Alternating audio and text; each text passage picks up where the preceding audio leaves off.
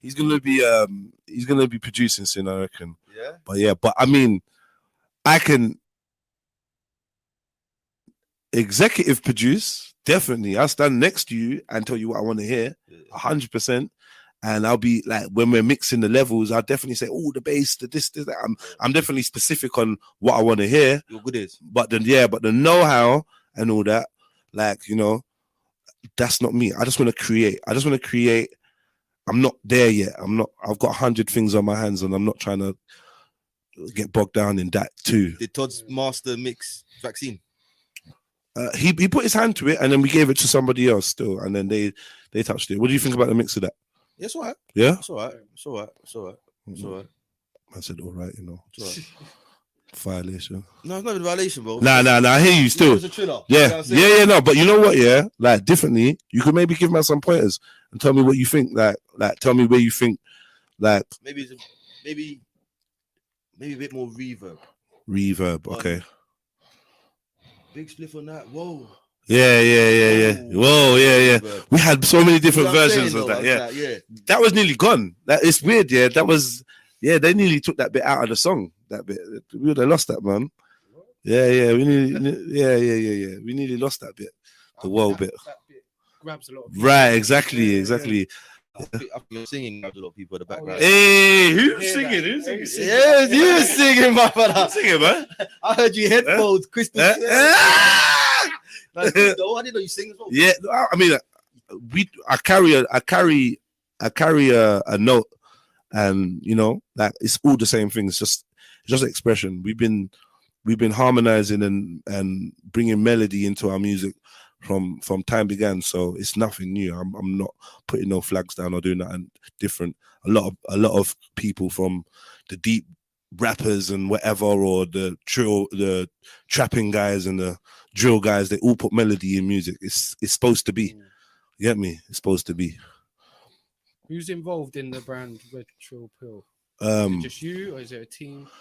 I got a big family. Big up the whole Trill squad. I got a big family, and I think what they do is they energize me with confidence to say that, yo, what I'm doing out here has got some kind of significance or whatever. Because like as an artist, I still need to see how people react to my art. That's part of why I made it. I want to see how you felt it. Do you know what I mean? So in terms of supporting Red Pill Trill, I get a lot of like behind the scenes kind of, you know, pats on the back and high fives and encouragement, like, yo, boom, yeah, wagwan, boom, I'm loving it. I've got a good little fan base that's building, and they're definitely part of Red Pill Trill.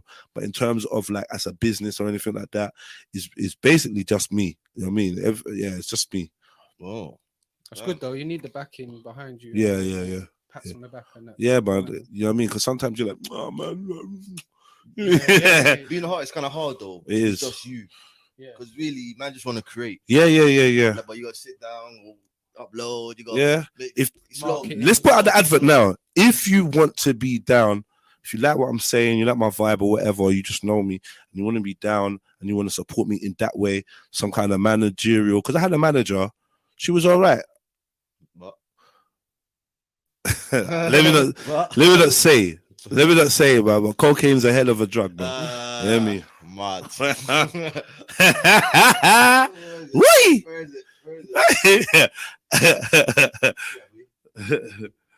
Mad.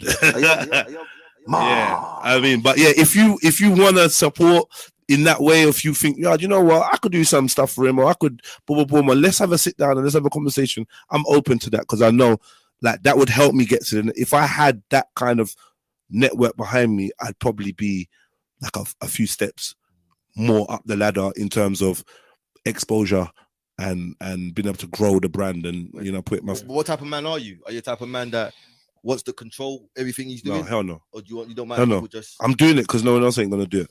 I'm living it and holding the camera. I'd rather just live it and you could film me. Like it would free me up a lot. And when I did have people doing certain roles like that, I grew. And it was and I think it's a self-esteem thing because you're like, yo, people care enough to be like, yo, I'm here with you, helping you because I believe in you. And that you know, appreciation helps you grow and makes you like, oh, you know what? I got a team. I got people I'm rolling up with my manager, and so that's a good look. You're not doing it for yourself now. Right. So everyone got to eat. I'm a good team player, and even if I am the face behind the brand, I'm not in a hurry to try. I'm not a glory seeker like that. Do you know what I mean? Oh yeah, I'm the man. Yeah, I did it all myself. Right? I'd rather say the opposite. Like, yo, I owe it all to them. I'd rather be able to do that. But life has shown me to stand on your own 2 feet and make stuff happen. This is what growing up in Peckham with the background. This just grab it, just take it and just make it happen. And then maybe someone might see you and be like, "Raw, yeah, sick. I'm gonna jump on." Maybe I got a kind of personality that people feel like he's got it on smash, he's got it on lock. Don't worry, he doesn't need nothing. I think my baby mother once told me that I was too good at making broke look. What? And I had to pre it and be like, Raj, you know what? You're right. You make your broke look rich, so no one wants to give you money, like metaphorically. Do you know what I'm trying to say? Okay. So, you know, even if I'm struggling, it may come across like I got my ish together. Do you know what I mean? Whereas I probably need assistance. One of the sisters in one of my group chats the other day put a list of things of, oh, what do you find it most hardest to do? Cut a long story short, in one of them was ask for help. And I think I'm that kind of person. It's not like I'm struggling to ask for help. It just doesn't come to my mind. That's crazy you said that, you know, because you're right, bro. It's Like, true. I didn't think about it. It makes folk look good. Because when you see someone that's struggling, yeah, you're like, I want to help them. Yeah. Right. Oh, right. You get me? But if you don't look like you need help and people are not mind readers, yeah, not gonna do that. Yeah, it's like 100 is good, man. You know, good. What? You got it set up. If you know, you know what I'm trying to say. So I that's our superpower, though, isn't it? This is us as a people. This is what we do. Do you know what I mean? But I think, so we just got to look brass in videos now. And just we got to look. We'll rap for change. You get me? But yeah, man. Like, look, like, I definitely want to like take this opportunity to just put this little advert out there. If you want to get involved, I'm a cool guy. Don't listen to what people say about me. I'm a really nice, friendly guy. If you want to get involved with what I'm doing, or you feel like you got some links for me, hit me up, man. REDPILLTRILL, Instagram, YouTube, Twitter. Just hit me up, man. I'll reach, like, you know, we're all down to earth and we're all normal. So yeah, man. I could do with assistance, but I'm doing all right. Powers. You hear that, yeah? Hit him up, man. At REDPILLTRILL. Yeah, man. Yeah, man. Big up yourself, my GG. Trilluminated. EP. It dropped a month ago, right? Coming up to 2 months. Yeah. What was the message behind that? Thank you. If I'm honest with you, yeah, all them tunes are like 6 years old, 5 years old. Okay. I'm just clearing up my backlog. You uploaded another old mixtape recently as well. Bulletproof Wings. Yeah, and there's like 5-6 tracks that I couldn't upload because of copyright, because it was mixtapes. I'm jumping on people's beats and that. But yeah, Bulletproof Wings, that's something I put out. Your camera. That's something that I put out 2012, I think. Do you know what I mean? Who had like Femfell, Face Squeeze, Sarose, Randy Valentine, Stormzy, productions by J5, JOAT. So really, if I brought that out today, that would have been like, you understand what I'm saying to you? I tried to upload the Stormzy tune to like Spotify, and that they're not having it. No, they're like, basically I can't have his name in it. I can't write Stormzy. They're telling me to go to Stormzy and get a letter and say, so that Stormzy can say, yeah, me and Jedi, I'm giving him permission to release this track, and yeah, me and Jedi did this track, and yeah, it's my brethren. And I'm like, nah, I ain't gonna do that. So that's how it is, man. That's how it is. Big up Stormzy as well. I like Trilluminati though. You like Trilluminati, yeah? That, yeah. The lit video as well. Thank you, man. Made the video. My brethren, Immortal Prodigy, do you know what I mean? John Stone, me and him collaborated. You know, I brought him the idea and he just made it happen. He's so sick. And and that's a brother that, from the Trill Squad, that's the brother that just helped me out of the kindness of his heart. Like, he's just like, yo, Jeds, I just want to do something for you, brother. Like, you see your music. Your music's not like foundation level woke. Definitely not. Yeah. You have to be woke to understand it. I hope. Well, That's how I felt. That's how you feel. Yeah. I mean, I resonated straight away. I thought, yeah. Thinking about myself 10 years ago. Yeah, you might have gone over your head. I hear you still. I mean, considering that the tune's nearly 10 years old, I take that. That's a credit. Do you know what I mean? Like, one thing I would say, like, to blow my own horn, pause the expression here. One thing I would say is that I'm definitely like a time traveler. Like, and this is what people are gonna understand. Yeah, like I said, all the music you listen to from that it's always old. Everything you hear from me was recorded a while ago. Apart from even the beat. Yeah. Oh. Apart from the project that me and Todd's has got coming out, which is more recent, which we did last lockdown, which is still going to be old, Venom and Carnage. When that comes out, that's the next thing. When? It's going to come out this year. We just finalizing the mixes and getting a package together. And yeah, but that's, man, me and Todd's chemistry on music and that, yeah, it's hard. I rate that brother. Yeah, that's my little big brother. And that, yeah, Todd's is hard. But everything apart from that, it's just like, it's very current now, but it was done time ago. But remember we talking about the automatic writing and that? This is what I'm downloading some stuff from the future and I'm bringing it to today. And then when you listen to it today, you might not grasp it. And then when you listen to it later, you're like, yo, when people hear the music that I did 6 years ago, they're like, did you just do that? The climate's changed as well, though. Like, there is more people that are exactly. Everyone, yeah, exactly. It's more relevant exactly now than it was 10 years so ago. When I was making it and trying to get support for that, people was like, yeah, I like it, but no one don't want to hear this stuff. And it's been that from forever. Every time I've tried to push the art forward, I've always had people telling me that no one wants that or rare, or there's not been that clamor for it. And then when I turn around, some other young bucks doing it, and then everyone's rating them. Oh my God. Oh, Dave is so woke. Oh my God. This is. And I'm just like, I'm not going to big up Dave and I no disrespect, but I'm just not interested. Yeah. You know what I mean? Strength, love, honor, trust. Is that an old song as well? Yep. Yeah. Yep. That was made in probably 2015. Wow. Yeah. Yeah. Big up Ababio for that one. Shout out Babio. Is he like in your team? Is he part of your Trillers? Yeah, man. That's my brother. Blood brother? No. Okay. He's just doing his own thing, and he's not really like. You got collabs with him as well. Yeah, I got a lot of collabs with him. Yeah, I currently have to download some of the songs I made with him and take him off because he's not serious about being an artist. Do you know me? Like, I forced him to do all these songs, and because of how sick he is, and he's a rapper, singer, producer, CEO. He's the big man. He's behind. He's like, them man they found J Hus, them man they found Notes, them man they found like so many different artists. He's a bad boy, but his head is not in music because he's heartbroken that no one don't care about real music no more. So he's just doing business now. You get me? So the system kind of got him in that way where he's just focused on the bag, and he's getting to that. But for me, I'm definitely about the artistry, and I believe in it. And I just wish that some of the homies believed in themselves and believed in what I was doing a little bit more, because I think I'd be a lot further. Yes. Do you know what I mean? So we're gonna wait to these industry plants. They're gonna come out with this woke stuff, and everyone's gonna latch onto that, and we're gonna be on the back burner. This is how they snatched our art from under our feet. It's how once they turned it from black music or rap or whatever to urban, we was already losing the grip of our art forms, right?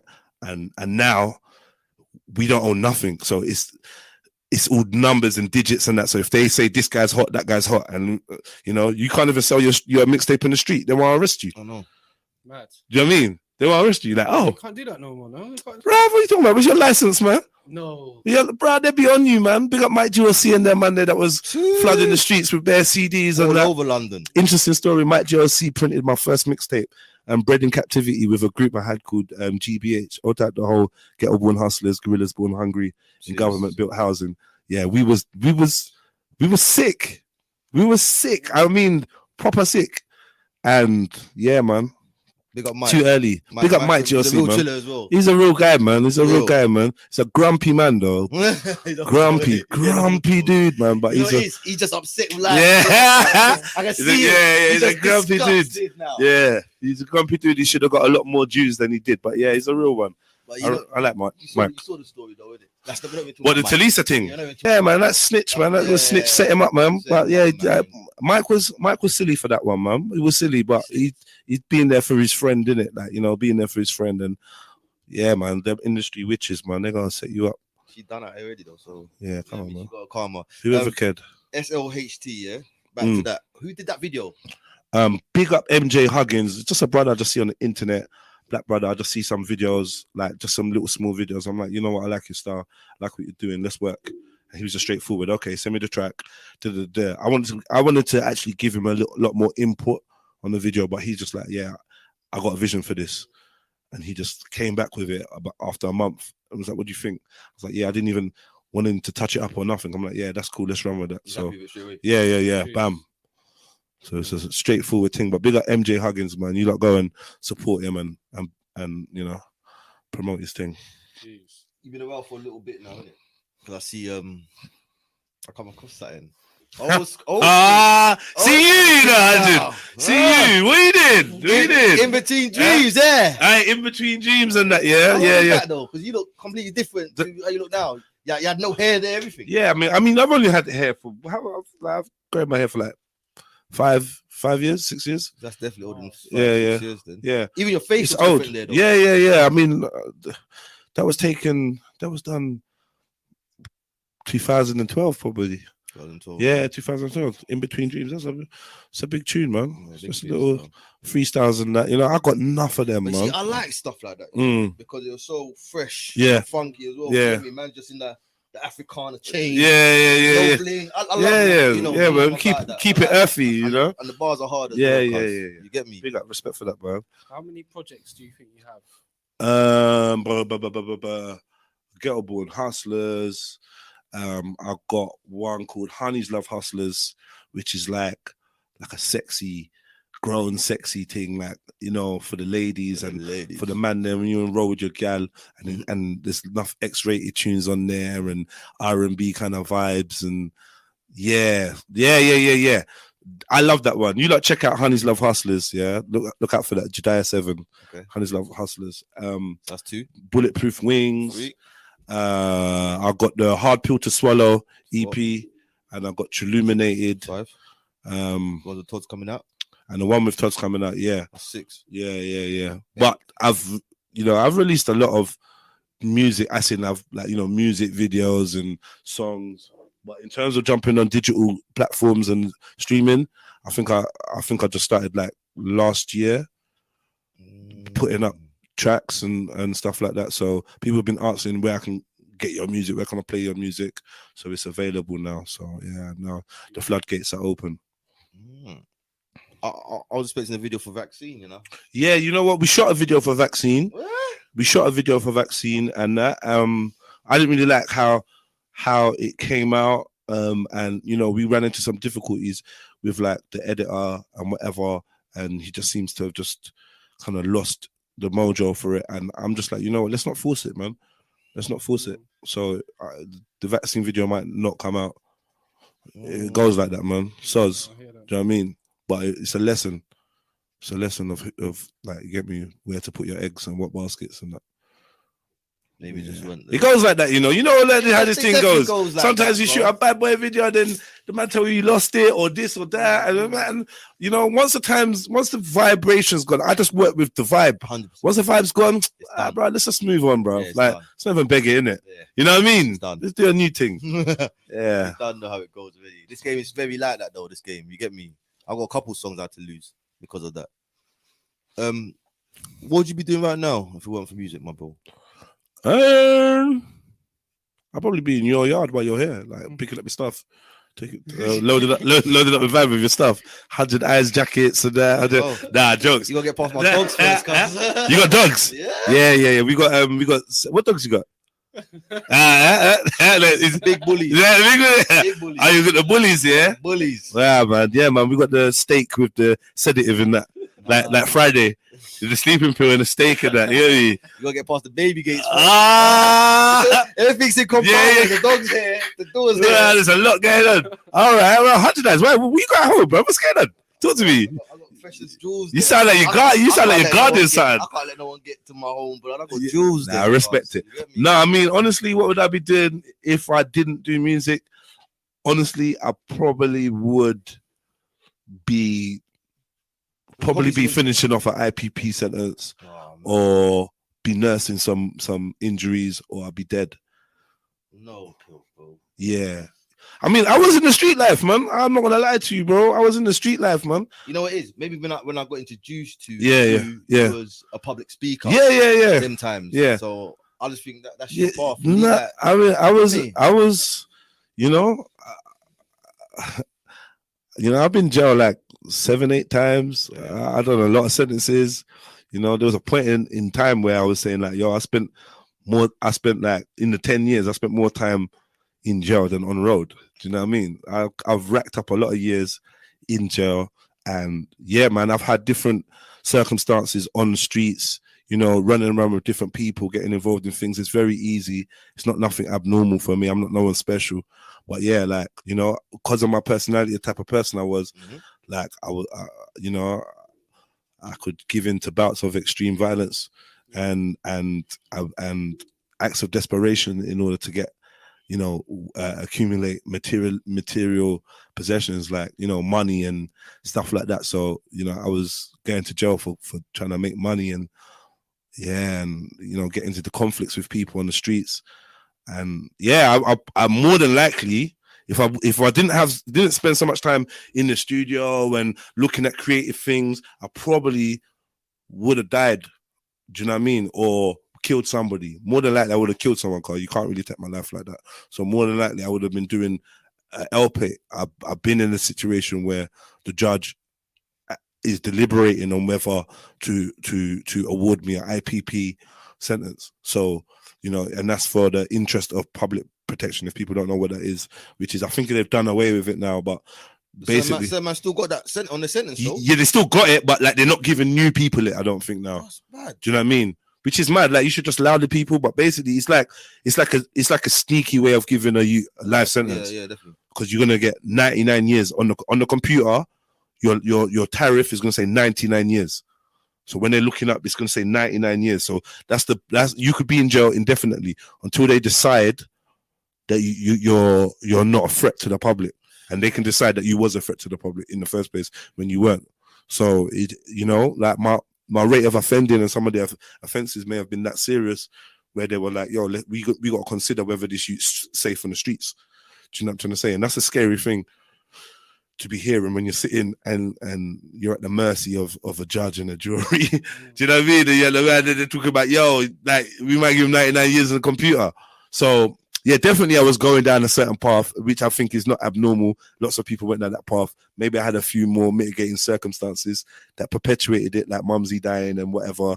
But, you know, I'm here now, man. I'm here now. And, you know, anyone could go jail, though. This is what I want to say. I don't want to say, oh, I'm never going to go back to jail. Anything could happen. This system is designed to take you down one way or another. Like, and I'm speaking from the perspective of Black African man in the UK. And if you can't identify with that, then give thanks to you. But those that kind of know that it's real, know, because there's people arguing whether there's racism in Britain. I find this amazing. Do you know what I mean? I just find this amazing. But good. No comment. Yeah, me, but blessed to you though, because you've never, you know what I mean? Life is sweet to you, and, you know, blessed. But for me, like what I've seen is irreversible. It's probably got me on the path that I'm on as well. Yeah, same. Same. What's the message you would like to give to your fans? Keep it trill, man. You know, this is Pants for Breakfast. These that are running with my last name, Trill, man. So we got this is the Trill fam. These are a Trill squad already. Trillers, Trillettes. Yeah, we gotta keep it trill. You gotta keep it truthful. You gotta keep it real. And one thing you gotta do is never sacrifice your morals for materialistic gain or for what you think you can earn in this reality right now, and just know that there's always more to life than what meets the eyes. Please don't ever think that face value is all that's out there. There's different realms and dimensions of realities that you may or may not. Yeah, man. Big at yourselves. The show has not started till 9:25, yeah, so you've got like 20 minutes. But I just wanted to, I'm listening to myself, right? And I'm like, yo, this is a sick interview, yeah? It's actually a really good interview. It gets better with time as well. And I just wanted to say, like, what I said there still counts, man. Keep it true, man. Keep it real with yourself. I know that there's more to reality than meets the eye. Without a doubt, man. I want to echo them sentiments. Don't just go for face value in any aspect in life, man. Just know there's always another layer. You know, kind of reminds me of what we were speaking about yesterday. Like the later half of the conversation yesterday with S and them, which I was really enjoying. But you know, it just gets late. I wish that those deep thinkers and deep speakers, I wish they could contribute a little more in the daytime, because I think that's when I have my best conversation. And at night, I don't really want to talk. I really, like, you know, I kind of run out of words. I don't really want to talk too much. I don't mind busting joke or laughter, but too much deep conversation after I've had a whole day of streaming, it's not really conducive. But yeah, man, big ups. I'll tell everyone in the chats as well, man. Everyone hitting the like button. Yeah. Flintlock, we good, brother. Big up to everyone out there.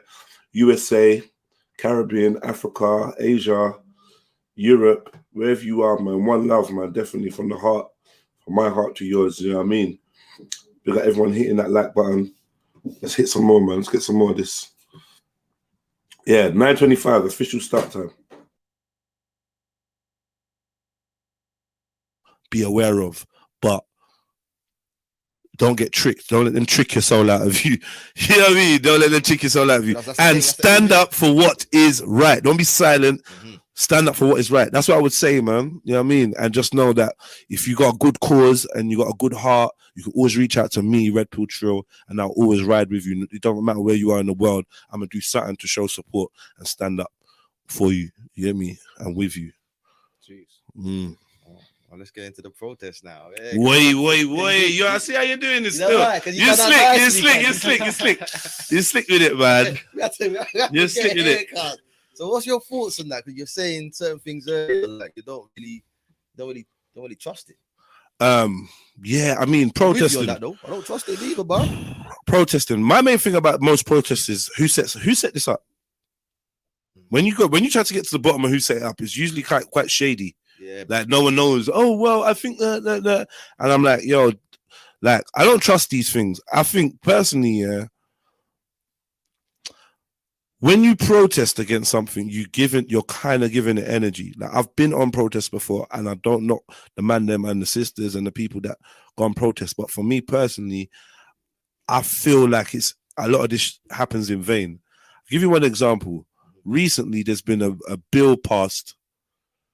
There's been an act or something passed against Asian racism. So now I think, like, I don't know if it's in America. I feel like it's now a crime to make racial slurs or whatever.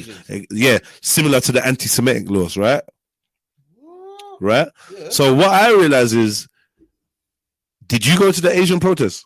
No. Did you? No.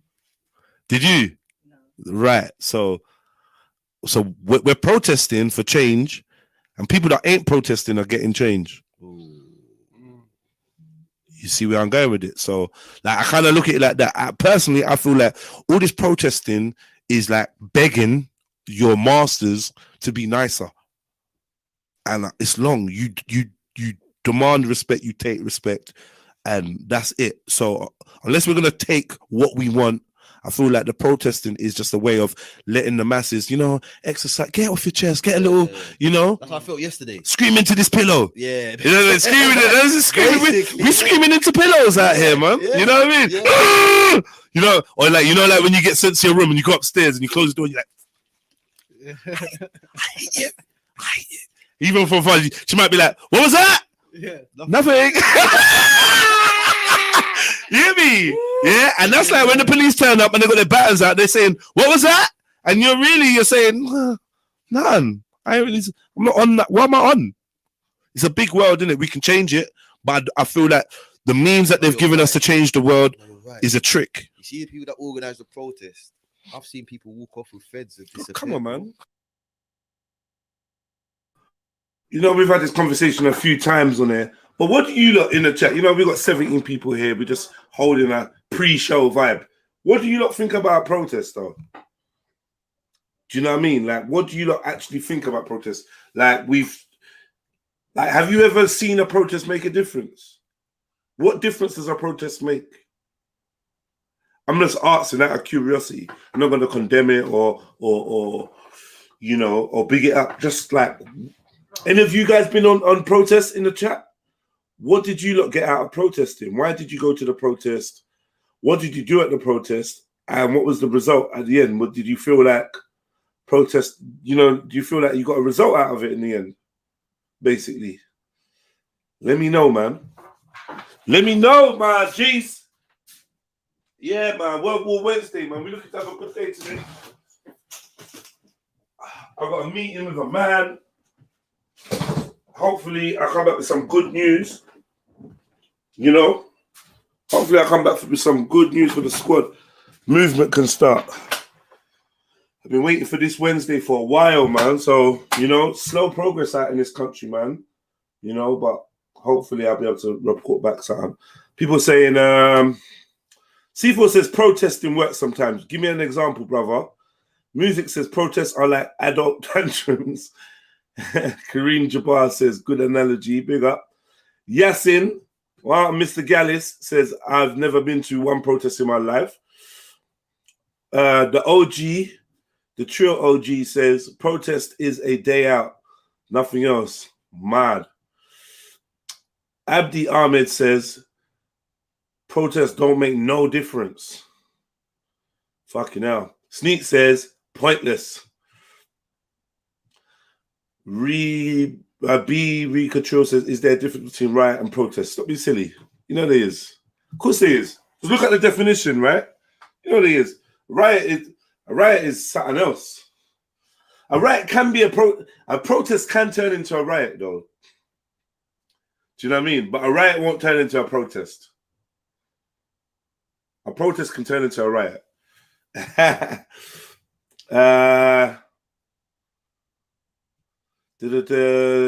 protested in the Stop the War in Iraq 2003.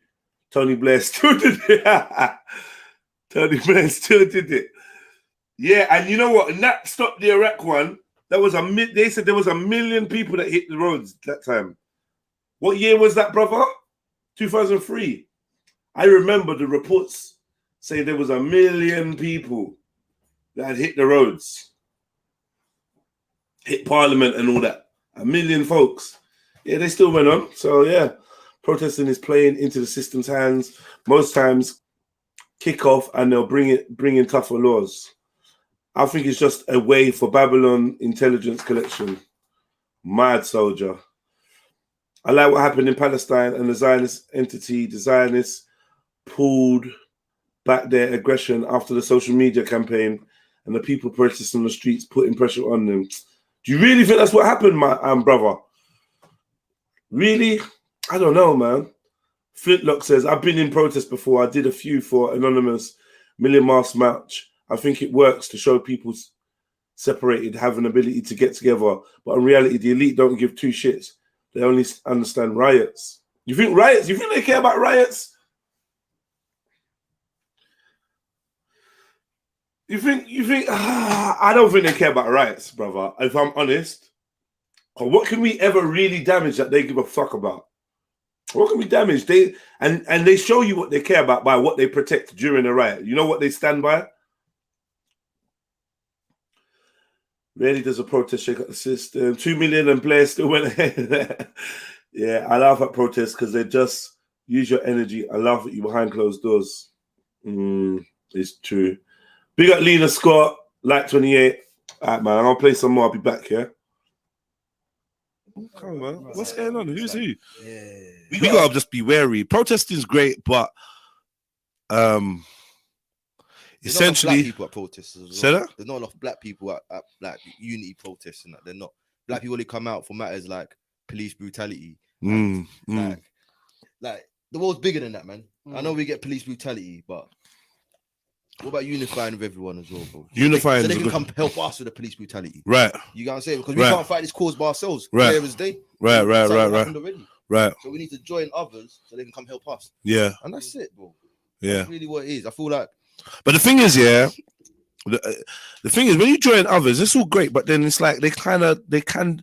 What I see, like for instance, if you think about BLM, yeah, yeah, all right. None of us messing with BLM. I'm not messing with BLM. I speak for me. Yeah, like there's clearly a psyop in it, but clearly, when you look at BLM, you can see how you think that you're standing next to somebody and you're in solidarity over a matter, but then when you hear what they're processing and what they're saying, they've got different things on their mind. Like for instance, for research, I went to a BLM protest. Which one? I went to two kind of BLM kind of things, yeah. One was one where all these EDL guys were supposed to be coming down and another group of brothers decided that they was going to go and kind of like, I don't know, they were saying they was protecting women and children. They basically called people to come down. They basically told black people to still come out, even though BLM had pulled out. I thought that was a dumb move. Man was on the live stream chatting rubbish. Sorry, my bad. Yeah, chatting rubbish to me about, well, the real ones are here. And I just felt like I'm gonna go beat you up. That's how I felt. I'm gonna go beat you up.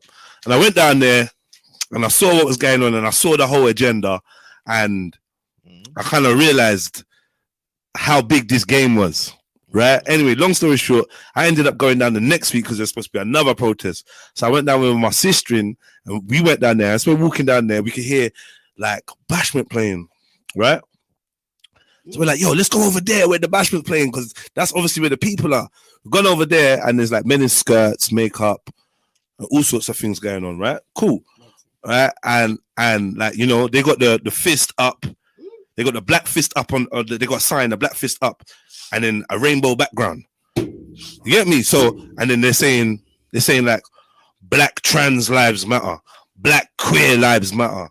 And for me, I'm like, the minute that you've put an extra thing in there, you see yourself as different from everyone else. Whether or not you feel like you're a woman in a woman's thing, or whether you think you're a man, it's like your agenda is about your sexuality, which I think kind of would dilute the general message of us as black people.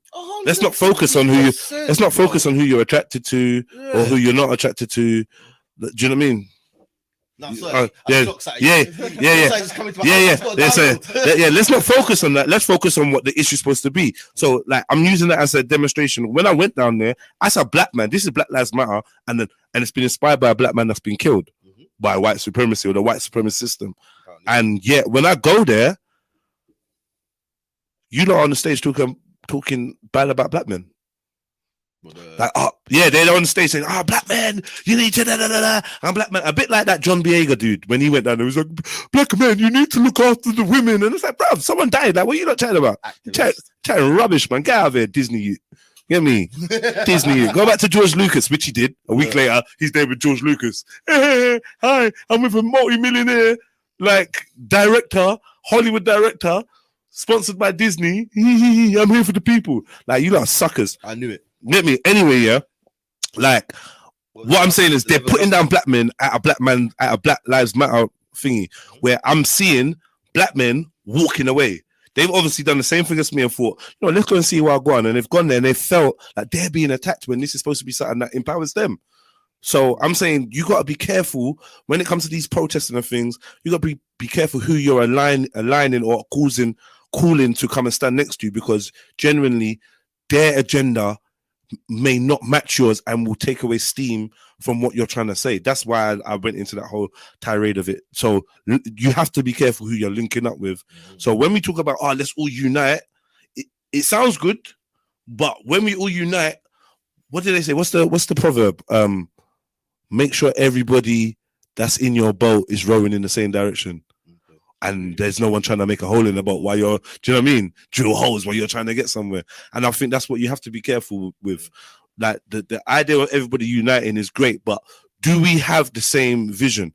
Like I would like to unite with people that want to be free and want to govern themselves, yeah, and are not interested in any way, shape, or form of building up or sustaining this lecherous parasitic system.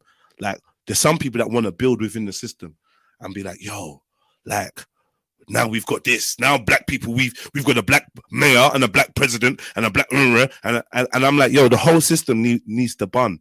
Like that's where I'm coming from. I'm coming from bun down Babylon, set fire to it, and break it down.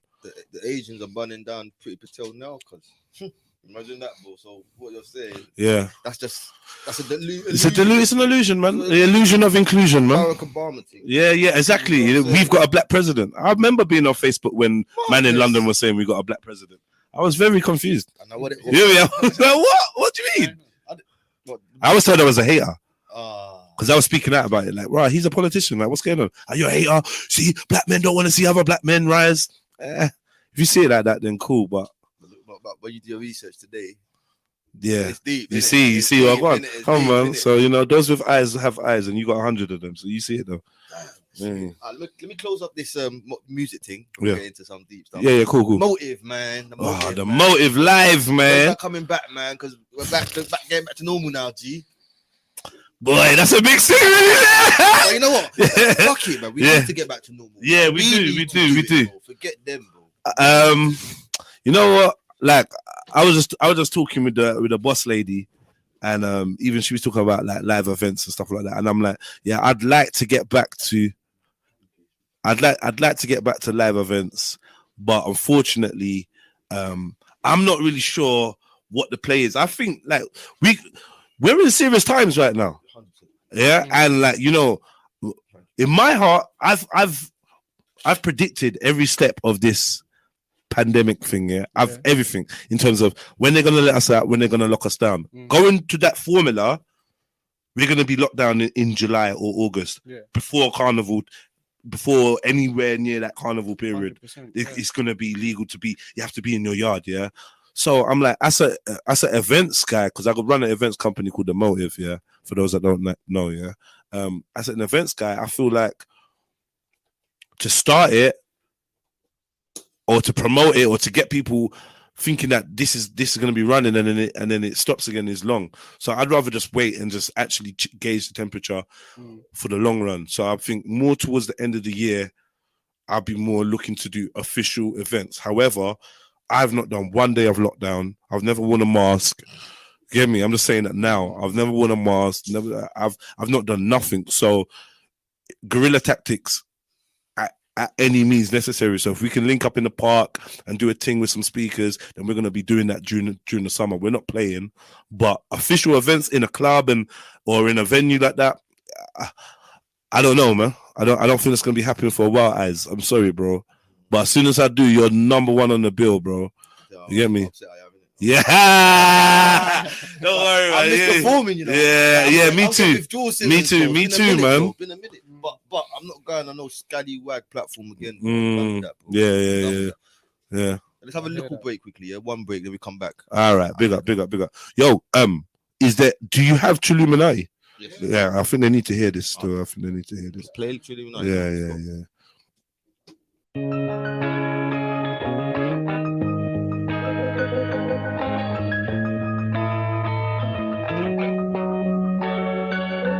Would you believe that I was odd?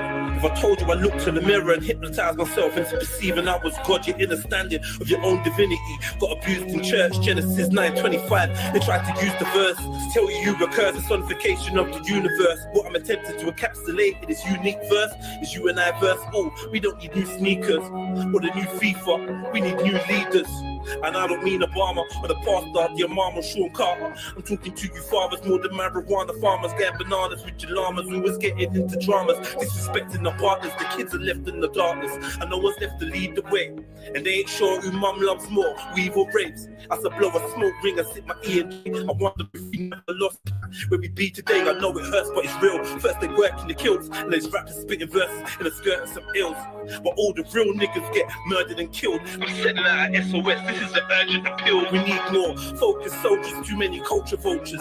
Witnesses with no credit, trying to culture over the revolution. Will not be televised, get off your damn sofa. Be more than a dank folder and study that Sankofa. It's gully when man knows the truth about his ancestors' legacy. Carried on his damn shoulder, identified him more with UBP than he can Sosa. But he's got his swam and couple man in a Land Rover with a plan for couple grands. It's a mad road, son. You be sitting in the can if the plan goes wrong. And it will, gonna set us up to fail. Getting in and out of cells like we can't get enough of jail. No peace in the streets, it's just another hell. But mum's heart still broke when they ain't give my brother bell. This ain't a stupid cartoon, they're shooting harpoons at us young tooting carmoons. Look at our wounds, they will Malachi your cue to silence the truth. Mumia Abu Jamal, you for life to give views. Fluoride to calcify the third eye of the youth and leave them blind and confused. Smart lies in the news, dirty like the junkie in the park, lighting a spoon. Do you know the truth about the dark side of the moon? Let's go to NASA and ask them who's Jack Parsons, stranger the John Carter versus Marvin the Black Martian. You know, when a man's got a crater on the moon named after him, Alistair Crowley's brethren, you don't even know who that is. Go ask NASA. They'll be giving you stuff like Avatar and ET and all this rubbish. They ain't telling you what's really popping. Think you're in the know. Got your eyes wide shut. We should run up in the Vatican, gas blasting, but you mango munching coons are too busy dancing and laughing, asking for chances and meager advances. An elitist and heartless system defeats the harvest. It's like you sow with your soul, but what you're reaping is garbage. Most of you are brainwashed by television, so you switch your brains off while Jedi's spitting. Yeah, it's real, but your dying is still realer. I am 7, the red pill dealer, slanging reality raps about these alleys and flats, no fantasy fronting, trying to bring reality back. Fuck boys keep screaming about carrying straps and handling crap, but none of them can actually rap. Turn on the mixtape, all I hear is yappity yap. I'm getting cash in the trap. Blah blah, something about grabbing my gap. I'm more genocidal, anti-Nubian propaganda. From my mouth of the being perceived as a proper gangster, but I just see a proper wankster. And even though he sells, he's just the anchor. Smoke and mirrors, illusion for the camera. Look how many false prophets infiltrated since the Panthers. I hit the steam room and meditate on blocking chakras. Astral projected by repeating forgotten mantras. Quantum leap into the past life, gasping anger. No crabs in my bucket, but both my dogs are cancer. When I die, don't cry, I smoke a box of ganja. Throw my CD on the stereo and drop some bangers. One last time, turn it high, let me speak to the masses. Listen to every song I wrote, but you sheesh in my ashes. Give my son my lyric book and let him read from a passage. I'm a believer in magic, and in every bar I cast a spell to free your minds from this darkened cell. Grant you bell, liberate your soul and break your art from jail. I know you feel your dogs are real, they're fugazi.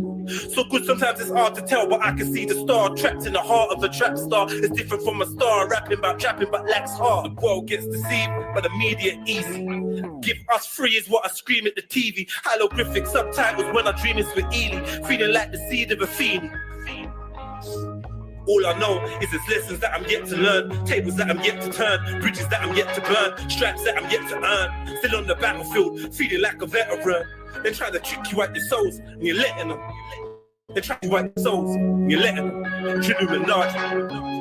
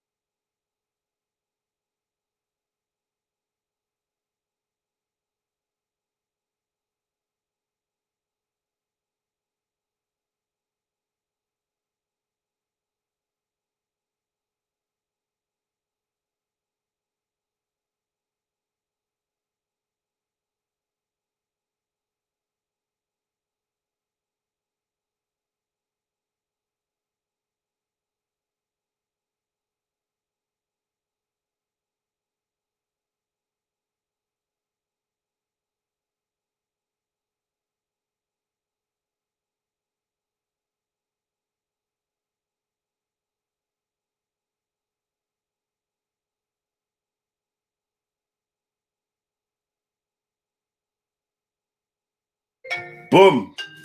1 second, family. 1 second.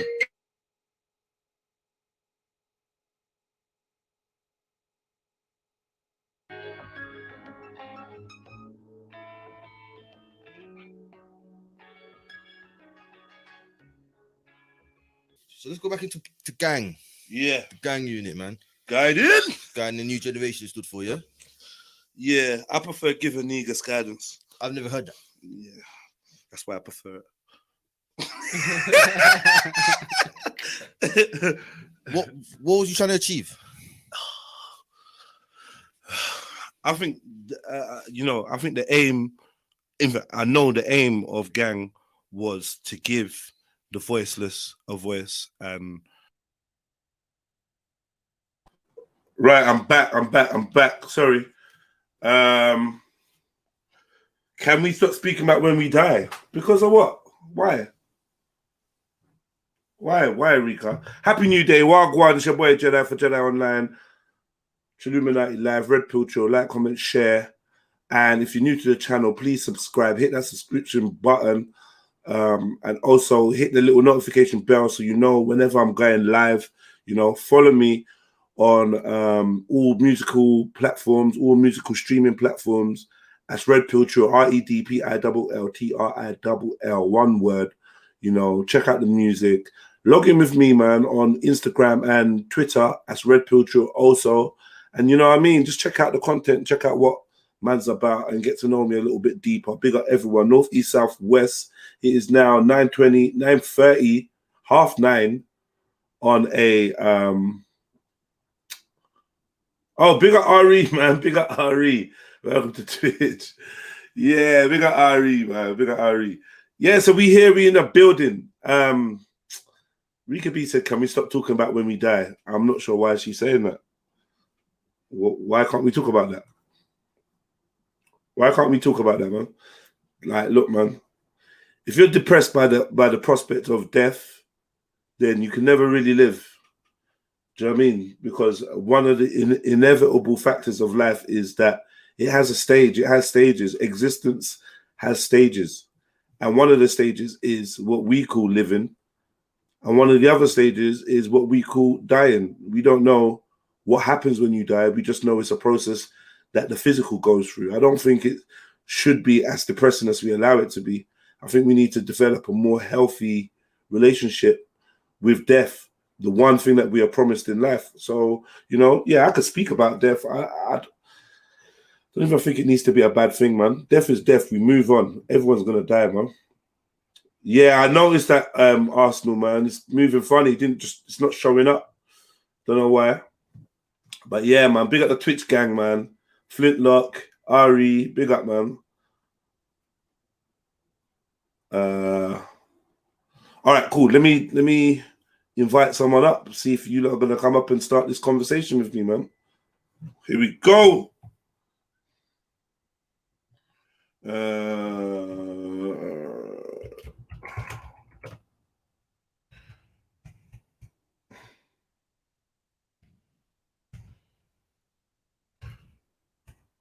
Join the panel. Here we go. Invite. Give me a second.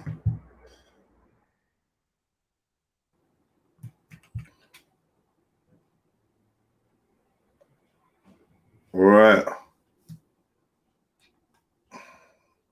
So there's a link. If you're available, come jump on, say wagwan, man. I'd appreciate that. You know what I mean? As we get this shit started.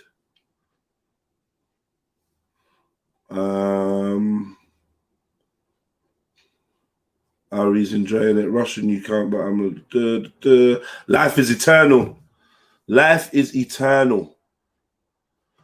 Death is not scary. Leaving my kids amongst these demons is the scariest. So much I want to teach them. I mean, yeah, man. I hope it's eternal. I ordered my mic today. All right, big up yourself, Flintlock. Get that mic on. You can't fear death. So what's the problem with talk about it then? You're not scared of it. What's the issue? I have a tattoo with a rose with a skull in the middle. I call it a beautiful death. Okay. And what does that symbolize to you, 92 Dread? What does that mean? Why did you get that? Jump on that, man. Why did you get that tattoo, bro? For what?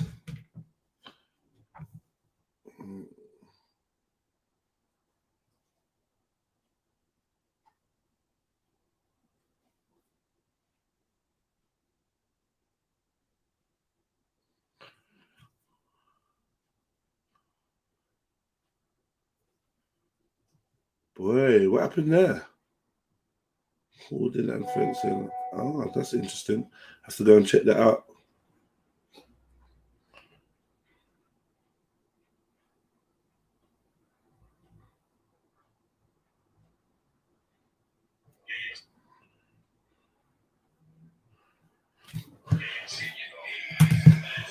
Where do I start? 1-4. What drill? Sick, gutted, like all of us. Not really, if I'm honest with you. Not really. No, I don't. Sorry, I just sent a couple of things, just checking it out. Deep down the rabbit hole. Make verified idea. Open the social media account. What is going on here?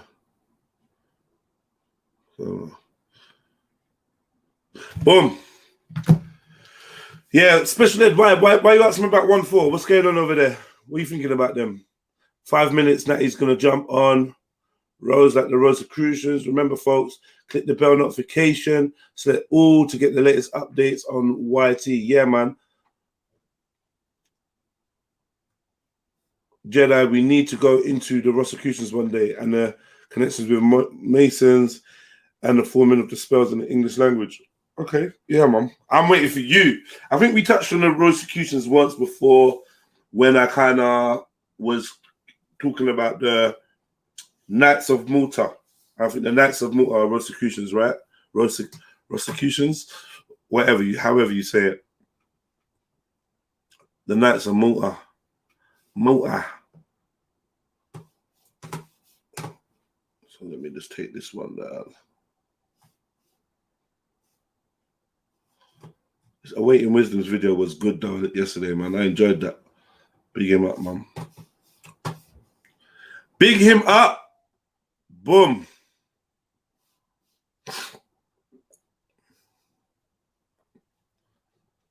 Personally, I like the rapping. I like the bars.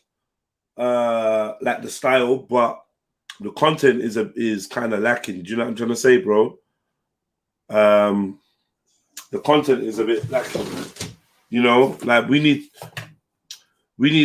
a little bit more food for thought, and then I can rate it. Do you know what I mean? Like obviously, just like violent lyrics and that, they've got their time and place. I think in the gym and stuff like that.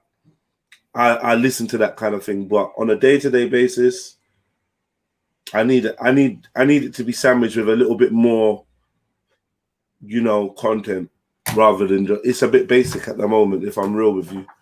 But yeah, in terms of the sound, yeah, man, it's hype, it's energetic, but the content is kind of lacking. 92 Dread says everything must have its end, or there is no beginning. Death is not the opposite of life, but the counterpart to birth. Death is beautiful because it represents change. Yeah, man, I agree with you. I agree with you, man.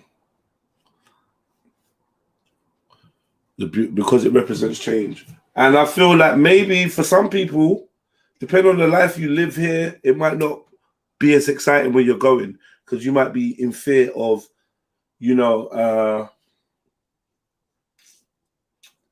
you might be in fear of like a judgment of what you did here, carrying on wherever you go. So I suppose if you lived a life you're not too happy with, or if you've done things that you regret and you haven't made peace in your mind, whatever way it is, then I suppose, yeah, you're gonna fear death because you're worried about what's about to come. I think that big unknown door, is a massive one. And boy, man, what can you say? But we don't need to keep talking about when I die. But you talk about what you want. But I think a lot of people like to reference death because it gives life a perspective. See, from the perspective of being alive, you're just alive and rare. If you never consider any other part of existing, then I think that you're quite silly and maybe not as focused. When people draw attention to death, they're also drawing attention to the beauty of life and the purpose of life and living a life that has meaning. Anyway, you lot jump on the thing, man. Jump on. Real talk, man. Let's get somebody on here that's gonna say wagwan. Let's stop the long thing. I don't want to be talking to myself forever. You know, I fucking hate it. I hate it, man. So who's jumping on? 44 people in the building. Keep making them likes go up. Keep letting me know the number of your like. It's important. You know? Here we go. We're waiting for one of you lot to jump up.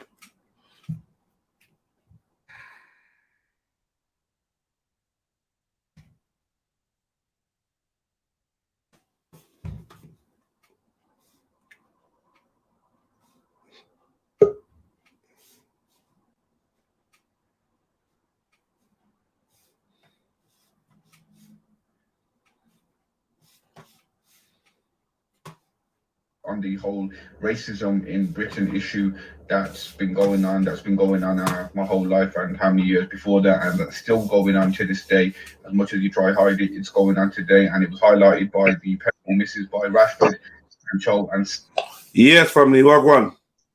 Big up, Jedi. What are you saying, brother? I'm good. Everything good with you? Yeah, man. Yeah. It's great. I was just gonna comment still. You know what we're saying about the death thing? Yeah. Sorry, there's a bit of a delay. You know what we're saying about the death thing? Yeah. This is one of the reasons I wouldn't take DMT is because I think what if it affected the way that the DMT naturally bosses in your brain when you die, you get me? If it changed the trip that happened when you die, what are your thoughts on that? I don't think you should worry about that. I think the DMT that you take is not the same as the DMT you release. They can't remanufacture that, brother. No matter how hard they try. Okay. They can't manufacture that real thing. The real thing. You know what I mean? It's a counterfeit version. And I think it maybe takes you to a counterfeit dimension or a counterfeit experience or an experience that you wouldn't have with your own natural DMT that's filled with your code, filled with your memories, filled with your ancestral, you know what I mean? Like, you know, filled with your essence. And DMT is coming from your body, you know. That's your thing. It's not my thing. Your DMT probably affects me differently than it would affect you because it's your thing. You feel what I'm saying? So I don't think they can trick that. I don't think they can do that. They can't do that, brother. I doubt it. I doubt it. No, that's a good point too. Definitely. And another thing, what I said earlier about the Rosicrucians, yeah. Have you heard about the theories about Shakespeare not really existing? Yeah. I find that very interesting still because even the word Shakespeare, it relates to the Greek god Pallas Athena, who was the Greek god of playwrights and plays. Yeah, so and that god used to shake a spear. I think it's Apollo. Right. So even the name Shakespeare has like, and you know they say Shakespeare had a lot to do with the like the way adding a lot of words to the English language. Right. Yeah. And some people say that Shakespeare's behind the Bible. Yeah, I have heard that still, but I don't even agree that Shakespeare really exists. I think it's like different people, you get me? So if it was whoever was behind Shakespeare really would be behind the Bible, but not the actual man called Shakespeare, you get me? Right. Yeah, a pseudonym. Yeah, It makes definitely. it makes sense, man. It makes sense. We can't we can't really trust the version of history that's presented to the masses. No, definitely. It's his story, ain't it? Right. Right. Right. Music is talking about John D. Flips it.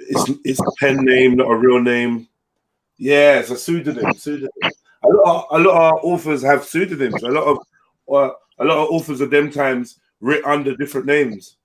Yeah, Especially when there was a man called William Shakespeare in it from Stratford upon Avon, who they tried to say it was, but that's one of the reasons why I realized say it didn't really exist, because when you look at my man's life, it doesn't connect at all. You get me? Like my man couldn't read and write properly. You get me? So there was a man called Shakespeare, William Shakespeare, who they tried to like merge with this pseudonym Shakespeare. Right, exists. Let me see if I can find anything on it. Who's this? Natty. Big up, Natty. Big split for that. Whoa. Go on. Go on. Big up, Natty. Come on. Okay, look. What's happening, man? What's happening? Yeah. Yeah, I'm looking at. Yeah, what are you saying, though, Natty, man? Talk to me. No, I'm just saying, like, there's no point really talking about death when we all know, like, I don't really waste my time on death because I don't see it like negative, but there's nothing good from it, innit? Do you know what I mean? There's nothing positive for myself from it, innit? Because I know that I'm born and then I know that I'm dead. That's the two things in life that everyone or everything in this earth like has in common, innit? Is being born for me. Is being born positive? Yeah, of course, it's a positive thing. Okay, that's life. All right, cool. So you're born is positive. You're born to some parents that abuse you, smash the hell out of you, and you die by 2. And you're saying that being born into that for that 24 months of pain and suffering was positive, yeah? No, that's not. That's obviously like that's okay. That's a scenario, man. In life, Yeah, you know but I mean? you made a generalization. So I'm saying within that generalization, I can see how like for instance, for a child that's born suffering with a rare condition or a condition that means that they're in constant pain, excruciating pain, being born, okay, you say that's a positive, but someone could easily say, well, them dying is a release of that pain, and that's a positive. That's a positive for them. They're now at peace and now at rest. Okay, I'll tell you. I'll tell you. Right, yeah. So I got a pal of mine. Yeah, he's worrying about his dad drinking a lot, and he's worrying about his dad dying because that's his only parent that he's got, right? But at the end of the day, like I've shown him, yeah, like his dad is an example of how not to be. So now you're going to be a better parent to your son. Do you know what I mean? So it's like for you to bring up that scenario, I wouldn't do that to my child. So I'd definitely say that situation, what that child is going through, has been a beneficial to life to show other people how not to behave. Even though it's a sad story, but it's had to happen for us. It's a shame that's had to happen for us all to witness that. Now that's made us all now have a better life and give our children hopefully a better life, not to do right. So that's a positive. So then obviously you could do the same for somebody dying and draw positives from that too. Yeah, there is. I mean, the positive thing for dying is, man, you're giving away for life, because we can't live, man. Everything's got to give way. We can't all want to. We can't possibly live, man, and then want to reproduce and have people around us. It evidently, and I think through history, it's shown us, yeah, that population is like a big outburst, boom. Like even with stuff where we're killing up our bees with pesticides and filling up our oceans, these are like signs of life, isn't it? So yeah, man, we have to give way for life. So that is a positive thing. But I mean, the negatives, like, all right, cool. I don't want to sound like I'm contradicting myself too much here, but for life, yeah, you want to spend your time living more than thinking about dying, because you want to be out here. You know what the death is. You know what You don't know. you You would have don't know what seen it. I've seen it. I have seen it. I have seen it. The first time I've seen it was You've when seen I it, had but to you go don't to know a what it funeral. is. You've seen it, but you don't know what it is. You You've see seen someone They're die not is not coming back. seeing death. That's it. the Seeing end death. of, but Natty, the end of what? Go on. Sorry. The end of the end of the road for that person, but a new cycle for someone else. What? Someone? What do you mean? How? Why? What do you mean? You talking about reincarnation or something now? What are you talking about? No, not reincarnation, but when he dies, someone else is born, isn't it? Who told you it's one way in, one way out? One in. I mean, It's one not in, one one out. way. Like a club. But One in, like one out. in life, Huh? okay. But if you think about it, yeah, if no one died, yeah, how big do you reckon the population would be if nobody died? No animals. Just think about it. If everyone was just think about it, yeah. Everything What's just wrong like with the population being big? What's wrong with the population being big? There's enough land for way more people. You know, if you drive on the motorway for 10 minutes, all you see is green land everywhere. What's wrong with there being more population? I think evidently, like, the cycle of life, how it begins and how it ends, is how we're living, and I think it fits perfectly. Everything has a purpose, and But you're saying that's how about it there is. being more population in like a negative way. So I'm asking you, why is them being more population a negative thing? Because there would be no death. There'd just be life. There would just be, and think about it, like, No, yeah, you're avoiding how what would I'm we saying. cope with that? Like, You were just talking about there no, I'm being more telling population you, yeah. in a negative, like it's a Okay, negative. cool. I'm asking you So specifically. I can tell that you think that me being more having a bigger population is a negative thing. So I'm asking you, why do you have that notion? because we'd run out of food. Look at the state of the world, how it is right now. I'm just saying to you, yeah, look at the state of the world, how it is right now. Of like how we're trying to create stuff to preserve stuff. So plastic, and the next minute We run out telling me of food because plastic we're part of. overly reliant on the system. Hold on. You're making plastic, yeah, so it preserves the food, but then after that, you're telling me plastic's all in the water and plastic's all in the air, and like, bro, the situation's obvious. Yeah, but that's You're because cutting down trees. You're cutting down we trees all rely on because the Babylon system. We don't cut down trees. Babylon cuts down trees. I never cut down a tree in my life, brethren. cool. That's not me. All right, cool. All right, cool. But have you read a newspaper? Of course. So you've played a part of it.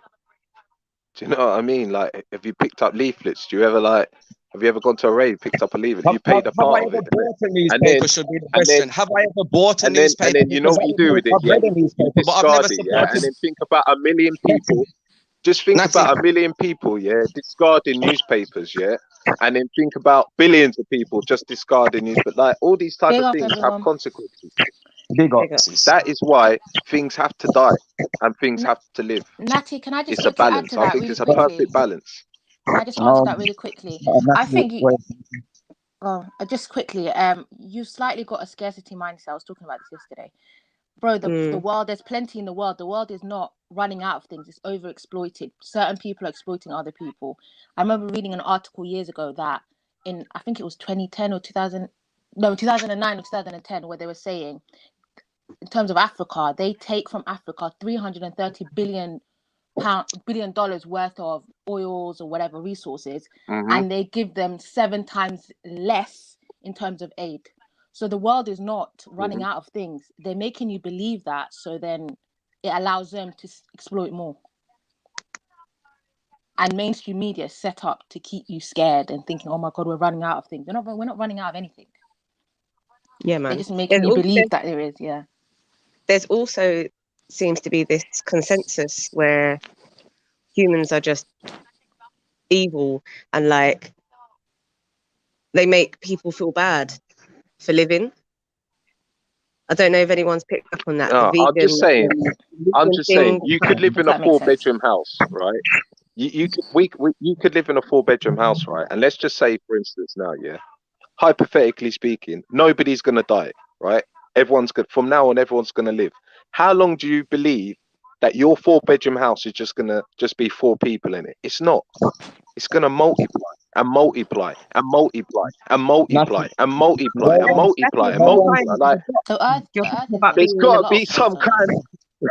we just live in a box, Natty. Like the That's earth what I'm world trying is to say. huge. Yeah. Trust me, Going the back to world life is and death. bloody Yeah, huge. going back to life and death. Just think about it like that. No one's saying that death should not be a thing, though. No one's saying that, oh, death should just disappear and we should just live forever. I don't know who said that. I I think just that's think it's what just the you was scarcity trying thing. to say earlier The on with this, because scarcity I mindset. didn't get your point. Like, When I I said didn't life get your is point. Okay, eternal, hang on. when I said There's a life is few eternal, comments here saying we're running out of resources. Yeah, like what? The same scientists that are exploiting the world. They're the same companies working for the same companies exploiting your country and telling you don't have anything. But they're all up in your country stealing from you. Yeah, the West is greedy. Do you know what I Yeah, mean? the West is That's how it greedy because works. they don't have the natural resources. The Western worlds are greedy. They don't have the natural resources to live. and the Western world has They put don't their want to use mentality on the water. whole They want to world. use The whole They world want to has use picked toilet up the West paper. mentality Yeah, these days. like everything Everybody has is a price. exploiting the earth these days. The earth is being exploited by everybody, obviously more by the West, and the West always exploits places like Africa more. Like the sis said earlier, like Sarah said, what did you say? How many times more aid was it? They took $330 billion worth of resources, and they were giving them 7 times less in aid. So they're giving you less aid, and they're taking more from you. But then they're making us think that Africa's poor. Africa is very rich, but the people have been convinced of having this scarcity mindset. But if they took control of their countries and their resources, we would take over the world, literally take over the world. Definitely, because they've tricked us into thinking that money is richness when really resources and land is the real wealth. You get me? Exactly. They gave them fiat currency and they stole all No, their money resources. just stops us. Money just stops us picking up shored and sealed. That's all it does. Money is just a way it's of fake. It's fairy tales. It's printed out of thin air. It doesn't mean anything. It has no value. but But I know, gold and oil. but people like to trade nowadays, yeah? Like, I'm pretty sure you guys like to trade in it with people. I like to trade with people, and money has been one way of stopping, I would say, like, tangible things being traded. That's what it is. Money is nothing. It doesn't mean anything. It's paper. Your $100 paper and your $1 whatever is printed on the same type of paper. It's the same thing. It's just a piece of paper. It has no value. But they've convinced us that but that's what without we need that, to be people chasing. would just take things. I know, but now Do you know what I people mean? just take things. And if people ain't got paper or ain't got money, they just take it, don't they? So that's what we have to look at as well. People's mindsets. If they haven't got money, they'll just take it. Well, to me, that's a Babylonian concept, because there's people out there with no money that wouldn't just take it. What, for instance, you could go and find some land and grow your own food, so you don't have to take anything off anyone. It's called self-sufficiency. You get me? So without money, you can still live. It's only Babylon that will tell you that if you don't have money, you have to go and rob somebody. You get me? Exactly. Yeah. There's plenty for everyone. Yeah. There's plenty. But yeah, it's a lovely conversation though. I like the topic. Yeah, so it's just a cycle, man. That's all it is. It's just one big cycle, big recycle, basically, isn't it? Life and death, and yeah, it is a beautiful thing, man. That's it. At the end of the day. See, I think life should be beautiful, but it's made unbeautiful by the system we live in. You get me? Life should be beautiful, but I don't think life is beautiful, unfortunately. When there's people suffering all the time and people dying, that's not beautiful to me. You get me? I think if you're an empath and you feel or you've seen things, it would be very hard for you to be 100% happy in this world. Like, I'm sorry. Like, you'd have to be very oblivious to the whole world to have that level of happiness.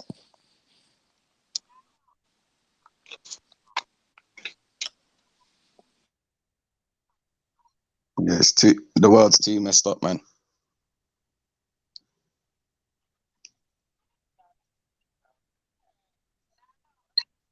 Yeah, well, someone's got to take charge on it.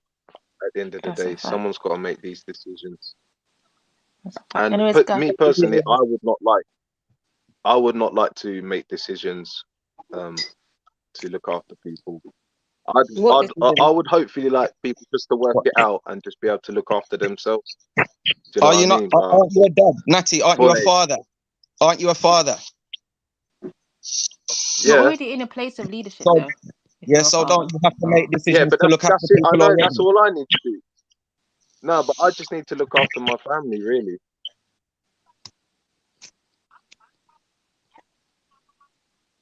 Yeah, I like That's that it, idea. really. I think every man should be sovereign over his own family. Definitely. I believe that I don't think 100%. it should stop there though. I think you should try and help him But outside then of leaders the can come together and create communities. You can be a leader of your sovereign over your household, and then come together with another leader, and that's how communities are created and empires and whatever. There's nothing wrong with that. Sharing each other's skills or whatever resources and building together. There's nothing wrong with that. I know, but I've got a job for life, man. Being a father is a job for life. You know what I mean? So That's a fact. and I believe if everyone study like that, yeah, if like especially when you got kids, yeah, if you study your kids, you got a job for life. You're focused. That's very true. Definitely. Job for life. There you go. Yeah, And if man, it's that's a yourself, fact. if you ain't got kids or anything like that, you got yourself, innit?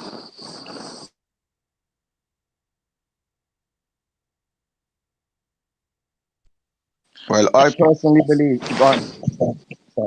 Sorry. Oh no, I was just gonna say like I have to jump off, but yeah, big up everyone. I'll be back in a bit. All right, big up. I'll big up yourself, man. Yeah, Natty. So yeah, man. Like imagine though, right?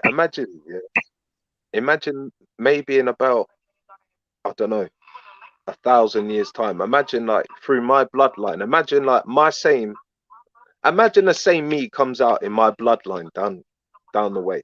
Can you imagine that? You know what? Sorry, I think I'm changing the subject a bit here, yeah. But since we're talking about exploitation and resources, I've had this thought for a while now.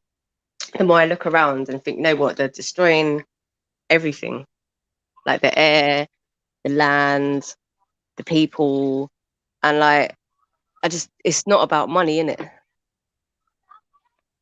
Like we're given the idea that it's about money. There you go. It's about the but it's not. It's like all the things that we have. The spiritual wealth, man. Yeah. So I don't know, like, and then that's what I said earlier. All the sun, the water, all the spiritual, all the natural stuff. And then they're replacing it with the internet. Yeah, this is the point I was trying to make yesterday in the chat. That's what they're replacing it with now. They're replacing it with the internet. You can look at the sea. You can look at the sea on the internet. Yeah, don't go to the beaches, people. Yeah, don't go to the beaches. Just sit on the internet and look at the pictures while they're taking the resources and doing whatever they're doing and closing up beaches and telling you can't. Bro, come on, man. Yeah, it's super nature. You see, like Jedi was saying, we've already had to pay for air. We pay for water. Water's abundant. Yeah, there's things that we pay for. We've already had to pay for air by buying your masks. We pay to live on the land we were born onto. How the fuck does that work? Pay to live on the land. There you go. That's another element. We pay for health. Elements. We pay for light. Well, this is what I'm saying, man. So the I don't know. I think when they exploit resources, it's just to keep this cycle going. That's all it is, just to keep this cycle completely just spinning, and it's spinning out of control. And it's not our fault. Like we have a role in it, but it's definitely. Hey, do you know what? Right, when around my area, yeah, when we was little, because we used to go trekking far to all these different areas and parks to play with all the other kids, right? everywhere we went, there used to be like a pear, apple tree, some kind of fruit tree. Yeah. Ask me why that the council have ripped up all the apple trees, pear trees, every single blood clot fruit tree that was free. None of them are about. None of them. I went for a walk the other day and I was walking with my I was walking the missus, man. I was telling her about the times, innit, like when we was young and when we was thirsty. And some of them Bangladeshi boys, man, they'd be up in the trees like monkeys, boy, just ripping it and dashing down the apples or pears or whatever, yeah. And yeah, man, you know what I mean? That was free, like, you know, when you're thirsty or you're a little bit hungry, like you can find something. Now, bruv, they rip up everything. Everything's gone. There even used to be like there was a little across the railway tracks, there was some rhubarb bits, yeah, that everyone knew about. And obviously you weren't allowed to like go across the track, but like if you were on the other side of the track, you could go there and get it. And they take it all up, man. Gone. You know what I mean? Just dug it all up. Just dug it all up. All the trees they chop up and rip out, or just made them look like stub. No more fruit or them little plum trees that used to find. Nothing. Gone.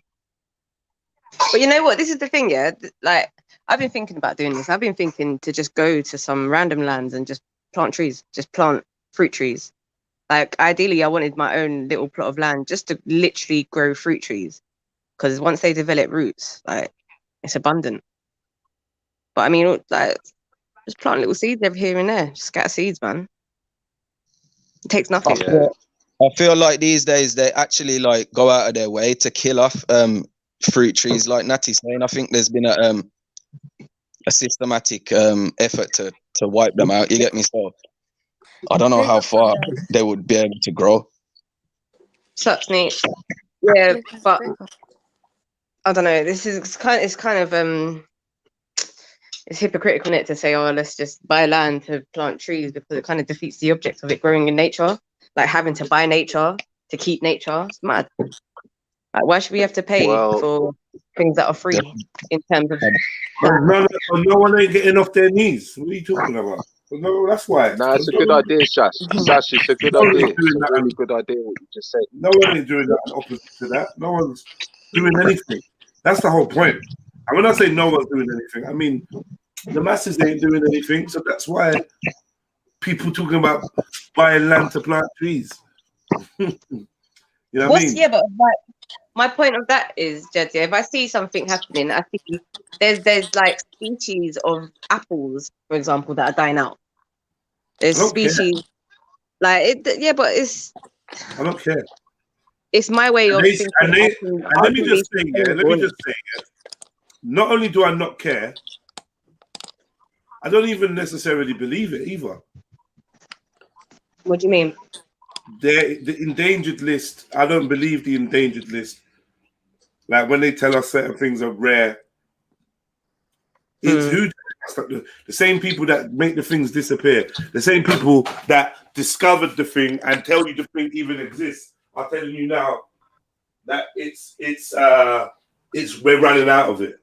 I just feel like they, with everything, they create the amount, the existence, and the rarity of it. And we don't really have much. We don't really have much say. I'm saying, yeah, we don't really have much say or information on what's really there and what's not anyway. So, you know, I don't know. You know what? Yeah. I don't know. I've got a lot of talk is rare, right? The apple they're talking about is rare. I don't know if that apple is even a result of nature or a result of early man crossbreeding different plants, different fruits. So, you know, I think what we need, everything that mankind needs, will always be here. And a few people said in the chat that Earth's resources are finite, and I don't believe that. And I wouldn't mind debating people on that, or like conversating on that, should I say, because I'm not armed with bare information. But I don't believe that we're running out of anything. that we need to live and survive and thrive. We're not running out of shit. Yeah, I agree. Water, whatever. Earth is Food. abundant. Nature is abundant. Nature is Yeah. abundant. That's how I see it. From how And I've seen also, nature. I did see I did kind of think about what you said about, you know, the early species of apple and whatever, but also our bodies have changed, I think, from back in, you know, those ancient times, and therefore nature's always kind of adapting. Do you know what I mean? So who's to say it won't have, you know, formed this new type of apple which has everything that we need now? Do you know what I mean? Yeah, I do, man. Just like adding to your point. For real. Another thing to remember as well is that nothing is actually man-made. Like everything on this earth actually comes from nature originally. Plastic comes from oil, you get me, which was under the ground. So they say man-made, but what is actually really man-made? It's man-made because it's not natural. We're making plastic. Well, Yeah, GMO is definitely man-made. Like, just think about it. Just have a think about it, right? Plastic. I have to think about it, Natty. Plastic is made out of oil, though, bro. It doesn't come out. If it's not naturally, I think we have to say naturally occurring. Yeah, definitely. That's a different thing. You get me? But man-made is a fallacy. There's no such thing as man-made. It's not just oil. It's not just oil. Yeah, our gun's man-made. That's what's man-made. And that does. That's what I'm trying to say. A gun's man-made, and that's what it does. That's what I'm trying to say. We don't need to make gun. Yeah, we don't need to make plastic. Plastic's only to benefit these big companies so that it can preserve stuff and it can ship and do whatever they need to do with it. Right? But they make it far too much of it. Yeah, that councils now can't even get rid of it. After they've made it, they're like, oh yeah, it's too much work to obviously. Like, you can't even burn that in the atmosphere, brethren. Look at the damage that will do as well. Yeah, I don't know about that either. I mean, get me? I'm sure it's not the greatest, but I'm not convinced, man. Like, we start going down climate change, you know, man-made climate change route, and I don't know if I don't really believe in that either. No, I don't believe in climate change. I really don't believe in climate change. But when people have to farmers buy CO2 to increase their crops, like lessening CO2 is not good. What? Lessening CO2 emissions is not good for anything. What do you mean? I don't know. What do you mean? The whole climate change thing is to lessen CO2 emissions, right? Carbon dioxide. Plants eat carbon dioxide. Like, the plants need carbon dioxide. So by reducing it, we'll be reducing the plant life. No, all right. Hold on.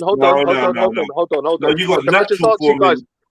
Listen, let me. You got natural forming CO2, and then you got CO2, or whatever. You got natural forming carbon dioxide, and you got the one from whatever machinery and the burning. Right, that's what I'm trying to say to you. Yeah, the world can handle if it's producing it naturally. Yeah, if the world's producing it naturally, it makes sense that it can deal with it, right? But if you're pumping out if you're chugging that shit out daily, chug, and we're supposed to live in one of them bloody domes that you shake up and down and all them bits float about. Yeah, if nothing can come out and nothing can come in, then obviously, like, think how much plants and trees you need to suck it up.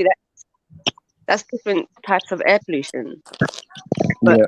Once the CO2 breaks down into its chemical compound, the plants can eat it. Same way we can break down like synthetic vitamins. Not that it's good, but it can still break it down still.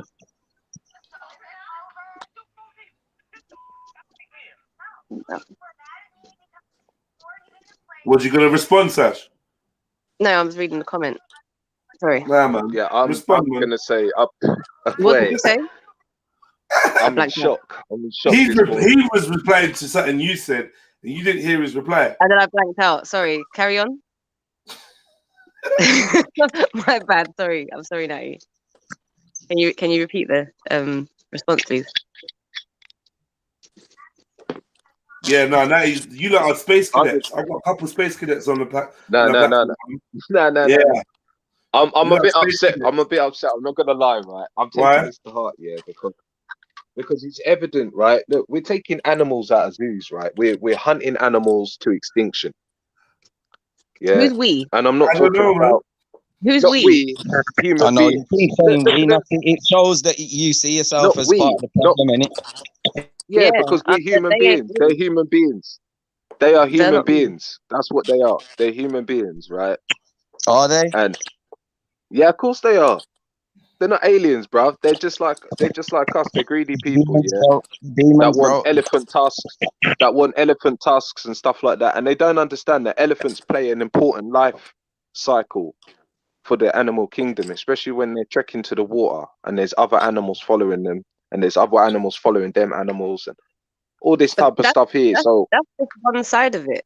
Like, in some ways, even when we go to the supermarket and we buy broccoli, for example, that's part of the problem. Mono farming is a big problem. Yeah. So, like, what we have on our table is a big problem. So that's a small section of the problem. Yeah, because when that food breaks down, it leaves gases. All them gases after it breaks down, when we're chucking them away and stuff like that, that also damages the ozone environment. So what that's does? what I'm saying, man. What happens? Like the breaking down of like food and stuff like that. Yeah, but all them stuff can be used. Like that stuff can be used. That's why you got biofuel. Methane can be turned into flammable gas. So everything that has a cycle in this world can be used. It's a constant cycle. It's just there's a little bit of an imbalance right now, and we need to just be a bit more self-sustainable. Yeah. But like this, I don't know, man. I think we've been taught to underestimate what we call the ecosystem. Yep. And be led to believe that we have the power to destroy this earth, which I don't think we do. Not with nukes, no. I don't know. I'll be real with you, bro. I'll be real with you. I've never seen a nuclear bomb in my life, Natty, yeah? I'm not sure of their existence or their capacity. I'm not sure. I'm not 100% convinced by this. Because the nuclear weapon seems to be the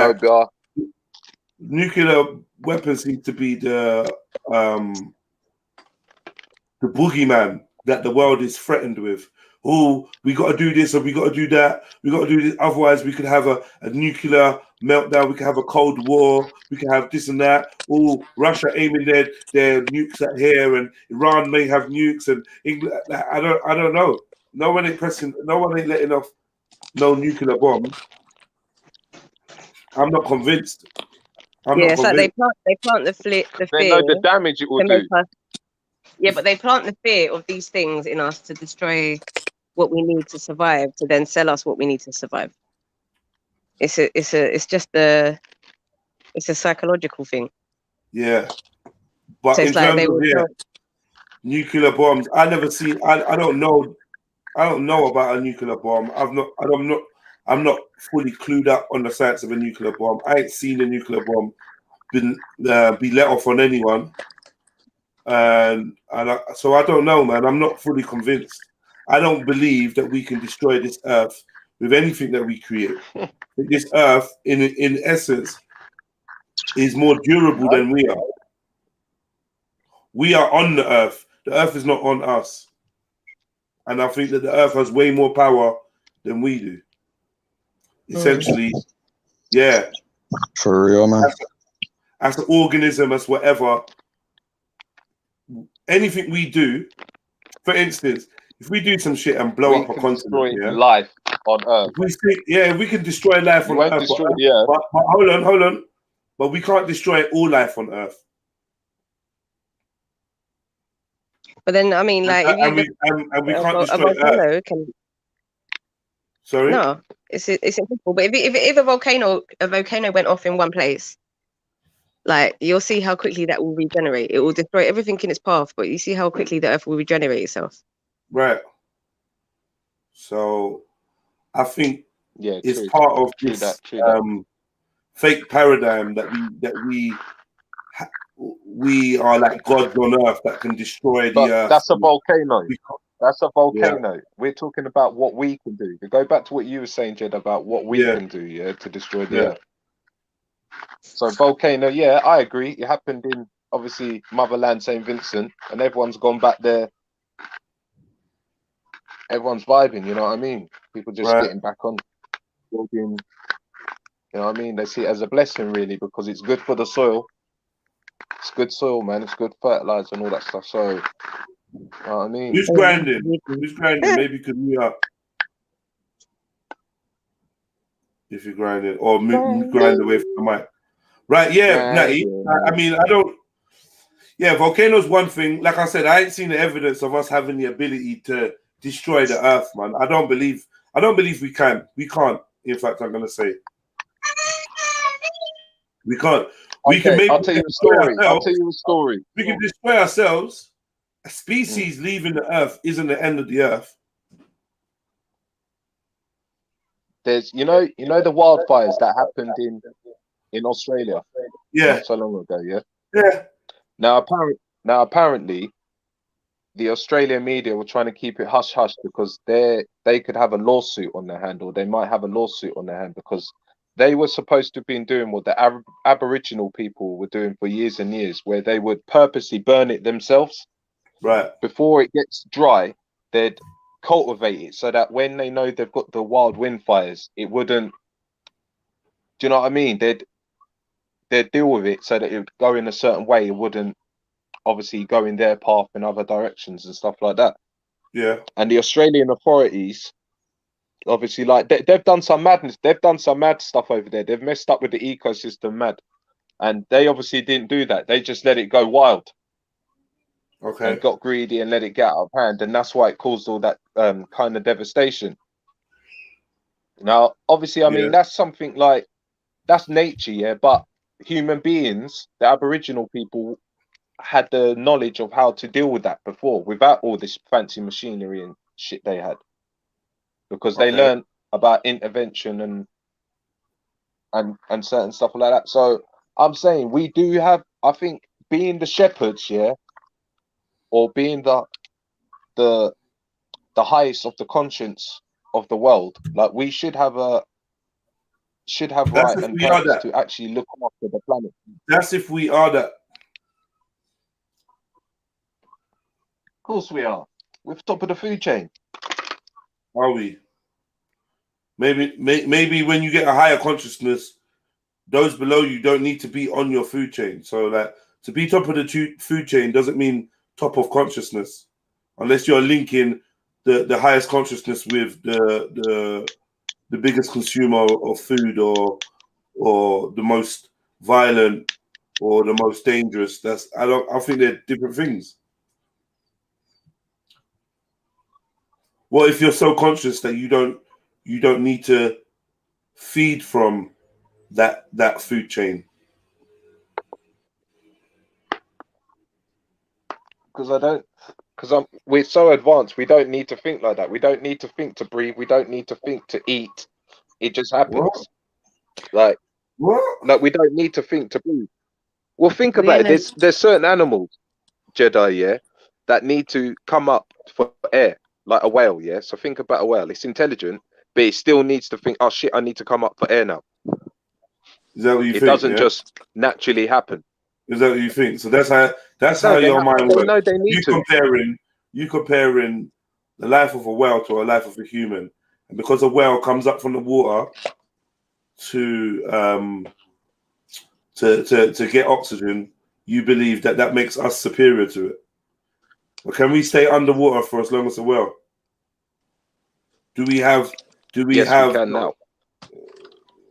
Yeah, not naturally, not like a whale can, though, can we? So you kind of going back on what you're saying. Not naturally. Right. So a whale can experience two mediums, air and water, and I just feel like comparing ourselves to a whale when Yeah, but wells can have we go? Yeah, but we can, because we can go underneath the water, and then we know that we need to come up. Not non-assisted though. No, you have to come up. You can't stay underwater forever. Neither can a whale. A whale can stay underwater for longer than you. Yeah, but that's you can stay out in the air for longer than a whale. Yeah, but you're a different creature. To compare the two is lunacy. You get me? The depths that a whale can go to, you can't fathom. The sights a whale can see, the forms of communication that a whale has a whale's life, we can't actually fully fathom. We don't know everything there is to know about whales. So then the genetic design imprinting us is perfect, then, isn't it? That's what I'm trying to say. Because we've come, obviously. 1 second, brother. You deducing superiority from the fact that a whale has to come up and breathe water and breathe air. That makes you superior to a whale. It's nonsense, Natty. No, I'm saying the consciousness of the whale. The consciousness of the whale. You can't always measure. Has to remember. Always has to remember that. Nah, man. It always has to remember to come up for air. I don't need to remember to breathe air. It just happens. Yeah, I don't sit here and tell my body, "Oh, I need to breathe air." It happens. Bro. There's many things that you have to think to eat, right? You know. There's many things I what? You have to think to eat, right? Okay, yeah. Right. Do you think to go sleep? Sometimes, yeah. You do, right? So, do you think to exercise and move your body? I think to exercise. Right. Without exercising, without sleeping, without eating, you die. Right? Yeah, but that's not subconscious, is it? Well, that's conscious. So you say, innit? That's conscious, yeah, because I'm going to get up. I'm conscious that I'm going to get up, but I'm not conscious right now to think, telling my heart to beat, telling my lungs to breathe, and to do all these things. Yeah, but you're now saying that a whale... Hold on, bruv, man, please. You're saying that a whale does. You're saying that when a whale comes up for air, it's like, oh, shit, I've got to go up to air. But what's your evidence to say that? What's to tell you that... What's to say that a whale is not just instinctively following the rhythm of its life and coming up for air instinctively like you blink? You can blink on purpose, but also you're going to blink without considering it. You could swallow on purpose. You could slow down or speed up your heart rate on purpose. But often these functions kind of work themselves with the subconscious mind. Now, how do we know that a whale's not doing the same? Yeah, I hear you. That a whale comes up. I hear you. Yeah, it could be part of its, function. In fact, it would be part of its function because it's how it's designed. So I don't know if it's different from any of the other things that we choose to do. You have to eat. A whale has to breathe. You have to breathe. You can choose to take a breath. You could choose to say, 1 minute, I need to have a breather. I'm going outside for a breather. You can choose that. You could stop breathing. You could choose to stop breathing. You could stop yourself from breathing and kill yourself. Yeah.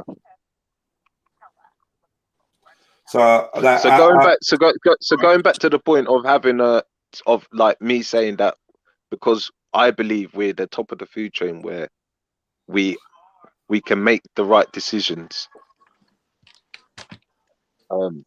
Don't you think we should have that right to basically control ourselves? Sorry, you're saying a few things. Top of the food chain. We're not top of the food chain. How are we not top of the food chain? Animals don't put us in cages. I'll drop that. Is that food chain? Cages, putting animals in cages, is that food chain? You got ants that put other ants to work as slaves, raid their villages and take them as slaves. Yeah, but they don't do that to us. They don't do that to us. They don't do that to human beings. They don't do that to lions. But I'm saying you could be, but you can go and be ripped apart by a lion. That's because they live in accordance with nature as well. A man doesn't live in accordance with nature. If man was living in accordance with nature, you think he could ever try and tackle a lion? Right.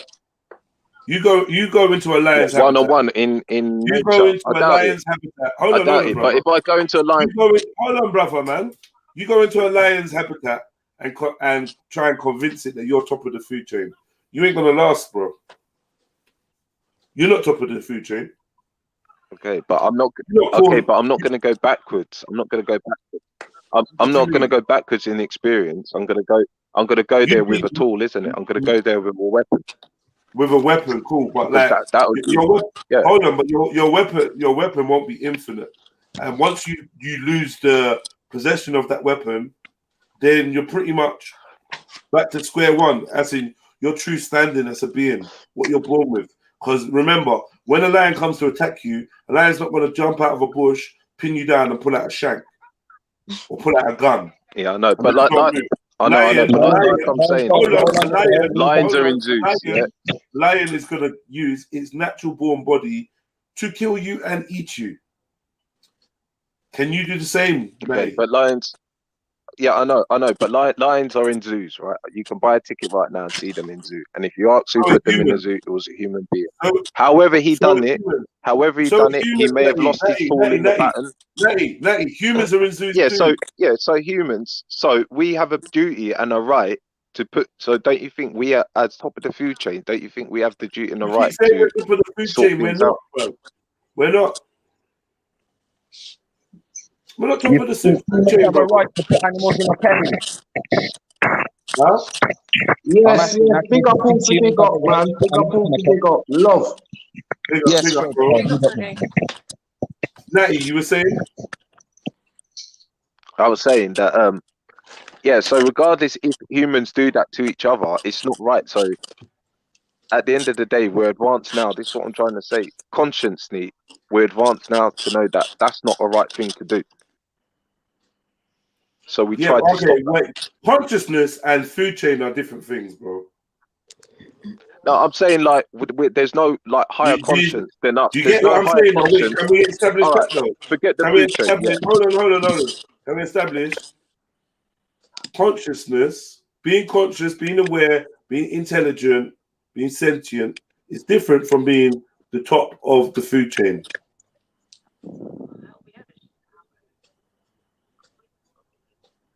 Having the ability to outsmart a creature is obviously humans are very good at that. We can design contraptions, weapons, and all sorts to defeat animals.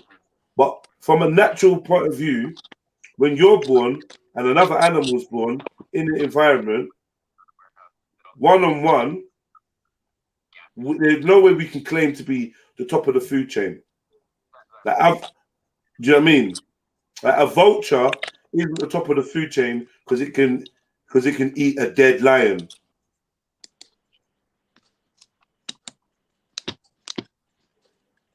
All right, Jay, that's a good point. But Jay, can I go back to what you were saying about the Earth and the Earth being more powerful than us? Yeah, but you can. But I just wanted to finish off this point with Natty. But let's get back to that 1 second. But Natty, you see what I'm saying? Yeah, but I'm just saying, like,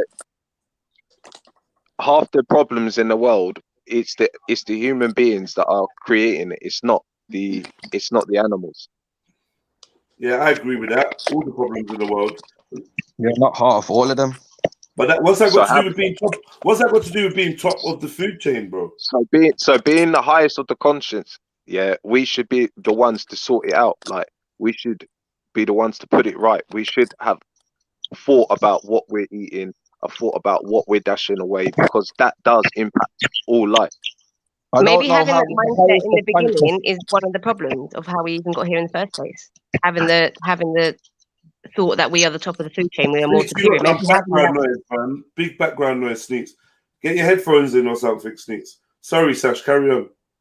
I was going to say maybe the mindset of we are superior, we're the top of the food chain is what got us in this mess in the first place.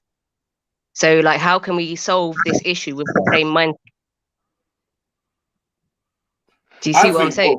Yeah, I think what we got to do is live more in accordance with nature and take more examples from the other natural beings around us, aka animals, and we can take leads out of their book, you know. But yeah, man, I agree with you, Sash, man. I mean,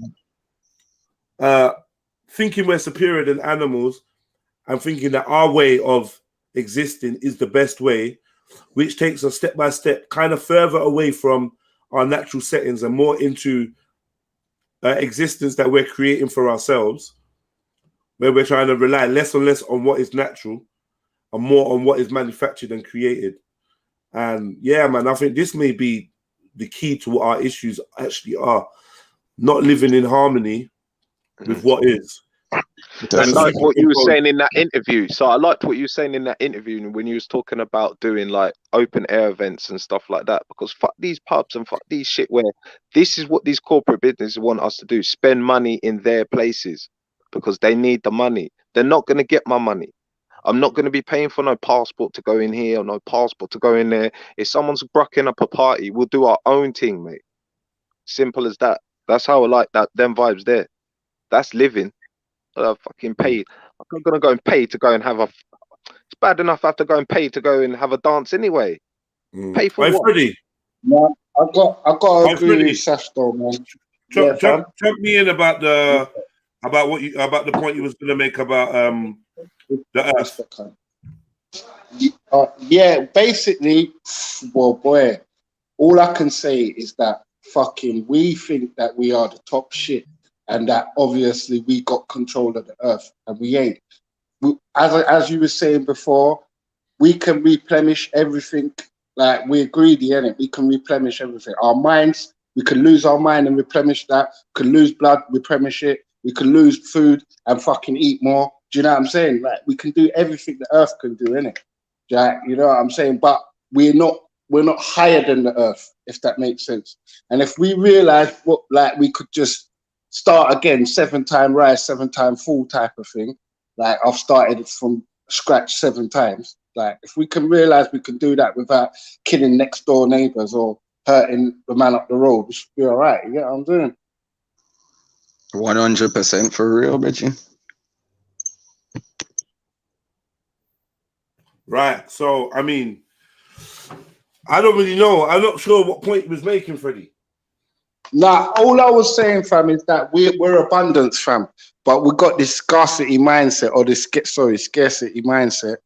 You get me? Like, the human man is abundance of stuff, like full of stuff. We can fucking starve and come back. We can be brain dead and come back. Man can even come back from death, fam. You know what I'm saying? But because we're so fucking scarcity mindset, we want it all now.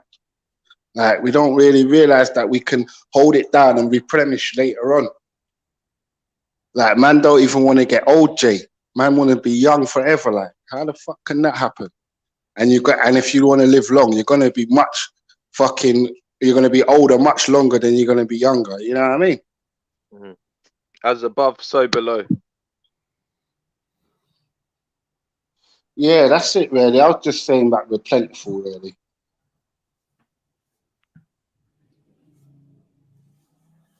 Yeah. Wagwan, listen, don't all sit on fucking mute at the same time, mate. Yeah. It's no good. If you're tired, go have a coffee and that, man. And leave the people who's alive and awake to fucking chat. That's it. We're alive, man. We're alive. You know, space cadets, man. Fucking hell. Sometimes I want to dash cold water at the panel, like, yo, wake up. Yo, you ever hear yourselves? Hold on, man. Do you ever hear yourselves like how like yeah, man, I don't know, like like what's going for you, like, man? I was thinking about it yesterday, and I know it's probably like shooting myself in the foot, being critical of panelists, yeah. But fuck it, that's kind of the type of shit I do, which makes people either like me or hate me. But it's real. And the reality is, yeah, when we on these panels, we have to remember, yeah, it ain't just a friendly little WhatsApp chat or gossip at the school gate when you're waiting for the little ones to come out, or sitting in your kitchen while you light a zoot and just having a little natter with your partner or whatever, or your neighbor. This is actually like essentially like a radio show, right?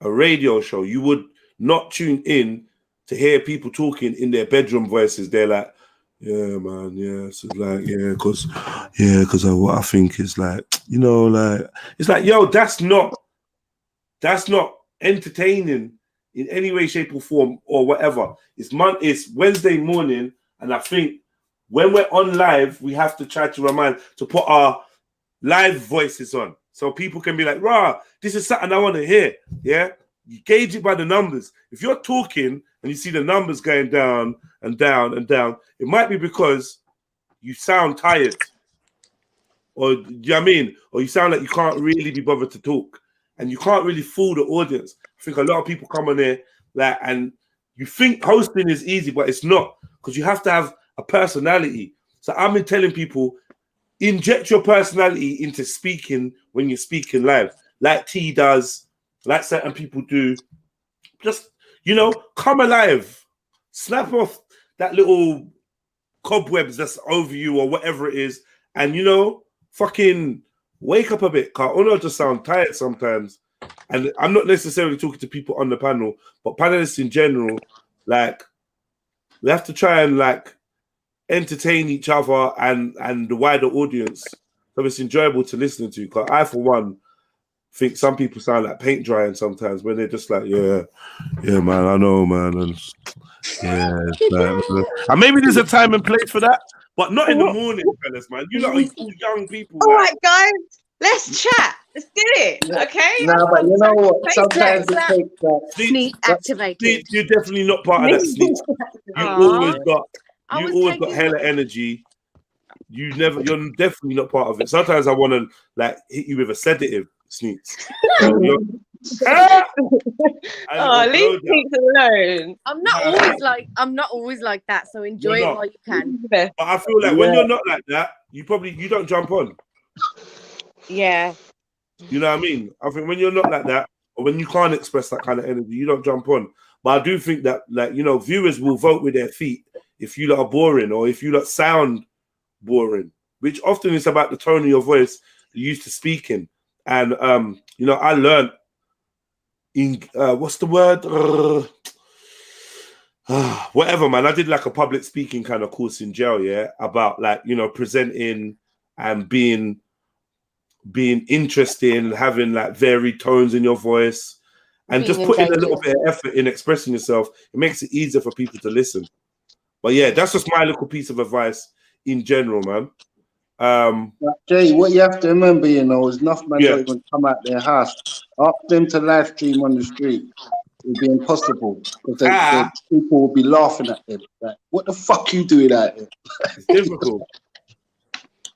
It's difficult, man. But yeah, man. So I mean, Freddie, you like, I think one of the subjects was humans. A lot of humans have been educated to believe that they are the best, the apex, the best expression of nature that exists. We're the smartest, we're the strongest, we're the whatever. And I don't know. I mean, humans are fantastic and very complex beings. But when you go into other animal kingdoms and look at those animals from the perspective of organisms, we realize that maybe we're not the most fantastic creatures. Maybe we're not the most interesting. Maybe we're not the most adaptable creatures, because there's creatures that have some phenomenal traits. We're the best at being good, and we're the best at being the wickedest. James Jones, the incentive is being part of a conversation that's uplifting and energetic and not dreary and boring. Do you know what I mean? Like, I know, like, about boring conversations, Jay, because most of the time when you talk, you sound very boring, right? Like, I'm saying people like, for instance, people like Ultra Funky, they got like a natural energy where they come on and like, it's just enjoyable to listen and fun, and regardless of even if you disagree with him, you're just entertained by it. There's some people that got that energy, and some people that need to learn how to acquire that trait of speaking. Hey, It's part of public speaking, being you know what engaging. Jupiter just said though, yeah?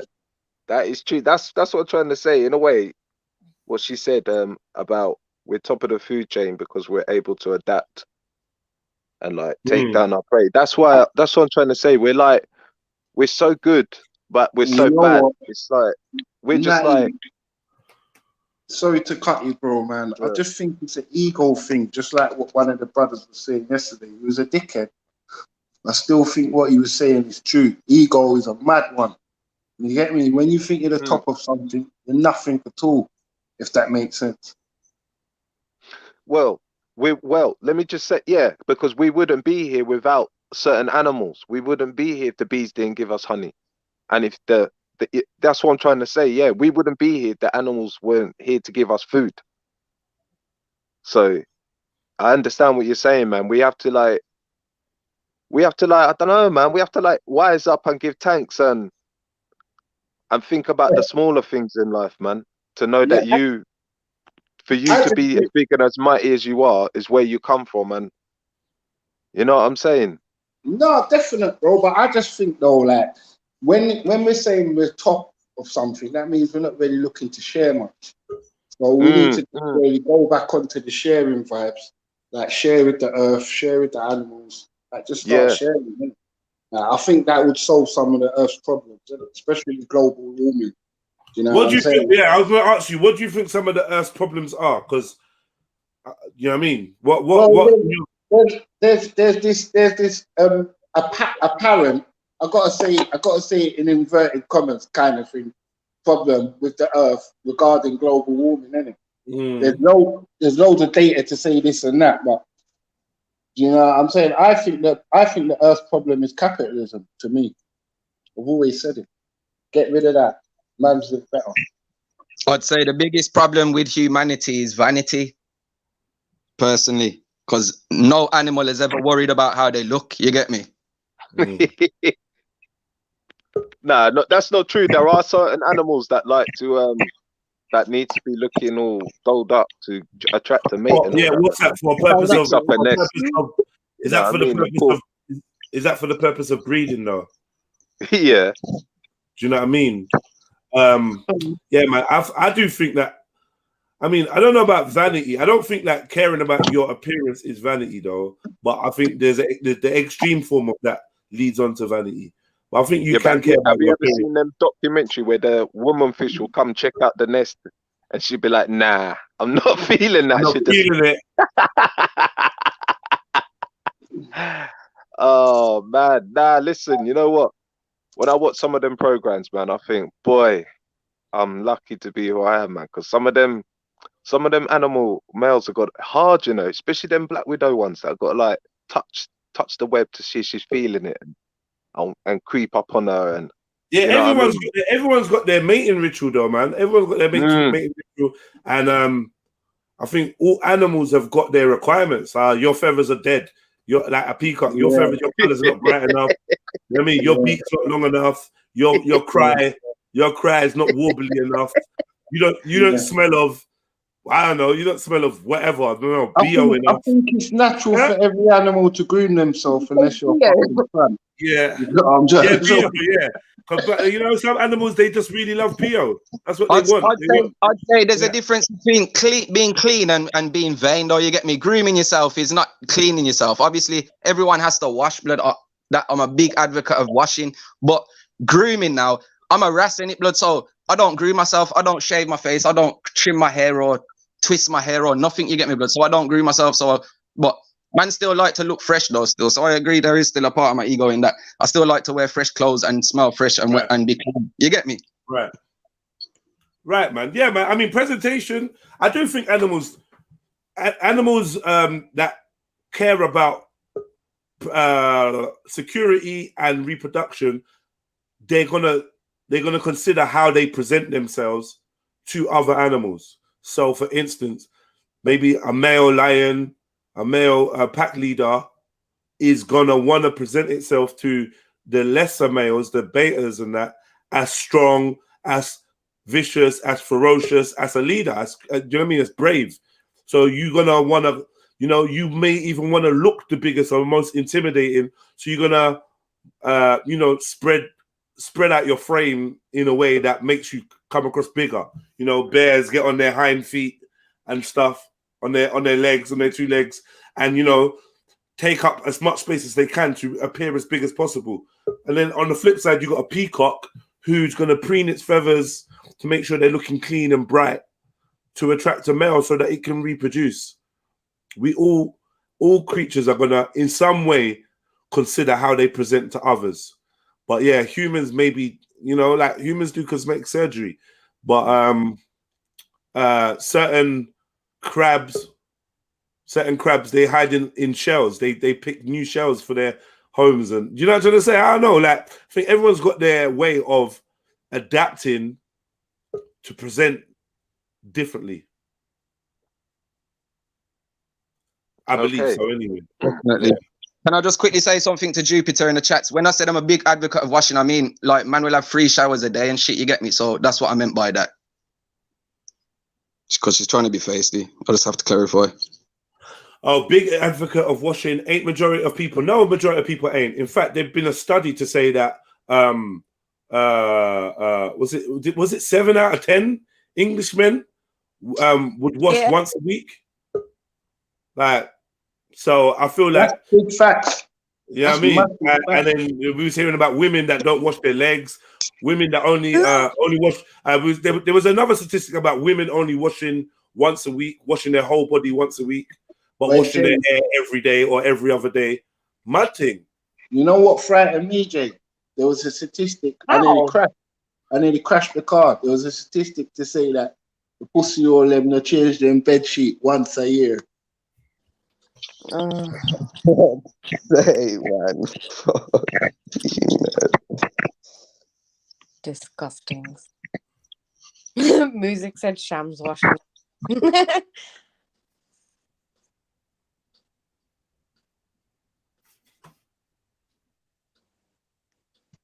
One sec, I'm just hoovering, so I'm on mute for a minute. Sneaks, over to you. Okay. But yeah, man, this is what they're trying to do to us now, man. Become more unnatural. Do you know what I mean? While they're taking up all the natural stuff, while they're eating all the organic food, they're saying, yeah, feed them all this hydroponic grown underneath a lamp. Yeah, it looks good, but it don't taste good. It's got no seeds in it, so you can't even reproduce. Like, they're not silly, man. But how do we stop it, though? Nuts. How do we stop this individualism and this scarcity thing? Don't feed the machine. Religion ain't working. Religion ain't working because we think if you pray to God, He'd provide for you no matter what happens. So that's not working. Follow your Do you know what I mean? Huh? Follow your own voice. You've got to think of the polar opposite, which is abundance. You've got to understand that whatever you ask for, you can get, because the world, like the earth, is abundant. So if you need more food or you know. Yeah, work for yourself. That's exactly what I was trying to say, you know. Yeah. Work for yourself, don't work for the supermarket. No, 100%, man. 100%. I was trying to mention that to the brother yesterday, but he was saying no, because these forefathers. But saying that, what time do you finish work? Some people got to go to work. There you go. They've got people, and this is how they've got people. This is why you need to go and check supermarket. No, listen, you just got to do what you've got to do. Whether it's working. Babylon's also got you having to pay for electricity. So don't forget, the minute you walk into your house, you turn on your light. Your pay as you go in life. The minute you turn on your gas, your pay as you go in life. In Babylon, that is Babylon the Great, mate. Yeah. You know what? I was laying in bed last night and I was thinking to myself, what if enough people were like on the same wavelength, like, yeah, we've all, you know, this is fucked, let's take back society or whatever. Okay. And then everyone unites and no one turns up to work the next day, yeah. And then everything shuts down. Then what? I was. This is why they have to try so hard to keep us disunited, though, because that is what they're scared of. That's the unity. That's the strength in unity. Yeah, there's too many mad people around, man. I did think we would kind of, if we were unified, it would all be okay. But it's like there'd be, I don't know. I felt like it I'll was. tell you when the world will unify. That first week directly afterwards. The So world many will people- unify, yeah, is when we all face a threat, yeah, that we all know is real, and it's That's all bullshit, Natty. That's That is bullshit, Natty. No, Natty, don't say that, because the sister was on the right path. She was just on the right path, you know, and we missed a massive fucking opportunity to fucking milk these cunts.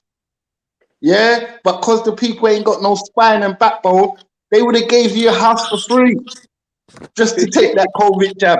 I'm telling you, bro. Yeah, They would have done anything. Like, we missed a good opportunity there. But because man's wankers and scared of getting arrested and man want to stay in and a bag of other things, you get what I'm trying to tell you. Man would have washed their hands 5 times a year, and 5 times a day. And, you know what I'm saying? You just got stupid. Man want to have sanitizer, make sure you got sanitizer on you. And it's just all dumb. We fed into all the bollocks. Yeah, we fell into all of it when we were supposed to just rebel. Yeah, I know, man. But come on, man. Listen, my name ain't Jesus out here, yeah. I'm not sacrificing myself for none of you lot, mate. For you lot to stand there and watch me. It's not. You lot will just watch me get battered in the street, mate. Yeah, you're too fuck up, man. You're too fuck up, man. We won't, man. We'll stand together for a change, Natty, man. Like, well, if one of us die, I promise to look after your kid or go and check in or make sure you got a headstone and all these good shit like what we're supposed to do. Oh. People act like I'm just gonna make stuff up to make people look bad. 8.4 million Britons shower just once a week, according to new research into hygiene habits of the UK adults. This is in the Guardian is it the Guardian? No, the Express. That's true. Reputable? You feeling that or not? Yeah. That's true. Right. A whopping 14% of Britons have confessed to showering just once a week. A survey of 2011 UK adults revealed the baffling statistics today, and it seems men are quite literally squeaky clean. British men are most likely to shower daily, with 68% telling the Better Bathrooms.com survey they hop in the water at least once a day, if not twice. Women are less likely to shower daily, with majority of the fairer sex preferring a relaxing bath. Those in Oxford, however, are most likely to shower, with 6% confessing to doing so twice a day. It's not all bad news, however, as 51% admit to showering daily and a boggling 4% do so twice a day. Boggling, you know. Why is that boggling? That people want to wash twice a day. Why is that boggling? I don't get it. So they're saying that women don't really like to shower. Go back up. I agree to some degree. No, I don't think that women don't like to shower. Listen, don't laugh. Like, you know, I'm pointing to myself. But I think females. I think it's worse. Prefer baths. But for me personally, I need to shower every day. Like, even if one day I was like, oh, I'm gonna have a bath today, I am still gonna have showered. Look at this woman. Look at this woman. Look at this woman. Yeah. Yeah. Look at this woman. Yeah. This woman, Jupiter, says, "Wow, Britons, that's terrible, but includes all colors." Sorry, man. Let's do the maths. Yeah, we're doing statistics. We're doing statistics based on 2,000 people. Let's do the maths. Yeah, 3% of the population are black folks. Yeah, ain't no way that you're gonna act like we're all included in this 8.4 billion. And if you know black people, you know black people wash, man. Stop being silly. You know they got Jedi, you know, I can't understand. Hold on. You know they got different attitudes towards hygiene than majority of white folks. Are we gonna lie? We're gonna pretend? Is it racist to say this, or is this facts? You got white mates you went to school with, you grew up with. Who's the most eager to wash? Who's the most eager to get fresh? Who's got it in their culture Most importantly, Let's be real. Most importantly, this is a fact. Who has a wash rag? Right. Because I go to certain people's houses, right? And I go to my brethren's, right? And his mum, his mum and dad live in a big 8-bedroom yard, yeah? There's 5 bathrooms in this yard, yeah? So I'm going to every bath. He's like, use whichever one, because they've got to away on holiday, yeah? So I'm there and I'm like, bro, where's your wash rag? He's like, what? I'm like, bruv, I need like a wash rag, innit? And he's like, what's that? And I'm like, bro, listen, you know, no, listen. You know people wash them, man. Nah, listen, you know people wash them. Nah, listen, you can wash them, yeah. But listen, you know what I ended up doing? People use paper towels as long as they're washing it. Yeah, look, man, flannel. Anyway, yeah, you know what I ended up doing? I ended up cutting up a towel, yeah, and he got vexed with me. Because I can't, bruv. I got a scrub, man. You're funny, man. You should have wear. You should have Hold on, no, Freddie. He was staying out of his house and he didn't bring a flannel. Nah, but obviously if I know I'm staying around there, yeah, I'd have brought my own bag and shit, yeah. But it's one of them like just staying around there, innit? And then I'm like, bro, like 5 bathrooms, yeah, like all these cupboards. So you went to use next man's flannel, bruv. You a flannel sharer. They got now, bruv. They have got new fresh thing in it, bruv. Come on, man. Don't just go there and just. You went to all white school, yeah. And Natty was trying to use a man's flannel, man. We can't let him get away with this. He was hunting through 5 bathrooms for next man's flannel. He phoned, man. I said, yo, where's the if you come to my house, Jedi, right, and you were staying over, right, I would dash you a clean flower, bruv. Wash. I've got, you know how many I've got? Yeah, wash, clean one. That's what I'm trying to say. I'm hunting, and I'm looking in all these places, and there's nothing, bruv. Like, I'm even shocked that they don't even use them, bruv. That's what I'm trying to say. They don't even use them. Hold on. Let's get into this, yeah. So, I wanna ask Jupiter, yeah. She's gonna lie and say yes. But do you have a flannel? Did you grow up using a flannel to wash, or what? What did you use to wash yourself when you was growing up, Jupiter? Me want to hear some truth now. Yeah. She's gonna say she used what all colours use. Yeah. Come on, man. There's different traditions within different cultures, right? You know, some people do use an implement to wash themselves with. And I know that the African and Caribbean community, they like to use hard abrasive objects. And basically, they've been into the science of exfoliation for centuries, right? They've been on exfoliating daily in baths. That's how they wash. Whereas, what Jupiter's going to say that she's obviously had a flannel. Obviously. You're a liar, Jupiter. You're a fucking liar. I'm mad. You had a sponge. What the most that white people had was a sponge. When I was growing up, my white mates and that, the most they had was a sponge. The white girls and that, the most you had was a sponge. Full bath and that, lovely bath stuff like shower gel, soap, all of them things there, like they're lovely, looking great, pink, all color coded. But a sponge is what you use, really, isn't it? Hey Jay, guess what it was in Essex and all that? It was a louver, a family louver. Oh yeah, the long thing, yeah. You'd be lucky though, man, if it actually was abrasive. And not just soft. When you wet it.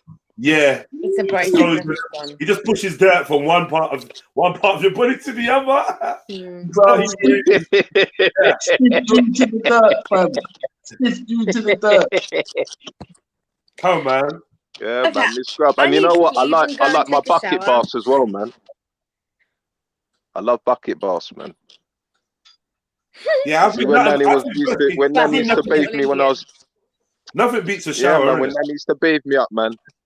Nanny used to bathe me up and dash that bucket over and then scrub you up and then dash it over you. Jeez. Yeah, man. You know, wet you up, scrub you down, and then rinse you up. Yeah, man, you're squeaky. I'm just saying, you're squeaky clean. I'm just saying that in this study, I don't believe that this is an equal amount of every ethnicity that's included in this study. It wouldn't even make sense, knowing we live in Great Britain, when we're such a small percentage of the population, for anyone to say that, oh yeah, this is we're equal in these statistics would be a joke. And then on top of it, yeah, I'd ask how many of the white folks are using flannels versus how many of the black people. Now I know black people with poor hygiene. I know black people that don't wash properly or smell or just not clean. So I'm not even going to pretend that all black people are just some kind of hygiene masters and all white people are filthy. Not that at all. But we're talking about statistics. We're gonna have to start talking about wider populations and how that correlates to us. There's no bias. It's no bias. It's facts. It's fact. Like, come on, man. We got white people here listening. They can tell us if I'm chatting shit. No, Jedi. When I was growing up, me and all my mates, we all had flannels. We all exfoliated every time we had a wash. Put a bit of dettol in that. That's Put a lie, dettol man. in that as well. I've been to multiple gels, multiple gels, multiple gyms, multiple spas. I know I can see who's interested in flannels, sponges, scrubbing, and who just wants to have a wash. I have a running joke with some of my white family members about I say to them, right, okay, because the argument is they're trying to tell me flannels are dirty, right? That's their argument. Flannel sponges, these things are dirty because they're holding dirt, they're holding bacteria, right? So I'm just like, all right, cool. So do you use that same policy for your sponges, for your washing up? If we have a lasagna, yeah, if we have a lasagna with some grease on it and whatever, when that plate's done and it's all like kind of reddish from the oil and whatnot and the tomato, what do? You turn your tap on, run it under the tap, and take your hand and wipe off the residue and call that clean? Do you do that? Do you squirt washing up liquid on a plate or on a pot in a pan, wipe your hand around it, then rinse it off and call it clean? No, you don't. So how can you do that with your body? Stop that. How can you do that with your body? You have to. You would use a sponge on a plate. You would use a sponge on a plate, but your hand on your body. I've had this conversation with white people, with white folks. So I don't even know why we need to pretend. It's not. No need to be embarrassed. Just be educated on a better way to wash. Yeah, this ain't a white shaming thing. This ain't. This No. is You're talking some facts. I'm talking facts from my experience, yeah, and I'm challenging Jupiter's narrative. You hear me? That we're all equal in our washing techniques. I don't think it's true. Jupiter, jump on. I feel like the European population is only just really waking up to the full benefits of exfoliating. They're only just started to give you them little exfoliating gloves and that to wash your body. That's new shit. My mum was scrubbing my body with a stone and pieces of coral. Like, it felt like halfway torture. That shit was nice. I've got that stone. You know the stone in a little pot? Yeah. That shit ain't nice. I'm like, yo, but I do the same thing to my kids. They be screaming. Stand still, man. I think when I was younger, it's the cold water afterwards, man. You know, to close your pores when they used to dash the cold water over you. Mad. Used to be there with your mug self in the bath. Mom. You know? So like, you know, no disrespect, you but appreciate like, it, man, because that's why you go to school. Huh? Go on, brother. I see you go to school and people notice your skin. They're like, "Raw, why is your skin looking like that?" And you're like, "Why your skin so smooth? Why you blah blah blah blah?" Oh, man, scrubbed from a child. Yeah, man. You me? And then Jay, worse if you get sunlight on your skin too. Man's fucking walking up the high road glowing. Glowers.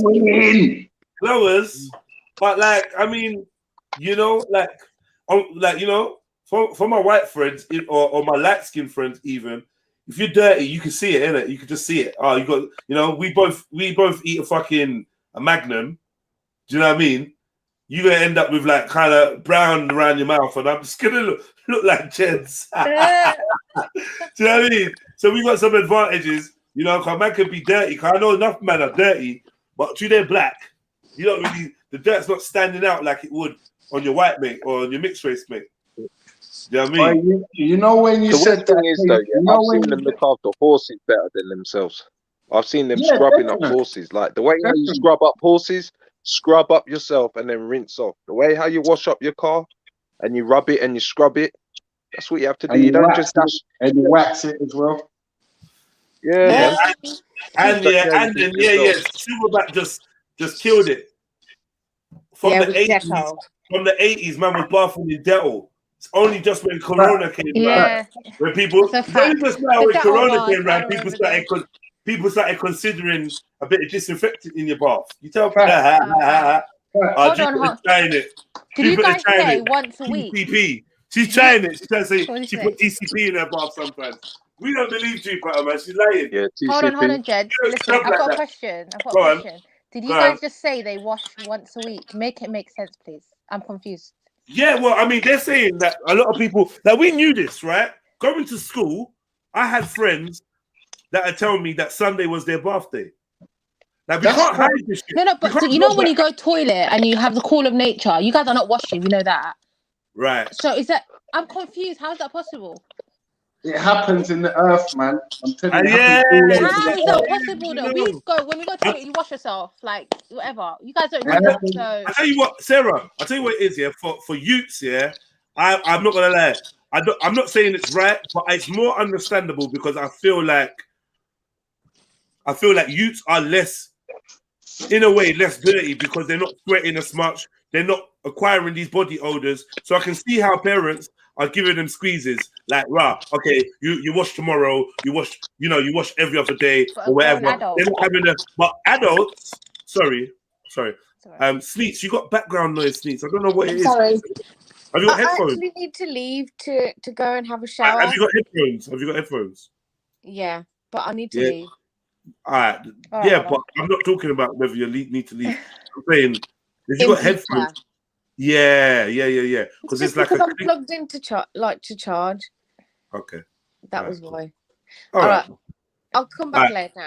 You're leaving to shower now, yeah?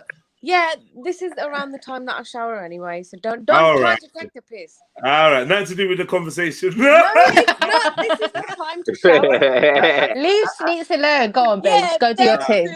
All right. We're not having it. Thanks, bye. Let's get back to the topic. Sorry, I am baffled.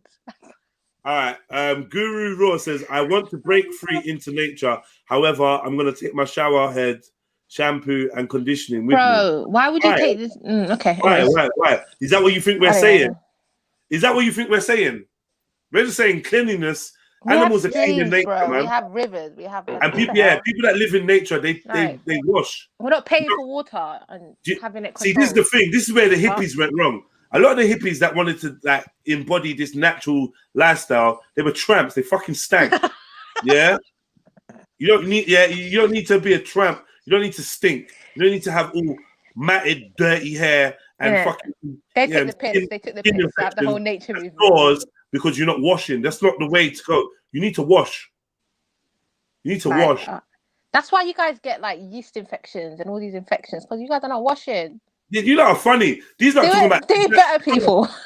Look at Jupiter. Jupiter affiliated. The homeless man's dream. Jupiter affiliated. Do you think living naturally is not washing? Our water has no chemicals in it. Our hair grows longer. Do you know that our people wash in rivers? Do you know clean water? Do you know how people wash in water? Do you know how people wash with leaves and bark that are antiseptic, antibacterial? Do you know that, right? And herbs. You know, aloe vera and shit in our hair and on our skin from time began. I can take you to a waterfall. I can take you to a waterfall, man. Do you know that how many people use? And you one second, bro. Do you know how many people use hot springs and natural remedies to wash themselves? Like, we use coral from the ocean to scrub themselves. This is not new. It's not new technology being clean and being fresh. So living in nature does not mean, because you ain't got your Pantene with you and you ain't got your Imperial leather that you can't be clean. Like, what are you talking about? Yes, I would like to live in nature. And no, I wouldn't be a tramp just because I'm living in nature. It don't even make sense. Come on, man. Guys. You guys couldn't even figure out that living with animals and their defecation brings diseases. Like, you guys were living in stables. Stop it. We were curing smallpox during those times. Yeah, people thinking, living in nature means being dirty. It doesn't. It don't mean that at all. You don't mean that at all. It's actually healthier, bro. Your hair grows better, your skin's nicer. Ever since I came to England, like it's just because your water. The report said Britain's not English, but we know out of the 2,000 people. What are you trying to say? 1,000 of them were black. Yeah, you're still in the majority, babes. What are you saying? 1,000 of them were Asian. Still in the majority. What are we saying? Out of the 2,000 people that was surveyed, what are you trying to say? 50, 60% black, 40% black, 10% black. Get over it, man. Come on, man. Yeah. Yeah, if it's going for the dreadlocks. I'm out. How often do the wigs get washed? What wigs? We don't advocate for that anyway. Fucking idiot, man. You idiot. Who's wears wigs? Huh? Dreadlocks. Why would dreadlocks be filthy? Like, what are you talking about? They still wash their hair. Dreadlocks on some are filthy. Mainly white people's dreadlocks are filthy. Yeah, it's mainly white dreadlocks that are filthy. Yeah. Oh, she's triggered. Sis is triggered, man. Of course she's triggered. I don't know how many authentic rastas or black people with they locks. Don't stink. The ones I know don't stink. So I don't know who you have wrong. If you're talking about some tramps that are like, I can't be bothered to comb my hair or wash my hair, and I'm just gonna leave it all matted and dirty, then yeah, they're dirty. But like that's a small minority, right? Let's be real. We got reports of white women that wash their hair more than they wash their bodies, right? Like naturally, your hair needs washing, but if you're not doing excessive exercise, it doesn't need washing daily. Do you know what I mean? So you can wash your hair once a week, once every 2 weeks, depending on what you are doing as an activity. Like, do you know what I mean? Standardly. There are more than just blacks and whites in Britain. Many other heritages. Stop being a racist. You can never call me a racist. But you're still in the majority, though. Like, what are you talking about? Yeah, you gotta claim your majority. You can't get away from there. You're 90-something%. You gotta claim your 90-something%. When we're doing statistics, when we do statistics and surveys, you're not gonna now shy out of being in the majority. You're not even the majority by a little bit. You're in the majority by a lot. Like this is by far extent, this land is filled with white folks. Yeah, the British are white people. Come on, bruv. It's not even hard to fathom. Where'd you get the reports from British papers, from British newspapers, from British newspapers at the Express? Mad. British papers like the Express tell us, yeah, 8.4 million Britons reveal they shower just once a week. Now, how many Britons? How many millions of Britons are black? No wonder we got a pandemic. Come on, man. How many? Look, they're saying statistically, 8.4 million Britons reveal they shower just once a week, and I'm asking how many Britons how many people in Britain are black? Oh, so you believe mainstream media now? You're a hypocrite. Oh, so now you don't believe it because it's in the mainstream. Oh man, you can't win. We can't win with you, Jupiter. You don't want the information. Yeah, you act like we make stuff up. When we show you that even your papers are reporting it, you're like, what now? This is bollocks now. It's in the mainstream media. It's bollocks now. And you're quite unique. I tell you what's bollocks. Your husband's black, so I'm sure he taught you quite a lot. Yeah, he must have taught you something. I'll tell you what is. I'll tell you what's bollocks. Yeah. What's bollocks is that 8.4 million Britons shower once a week.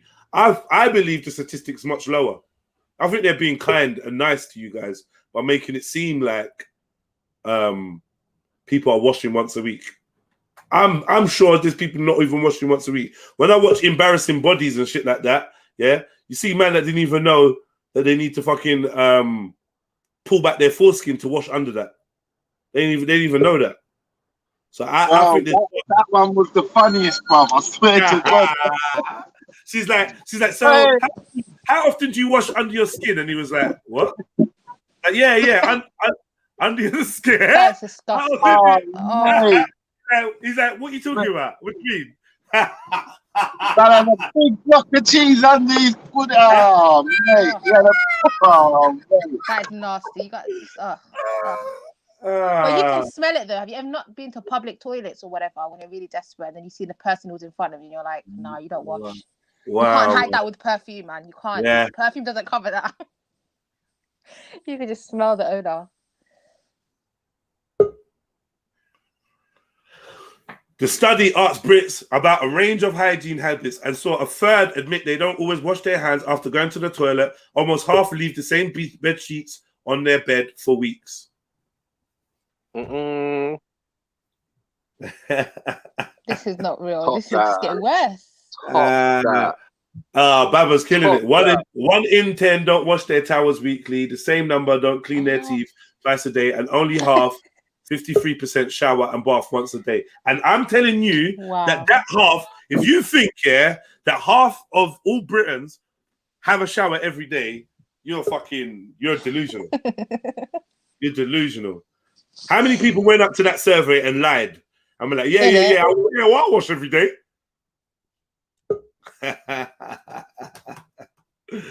Yo, man.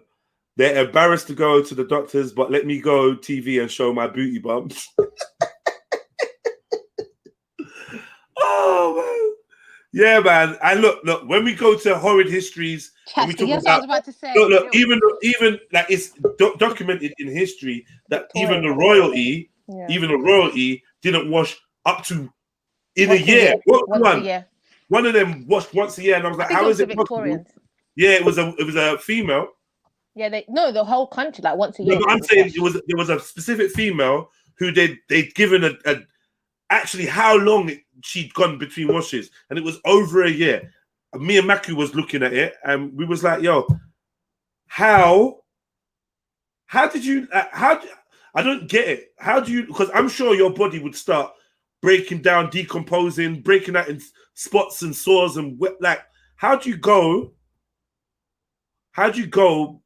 for a whole year without washing?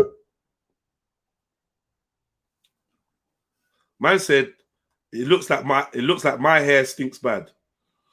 I mean, well, my hair doesn't stink bad, bro. So unfortunately, Pegasus Fawn, I know that you need to clap back because you don't like.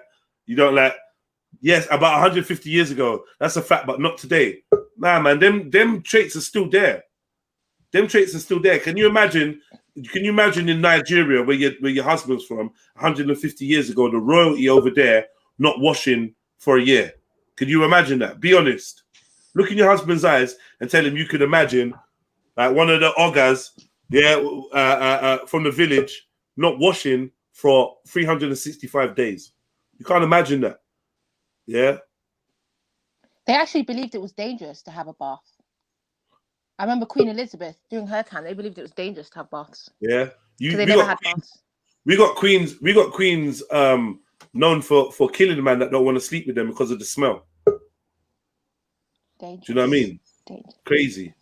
So yeah, man. It went from once a year to once a month. Now it's once a week. We'll get to once a day. I'm dead. Yeah, man. Just take it, man. We learn, innit? We move. But it's all good, man. And yeah, man, if you don't look after your hair, if you don't look after yourself, it can be, do you know what I mean? It can be what it is, man. And that's the truth, you know what I mean? Many people not looking after products. But what's funny though is, even enough man that's not looking after their hair properly, still washing every day, they're washing their body, still washing under their arms, still washing their genitals. That doesn't mean anything. Yeah, if you're going toilet, right, however many times a day, and you're not washing it, so that's nasty. No. Yeah, you're saying there's dirty people in all races, but I'm saying this survey is showing you that there's dirty Britons.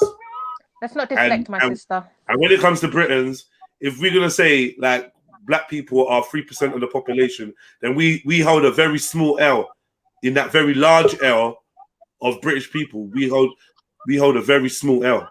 That's what I would say. Do you know what I mean? Just statistically, and plus the black people, you know, majority of them are clean and fresh. You know that, man. Let's be real. It's just one of them ones. They take their personal hygiene more seriously. It's in our culture. You'll get banned from our community for that. You'll get ostracized. It's in our culture. It's in our DNA. We have to be clean, Jay. It's just natural. Even if you ain't got no money for gum, it's still fresh to death. You know what I'm saying, fam? Walking around prowls, man. Prowls up the place. The French made perfume as a counter to terrible hygiene. Nah, many African nations, water is scarce. Let's be real. We were curing smallpox. What are you talking about during the like what? Many African nations, water is scarce. This is Come say it with your desperation at chest. this point. Come say it with your chest, man. Show me all the African nations. Come on, jump on. Show me all the African nations where water is scarce. I'd like to hear about this. Sound like Ali Dawa. Jump on, sis. Sound like you're gonna build a well for Ghana, a coastal country. Like, you hear me? Let's build a well for a coastal country because they got no water. Come on.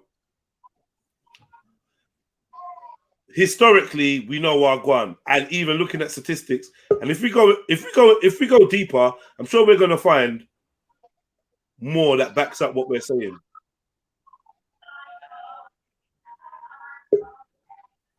You know what I mean?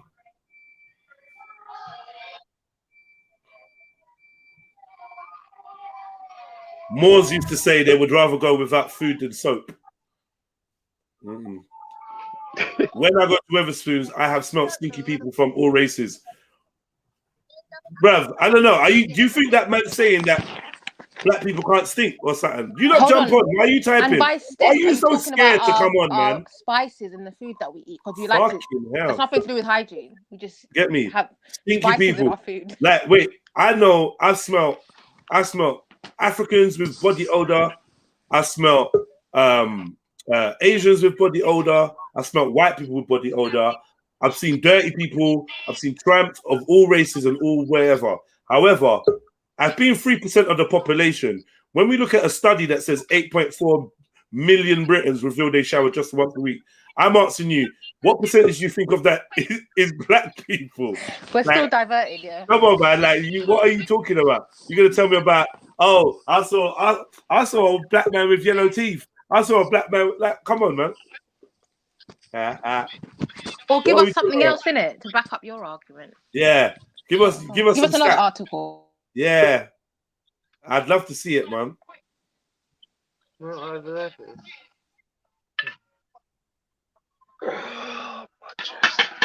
Yeah, but people do think that black people are excessive with their hygiene. I've heard that argument too. You're overdoing it. Yeah, I remember that. Yeah. Washing out all your natural oils, you're doing this, you're doing that. It's not good for you. Why are you always having a shower? Because you're trying to be clean, bro. Right. Your bodies, and you know, you start coming up with stuff like, you're using oils or something. You're using self-cleaning. Your vagina is a self-cleaning organism. Yada yada yada. All this kind of stuff. Ha ha ha. Yo, hey Jupiter, you can't win this argument. Still, you tried to draw for locks. You tried to draw for all sorts. Africans don't have water. You tried to draw for everything, man. But it's just not going to work. Even without water, they're clean. They're fresh. They take hygiene seriously. You should know that. It's a disrespect to be around your people stinking. Yeah, go on, Trilluminati. Yeah, I was just gonna say, fam, man, this ain't racist. This ain't nothing. This is just observations. The worst person I've smelled in my life is a white man in Covent Garden. Because it's white country. What can I do? What can I do? It's a white country, fam. What can I do about it, fam? We can't be sure. So you can't use your powers of deduction to understand. Yeah? This projection, because they didn't survey 8.4 million people. They took a snapshot of the nation. And when you take snapshots of the nation, you basically have to take in consideration who's where, right? You have to know who's where and how many people are there. And there's only 3% of black people. Is this Jupiter saying that about you? You're the one who's always you people are just nuts. Like, how are we nuts? We're working with information and we're using logic. What's nuts about that? You sound emotional and devoid of logic. Use some logic. The worst thing is, does she not bring statistics like every second? I don't even reference. Get your maths brain on, man. Without questioning. We're bringing you the same statistics. Yeah, From the loud same the emotive, sources, innit? loud the emotive response, Jupiter, and just face the facts. Do you know what I mean? Do some maths. We Let's can do the teach you. maths. Let's do the maths. Get me?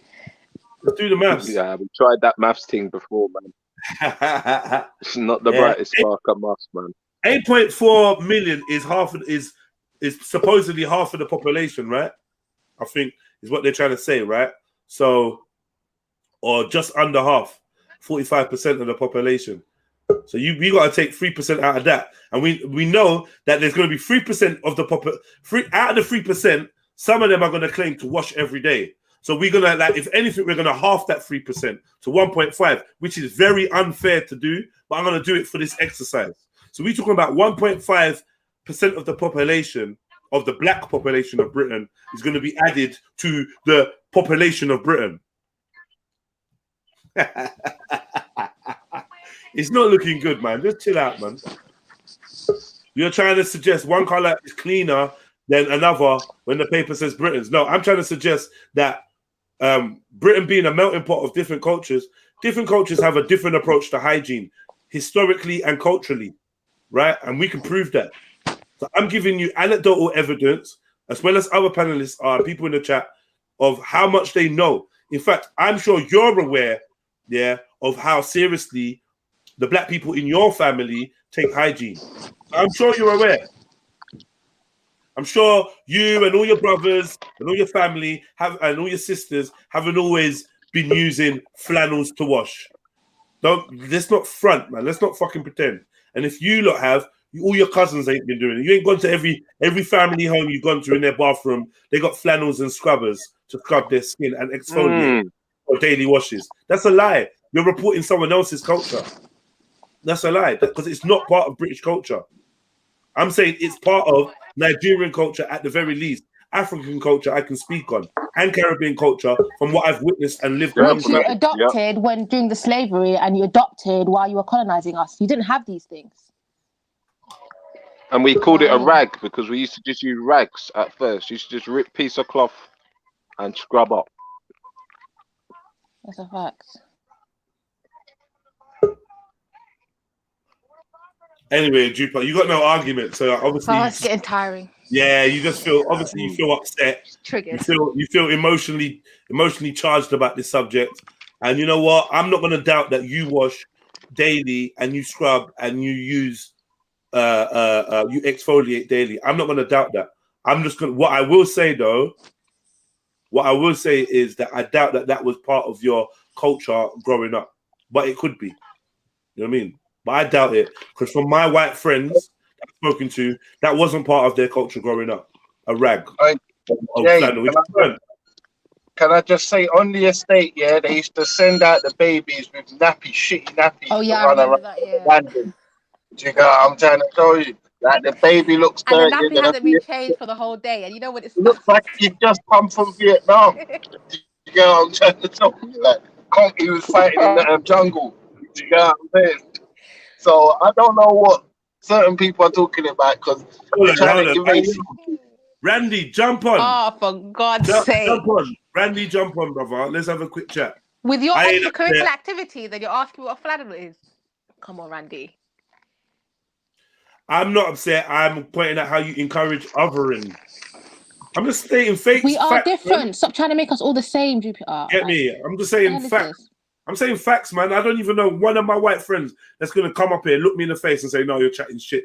I'm challenging you lot to come on there and tell me and prove to, oh yeah, you know what, Jed, you're chatting shit. Not even prove it. Say it like you mean it. You know, I've got many white allies and friends and brothers and sisters. Let them jump on and say, you know what, Jed, that's bollocks. You're not going to do it. You're not going to do it. You know what I mean? So, like... You know why? Because if this has been caught, if they're guilty all day, because the evidence is stacked up against them, innit? Like, just give us one statistic. Just give us one statistic, Jupiter. That's all we want. Just one. It's not there. It don't exist. Piece of literature, anything. You know what I mean? It don't exist. Nothing. And I'm not even going to go into it when people are talking about not washing their legs and that in the shower. Oh, for God's sake. I'm not even going to get into it. Because the level of shower, because even these lot that are having shower, I'm like this woman. I remember we played the video. The woman's talking about having a shower and how she just washes her hair and lets the soap run down from her hair and just kind of run over her body. And she says that to her is washing. Oh my God. She doesn't wash her was legs. saying they don't rinse the soap off their dishes either. She doesn't wash it. She doesn't wash her legs. She doesn't wash her vagina. What She is just going lets on? the soap run down and just like has a little zhuzh in the water, and that's it. That's very different from a culture of using something abrasive from out of nature and putting that on your skin to scrub. Scrub the dirt off, yeah. You know, 100%. and that's a pastime of my people. That is a custom of my people. I can't say that's a custom of your people, and nothing. And there's nothing to back that. There's nothing to support that. If anything, it's a new phenomena where you guys are now. You guys are buying gels with bits in it to help exfoliate daily. Exfoliation would be like a weekly thing, once a week or something, where you might exfoliate your face. Some women for a beauty regime would use apricot seed and whatever, them face washes. Or clay, or special, yeah. There's always right, or different things. Yeah. But they wouldn't scrub every day, twice a day, they're in the shower, use something abrasive against their skin. They wouldn't do that. And that's why you got lots of people, lots of nations, they got skin tax and stuff like that. Because they don't exfoliate, man. 100%, Jay. And when we was going to school, that Clearasil, you know, remember Clearasil Extra and all that? The people spotty because there's grease and bacteria jamming out your face. Right. That's why they say black don't crack, man. We exfoliate. Exfoliation, man. It helps, man. It helps. You know what I mean? So-called primitive cultures were, you know. But the same energy they give to washing hands, they should give to washing the actual body. Like, wash your ass. Like, oh my God, you don't wash your hands, but you haven't been washing your ass for a whole week. Like, make it make sense. Make it make sense. Even if I don't go. The 1340s during the Black Plague, white culture wasn't bathing for nothing. Yet across the globe, Mayans and Inca had fresh water streams and irrigation. Mad. And scrubbing, and we had our own little techniques to wash ourselves. Goddess calls it diligent cleansing. Diligent cleansing. Jump on, Goddess. Jump on and tell us about your experiences. Yeah, man. Cleansing with passion. Folks. But let's not say, look, education goes both ways, man. So let's just say that, you know, Britons could learn from some of its ethnic inhabitants, gain some cultural points by, like, you know, adopting certain practices that are beneficial, like exfoliating daily. It's beneficial. Rather than discouraging us and telling us there's something wrong with that when it's worked for us for millions of years. Do better. Do better. Yeah, that was good, man. That was good. Jupiter's gone. Yeah, man. She's hurting. That's a shame, sis. That's a shame. Yeah, she's a very sensitive woman, you know, Jupiter, man. She doesn't want you having your own version of the truth or reality of how the world works. No, she just wants to lump us all in. We are others. We're all different. Like, allow us, bro. What is all this trying to make everyone the same? She's on a mission to homogenize us. Flipping out. Yeah, Jupiter finds it hard to be honest and rather master truth. Can't build with liars. Yeah, she's quite dishonest. I'm not gonna lie, she's quite dishonest. You know what I mean? Quite dishonest, man. I don't know why she struggles so much with just keeping it real. I think her bias takes over sometimes. Blinds her. Right, man, let's get some folks on there, man. If you're not all feeling butthurt, dry your eyes, mate. Yeah. You know what I mean? I don't know, man. You know me, I happily have this conversation with any English European that disagrees. I'll happily have this conversation because at the end of the day, we can move forward to the future. You know, Flame, jump on, man. Flame, jump on. I'm gonna jump off in like 10 minutes anyway. when the TV said wash your hands, people happy with themselves for washing their hands like it weren't a standard procedure. Yeah, mum. Unacceptable. Where's Randy? I've got questions for him since he wants to be the right advocate. Jump on, Randy. Randy, where you there? You're in your yard. Why did he change it to mansions? For your yardie. What happened? I can't smell no more. What? Yo, people are just going in the chats. You all need to jump on. Yes, Flame. Gangalini. Good, Big man. up, sis. Big up, sis. We're not telling me, man. What's going on, man? Do you wash once a week? Are you one of those once a week washers? Oh, allow it. Listen. Big up, Freddie. Listen. When I had my own feet, it was twice a day. Twice a day. That's bare minimum, isn't it? In the If morning you got, and at night before you go to bed. yeah, literally. When I had my one sec. Especially if you go before you go to bed. That's disgusting. You're gonna be all up in the covers and your dirt, the whole dirt you collected over the day. Oh, I can't deal with that. Yeah, so it was twice a day. Now it's like once a day, shower once a day. Have to because I'm a big man in it. Like I'm gonna do stuff. I'm gonna start sweating. All of these things. You know what I'm saying? Minimum before you go to bed. I get rid of my underarm hair as well, innit? Just to be extra, clean. So Cleanliness is key, man. Cleanliness is key. Trust me. Yeah. Sneaks like I'm lying. She can hear in my voice. You know, like in our community, it just goes without saying, man. You don't even have to say it because it's so ingrained in the thing. Like you get run out of the community if you don't do it. Yeah, Mum, you can never allow that. You only need to be 4 years old before you know. Like by the time you're 4, you know about dirty and what's clean and what's not. And cause if your mums ain't telling you that, then there's something wrong. You get me? Mums, you got mental health, or mums, you got depression or something. Do you know? Now, big man thing though. If you're from our cultures, that cannot run. Mum's got other shit going on if she ain't telling you about being clean. At night, don't get into them beds with your dirty self. Like, trust me. That's facts. You got That's that facts. Mums, that is facts what you just said. Mum's either substance abusing or she's got mad issues. You get what I'm saying? It's true though. It's true because I remember when I was. Otherwise, you've been told. I remember when I was you kids that wouldn't remember wash. Mums would look at you. Mums would tell you clean something. You cleaned it. Mums just come back and said it's dirty, but to you it's blinging anyway. It's clean, yeah. You clean the yard. Nah, this yard's dirty. What the fuck you been doing? Nothing. I've been cleaning. No, you ain't. You missed this, this. Yeah, that's a fact. That's a fact. But I can say from my experience as a teacher, that was predominantly Caucasian children that would be neglected in terms of hygiene that I've dealt with, anyways. From my experience, like coming to school with dirty clothes, coming to school with like unwashed hair, literally just jumped out of bed. Let's have it right, yeah. Let's have it right. Sorry, sis. Let's have it right, yeah.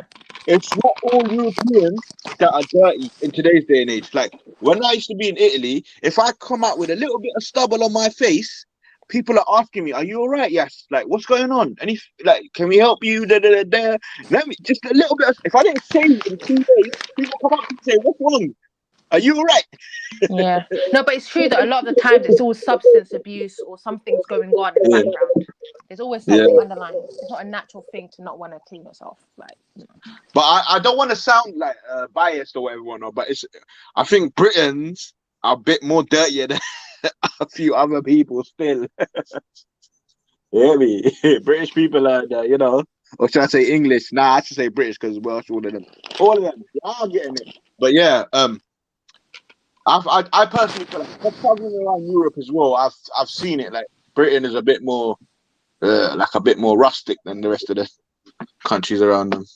I feel like rather than cleaning things off, it's more of a covering things with chemicals and perfumes and just clean yourself. Just get water and soap and clean yourself. Yeah, for real. It's like a million layers of chemical. All these products that you're supposed to be using. It's like no, allow it. Hey, brothers and sisters, yeah, before I ever went to a waterfall, I loved waterfalls. Does that make sense? Like, I always imagine just being under the water, being happy, super happy. Like, do you get what I'm saying? So, yeah, when I finally did buck up in it, I was like, yeah, this is where I'm meant to be at. Water, like, man, just love it. It's just in man's culture, like. I can't explain it, man.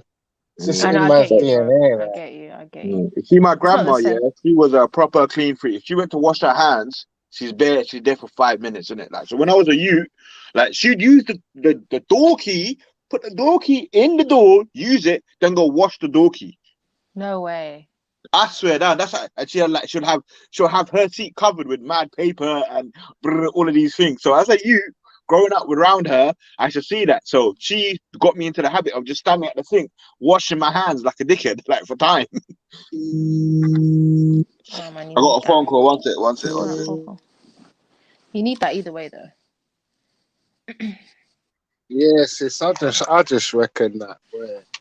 Yeah, I mean, we ain't cleaner than no other people. That's it. You know what I'm saying? Like, black people stink, innit? That's just normal. We're not Basics, cleaner innit? than Asians. We're not cleaner than no one else. Or Indians or anybody. You know what I'm saying as well? This is what it is. It's just in our DNA and it's in our culture where it's not in others. You get me? Now, There's songs about washing. You know what I'm saying? What's We Jupiter take talking it about deep. again?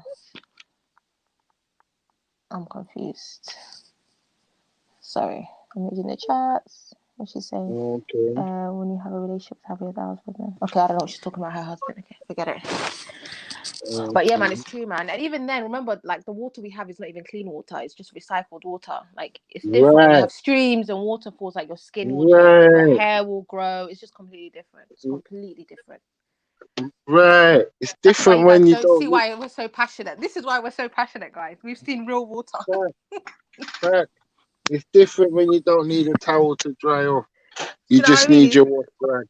Yeah, and you're good. Oh, and another thing is you see the minor things people don't clean. You know, the ears, the fucking, not just the inside your ear, around behind your ear, your ears, the back of your ear, all of them things there, man. Like, you could go up to a person and rub the back of the ear, and you're gonna get all that black. I swear down. It's like that. People are dirty, man. People are dirty. I'm dead. But there's enough people that they won't take pride in none of the things what we're saying. It's just whatever, man. And we have OCD. These are basic life skills. Yeah. Exactly. Oh, what's that noise? Sorry. Oh, it's my machine. One sec. Okay, my bad. Especially if you take pride in yourself. You get me? Washing is like fucking up there. Like, making sure your house is clean is up there. It's like up there.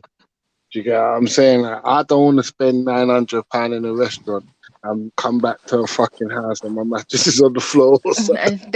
I don't want to do none of that dumb shit.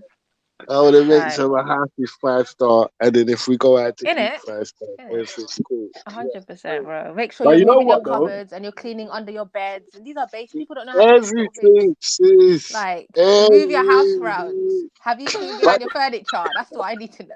These Instagram models be the dirtiest though. They're outside looking all prim and stuff, but boy.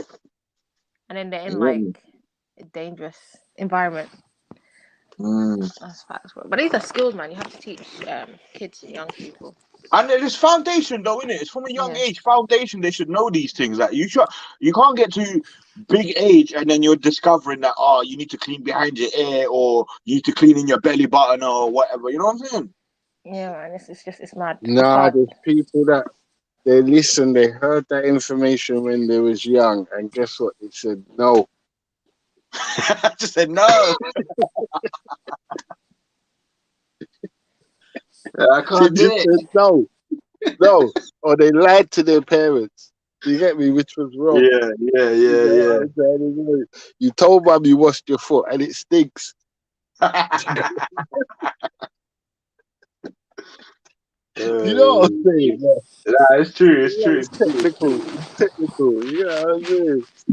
But I think some of it, what it is, you see us lot, we're used to being and having that feeling on a daily basis. Some people, they build up the mentality where they don't want to wash, they don't want to, and they're used to it. You know, when before you burn a spliff, you could smell the weed, yeah. But when you hit that spliff, after a while, you're immune to the smell. You get me? Same way with the BO. Like a person that's used to their BO, they don't know they stink. Like back in the day when I used to do delivery, Oh my God, immune to sis, BO. when I used to do delivery, yeah, I used to wrap up my face because certain yards you couldn't breathe in, and they used to wonder how is my man Because they breathing don't in open this the yard. windows. You have to open your windows in the morning. You need air in the real house. Some people don't open Mm. the windows, you know. Yeah, That's but basics. certain First thing you do. believe that there's bad spirits, so they don't open. They don't open up. That's actually disgusting. Some people are trying to keep the bad They're spirits just in recycling the yard. carbon dioxide. Listen, you go into some people's house and you can't even put your lighter on just in case it blows up. Blow up the whole thing. Because the gas was kind off. Yeah, listen, East is mad, you know. You got all sometimes you go 8 people in one yard and all that. It's technical, man. It's technical. But yeah, I know exactly what you're saying. We just have to just obviously keep doing what we're doing, you know. But you know what? We like On a real note, yeah, it's interesting we're talking about this because sometimes when I used to go work, yeah, there'd be people, yeah, that stink at work, yeah, and you'd realize a lot of people are saying, "Rah, my man stinks," or this person stinks, but no one's gone up to them and said, "Rah, you stink." Yeah, no, I'm always that man. I'm always that guy, but I never do it with words. I just pass you 2 links and I double bag it with 2. I double bag it. Shambolic. I double bag it, No, you yeah. can take So the just person to the side though and just be like, no, sis, that's not helping. I promise to you, they're and gonna let them take know. offense. They're gonna take offense. Just give them the links and say, "God bless, brother, man. This ain't no disrespect." But they don't need links though. They need a good scrub. You need to give them an exfoliating. Nah, if you double Something to bag exfoliate it, with, some soap. nah, sis. Because if Give you them a double little bag it, instruction, piece of paper with instructions on it. Like, no, the only instruction is to buy 2 carrier bags, sis, so they know what shop it came from, whether it was Savers, whether it was just make sure you know. You make sure they know exactly what shop it came from, so they can visit it, and then that's it. That's what you gotta do. I'm dead. I swear.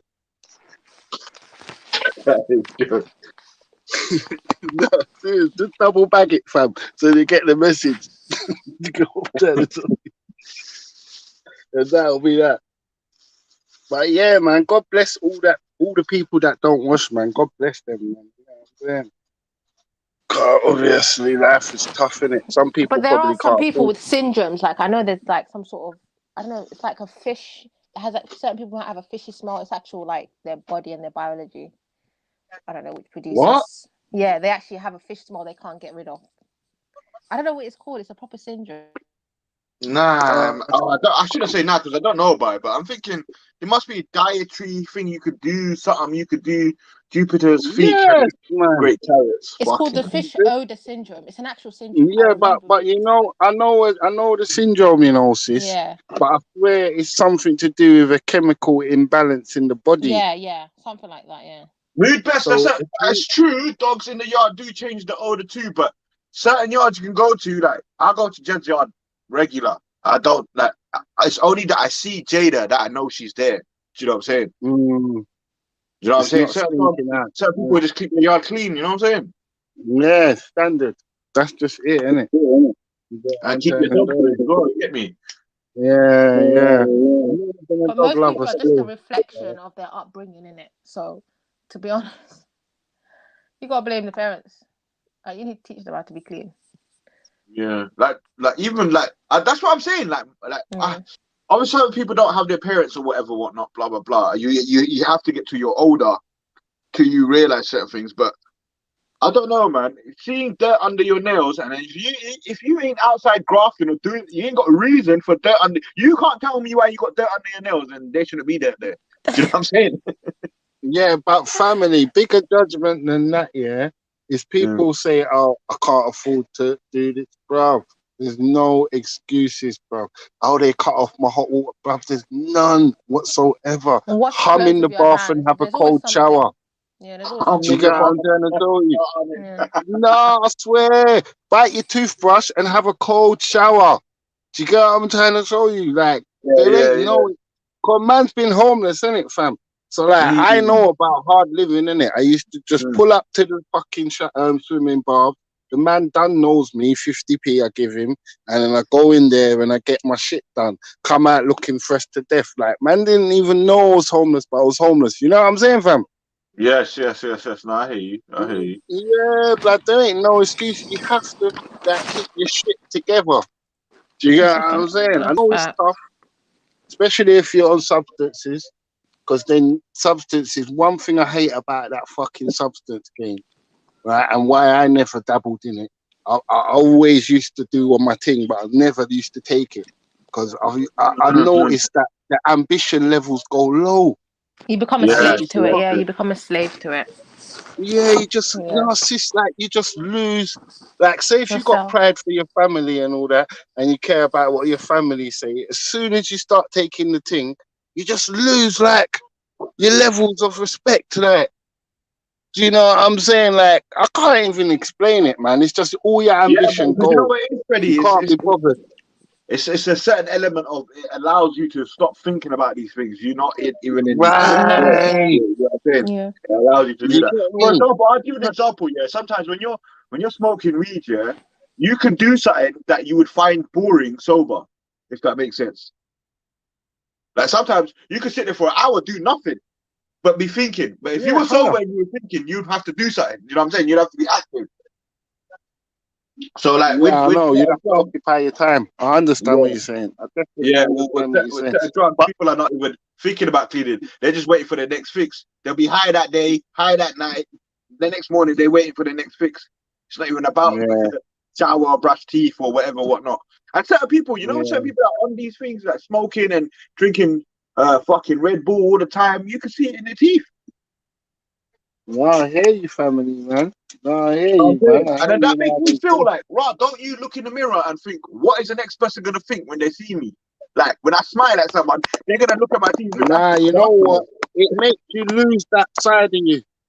Yeah. I think when you do the hard thing, it makes you lose that side of you. Like, you don't care what people think no more. Like, you've lost all of that. Like, and that's why I never personally... That's why I never personally fucked with it, because I cared what my mum said, cared what my peers thought about, man, and you know what I'm saying, how I was rolling and da-da-da-da. I cared about all of that shit. That's why I think, you know what, I don't want to lose that sense of not caring. Fuck that. Yeah, I'm So that's the only excuse, I think, if you're on substances. Yeah. What was that? The excuse because that man in Covent Garden of losing yourself and not like cleaning and stuff. For not washing. Yeah, man. Depression, man. And depression, yeah, that's another one. Like when you're feeling down, like I'm not saying that you stop washing completely, but I'm saying your personal hygiene and the way you look after yourself and quote unquote preen yourself will go down. This is part of priority, part of your psychology, man. It's how it works, isn't it? Even animals, when they're feeling down, they're just not doing what they would normally do. Because remember, cleaning, touching your body daily, touching every inch of your body and whatever is another way is a psychological thing as well. It reaffirms who you are, reaffirms your existence, and brings back a connection between your mind and body. Do you know what I'm trying to say? So it's more than just washing. Got a phone call. And it also will stimulate positive thoughts.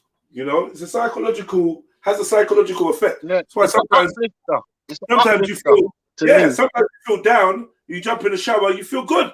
Yeah, I feel better after that shower. Why is that? Yes, man. Really? Why is that? Man. No, bruv, that's beautiful, mate. Yeah. Because that's the reality of it. That's what I was trying to fucking capture with the waterfall analogy. You get what I'm trying to show you.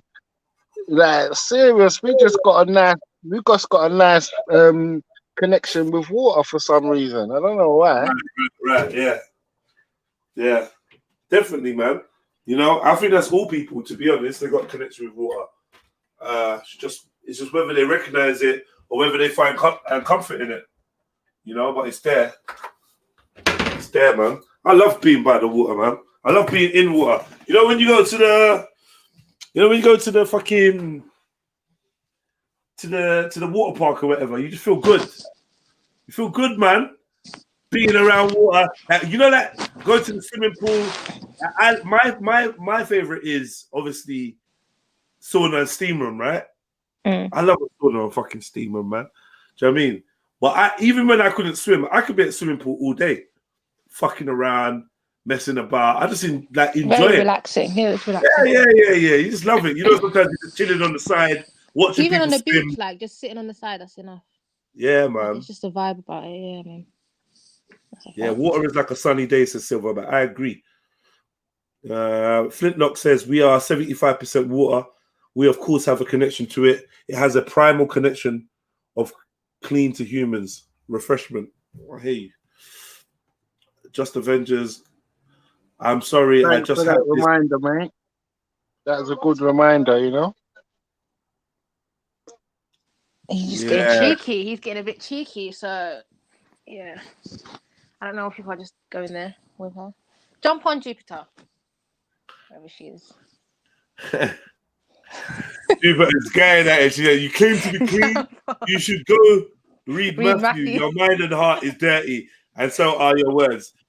No use scrubbing the outside when the inside's filth. She's going in. And that's a good fact.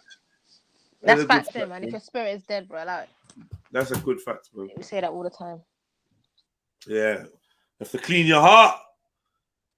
Oh, man, That's a big one still. Yeah. Heart clean mind, man. People got some dirty minds, bro.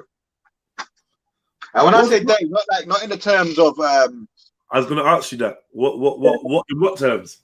Not in terms of sexuality or whatever. People have just got dumb thoughts, like negative thoughts that they need to declutter their mind. Like a lot of people have imaginary conversations that are based on bollocks. You know what I'm saying? Based on negative feelings. Like someone's having a mental argument, always trying to win mental arguments.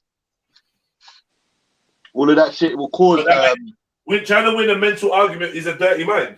Is that what you're saying? Well, to a certain extent, because like what I'm describing in a sense is like sometimes people wake up, yesterday that person pissed them off, so they're having that argument in their head.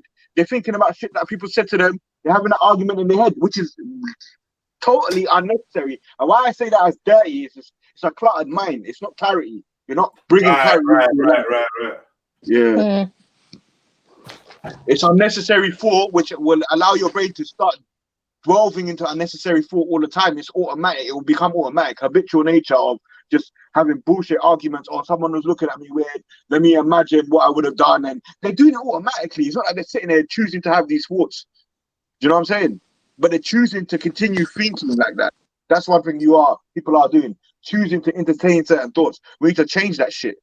You get me? For us, it's not about physical cleaning. We can talk about it because there's other people that are not physically cleaning. I think our main issues are internalized now. Do you know what I'm saying? The mental, the heart, the spiritual. That's what we need to work on. All this other shit is second nature. Fucking cleaning yourself, brushing your teeth should be second nature anyway. Do you know what I'm saying? Yeah, I brushing your teeth. Yeah, I'm trying to understand. We might have to draw the line about what's natural and what's not, because I don't know how natural brushing your teeth is.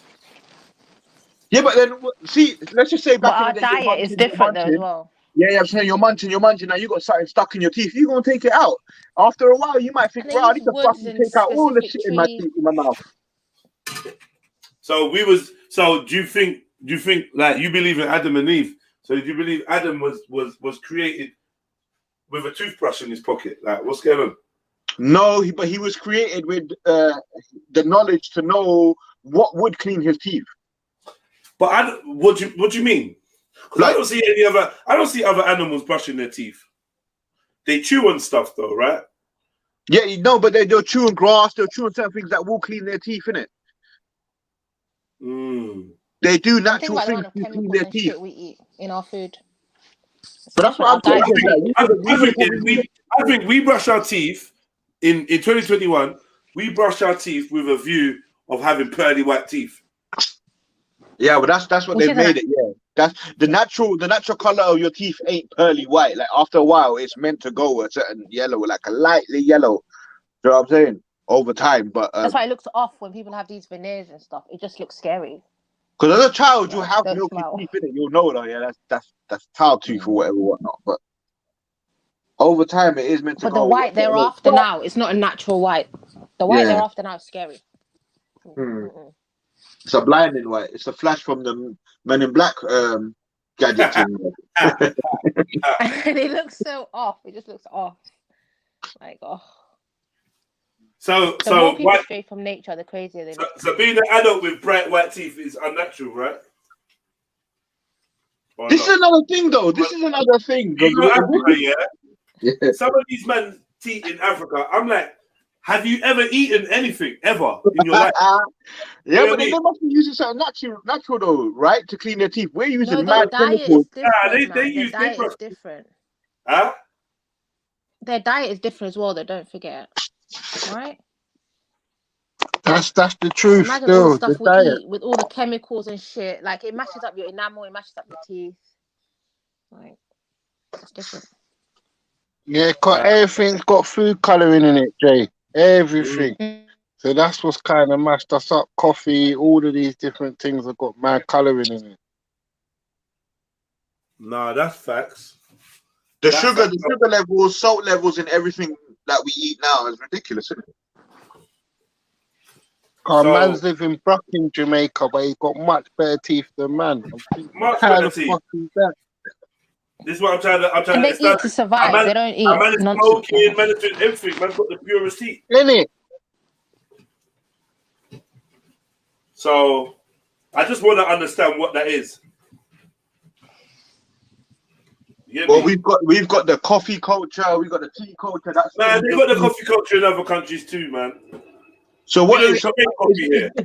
then that's what I'm saying. Then it must not be just a diet then, because if unless we're drinking a different kind of coffee and smoking a different But they kind of don't tobacco. use, I don't know, like, I know in some countries they use the miswak, the stick, the specific. Yeah, because that's what I was type going of to go to. Like stick. the They use Prophet peace be upon him, and they there's don't a use hadith- fluoride, toothpaste, and all this shit that we put in our mouth. Yeah, And there's then a we hadith. The then you Prophet have to peace use be it upon forever because your mouth is used to it. Yeah. Yeah, there's a hadith that the Prophet peace be upon him said that if it wasn't too difficult for the people, I would tell them to clean their teeth every time they go to pray. You know what I'm saying? They So didn't it's that use chemical. the They mouth. just used that stick, and that was it, and that's natural. Yeah, the miswak. But that scientists saying that Yeah. now, that's better than the And it fucking has health toothpaste. benefits. Yeah, exactly. Yeah, they're Scientists now actually saying that. making toothpaste containing the actual. There's European companies that are selling the miswak now. That are actually Yeah, selling it. There's a lot of things that they're doing. That they were Yeah, cutting for people real out though. for For real though. For real. Because That's why I'm not for all this unification. Yeah. But when you see an ancient tribe, when you see an indigenous tribe and that, some of them got the fuck up teeth, some of them got the beautiful teeth.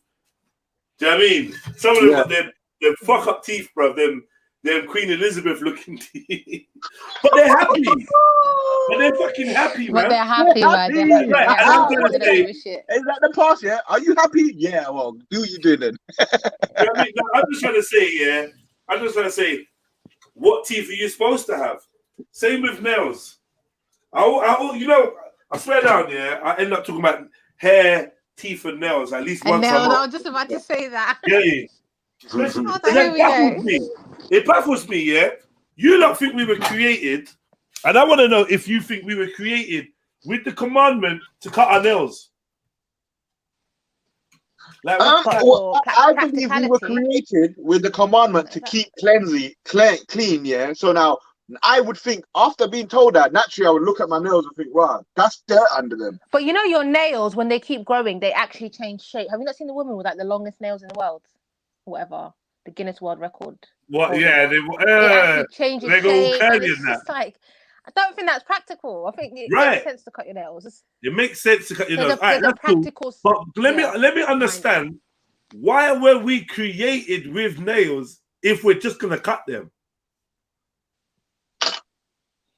Because you can use your nails for certain things. You might be able to use your nails for certain, like in society that we live in now, we don't need our nails too tough. If we were like living in a certain environment, we might use our nails, but even then, it would still be practical to cut them to a certain degree. You wouldn't let them grow out mad. I don't get it, bruv. I don't get it. You still have to cut your nails, bro. Yeah, bruv. You're born with nails. You gotta cut them. You're born with hair. But they help you pick things. They help you pick things. Huh? Right? The whole thing's properly. Yeah, that's cool. So then, things, like, scratch, I hear the argument about, okay, if we were doing what we should be doing naturally, our nails would be getting naturally worn down. So what activities is that? Because that's what we should be doing then. What about our teeth? But don't they protect the if we're bones eating the underneath right and food, our teeth would be getting clean. Yeah. So what's the right food to have clean teeth where you don't need to use a toothbrush twice a day? There must be something that you like. Okay, so there must be certain things that you can chew at certain times for your teeth to get clean. When I say certain times, after eating or whenever, or before you go to sleep or whatever, whatnot. There must be those things. You hear me? But for the nails, I don't like. What would we be doing for our nails to naturally? Isn't it a protection though? Isn't that protecting whatever's underneath your nails? Like. What do you mean? Kind of thing. Isn't it protecting what's under your nails? Well, well, you only got something under your nails because you got nails. The only use of nail beds is that nails can grow out of them. Otherwise, they're just your fingers, right? It's just your fingertips. So I know it sounds baffling what I'm trying to ask, but you know, if you believe we were created, Never thought about it, yeah, then it's almost like we're created with a set of grooming guidelines. Well, you guys believe that. I find it hard to believe that. Me personally, I see it as part of. I see it as all right, cool. It makes sense that if there's a bit of a physical test, there's a physical aspect of this test of this dunya that's added to it. That you are you, but you need to take care of yourself. Like you can't just. It's not okay for you just to eat and get fat. You have to maintain who you are and your diet and whatever, whatnot, blah blah. Same as your nails shouldn't grow too long where it's impractical for you. You can have the dirt is there, like it will just collect dirt and bacteria and nastiness and no. So people can scratch their heads, yeah, and their nail come up black. That's how bad it is. Oh my god! What people do you know, bro? Like what? What do you mean? Scratch their scalp? Yeah. Come up black. I've done that before because that's the oil from your scalp. That's your that's your dead skin from your scalp, hair, black. and then also maybe dirt. Yeah. Black, brown. Say, I know what he means. We could all have a wash today, yeah, like shower, shampoo, scrub, exfoliate, and That's tonight, just residue of oil, experience that same phenomenon when you use your fingernails. So that's normal. You shed skin every second. You're shedding skin, and the majority of household dust. I think they say something like 90% of household dust is skin cells. That's why we need the fucking air purifiers as well, man. People need to get air purifiers and shit and catch all this fucking shit in the air, bro. Like that we're just breathing in over time. You know what I'm saying? Why? Because if you get an air purifier, you know, like, you keep introducing a new piece of technology to this simple thing called fucking living. It's true. You know what I mean? Now we need air purifiers. Like what the fuck? We need an hazmat suit, everything, bro. Yeah, and in a way, it's like saying that the creator has made mistakes, and we're gonna rectify these mistakes. No, if we're living with nature, would we need to be doing half the things we're doing? That's my point. We've come so far detached from nature that we're using substitutes for what's naturally there. Right. You know what I'm saying? Right. So now opening your window is a mad thing because it's cold. We should be having cold showers. We should be waking up, going outside in the fresh air. I'm not gonna lie, it's been like a couple of months I haven't done this. I like to wake up before the sun comes out and before anyone else is out here polluting my fucking air. But that's a fallacy. That's just bollocks. No, but to a certain extent, I think it is better than. Wait. You're saying you're saying that the air is cleaner earlier in the morning because there's less traffic and people about.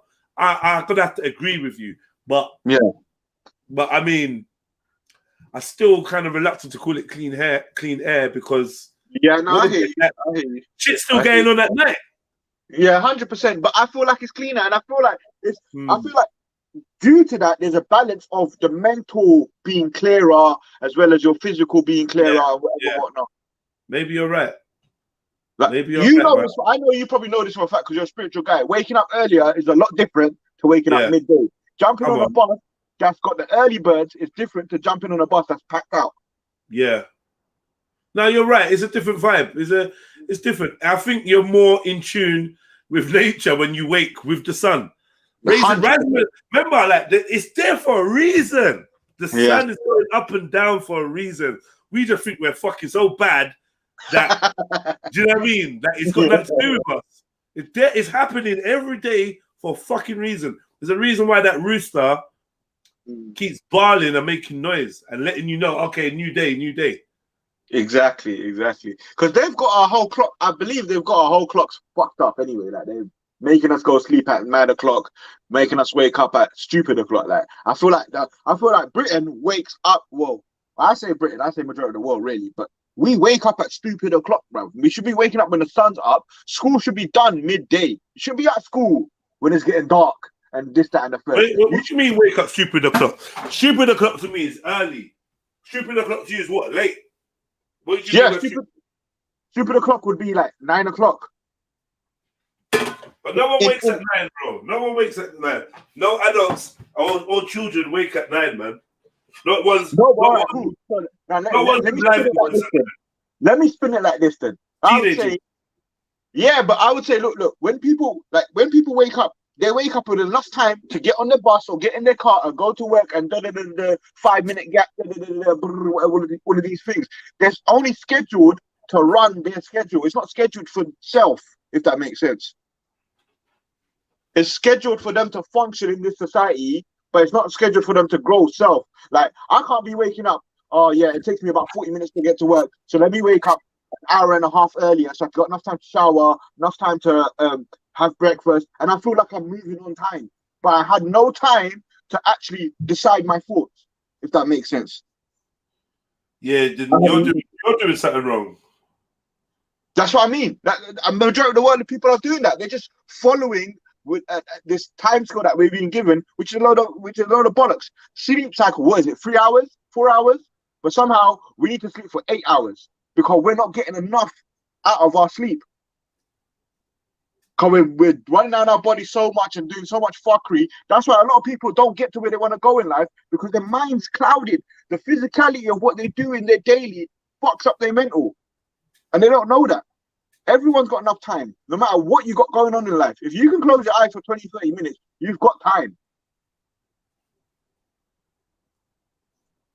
And I feel like the cleanliness, I'm translating into mental cleanliness, physical, we spoke about that, and spiritual cleanliness. Like my room, when I clean my room, I'm going on a little rant, but fuck it. When I clean my room, I position everything how I want it to be. When anyone cleans their room, they position it how they want it to be. When one thing goes out of place, you don't fucked up.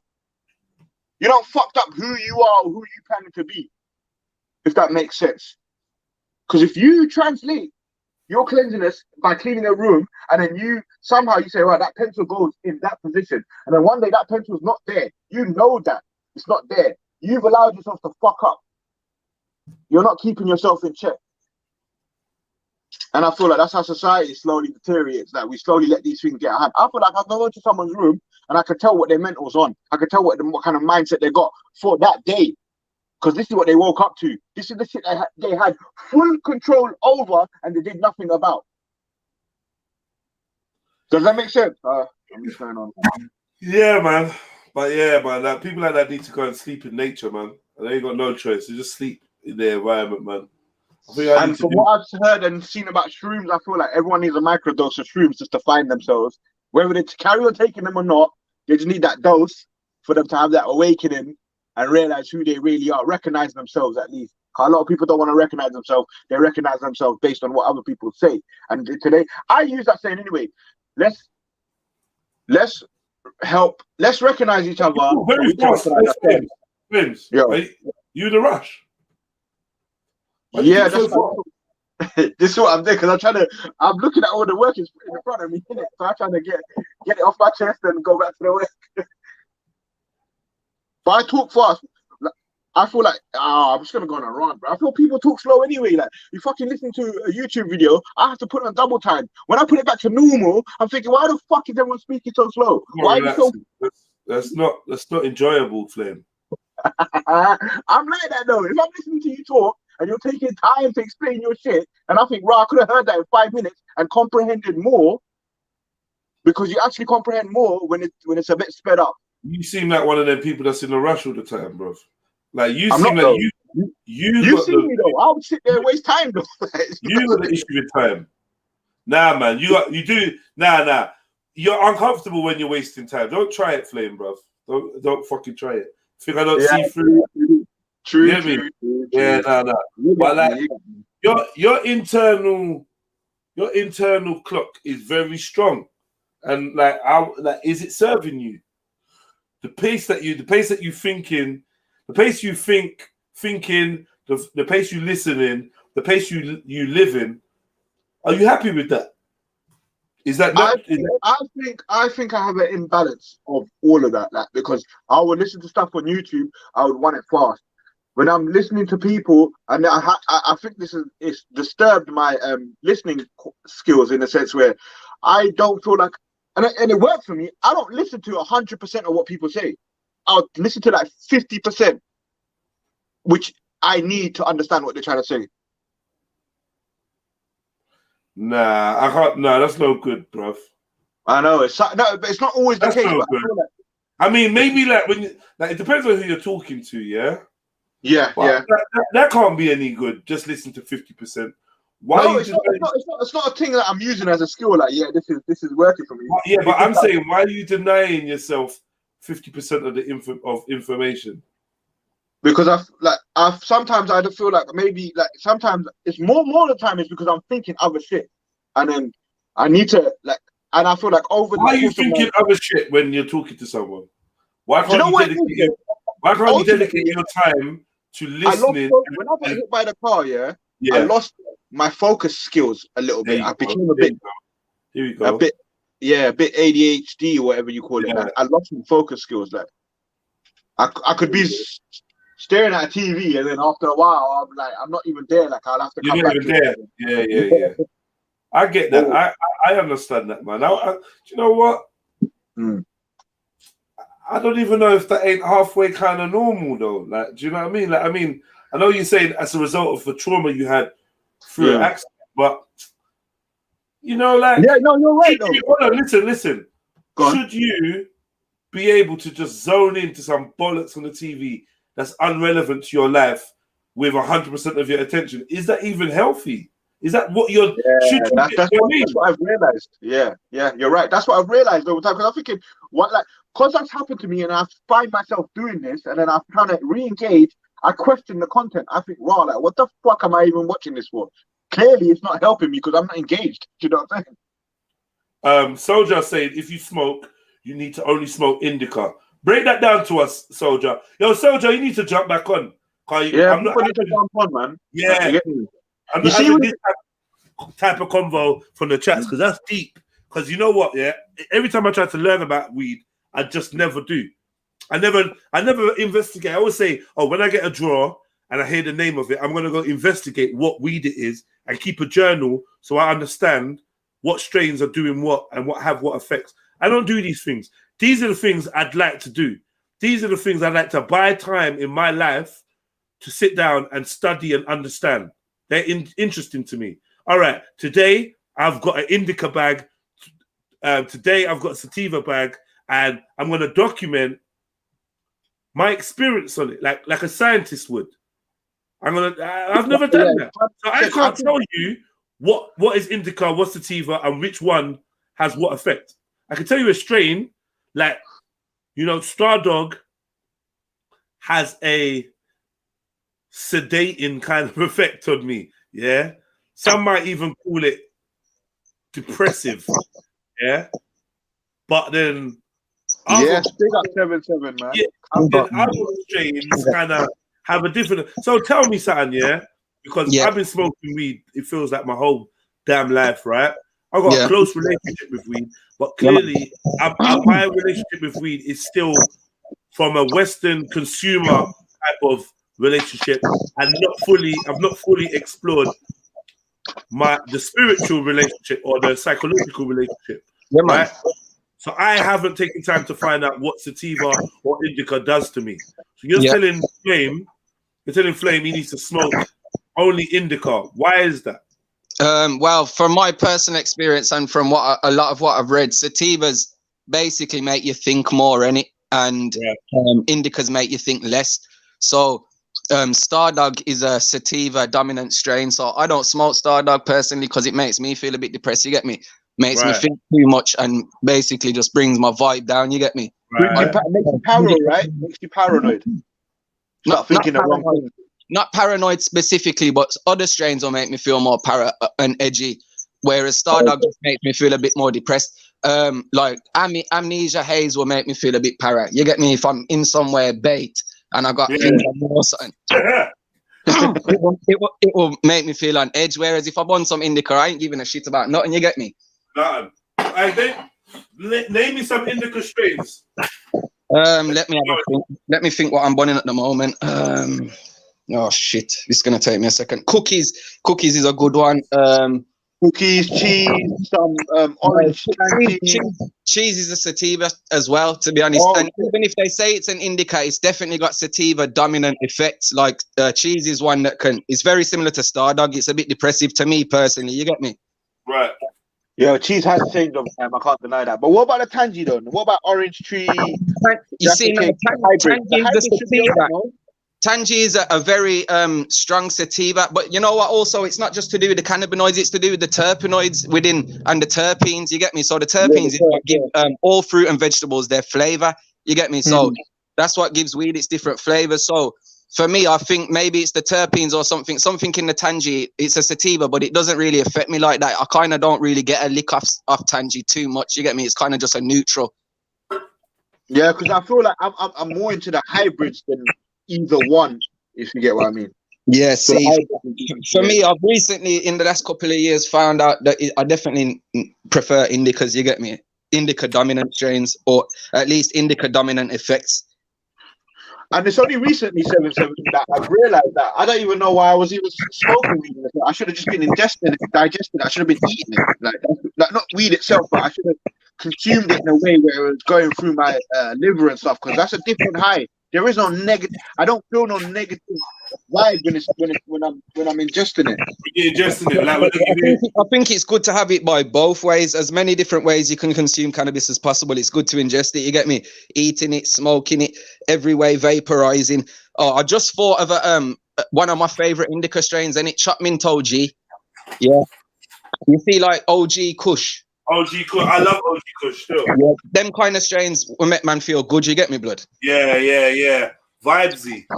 And Chop Mint. I agree with Flame. Even Stardog, that whatever you might say, it's got a certain downward pressing kind of vibe. I would say if you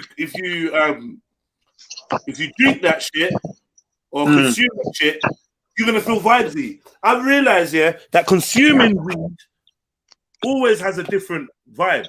Like the weed that you smoke may like kind of put you down, but if you eat it or drink it, it like almost always lifts you, makes you bubbly, makes you laugh, makes you giggly and social. So I realized that some people they don't like Stardog, but when they drink my syrup made from Stardog, they always get that lift.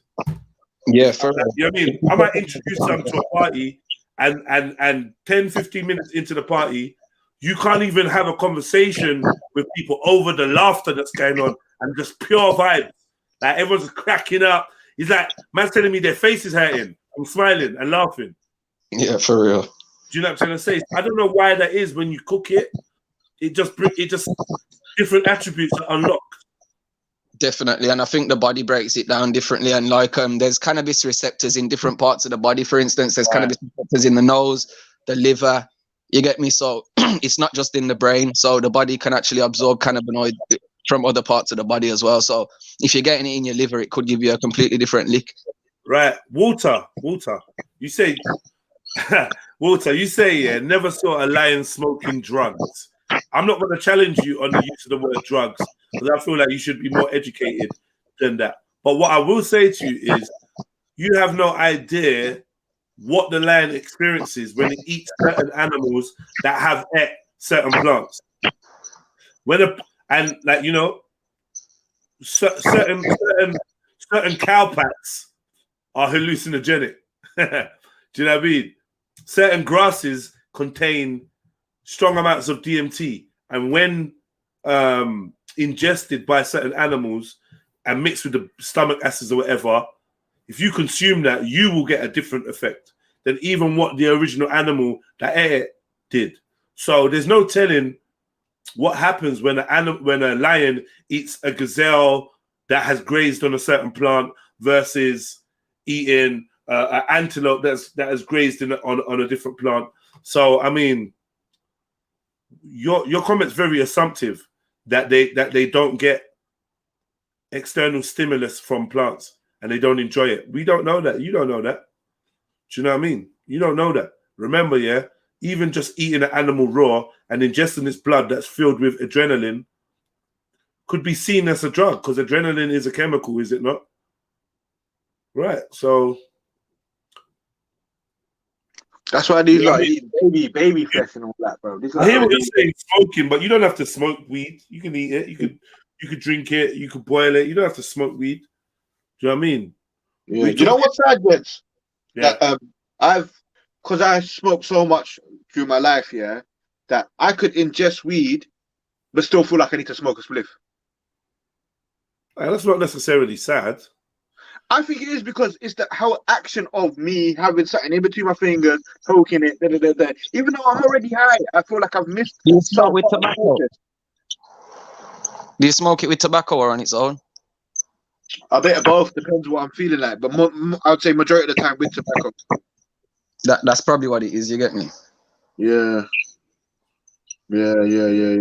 But I'm pissed that I never knew about the edibles from time ago.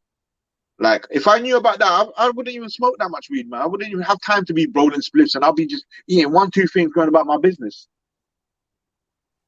Like, from a young age, I've had to hide, duck for cover. When I'm running a spliff, run to the other side of the block. They'll come in. Oh, fuck, and I hate all of that. Yeah, trust. Yeah, it's bullshit. But it's interesting that how digesting going through your liver gives it, like what Jen was saying, it's I don't know, it gives you a whole different high, and it's a whole different perspective of high. That it's not weed is mind opening, but when you ingest it, it's a different kind of mind opening. Yeah, definitely. I agree still. And I find that proper interesting. And I feel like what Jed was saying about how he would make a journal and write down about each strain, I feel like we should do that even with our thoughts. Like, how many thoughts, what can I remember that I thought today? How many times did I think it? And how did I feel today? And the next day for a week, people should do that and actually channel their thoughts and take back control over their minds and shit, in a sense. Because we might think we have control over our minds, but what did I say? I said, you're either a master of your mind and a slave to your thoughts, or a slave to your thoughts, one of the two. Yeah. It's just real consciousness, and it actually taking note of how you're acting, or you get me? Because I feel like, yeah, because even through travel, like, we have so many thoughts a day. It's impossible for us to learn from every single thought, or even learn from 10% of our thoughts. Because the way they made us ADHD is that we can't even remember what we were fucking thinking. But I have to write down, oh yeah, tomorrow I need to do this, tomorrow I need to do that. That wasn't the case back in the day. Yeah. Well, we weren't bombarded with so many different tasks. Life was more simple, so that's part of the system. You get me, bro? No, facts. And I feel like we as a people right now, we need to start developing these mechanisms of these things for the next generation to cope with their because mental health is only going crazy right now. Yo, Soldier, you got like a background kind of noise. I don't know. Have you got headphones in? I haven't. Yo, fam, I gotta go anyway, man. I've literally got to sort something out in like 3 minutes, and it. All right, cool, brother. Respect, family. Enough love, man. Guidance. Bless up, respect, man. Yeah. Big up. Hit that like button, people. Come on, we're on 80. We got obviously the numbers say 70 people watching, 70 Flame, something. why do you keep running people off the panel, Flame? It's not me, bro. Like I'm not. Shit, shall I leave? Why do you keep running people off, bruv? I don't know, bro. They can't handle it. They can't handle it, bro. They can't handle it, man. Nah, they see the flame. Ah, shit. Big up, soldier. Yeah, big up soldier for real for jumping on. Nah, they never run me. I'm like, nah, flame never run me. Yeah. Get me, look. Flame, run him out, man. You get me? Make me feel uncomfortable.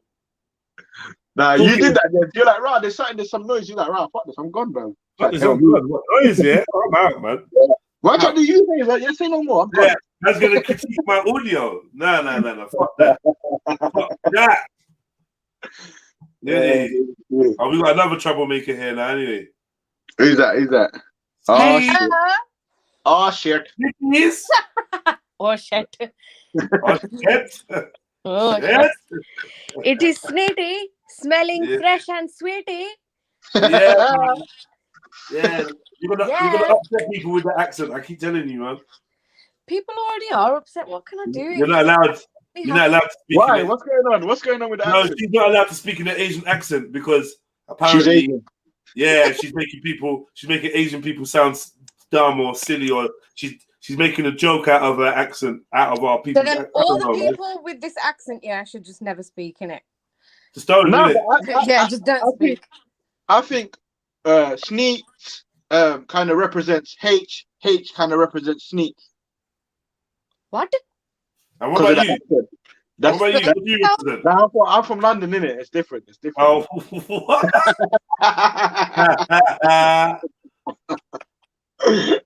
Strongly disagree. I represent myself. What's going on? He's getting violated right now. So what? So you've been told, Sneaks, that you need to stop using the accent. So that again, I've been told what? That you shouldn't use the accent. Oh, there was just some knobhead in the chat, and he was just like trying to speak Punjabi to me, and he was just like, "Does your mum know where you sit? Where you sit?" And I was just like, "The fuck?" Like, oh, relax. It's really not that deep.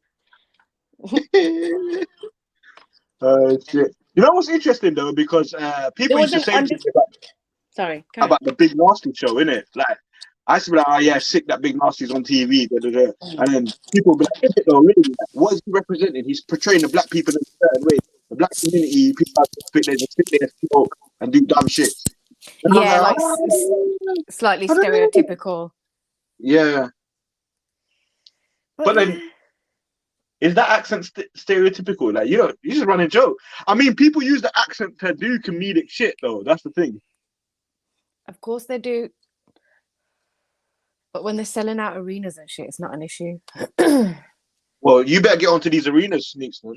What? Sorry, I'm not a comedian. I am just doing my job, innit? Paying bills and looking spreadsheet, updatings, and going log off. So when you say this, Sneaks, you had a shower, you clean the back of your ears, yeah? You clean your belly button. Of course. Yeah, those are must areas. You cannot just, leave all the little crevices and that. Behind the ears and the belly button, all of that. With the abrasive glove, yeah? A mixture of soft puff and abrasive glove. Abrasive glove.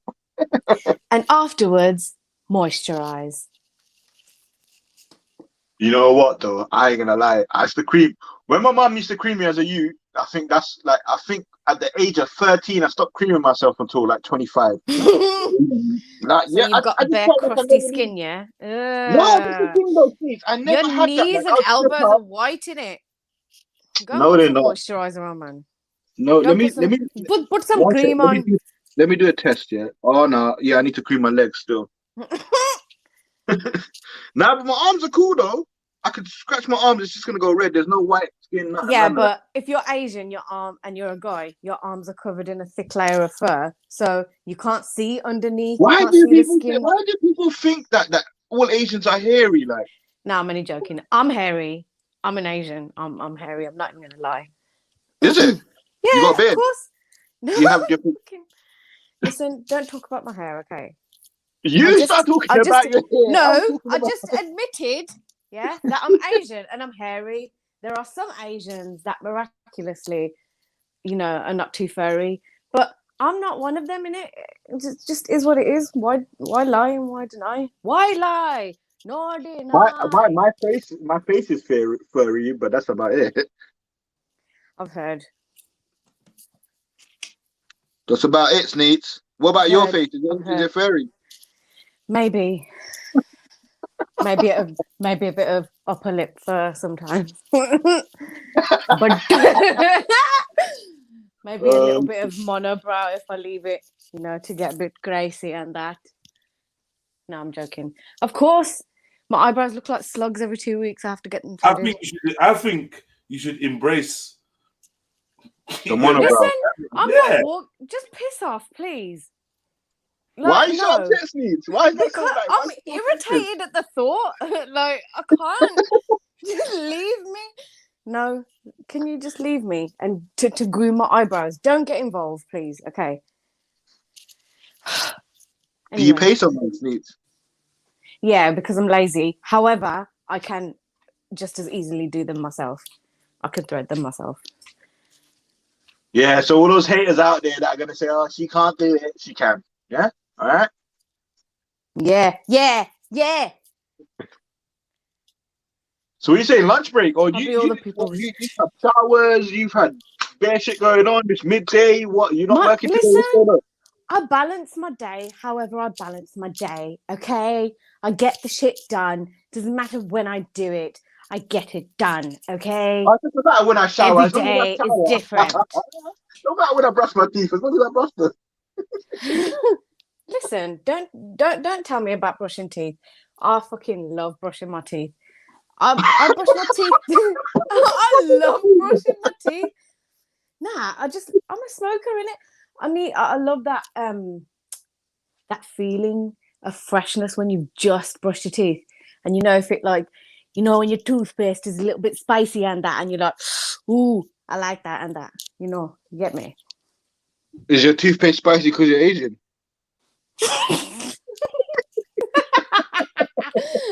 Yes, I'll buy the one extra added chili. If my gums are not burning, nothing's getting clean. You're such a spaz. Oh. But yeah, I was eating corn on the cob not too long ago. So I've just been at my teeth with the, floss. Doesn't it just irritate the shit out of you? Nah. Over time. Just don't do it excessively, innit? And you've got to do it properly. Like, you can't just be all aggressive with it. Walt was asking how come all Asians smoke. Who said that? Yeah, Walt, one sec, sis. I'll be back in a second. You got to chat to the people then. Not all Asians smoke. I'm just, yes. A lot of Asian people will frown upon me. You should see Asians in public trying to give me dirty looks if they see me smoking. They'll stare. Some of them will just stare and hope that will be enough to deter me. And then there's been times where I've been in my car and people will actually look and point and shake their head at me. It's just the way things go. But I don't really care. I'm not a bad person. God, you can't just leave me to chat shit by myself, okay? Someone jump up. Script chat, I can see you. Come, brother.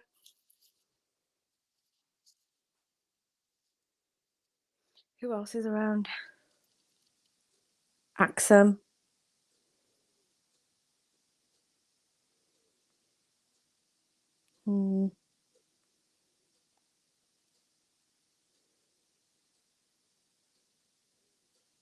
Yo, sorry. What I've just flame seen this comment. Yeah, well, he's probably, I don't know, taking a shit or something. Kareem Jabbar. Sneets uses cringy accent more than that wanker Paul Chowdhury. Do you even use your toothbrush though? Yeah, don't talk to me. I mean, people have a problem with you using your accent, and it's an accent that actually belongs to your people. They say it's cringy. They say it's cringy, maybe because you use it in comedy. Maybe if you use it when you're reading a scientific paper out. Yeah. But I mean, maybe they have a point, Sneets. Maybe they have a point. Maybe. Because like I know, like when it comes to like African comedians in the UK, they tend to use the African accent in a stereotypical kind of way. I suppose that's what comedy is. You know, I personally don't find comedians like comedians that just rely on, hey, I have an African accent. Hey, listen to me. I'm gonna say something funny in African accent. I don't find them very funny. Yeah. Because I think it becomes played out for me. Yeah, I think some people probably do think that I rely on it, but it's like I have many other tricks under my sleeve. I used to think, right, she's probably a really, really sad person that she needs to pretend to be someone else. Like, I used to think, right, like, yeah, she must be sad, innit? It must be a lot going on in her life that she needs to hear someone else's voice. So it's like, what? Do you know someone like, because she puts on an accent a lot, yeah, just or whatever, whatnot. So I used to think, right, like maybe she's sad, like maybe she's got a lot going on in her life. And this is he probably thought, what? Do you think think there was a bit of self-hate going on? No, not self-hate, just an escape. Like I like sometimes I listen to people, and then when they'll say certain things, they'll put an accent on just to make it humorous, but it's actually a serious thing to them. So like I thought it's a bad example, but I thought maybe because she's putting on the accent all the time, she might be sad in her life or something. So she uses this to feel good. I'll level with you. It's just in my nature to kind of make people laugh. And there are times where I do use it as a distraction from my own issues, but whether I run from them or whether I deal with them or whatever, they all get dealt with it, at some points. But I've noticed that doing something to make someone else laugh is 9 times out of 10 quite effective at me lifting myself up. Yes, true. I can't disagree with that still. Yeah, so I'm not gonna lie, there is an aspect of me lifting other people, like using it for something, but that's just comedy. That's just comedy though. That's not necessarily tied to just using an accent. That's just like busting jokes, right? Yeah. But using an Indian accent is really effective at making people laugh. Like, what the fuck? Like, if my intention is to make people laugh, and that's what makes them laugh, then I'm gonna do it. Like if I offend you. So I suppose one of the claims is people laughing at your accent is at the expense of India. Or whatever Indian people. But my own mom talks like that. Do you know what I mean? She puts on the accent. She doesn't speak English too well. Oh, okay. When she speaks, but like when she says certain words or whatever, I don't actually do the exact accent. It's literally just a very generic one. If I did it, so like, but do you feel like pop version? What some people are saying is you're using a caricature of your people to entertain others, and they find that to be offensive. A negative thing, and from their perspective. Big up, Lady Divine. Wow. Big up. But then at the same time, Lady Divine will do the exact same thing. So, but we're not really critiquing that. Well, I've not heard too many people critique that. Actually, I've heard someone say, "Oh, look, she's gonna slip into patois now." But like, we all do it. So would people be happy if Sneaks was using other people's accents? No, they wouldn't. No, definitely not. Exactly. Kate Sizzle says, "What about Apu on The Simpsons?" Like, I'll be honest, Sneaks and other Asian fam have told me that they found Apu offensive. I never really clocked it. Do you know what I mean? Like, personally offensive. I never really clocked it. I never personally found it offensive, but I know of people who have found it offensive. But it's it's the fact that a white person has done the Doing voice. it. Yeah. Exactly. Like if an Asian person did it, I do not give two shits. There's bare people on national TV who put on this accent for TV, and they're like, oh yeah, the Asian family on EastEnders or whatever. But the minute that a person in the street, a random person, does it, it's like, oh, how dare you representing us? You're making us look stupid.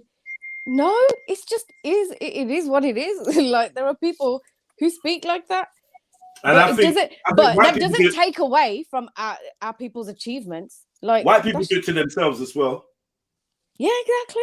Everyone does it to they themselves. will use a stereotypical accent to take the piss out of themselves. No Whether one's it be- exempt from a piss taking. Like, Hmm. okay, within reason. All right, fine. Let me alter Well, that. on, Lady D, what's going on, man? What's happening? Big up, do you know I come to cause trouble in it, you waste man. You know I come to cause trouble. You always come in with my bullshit. What trouble you got for us then? I don't want to come and pick on you, innit? What else can I do? I'm bored. You can't, man. You don't have the ability to. Man, I'll bad you out. What are you talking about? Stop running your mouth in front of these people, innit? Stop it. Like, come on. What? I think comedians are the forefront of freedom of speech. Comedians stand in front of a room full of people and point out all of their racial and cultural stereotypes. It's cathartic for us to laugh together at each other, but there's a line when it becomes offensive and politically and potentially racist. Yeah, well said. Well said. I just think when an African man in the UK wants to be funny, he has to use an African accent to say, you know, and sometimes I just don't find it that funny. Do you know what I mean? I just like, I don't know. I just don't find it that funny. Yeah, you can tell when the intention is like to be like, oh, I'm gonna do whatever I can to just make people laugh, or you know what I mean, or whether they're It's like a actually one-trick pony. creative. Yeah. Okay. Every time you use an African accent, for instance,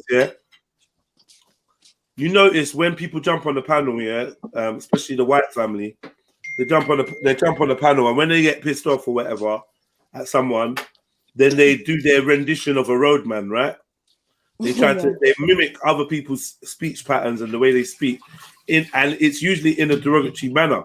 For instance, like Ali G will do like, yeah, in it, but and it's usually associated with being dumb. They hardly use that accent when they're mimicking someone that's saying something intelligent. Do you know what I mean? It's usually like, oh yeah, people. So it's like saying people that speak like this are dumb, or not as intelligent as people that don't speak. Yeah, I get what you're saying. Yeah, I get you. You know, you're saying it's more of a mockery thing, then, isn't it? That's what you're saying. It's like a mocking thing. It is a mockery. Yeah. It is a mockery because, okay, one thing doing the accent, but it's like the things that you're getting the people to say is just to highlight that, look, they don't really have great intelligence.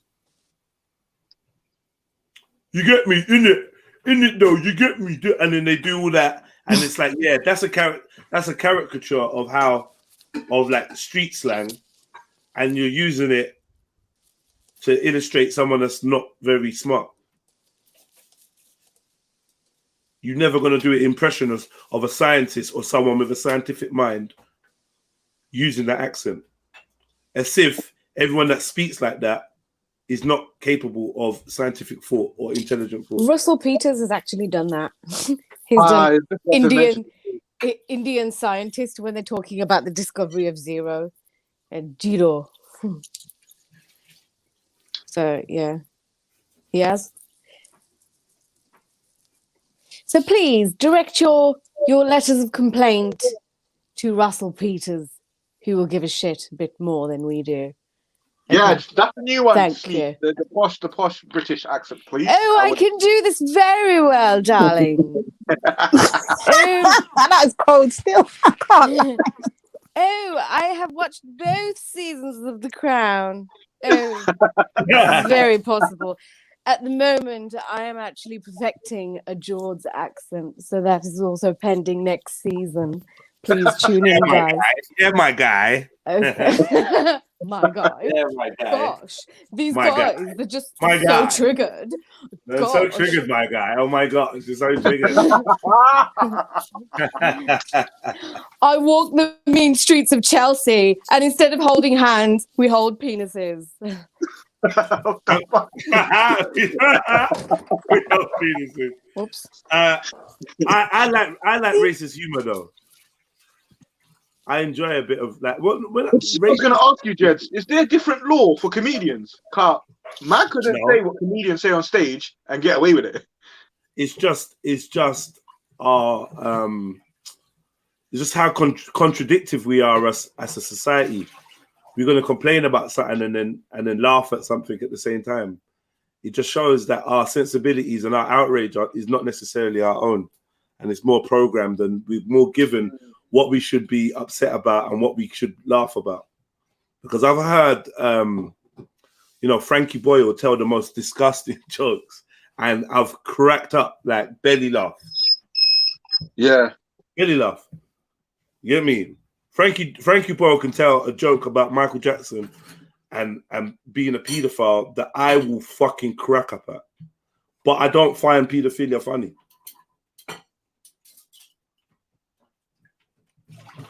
Do you know what I mean?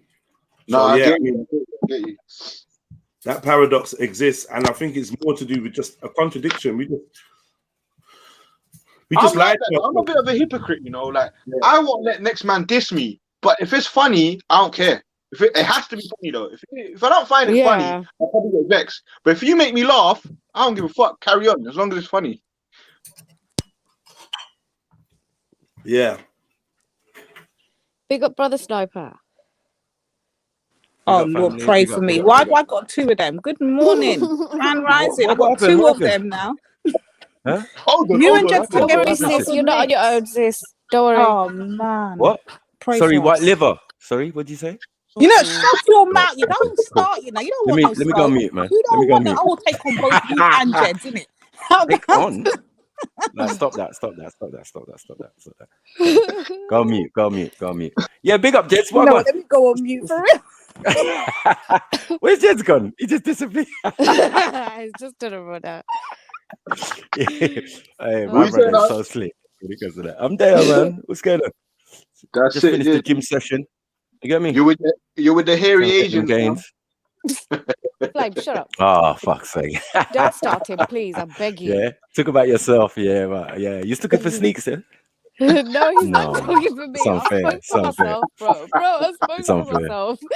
I put my hands What, do you up, comb your okay? back as well? Sometimes. What are you saying about the gym? Yeah, you come from the gym, yeah? Sick. That's it. Yeah. Sometimes I get one of my sisters to put, some braids in it and that. Oh, centre parting. Sometimes Centre depends parting on- between the shoulder blades and that. It depends on my mood, all right. Sometimes I just let it do what it wants. Yeah. All right, who's got a unibrow? Go on, be honest. Me, I plucked it the other day. Apparently, Right. I came here and Anyone- discovered. Oh, Apparently, I wait. came here. Matthew, listen. Apparently, I came here and discovered I got hairy. I ain't got over that, I got hairy knuckles and hairy elbows. I'm not over that. I'm traumatized. Yeah, Jed's. Didn't get in on you still. I ain't even lie. That's funny. You do. He would get a reaction out of you. You know what I mean? Like, yo, if we want to get you on the panel, we have to say something abusive. Just randomly, just dropped it. I remember. And voila. You get me? God. Lady Divine will appear. You know what I mean? She's like Candy Woman. You know, like Candy Man, you have to say his name 3 times. Do you get what I'm saying? And Okay, Beetlejuice, I'm you have to going on say his mute name now. 3 times. Right. Lady Divine, you say her name 3 times, she'll appear. And woe betide for you. Oh, You man. won't get that work. No, I passed through, man. More time, I'm listening, More time I'm just chilling, listening in the back. I might not be typing and that, but I'm supporting. I'm liking up the shows and listening. You got my view and my likes and all of them something there. I was listening to the show yesterday when you lot was talking about the racism and the stuff in football and Wagwan. And I was just like, joking. Can I ask you something actually? Yeah. What do you not feel about black players playing for England after this? Like, don't you like? half of them, don't you feel like they should be focusing on their own? I know that we're brought up here with we got affinity, sort of quote unquote affinity to England in a certain sense, but after them not getting treated like this, do you think that they should still throw in that jersey? Personally, and from what I've been hearing, no, not really. But it's just part of the course of football and, you know, progressing as a footballer. It's like part of the course, you know what I mean? If you play for your national team or it raises your profile, you know what I mean? They're definitely more interested in you during the season. Do you get it? They're making sure they don't want you to be injured, basically. Do you get it? Yeah. They'll be like, oh, Rashford's injured. Oh my God, what are we gonna do? Because we got next international coming. You know what I mean? But the responsibility is mainly with the club. Should that be an aspiration for a young black kid or a young ethnic kid to think, yeah, I'm gonna grow up one day and I'm gonna play for this country, which has 90% of supporters are white, which 90% of them, well, 80% of them supporters are racist, and if I fuck up, they're gonna blame my whole race for the shit. Generation. Yeah, should I have this aspiration? Should I grow up with I don't know, but I mean, now it's kind of obvious that is it you've got to weigh up the pros and cons now because of recent events. And recent events are only highlighting things that have gone before. You know, they've got a whole campaign about kick racism out of football. Still going. How many years ago did they start kick racism out of football?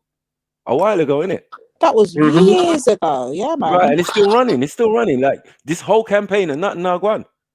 Man's still throwing bananas. Man's still doing You get what I'm saying? But the racial bias in this country compared to countries that are blatantly more racist, they seem to know that, yeah, we are racist, yeah, but we still need these niggas to win. Do you know what I'm saying? And with France, it's so obvious because they just draw on their colonies and that. You know what I mean? All these French colonies, these African countries, Congo, Cameroon, Ivory Coast. Do you get what I'm saying? These are all French speaking, man have French passport. Do you get what I'm saying? And aspiration to go to France or Paris. You know what I mean? So you get certain type of Africans go to France. You know what I mean? Where the ones that are controlled by the Commonwealth or England tend to want to come here. Nigeria, Ghana. Do you get it? So, and then obviously Britain owned the West Indies and, you know what I mean?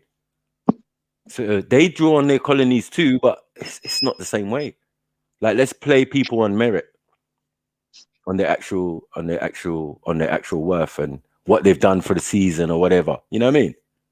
Like, if you really want to blend, that starting lineup's got to be very, very dark, and that doesn't suit the image they're trying to portray. You get me? You saw the video I sent in the group. Man saying free lions, yeah, free lions, yeah, free wogs. These wogs, like you said, Sneaks. Yeah, he took him time. Yeah. He was waffling. Took him forever. Yeah, just to get to the point, man. Have you seen this comment on your screen from Dalton S? Oh, sorry, mate. If you don't want to see white people, I think you're better off in Africa. All right, back to Africa we go. Come on, back to Africa we go. That's as I said, my thing is, if you send us home, I mean, one, we have perfect right to be here. Do you get what I'm saying? Like, you know, ethnics built this country. Yeah, more so than the like people ethnics. Yeah, like ethnics built America. Do you get what I'm saying? The native and the people, the immigrants you brought in, blah, blah, blah. They built your country. Do you get what I'm saying? So this Great Britain is built off the backs of our ancestors. Do you get what I'm saying? The jewel of India. Hold on, wait. Marco, sorry to interrupt you. Can we big up Lady George in the chat, please? George's Mrs. Better Other Half is in the chat.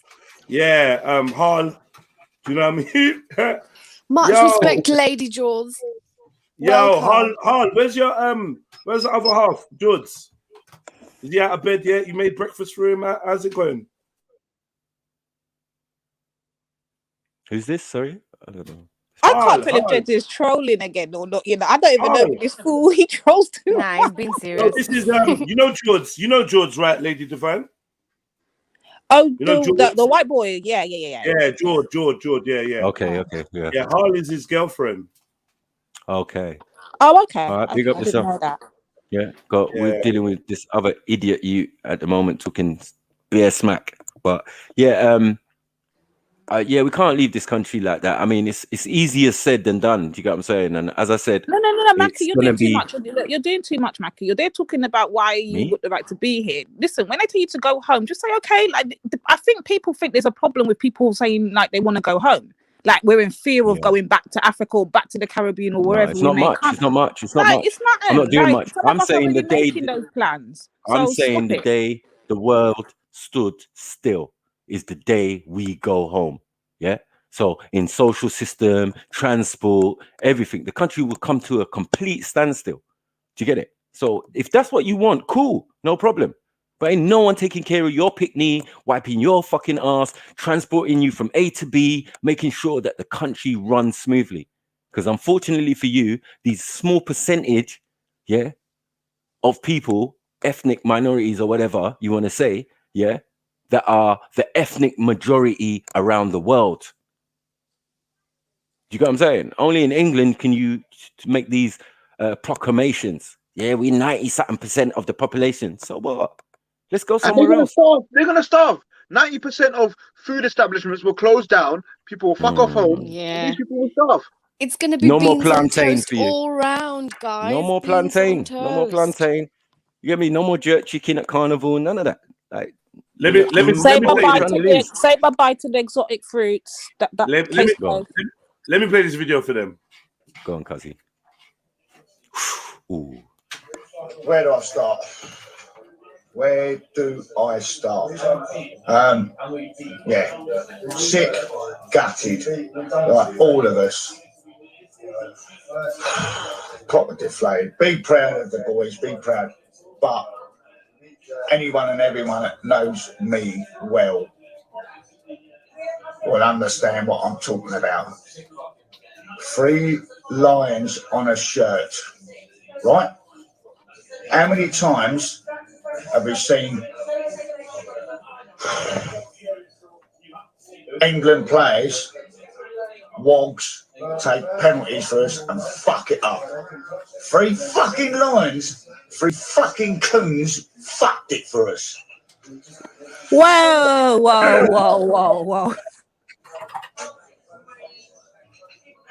I'm sick, fucking sick.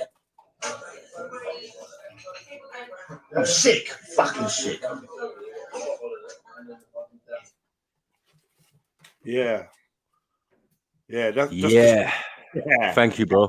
There you go, Thank you. Just to reiterate our point, you know what I'm saying? Like, these are the attitudes of certain people in this country. Do you know what I'm saying? Like, you wasn't saying that before the Euros. Oh, you lot should just leave. Now, after a fucking football game, you're talking about people should leave. Man, I'm not even entertaining it because you wouldn't even have the confidence to say it in real life. This is the thing. That's why the internet's good, because you can have your free say. But in reality, your black friend Winston, you know what I'm saying? You ain't telling him shit. You know what I'm saying? Bear George around. Let's be honest. Yeah. Just chatting shit, bro. Like, we ain't upset. We ain't thing. We're not even entertaining it. And what's more embarrassing for us is the rest of you who feel cringe-worthy about this situation.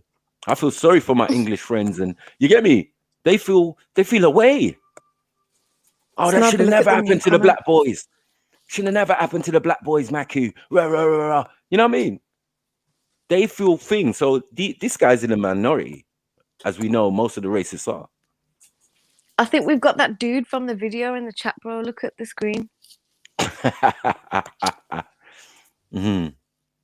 He has appeared. They can't accelerate shit. Like, get them out of here, man. They can't accelerate nothing. You have to have some brain cells first and have some form of intelligence to even like have a conversation with man. You know what I'm saying? Like, the level of discourse with some of these guys is ridiculous. I mean, I've been with the best of them. To rattle them. I've been with the best of the racists in Speaker's Corner or whatever, or Jedi's just destroying this guy. You know what I mean? Like whoever Danny, Tomo, whoever. You get me? They get that work. A man's not even trying hard. These are the facts. I pull one of them to the side. He says something out of the blue, and I ask him a question. A man taps him on the shoulder and says, "Don't speak to him. Don't speak to him. Yeah, because you're gonna fuck it up for us." Do you get what I'm saying? Because you're ignorant and you're dumb, and like you say something, but you can't, you know what I mean, back what you're saying. Because I'm gonna pull you up. I'm gonna pull you up and say, "Yeah, what do you mean by that? Huh? Who built this fucking country? You can't, huh? Huh? No, don't talk to him, Dave. Don't talk to him. Thank you. Take your tattoos and your foolishness and fuck off." All right, come on, England. I'm not gonna lie. One, you left. You left your other account to come and jump on a account called Come On England, which I think is classic because, like, you know, the results of screaming "Come On England," it doesn't end. You can say "Come on." Come on, England, till the cows come home, but the trophies don't. Trophies don't. The cows come home, the trophies don't. So changing from Hull to Come On England, I'm not sure why you needed to do that. Secondly, you don't have the minerals to come on and have an intelligent conversation. So personally, your arguments are always going to be stained with the fact that you can't have a manly conversation using your man voice. Yeah, and your intellect. You can't do that. You don't have the tools, you know, so you've kind of accelerated your own sense of intelligence, your own sense of IQ, because when you come across the primitive African natives, you seem to lose all voice, you seem to lose all logic, and you can't even have a basic discourse. So I'm not really sure what point you think you're proving by writing random shit in the chat. But there is a link there available for you to come on and voice yourself in a coherent manner and have a conversation. If you're available to do that, hit that link, let your nuts hang, hit that link and show us that you are not only great at trolling, but you're also great at putting forward your information, referencing your sources, and, you know, having a great discourse. If you can do that, jump on. If you can't, then obviously you can flip between 8 different YouTube profiles at 1 in the afternoon and just spout absolute nonsense like a schoolboy. Do you know what I mean? But see, Jed, you got it all wrong. See, that's where you make the mistake. See, it's not going to happen because it ain't going to come and address 2 men in it. So what's going to happen is you have to go and get the lipstick and the lip gloss on first. Get the 2-2-1 and all those things, you know, and then come and address the women on the panel, innit? Come and do that. We got this. We got this. Like, come on, we're waiting. Come on, England to the panel. Come on, England to the panel. And after a day of saying how unemployed and useless and dumb we are, you kind of come back to kind of associate yourself with us. That kind of says a lot about you because you don't find enough highbrow white men to sit and talk with. Your peers are not there. Your peers are not there. Wherever you're doing, do you know what I mean? As a young man, you don't seem to have peers around you that you can talk and, you know, conversate with. You seem to keep coming back to what you describe as niggers and monkeys. You seem to need their energy, need their attention. And I have to ask myself why. Why is it that you come from your beautiful life to come and slum it with monkeys? Why would you do that? Why would you do that, man? I don't get it. Maybe it's the same reason why we don't go over to your channels or platforms or anything you do and seek you out or even wake up and think about you. It's because you're irrelevant. And I think that's what your main fear is. You're losing relevance in your world. You're trying to find a sense of identity. And the only way you can figure to do that is by trying to tell other people what they're not. You don't even know what you are or who you are. It's a really lonely existence, man. Do you know what I mean? I do feel it for you, man. Even though, against my better judgment, I have pity for you, bro. Whenever you want to jump on, man, and let us know that the grey matter in your brain, or your grey matter, should I say, which is your brain, is actually working on a superior level. Like, show us. display it. Display your fantastic logical skills. Let us know. Let us know how superior you are in intellect by coming on and having a short conversation with us. But you can't do that. You know what's upsetting for these yeah. man? When man like me at the age of 22 gets picked for England under 21 football, right? You know, the scouts come to the games. I was playing for my college. Yeah, man, and they picked me for England to trial out with youths from all over: South London, North London, East London, West London. Do you get it? And then out of there, they'll pick 24 lads, and yeah, that's your journey into professional football or whatever, or playing for your country and all that. So I'm wondering why they scouted me and they didn't scout you. You know what I'm saying? Yeah. Why would they scout these niggas? Huh? Because they know we're talented, bro. You know what I mean? Your racist French cousins seem to know better than you because they want to win. You know what I'm saying? They want to win. So they don't care how dark, how fucking shiny the brothers are when they're running around on the pitch. As long as they got that trophy at the end of the day to put in their cabinet to say France won a World Cup, yeah, with the aid of at least squad of 24, let's say 20 of the 24 were from Africa. Damn. Yeah, only a fucking goalkeeper was French. Here's Afghan in the chat. Another one like, oh please, black he's been man, chatting shit, bro. Please acknowledge me. Yeah. Please look. I'm insulting you. Insulting you. Say something. Do something. Acknowledge me. I'm insulting you. It's like, bro, like, I don't know, man. You still got off that banana thing then? You still I want to make friends, man. Bananas up in his bum. Just like Afghan. Just make friends and just make friends with people that are like-minded and just go and spend your time with them, man. Spend your time with your wife that you keep bringing up and just enjoy her company. I'm not really sure why you'd be around people that you have such a low view of. If anything, start a live stream and we'll be over there. We'll come over, every day in the chats, listening to you, taking notes, memorizing things you say. But you know that's never going to happen. You know that the interest is one way. The attention is one way. The energy exchange is one way. You want energy from this source. And ultimately, you can't deny that. We killed you already, man. And if you don't believe that, then let's set up an experiment. Let's see how many times I come over to whatever platform or organization or anything you've got going on. Let's see how many times you see Jedi pop up showing that he's taking an interest in what you do. It's not going to happen. And you got to ask yourself why. Why are all you superior men spending your time perusing through the chats and just begging for attention? Remind me of the naughty child that just wants his dad to say, I love you. So you're doing all kinds of acting up, all kinds of projecting to make yourself relevant in your dad's eyes so he can give you any form of attention. And that's quite saddening because you're a grown man with your own children, man. And I don't think that in years to come, your children would be proud to see exactly how thirsty you are for attention from a black man like myself.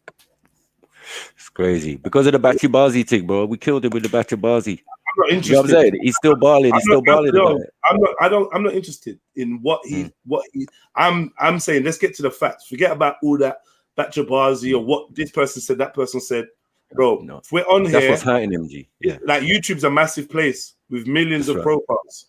There's millions of things going on. If you type in live stream or live into your search, your filter, you can find many people speaking on many things around the world. However, these specific people seem to be they're full of insults, they're full of negative things to say about us, yet I don't even think they understand how drawn to us and how attracted to us they are. Men and women attracted to us. Like, come on, brother.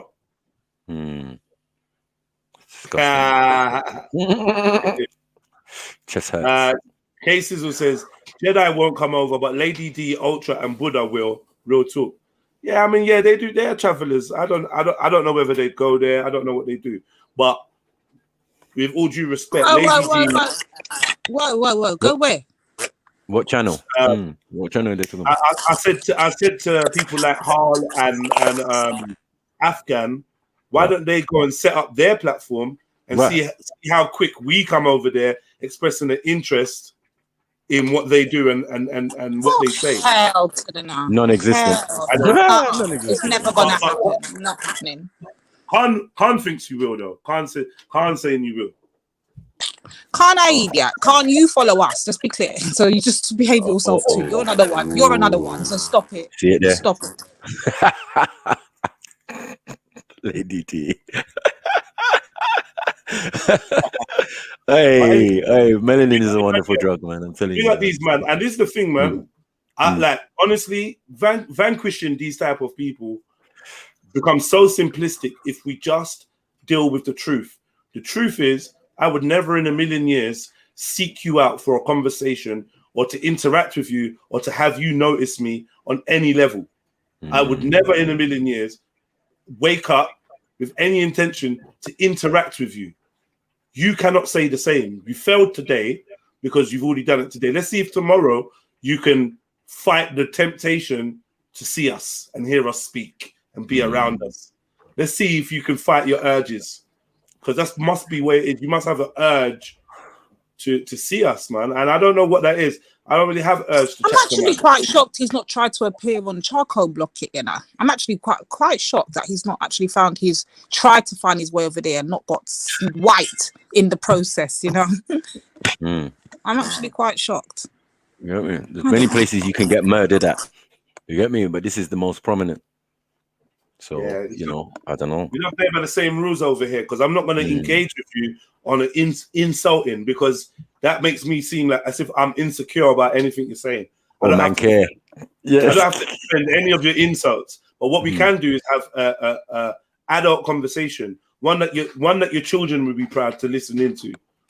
Because I feel no shame in having a conversation with you and having my children, my partner, my friends, my family listening in. Can you do the same? Truly, with the way you conduct yourselves now, man. But then you're gonna walk away with some disillusional superiority kind of complex. You actually think that you're in some way better than the people you go out of your way to try and insult.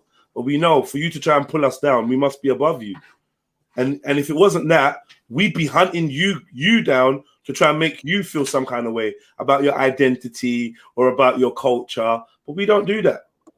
We're not interested. Like, big up all the Afghans, big up all the white people that know better than these two clowns. Because, you know, we don't have to fight to prove the truth. You would have to really dig deep to explain why you're here. You'd have to, and why you're still listening. Like, you're not typing, but you're still listening. Doesn't that make you feel weird? Like, how has this guy got this power over me? What's the allure? I'm drawn to these people and their customs, their ways, the way they communicate, their clubs. I just want to be involved in some way. Even if it's just to say, oh, I hate you guys. Oh, you guys are beneath me. Come on, man. It's silly. It's childish. It's childish, man. You fancy us, man. And, you know, you're going to have to deal with that. I don't know why you fancy black people. You're going to have to deal with that. But big up, and thanks for adding to the listeners, you know, to the numbers. Every hit the like button as well, man. Come on. So secretly, you do want to see man do well. Secretly, you do want the numbers to be up, because if not, you would refuse to be a patron of niggas and monkeys. You would refuse to be. You'd be like, "No, I ain't listening to that. That's some low IQ shit." But instead, you wake up in the morning and start coming here talking about chicken legs and eating chicken and all kinds of things. I'm like, yo, is this you as a man with free will? This is what you're choosing? In all the realities in life, in all the places in all the bars in all the world, you choose this one. Mad thing. That says a lot about you, man. It says a lot about you. But yeah, man, it's cool, man. I don't mean to intimidate you or scare you, and you know what I mean. Whatever it is you're going through, you know, we'd like to support you, Afghan, Hal, we like to support you by just encouraging you to just go and gravitate to what makes you feel good. Like truly. And if being around us makes you feel good, then say so, man. Say it with your chest. I like being around black people. I like talking and interacting with black people in my spare time because that makes me feel good. Say it with your chest. So this is why you have to rate Ralph, you know. Cause although Ralph does all his bullshit and I have to be running him more time, yeah. He says it with his chest. I come on these panels because I like to be without black people. These panels are shit. This is what he says straight up and down. So, yeah, man, big up our Ralph for, you know, stating the obvious. Done now. We know we run things. Yeah. Ralph came on here the day before yesterday and had a mini panic attack and stroke and ended with saying, all because I tried to cut through the bullshit and just ask him, yo, Ralph, man to man, what's your favorite position with your woman? What position do you like to make love to your woman in? And he just had like a heart attack. Like, and called me a nigger and bounced. Bro. No, he didn't. Don't lie, mister. I swear to God. He had a heart attack because as a man, I'm like, yo, what can we, you're a man, I'm a man. What can we both agree we enjoy? You know, vagina. I thought, yeah, we could bond over some vagina. Ralph, tell me, how do you enjoy your vagina? And he just fucking skitzed out. Like, you're going full nigger on me. And it said some childish playground stuff and ran. And I'm like, yo, and then proceeded to type. I'm like, what? Was talking about sex with your woman so uncomfortable?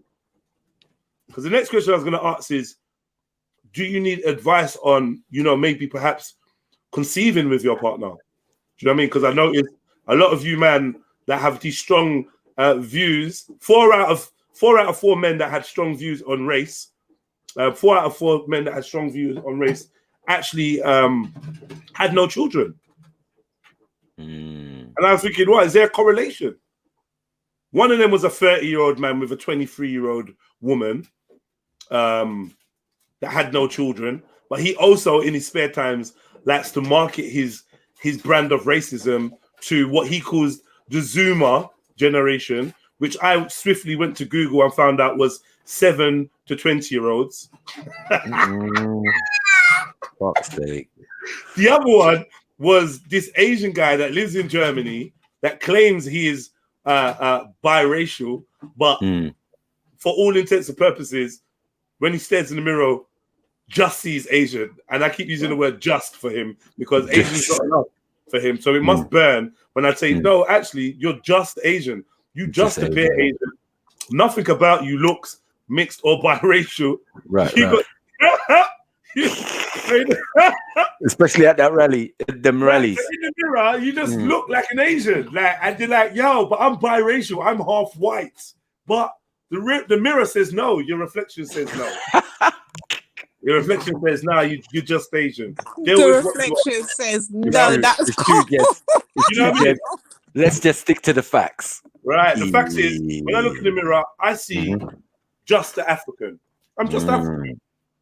Now, that I don't think that's to my detriment, but I don't have to go around pretending to be of mixed heritage. I don't have to go around and say, oh, well, yes, my dad's English.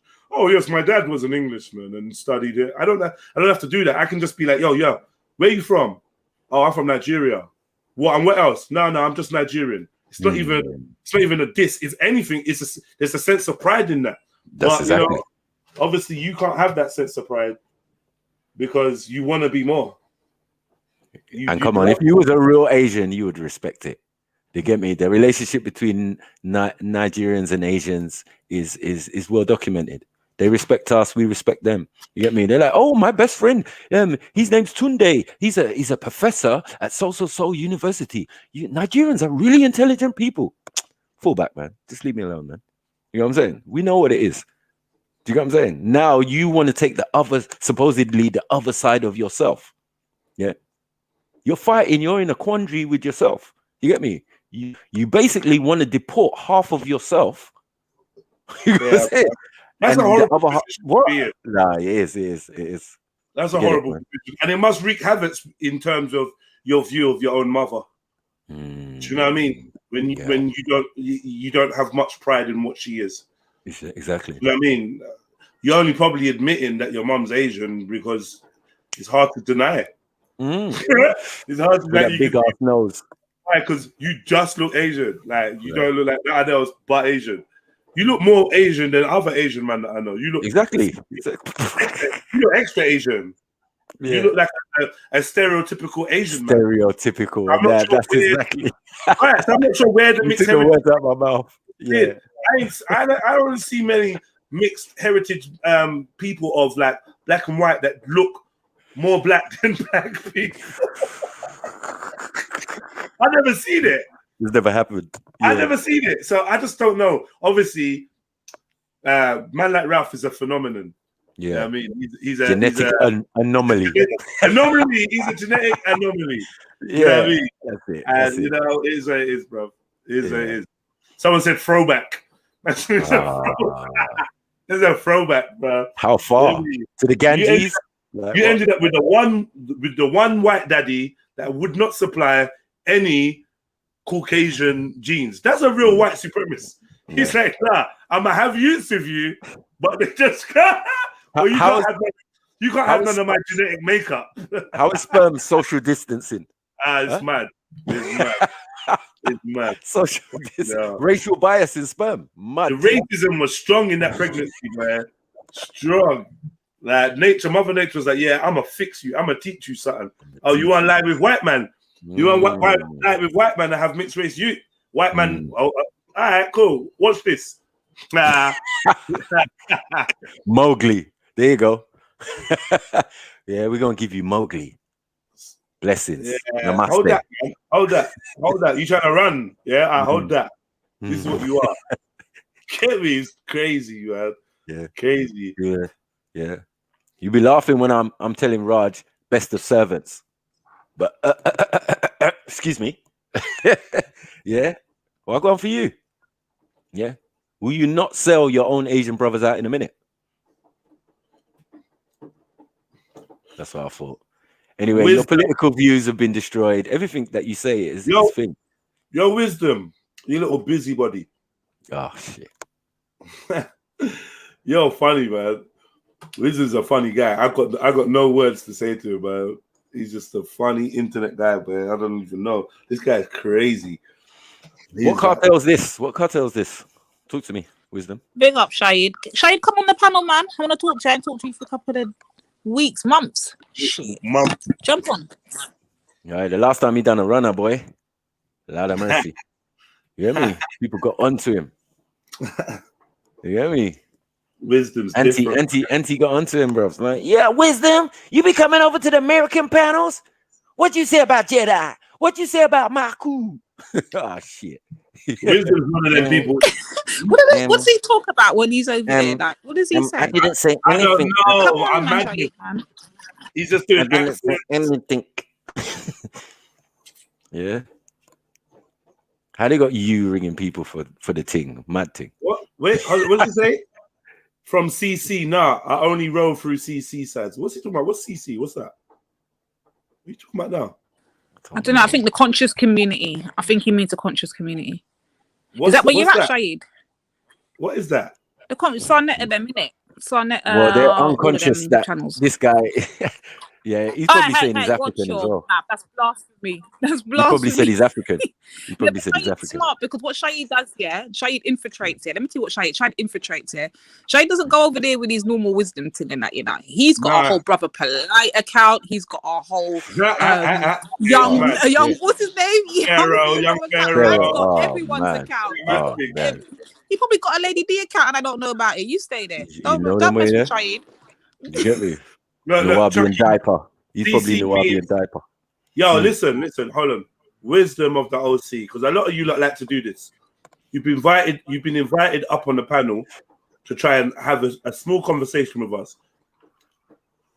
Are you just gonna continue typing, or are you gonna jump on and put your big boy pants on and come and speak to the young lady that's requested you to come on? Like because I'm just seeing straight ignorance.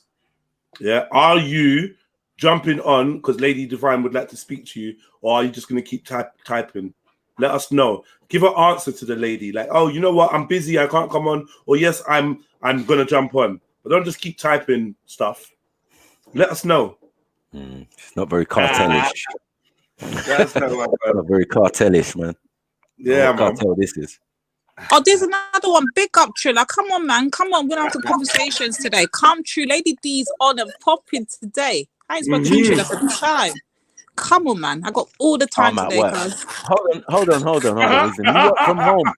What's Yeah. this? You work from home. I'm at work. At work on your computer, on your bed. You know you're sitting on your bed. What? So just jump on, Probably man. Eating a samosa or something. Like what? Man said, man said, I'm at work, you know. What is going on with you, lot? no, Jess. Can you Do we imagine?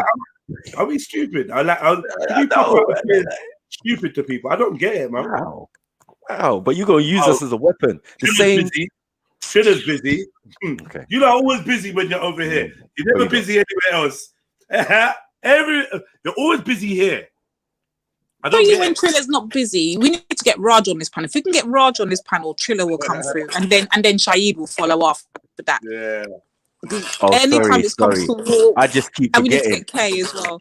Yeah. Sorry. Remember that Lady D's requesting you. It's not me or Jedi. Do you get what I'm saying? So don't be afraid. Yeah, it's you get me? me. I'm calling in the people, cool. then, man. It's me. Come man. speak to Lady D. Come on, man. You gotta understand. We murdered a couple of them. You know what I mean? And they've been Here we go. Yo. They've managed to revive themselves. Big up, Shaheed. Yo. Nah, I just rolled up when I'm on my lunch break. So. Yeah, nice one. What are you saying, Shaheed? You got a job and thing now, yeah? Is that where you're moving? Nah, brother, I've been working still. That's why I don't really come on. I only come on after about 6 o'clock. So. Oh, so that's why you find yourself over in the. You said CC. You meant conscious community, right? Correct me if I was wrong. Nah, I don't even go over there. I'm like at the moment. If you want the truth, at the moment, if you want the truth, I'm busy trolling True Freeman. So, yeah. Yeah, you be over Victor Moans as well, though, innit? You go over there. Hold on. I go over there. Into trolling. Yeah, you do. You go there trolling and all them things. Then you go under the guys of. No. But I'm only trolling. I'm trolling one person at the moment. Because he's just an idiot. Are you trolling not True Freeman? Yes.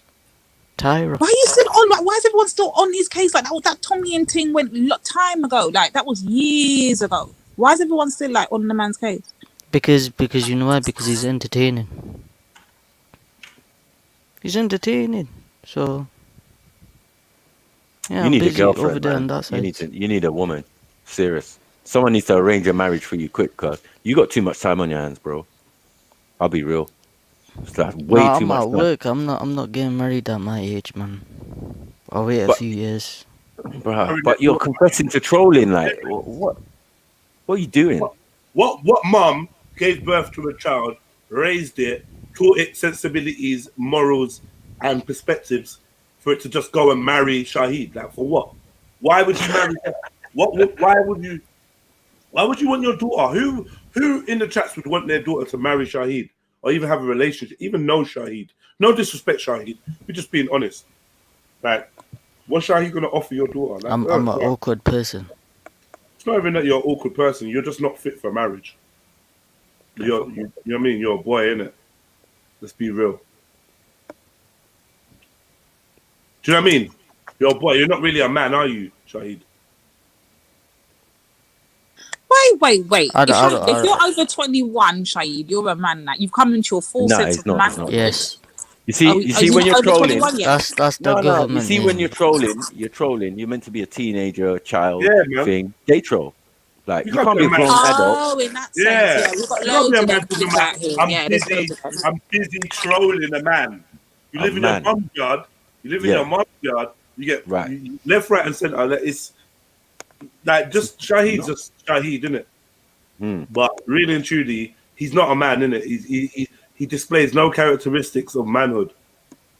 I like Shaheed. Be real. Well, there's a lot of people that don't show their manhood. No, you. What are you talking I'm about? saying you. Now, if you're referring to me, then yeah, I don't show any side of manhood. Right. But like, don't you think you should focus on finding out what your manly traits are rather than trolling people on the internet? What's is that not a priority to you to be a man? How old are you, Shahid? I'm in my 20s. 20 what? 20, like literally just 20.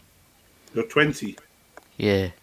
Yeah, man. About to turn 21 in the next 2-3 Yeah, months. so he's got a couple of months left to get his trolling out his system, innit? And then he's got a man up. Shahid, tell me how you're gonna man up. Sell yourself to me, a woman, Shahid. Tell me what you got that I want, and I would actually like want to get you. What is it about you that will make me want to get you? Right. I don't know. I'm a quiet guy. I'm an awkward guy. I like to play sports sometimes. I don't know. That ain't gonna work, you know. You ain't gonna get no woman telling her about, you know, you're quiet and all of that, but you like to play sport. That ain't selling yourself to no woman. Like, what is your future plans? Do you have any aspirations? What is your finances like? What are your aims? What are your ambitions? Like, we want to hear that. I don't really have any ambitions. I'm not that. Oh shit, guy. Wow. All right, I'm done. I'm throwing the towel already. I just roll I'm tapped out. I'm tapped out. Shahid, no ambition, ambition. bro. None. What do you mean? Not even religiously. Nothing. That's not cool, Shahid, man. No, when it comes to religion, obviously I practice my religion like firmly. You don't, bro. No, you don't. I do. How? Shahid, stop, I pray my namaz, I pray my Quran, I pray. Hold on, wait. He's trolling in your deen. No, it's not in the deen. Is trolling in the Quran? No, it's not in the Quran. Okay, then cool. Right, man. Let's move on. You don't do you think that you say you follow your religion and that, like, and your religion is your religion, isn't it? But just based on the fact that I know a little bit about Islam, right? I'd just like to ask you if I could say to my friend that's interested in Islam, oh, look at Shahid, this is a great example of someone that practices their religion. Do you think I'd be truthful if I said that to my friend? No, you wouldn't. Right. So what exactly are you doing to address that, or do you not really care that you're seemingly a bad example of a Muslim? I personally, I don't really care how people see me to be. So you don't care how you represent Islam? Is that Islamic? I'm confused. Now, when I speak, if I speak about the religion, I'll speak about it in a respectful way, but I don't go. I'm not saying talking about it. I'm saying how you represent it. As an ambassador of Islam, is it a concern of yours how you appear as a Muslim to others? It could be an issue to others, yeah. Do you? Sorry, I'll try one more time, right? Obviously, I know, like, you're struggling. Does the Quran or the Hadiths indicate to you what your responsibility is as a Muslim, knowing that you are representing an ummah or part of an ummah? Yes, it does. And what does it say? The Quran teaches a Muslim to give dawah to non-Muslims. Through their actions. Through their actions, right? Yes. So if your actions don't display that of a Muslim that's following the Quran and Sunnah, is that an issue to you? That would be an issue, yeah. So, I mean, clearly, I don't see how you have time to be trolling, because the one thing that you were proud of and the one thing you spoke up about was how you follow and practice your religion. No.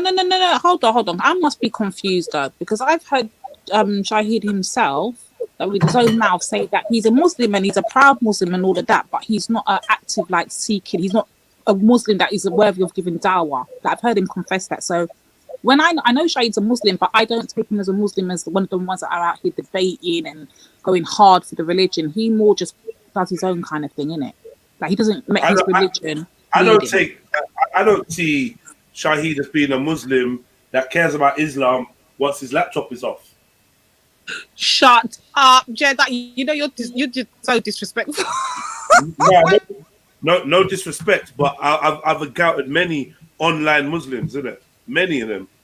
Yeah, I'm a Muslim because I'm online, and there's other Muslims online. So I'm just gonna say I'm a Muslim. But when asked, like what part of Islam do you adhere to, then it just all falls apart, and it's like you're just a Muslim by words. Like, you're just for saying I'm a Muslim.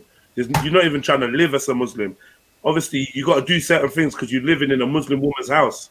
Apart from that, behind closed doors, you don't care. You know, you will lie. Let's be fair, though. Let's be fair, because we see that happening across the board with all religions. We see these, of course, online Christians, and they don't know. Right, yeah. I'd say the same thing. Down this place talking about his Christianity, and he does not do not one Christian act. Right. I say the same thing to Ralph. I say it's the same thing to Ralph. There's and George, yeah, because they both claim to be Christians. So there's absolutely nothing in your actions that show me that you are following your book correctly. You know what I mean? And you know, they've got their own type of Islam, I suppose, or their own type of Christianity, which allows them to jump online and say anything they want at any time they want.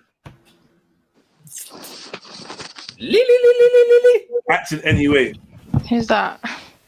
Bless up, sisters. Bless Big up. yourself. Big Big up, up. man. Big up, I've big up, just big got up, a big up. question for Wisdom, just really quickly. Wisdom, because I don't know anything about you. I'm just asking. When you're on the internet, are you there for da'wah, or is it just your own personal? I don't come online to spread dawah. I'm not a knowledgeable person. Do you on the speak on the deen. religion when you're, I don't know, quote unquote trolling or whatever? Nah, I don't, because if I speak about the deen, then you know, if I don't know certain things about the deen, it's best I don't speak about it. Oh, okay, sorry, that was just a quick question. Obviously, here for the summer, obviously, you say, how is he a bad example of a Muslim? Are you a representative as a fornicator? I'm not a Muslim or a Christian. So, like, I own the fact that I'm none of these things. I don't adhere to a book, a rule book, a spiritual book. I don't even adhere to the laws of this country. Do you know what I mean? Unless it's a detriment to my safety. So at no point am I ever going to promote myself to be a role model to anyone. I lead myself and I encourage self-governance and sovereignty. That's it. So when you hear me speak on this, I'm speaking from the paradigm of somebody that shares his belief. Now, for you that don't know, here for the summer, this is a young man that not only did he spend a huge portion of time pretending to be an ethnicity that he's not, and lying on who his father is and what his ethnic origins are. He also proclaimed to be somebody that has had sexual relationships with animals. Yeah, Shahid, that is not a part of Islam. That's for damn sure, Shahid. You got to sort that out. He's also been someone that's been embroiled in betraying friends of his that he's made online, acquaintances, so-called brothers, even brothers in Islam. So even within his own faith, he is known to betray people from his own faith for likes, for views, for attention. A pathological liar and a self-confessed troll. So I don't think it's unfair for me to highlight these things that he's displayed for all of us to see on the internet and just ask him a few questions. I'm not being rude. I'm just being forthright. I don't mean him any harm or any insults, but there's no point sugarcoating what I'm asking him. Do you know what I mean? I think I've got the right to say, well, you don't adhere to any of these things. Why is that? And you don't seem to have any hunger or any drive Like he said, like Shahid just said, "Oh, I'm not knowledgeable," right? Well, he said he has an ambition as well, Jeds, and that actually more disturbs me than him not doing the Christian thing. Can I ask why do you do what you do? Why does he do it? He's got no ambition to become knowledgeable in the religion that he claims he adheres to and follows and is important to him. I think it's a contradiction. Are you not trying to learn about what you believe in, or what's going on? As a 20-year-old man, I feel like I have to be frank with the young brother and be realistic. I'd speak to Shahid. I'm speaking to Shahid in a tone not dissimilar to the one I would use for my own son. So it's not about being rude or not. It's just about being honest. And I think a lot of us need to learn to use a more honest language and stop beating around the bush. So why let him on the panel if he's so unworthy? Did I say he's unworthy to join the panel? Do you have a problem following? He's not unworthy. No one made that comment. Nobody said anything or implied anything like that. I think exactly. Crazy. Wisdom, can I ask you another question just quickly? Can I ask why you do the trolling? Like, what do you get out of it? Because this is just new to me. Are you there, Wisdom?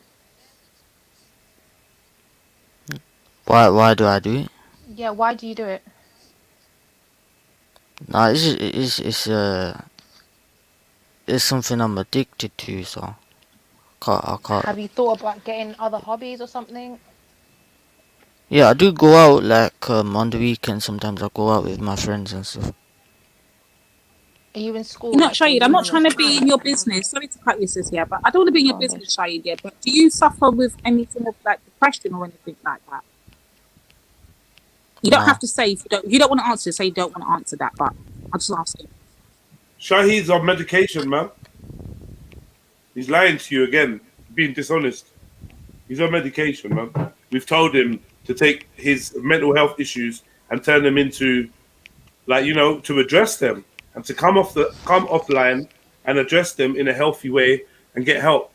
Remember, you're speaking to I'm somebody. only asking that, Jed, because studies have shown like people that troll and do all these, stuff online, they're 9 times more likely to suffer with heavy depression, and this is how they find it relief. So that's why I asked. But he doesn't have to answer. Yeah.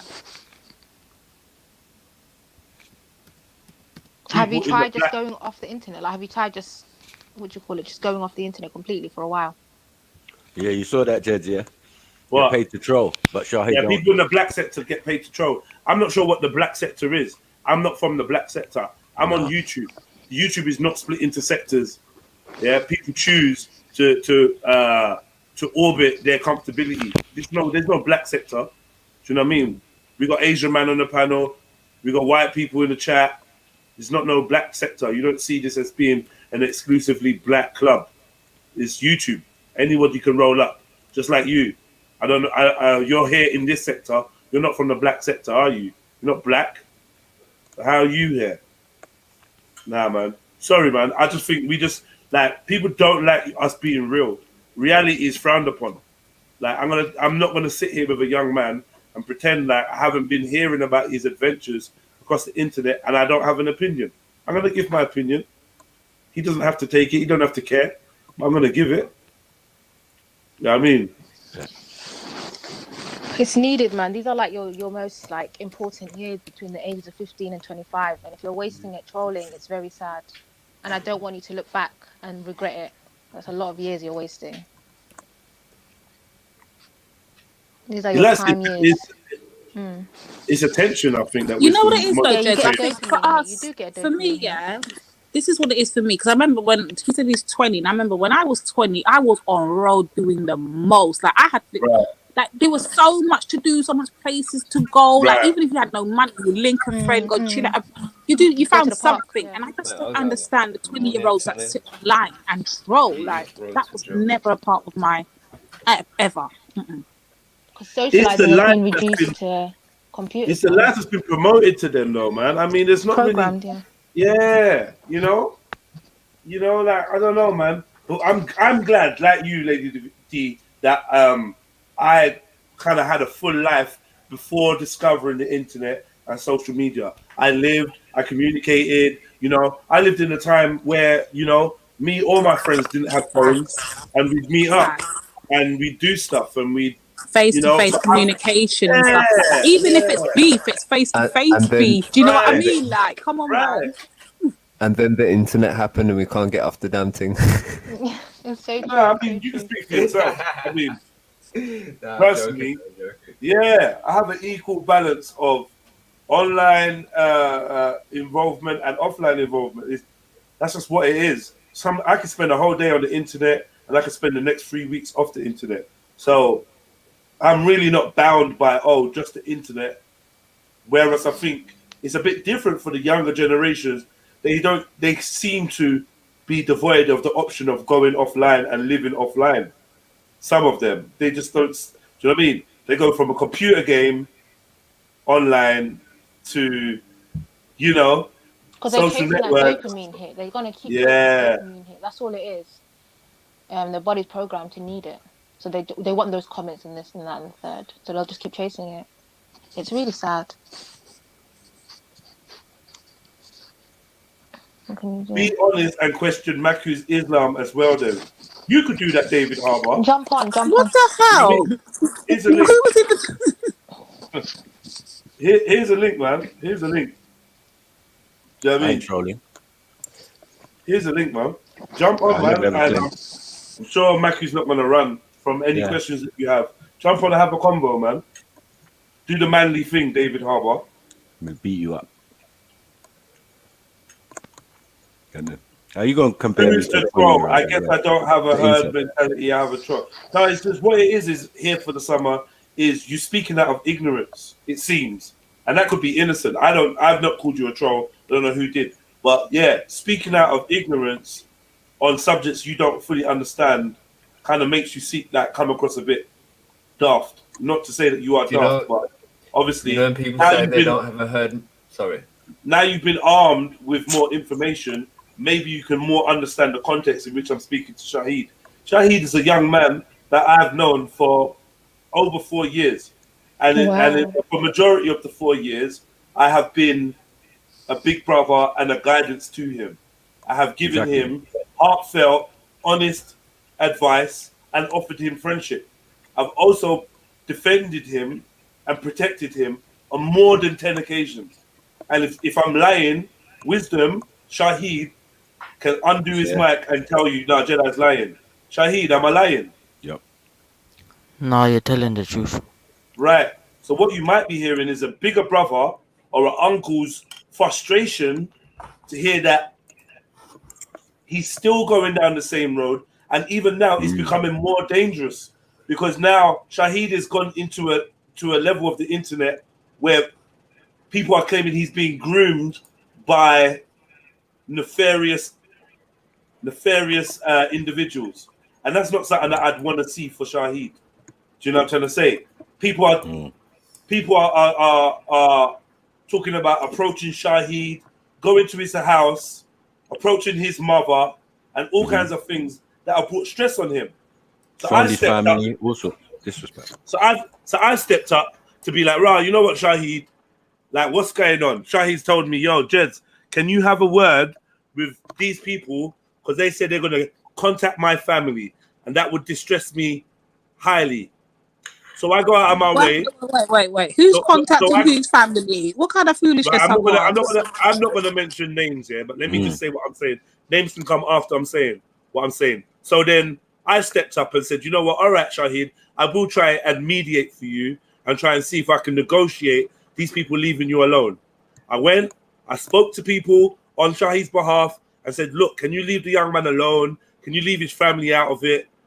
Can you just stop doing what you're doing? He's obviously, do you know what I mean, slightly vulnerable. Can you just drop him out?"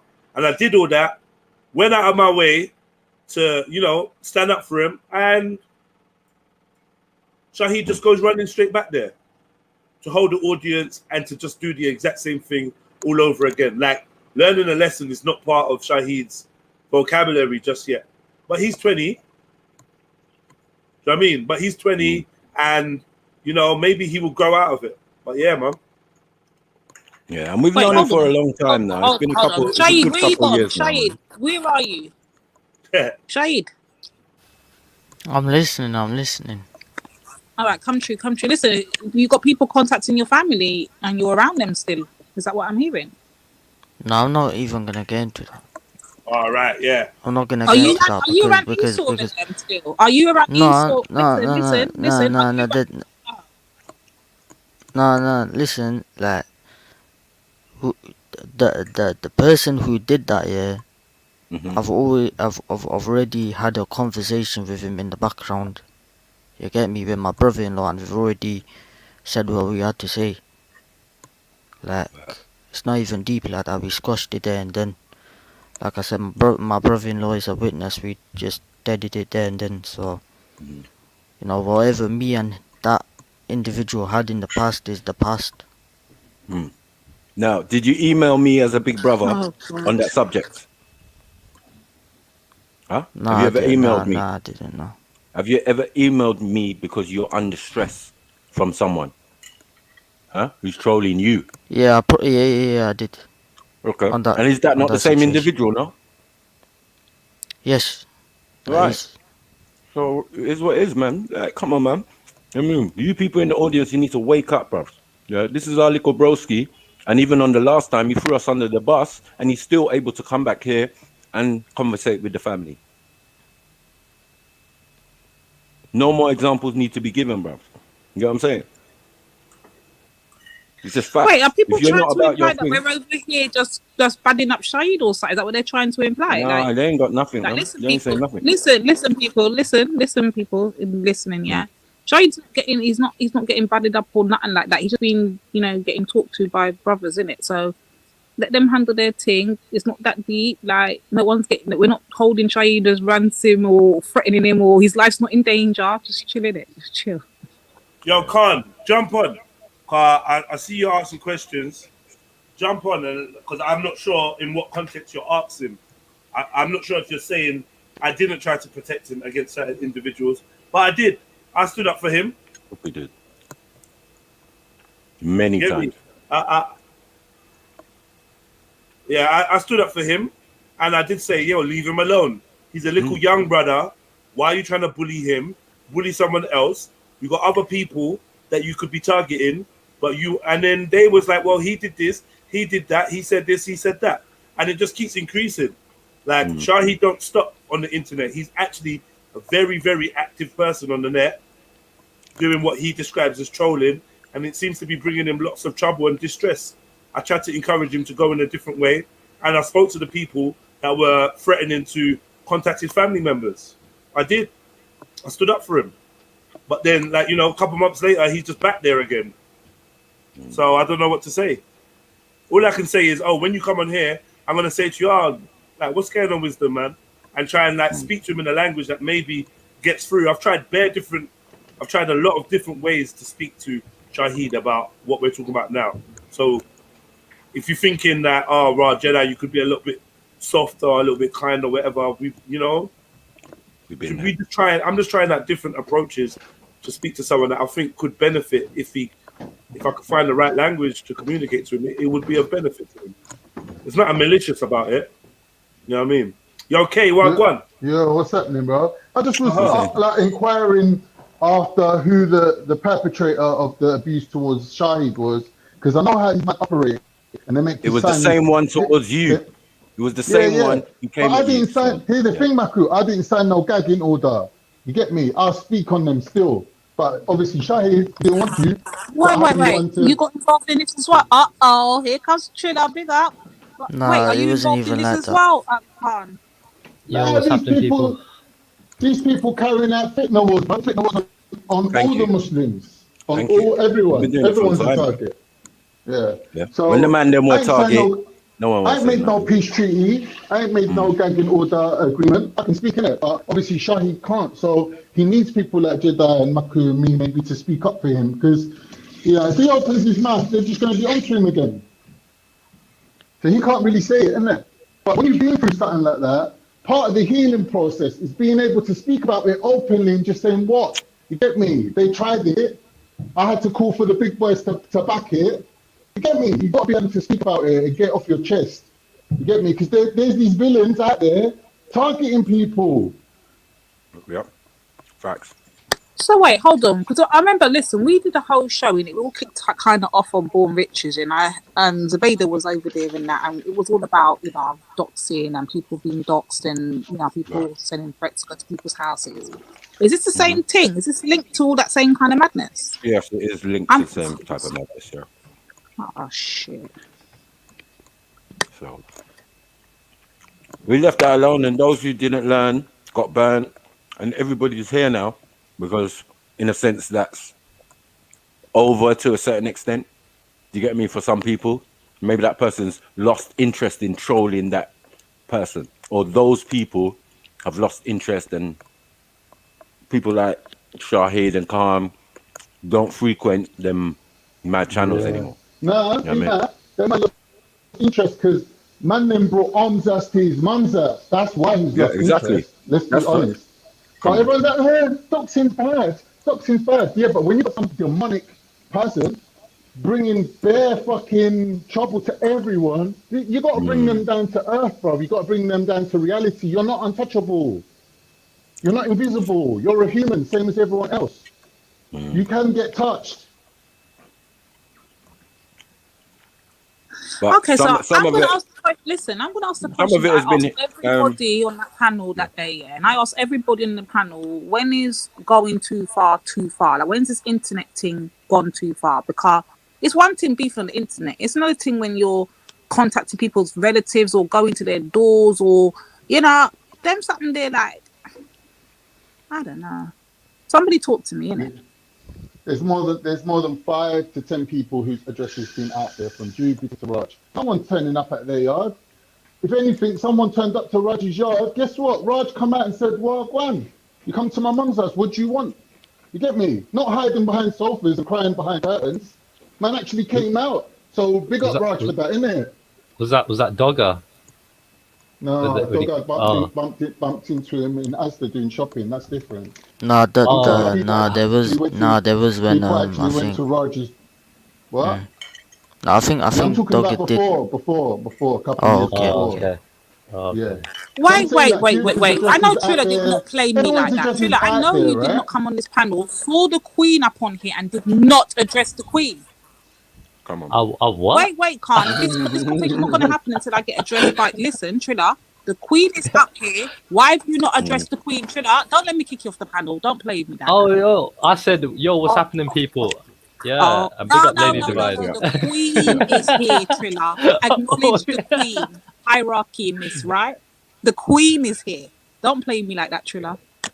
Okay. I'm joking. Go. Acknowledged.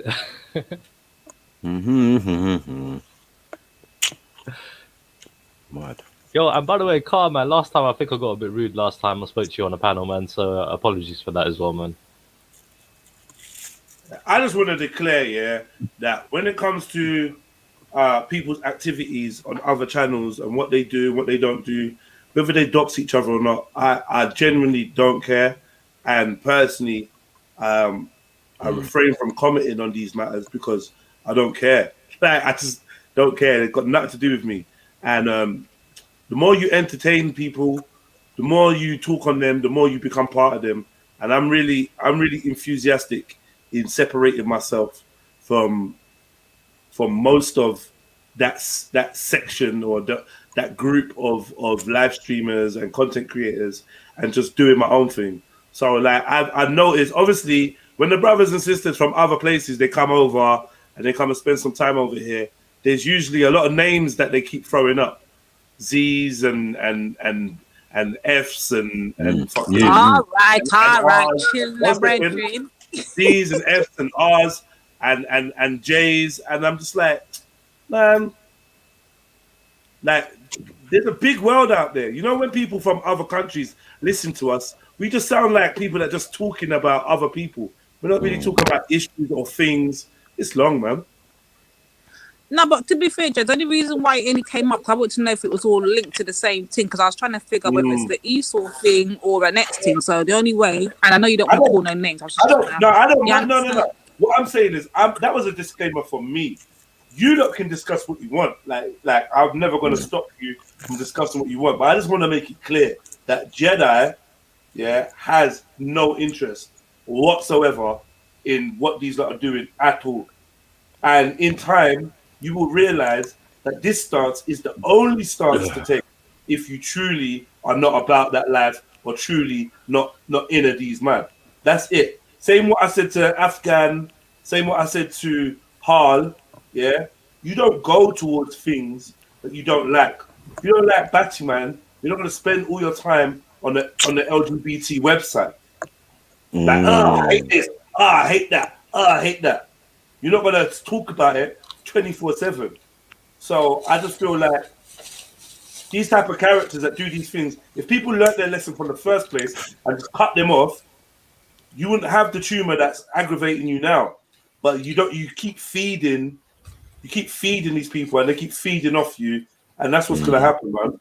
It's going to keep growing. There's going to be more to talk about. Yada yada yada. They literally, some of you lot are actually the fertilizer. Some of you lot are actually the soil, the rain, and the sunshine that keeps these horrible plants from growing and thinking that they're relevant when they're not.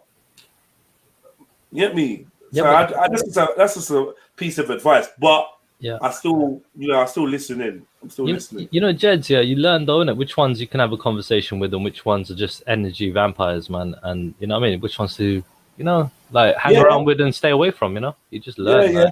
From like 2-3 years ago. All I know is half of these people just want to out black a black man. That's what I know when it comes down to it. They want to out black man, they want to out cool man, they want to get me. You want to out YouTube man, out profile man. Do you know what I mean? Whatever it is, they just want to do what you've done without you. But they use you to do that. They want to become you. And you got to stay away from them traps, man. You know, people that are generally here for convo, and some people they're just studying you, finding a way to become you.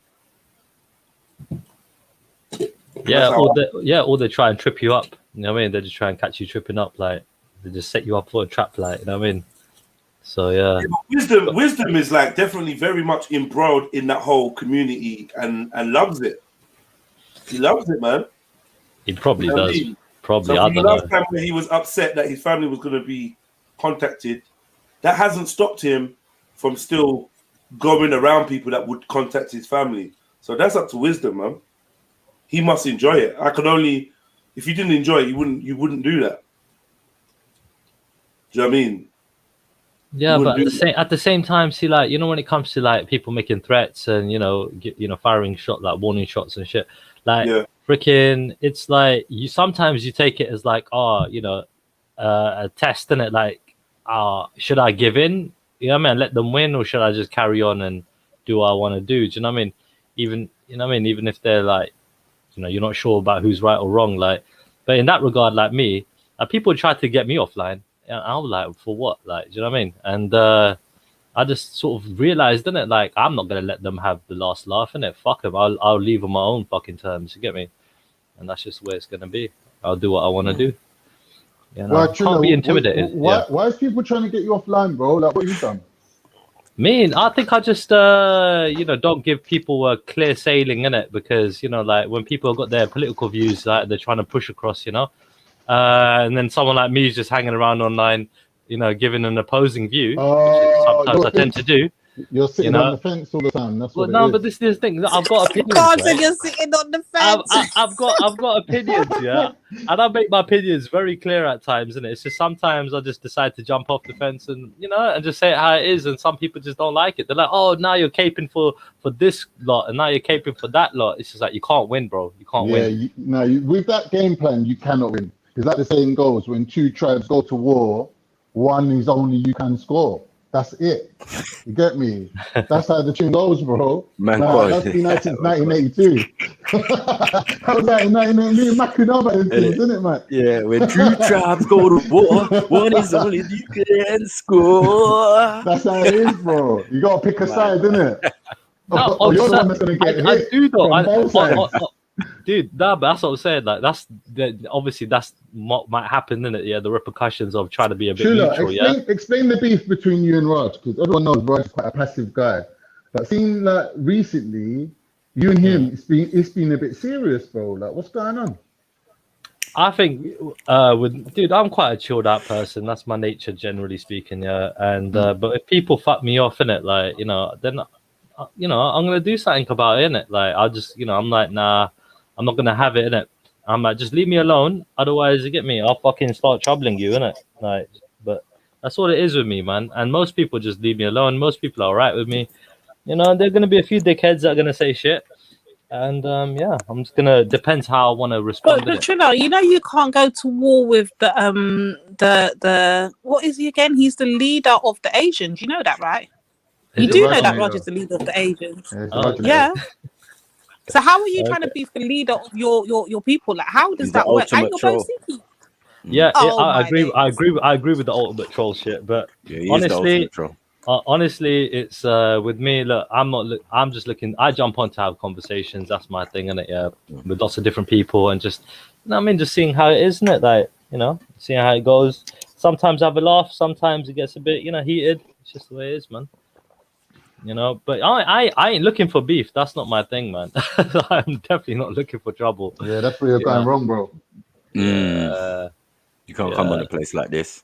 Well, I seem to get away with it every to a so certain often. extent, but you're getting chased up and down and chased away, and it happens. It happens, and then then I just do something else, and then I just come back again. You know what I mean? Yeah, like I said, man, fucking this trolling shit though, I definitely don't agree with at all.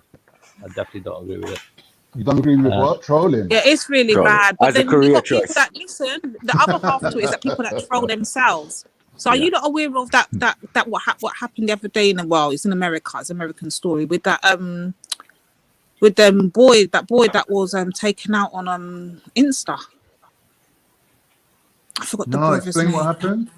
What happened? So they must have went and defaced the Nipsey Hussle memorial thing, and they posted it on WorldStar and was clowning about it. Just type in Nipsey Hussle defaced, and you'll see a lot of it. Really happened live though. This is the sad thing. This is what I mean about when I'm questioning Shahid. I'm questioning more the state of mind of these young people in it, because they do these things, then they will do things like they will deface something like the Nipsey Hussle memorial and whatever, knowing that people are still kind of in their feelings about the Nipsey Hussle thing. And then they'll post these kind of things on like WorldStar and Himmy Hip Hop, WorldStar and on Insta and them thing there. And then obviously the ops will see what they've done. And while you're on Instagram and you're chatting to the brethren who actually done the actual dirty work, you're chatting to him. And you're asking him a question of what will happen if one of the ops run up on you and you ain't strapped. And then the guy that actually did it replies and says, listen, I'll just use these, meaning that he'll use his hands, innit? He'll fight. And as he asks the question, you just hear brak, brak, brak, brak, and he's taken out live on Instagram. Like, who's seen that? Somebody in the chat must have seen that. Like, that's so sad. It's disgusting. Yeah, Indian Red Boy. There we go. That's the name. That's the name. Yeah. That's sad, Jeds. And that's what I mean about the trolling online. Like, yeah, we're talking about it on a different league. Like, we're talking about it over here and this. But this trolling online thing's disgusting because it has, like, real ramifications. Yeah, it can definitely get out of hand. Definitely. Definitely. That's the thing. So, like, yeah, that's why I was, like, jumping on a couple of channels here and there saying, when this beefing was happening, I was just like, you lot need to calm it down. Don't you lot see that this is wrong, setting a bad precedence for everybody else? You know what I mean? Because there are some serious nutcases here that just don't know anything, don't know any better, that will do something stupid because they heard something. You know what I mean? So people need to be aware, man. The lunatics are running the asylum, bro. The lunatics are running the asylum. That's what apparently, yeah. Apparently. And online is the asylum, yeah. Yeah, man. Sad, we're man, just 'cause living in that's a a young- sad state of affairs, man. It's disgusting. Like, it's just really bad. And I think it's more disgusting more so because we can actually see it. Now we're in the state of technology where everything's recorded, everything's put up online. Nothing's scared of the internet. Nothing's not refrained from the internet. So you can watch deaths, you can watch jumps, you can watch everything just live and direct, even if you weren't there and feel like what it might be like or what their last words would have been. And it's just sad. Like, is this what it is? Is this what we're doing? The sad thing is, it's perpetuating a voyeuristic kind of like lifestyle where people live through watching others instead of getting on with their lives, having experiences, developing and evolving as a human being. Because this life's a test, isn't it? Everything good and bad is to test you, to up your game. And if you're not doing that, if you're not living your life and you're just living through watching TV, that's never going to happen. You're never going to evolve. You're never going to experience good and bad things. Like even bad things, like I've lost people, like, you know, close friends that ain't there to enjoy life with me. I can go out to a Turkish restaurant and spend £200-300, yeah? But I'm sitting there thinking, where's my brethren? Where's my brother? He's in a fucking grave. I can't enjoy it. It's my birthday and I'm thinking about things like that. I can't enjoy it. You get me? They're the kind of things that makes you, in a way, you appreciate your life and you'll think, you know what, every day that I live, everything that I enjoy, you get me? I can't be wasting my life. I have to enjoy it. I have to get every drop of juice, every drop of happiness out of it. And you have to do it for them people, because they're not here to enjoy their life, innit? And like, imagine if they could see you wasting your life watching fucking TV. What kind of life is that? They'll laugh at you. They'll be like, listen, bro, you want to swap places? Because if I had your life, I won't be sitting there watching TV. I'll be getting on with shit. I'll be enjoying life. I'll be out there. I don't know. You know, like, I got the same sentiments, Kate. When it comes to people that have, I say, gone before their time, that have gone like very young because of some fuckeries, you get me? Yeah, wrong place, wrong time kind of thing. Yeah, bro, trust. Like I always think about that and think to myself, man, I should be living it up, innit? You know what I mean? For these people, like at least to get me, yeah, because they would want the best for me. They would want me to have a good life. You know what I mean? So yeah, man. People that care for you, man, that would, innit? They would care for you. They want you to have the best, innit? So I'm saying a lot of these trolls, these online trolls, and that's what they're doing, bro. They're living this online fantasy lifestyle instead of living a real normal life. Like people are mocking, for example, these so-called staunch Muslims that are mocking Zubida. She's living her life. She's out there, good or bad, whatever she's doing, yeah? She's doing whatever she's doing, innit? Like, you need to take a leaf out of her book and actually live your life and have a story to tell your grandkids. Have real life facts that you can draw on and tell your children, yeah, I know this because this happened to me and that happened to me. You get me? But these people online trolling people who are out there living. Yeah, they get the kicks from it, man. A lot of people get, you know what I mean? But trolling's been happening for years anyway, you know what I mean? Like, it's just been happening since the internet came on, you know? So it's not nothing new. Yeah, it goes against my nature. I don't agree with trolling. I don't respect trolls. Like, it's just not, I've never been that kind of person. Even in real life, you get real life trolls, people who mock. I just don't sit well with me. It's unnecessary. Yeah. See, the thing is, with someone like me, I believe in karma, right? And I don't, you know what I mean, don't do to others that I don't want done to me. You know what I mean? So it's a big thing with me. I feel like, bro, you know, I am where I am because of that. You know what I mean? Otherwise, I'll probably be locked up for things like stupid, bro. Do you know what I mean? It does hold me back. But bro, like, even you know, those people that's been locked up and come out on top. Being locked up ain't the worst thing that can happen to you. It's a bad experience, yeah? You get me? Bro, fuck being locked up, bro. You know That's saying, a shit bro, experience, bro. Whatever don't kill you makes you stronger. Yeah, I hear That's a that, but fact. bro. When someone takes away your freedom like that, man, that's just pissed. Yeah, it's not cool. It's not cool at all. But get me, bro. there's people No, that's you been could have just walked away. There's people, you know what I mean? bro, that's been the making of them. Do you understand? Yeah. Now So the problem is like you have to live a life. You can't hide on the internet and hide behind fake accounts and troll other people. And you're at home married to your sister, or sorry, your cousin who's really your wife. Like these people are just like, you know what I mean? They're just disgraceful, bro. You're married to your cousin. You get me? You've been with one woman your whole life. Yeah, but the mad thing is, see with this jail thing as well. Like people, these youngsters even look at it like a good thing, like it's like an initiation thing. You know what I mean? They look at it like they got like a medal or something. That they've done something like an achievement. That's just that kind of mentality is fucked, bro. You get me? Like, yeah, I've been penned, I'm hard. You get me? That shit needs to fucking that shit needs to die. You know what I mean? That kind of mentality. You know. I'd go say that what needs to die is the mentality of locking people up for any old thing. Like, yeah. You know, showing the kids that they're not worth it. you know what I mean? Showing the kids that the only way to deal with them is to lock them up. Yeah, man, and it just increases their sense of not being part of society, which is obviously like if you wanna solve it, you wouldn't want to be pushing that kind of narrative. Do you But think the court system use it as a last resort or like a first resort kind of thing, or what? Do I see the court system as the last resort? Do you think they use jail as a last resort, or they use other programs? I don't think they use jail as a last resort. I think it's a very easy option, and we know that from the overflowing prisons. Oh. So no, I don't see it as being a last resort. It's a last resort for paedophiles. Do you know what I mean? Oh, that's weird.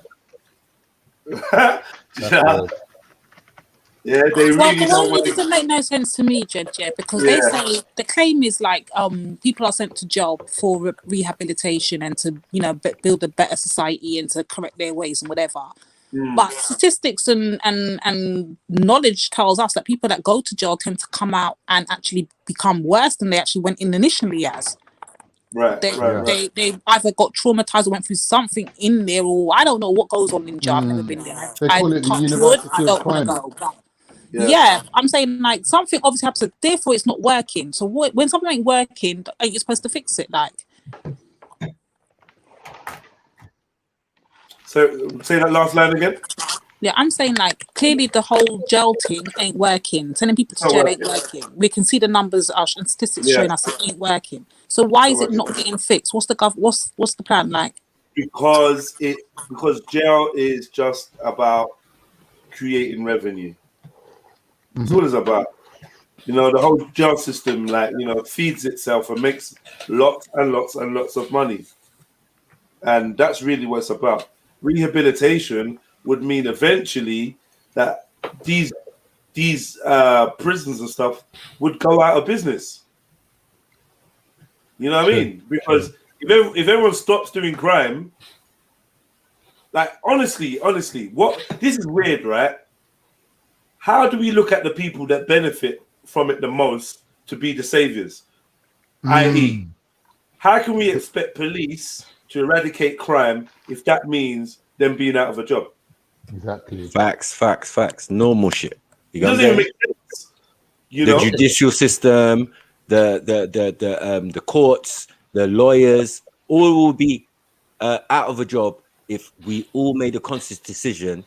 Like everyone want to keep it real. Let's make a conscious decision to say, you know what, no crime for 1 week. The other thing you got to take in mind. You know what's gonna happen? You know what's gonna happen, Trilla? Yeah, because there is no crime, they're gonna make crime. Of course, By doing things like adding fuel to the fire, by throwing bare alcohol shops and all sorts of drugs and all that in certain areas where it breeds these kind of where it breeds crime basically. You know what I mean?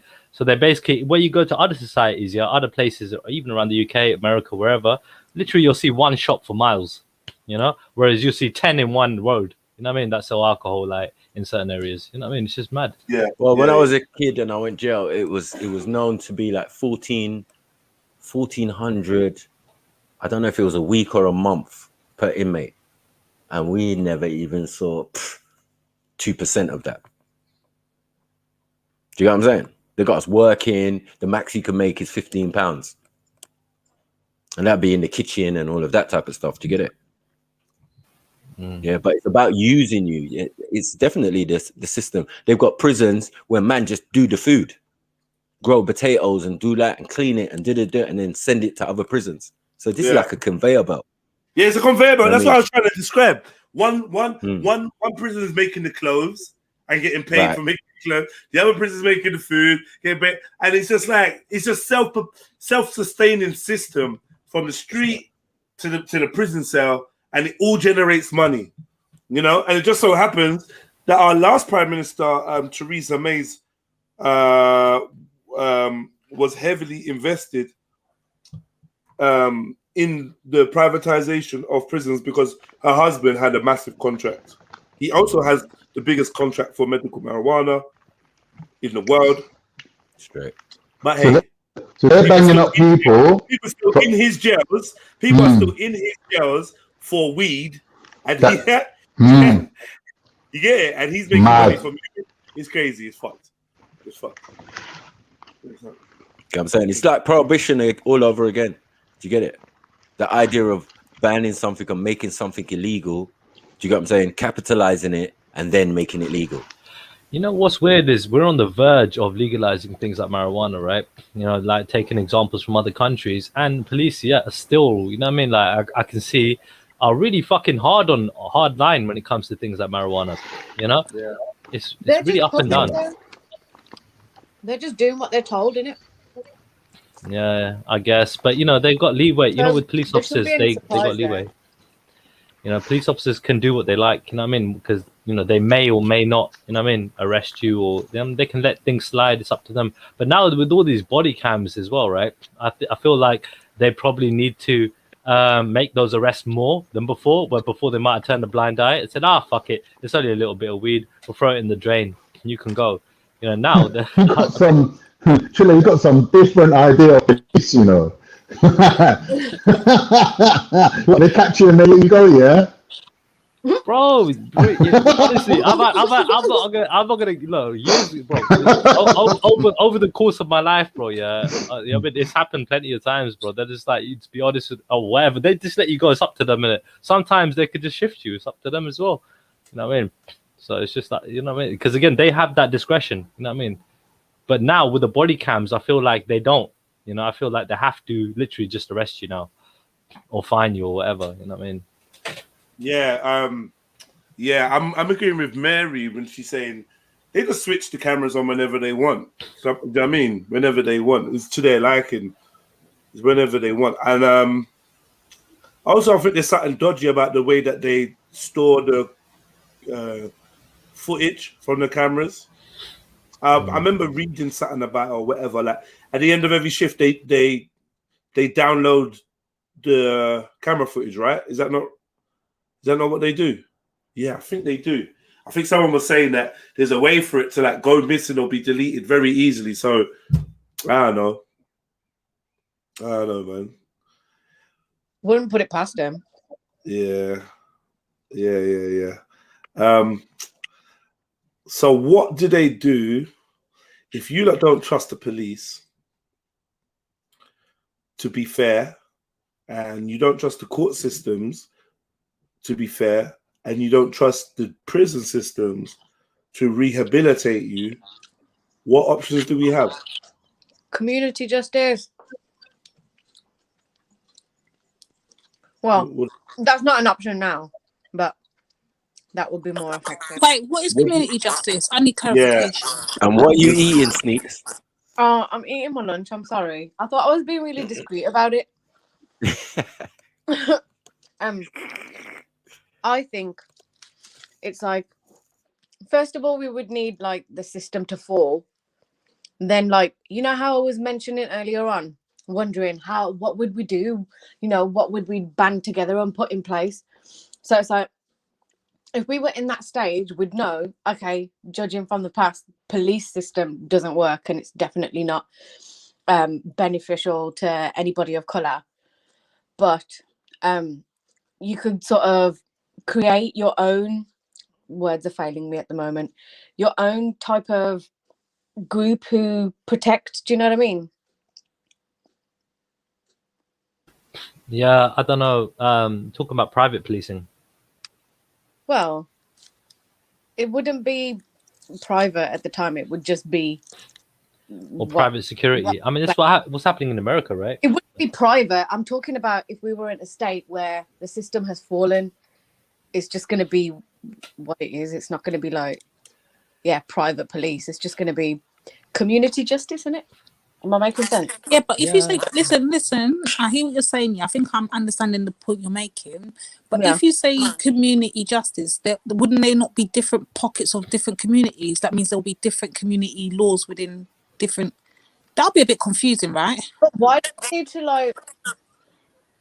do we need to separate though in between? Isn't it just like, because you're saying community justice, and obviously like different communities have different ways maybe that's the wrong things. word. Yeah. maybe not community justice, but the people just doing it for ourselves as opposed to relying on someone telling us, oh yes, we're here to protect you, put your trust in us or whatever. Learn from our mistakes. I mean, see me, the best thing I can think of is like, you know, having your own. I was thinking about doing this, right? So like sort of like a neighborhood watch thing, community policing in that regard, right? But you know, security, you know, but at the same time, who has the last say? The authorities and the courts. You know what I mean? You've got to go by them. All you can do in that regard is making sure that your streets are safe, people are safe in your town, environment, community. You know, you're just patrolling. The system's still in place. You're not going out there. You know what I mean? Too much out of your way. That's what police are there for. Do you know what I mean? They're getting paid that money to, put their lives on the line to protect everyone. The system is still in place. Yeah, and it's gonna be. It's always gonna be. Replacing it. Now, I Don't don't know see if that. that will work though, Don't see that happening. Trilla, listen Yeah. to me. I don't know if this will work because I'm just trying to look at it from a different option perspective in it. So if say for instance the police system, all of that went down today, government, everything done, parliament gone, yeah, and then community justice was brought in, or community policing was brought in, or whatever we want to phrase it, yeah. My thing is that for me will cause even more confusion because different communities have different ways. So you'll have like the Muslims that will want to probably do Sharia. You'll have the Christians or the Hebrews that want to follow the Torah and go that route. To me, it will just be a madness, a chaos. 100%. You have the normal people that will just want to just do like community, like who in their area community. It'll be just be chaotic, I think. Yeah, like, definitely. if That's you why I look say at it. that's why I say like a bit of security is okay. You know, when you're like patrolling and you're informing. You know what I mean? Like when it comes to like hold on. in that regard. Hold on. Yeah. Who are you awarding the responsibility of policing to then, Lady D?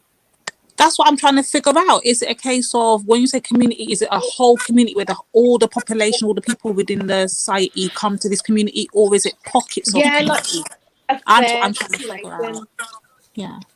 A fair situation where it's not, yeah, the Asian people, yeah, you police your own community, yeah, black people, you can put, yeah, you, do you know what I mean? It's like everyone of every background, put your heads together and do it for everyone. Do you know what I mean? Yeah, totally.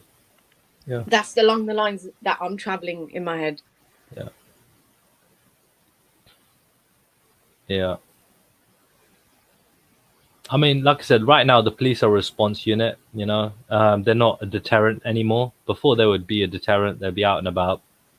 So nowadays, just like they just respond. It's different now. And they're always going to respond too late. That's just the way it always is.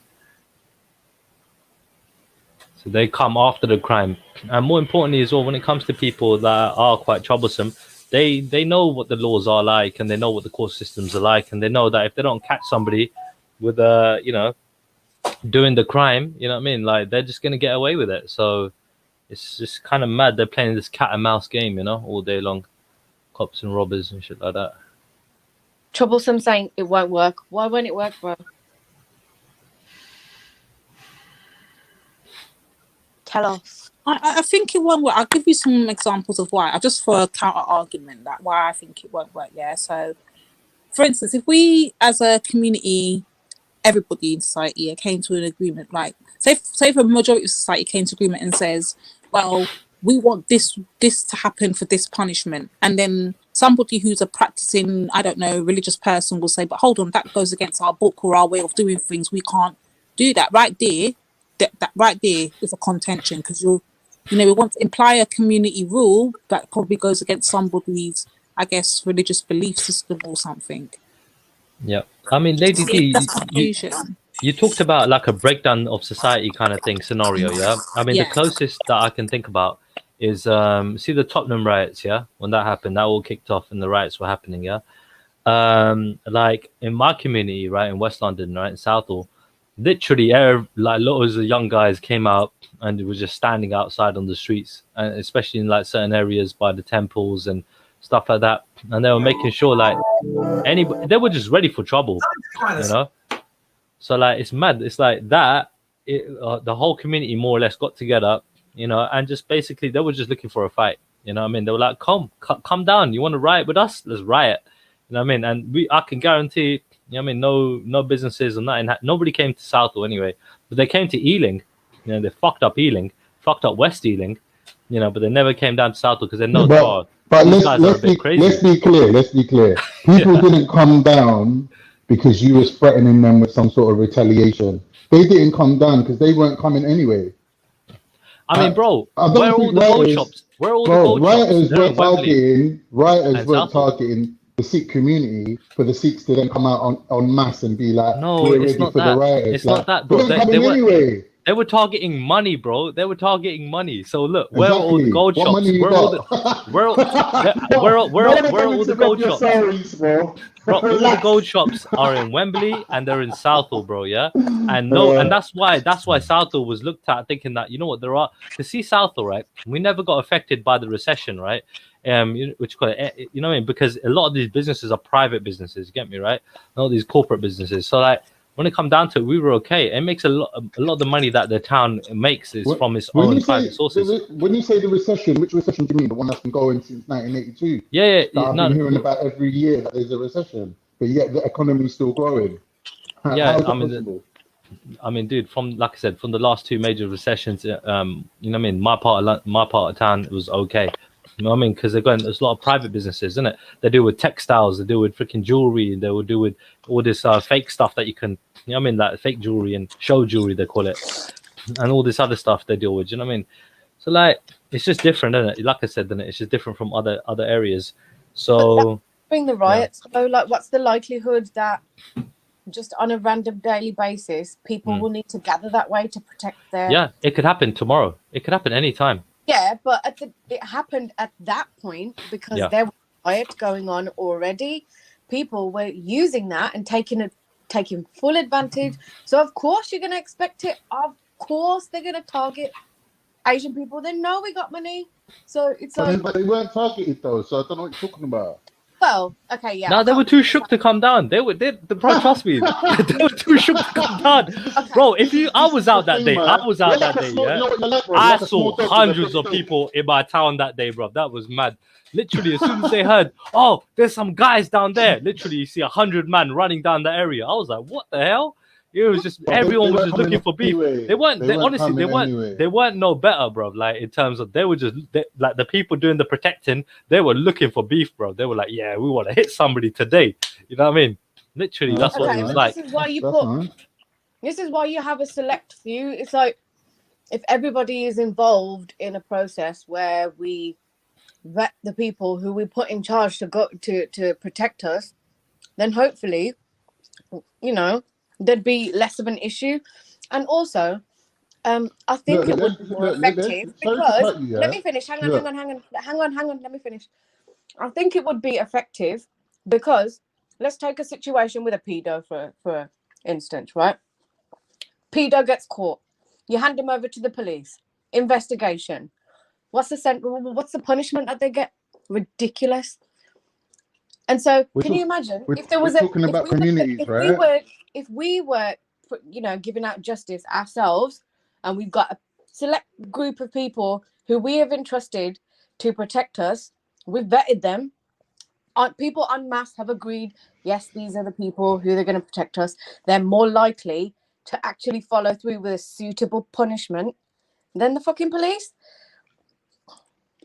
But what is suitable? What would we say is suitable punishment for, I don't know, a paedophile, for instance? What do we say is society? But I know it would be more effective. Let's just look at the evidence that's been presented. Trilla's saying that his community was looking on busing up people that they thought were rioters, all right, that were coming from Tottenham or wherever. Right? How is that justice? Like, if the police caught you rioting, yeah, you get one punishment. But if Trilla and his brethren caught you, you get a different punishment. Which one is justice? Is getting hospitalized and mash up. What Trilla's talking about? about? Is that justice for nicking something what's insured anyway? You ain't losing no money. But what Trilla's talking about is a community of people who took it upon themselves to do this. They never done nothing. They just come out and stood in the street. They never done nothing. Nothing actually got done. Whatever it is that they did, they took it upon themselves. We're going to stand in the street. Yeah, we just want beef or whatever. Going forwards, if we're talking about putting something in place, They wouldn't be the ones fucking selected. No. Look, let's look at it in an objective way, because you're coming across a little bit biased. The truth is, yeah, like Lady D said, if every community is running its own police force, it's going to be mayhem.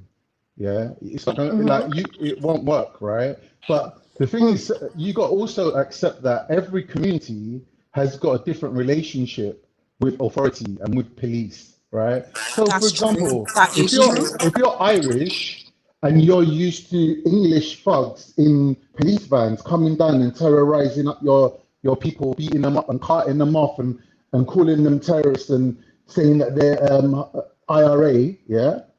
As soon as you see a police person walking down the street, whether it's a man or a woman, you're gonna start having palpitations. I've seen my Irish person's mum literally having a heart attack on the street because her son got arrested for drunken disorderly. And I was like, what's going on with this woman? Like, why is she like taking it so badly? And they were going, yeah, because where she comes from in the north of Ireland, when the police take your child away, you ain't getting your child back. Do you understand? So everyone's got a different relationship with police. Now, I don't know how it is with Sikhs. I think Sikhs are a little bit on the side of authorities and they have an authoritarian culture. You get me? That's fair enough. Yeah. Like maybe that helps you accept the fact that police are dictating your lifestyle. But maybe other people don't like that. And they don't like police. And they don't like police of a different skin tone coming down and telling them, oh, you speak loud. Why are you waving your hands when you speak? Oh, this is how I speak. Where I come from, this is how people speak. Do you understand? But police don't like that. They'll arrest you on the spot for that. Yeah. Even if you swear in front of a policeman, he can arrest you and cart you off. Do you understand? In this country... That comes underneath resisting arrest and stuff, innit? Exactly. They throw it under that. In this country, back in the day, when I think black people were the only immigrants, like visible immigrants here, police didn't even have to give a statement of why they've arrested you. They could just pick you up off the street, take you in and say, we caught him trying to steal something. Even the person that they're saying that you tried to rob doesn't have to give a statement even. He's like, oh, I don't want my name involved with this scandal. He don't have to give his name. All the policeman has to do is say, we caught this young boy trying to rob an English gentleman. You're going to prison on the say-so of a policeman. This actually used to happen in this country. This is how they used to keep certain colored people off the streets. Why are they keeping them off the streets? Because they don't want to go and get a job, they don't want to have a normal life, they don't want to have money, and they don't want you to be equal to them. So they're keeping you off the streets. You can't even step foot on the street, they're arresting you. And they don't have to give a reason. This happened in this country. This is facts, right? So that community there that suffered that, they'll have a different relationship with the police than we will. You understand? Triller's giving examples of police stopping him and letting him go. I don't know anyone else that's been through that. Like, I don't know anyone who can walk down the road with a 6-inch dagger and say, this is part of my religion. Please stop you, and they let you get away with it. They don't even take it off you. Like, I think it was Jedi saying, if it was him and he got stopped with a Swiss Army knife, he'll be going to prison. Man's walking around with 6-inch borers, bro. So we all got a different relationship with police. Like, let's not get it twisted.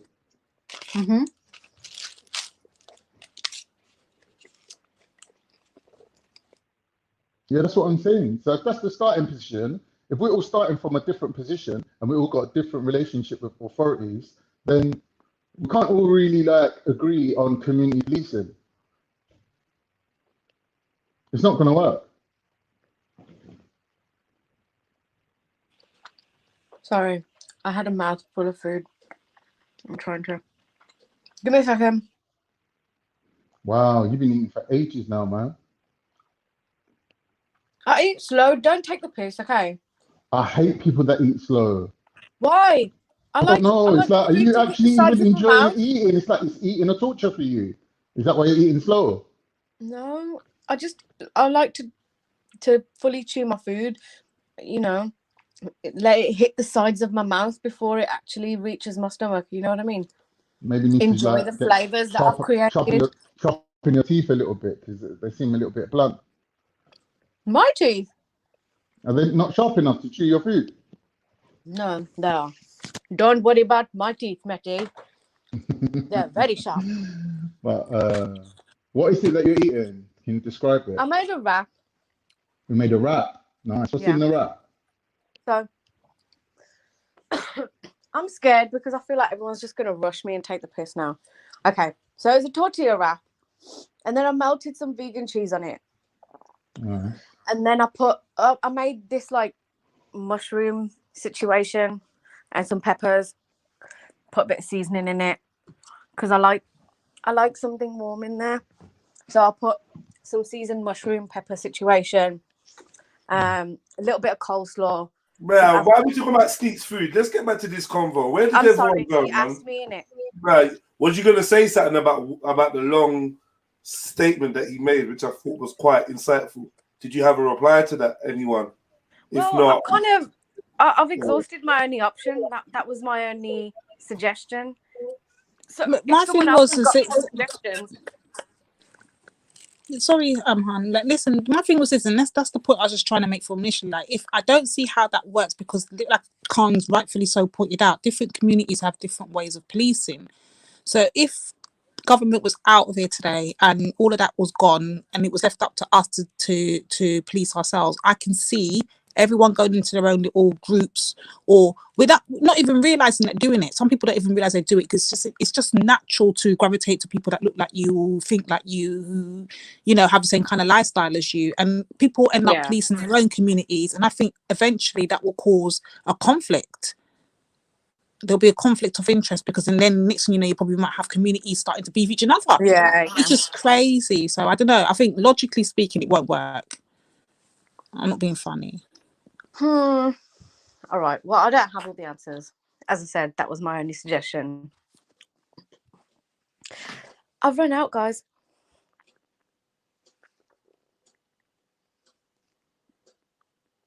that it? More silence.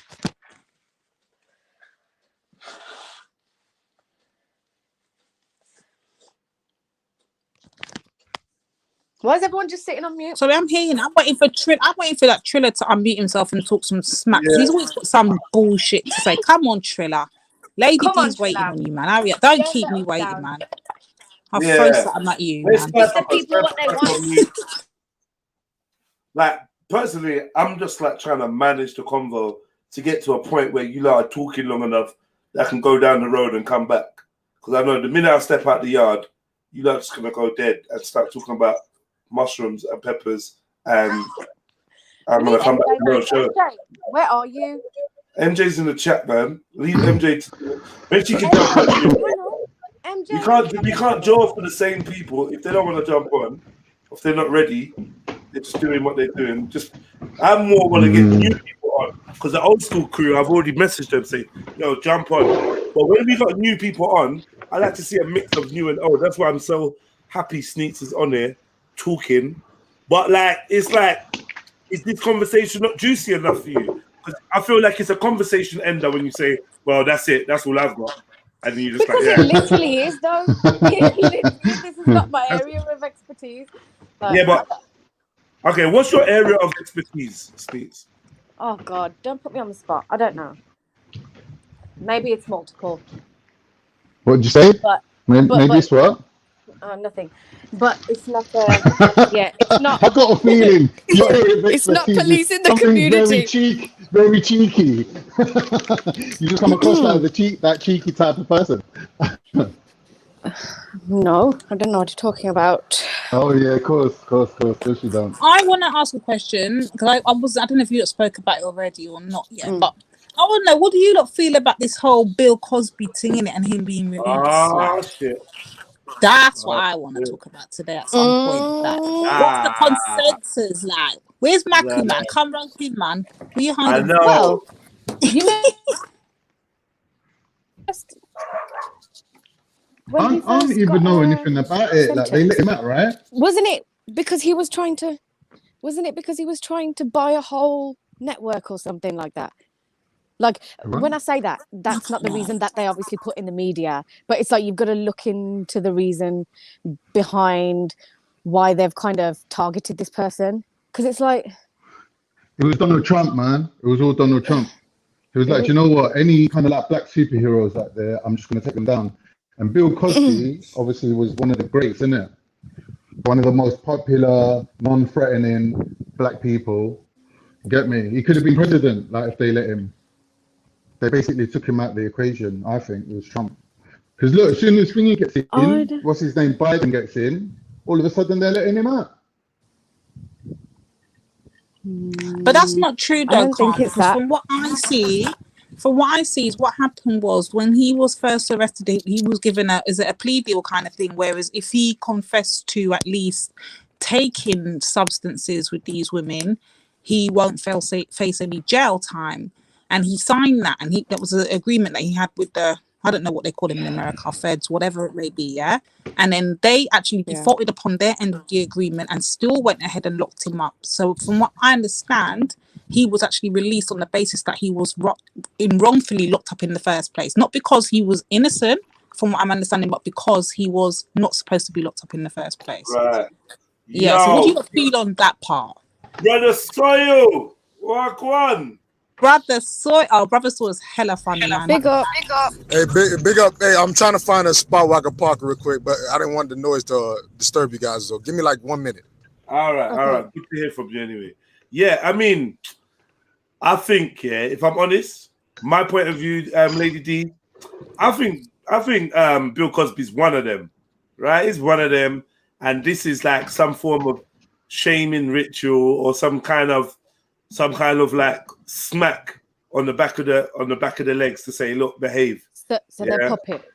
Yeah, I don't really get the feeling that he's not calling shots. He's not one of us.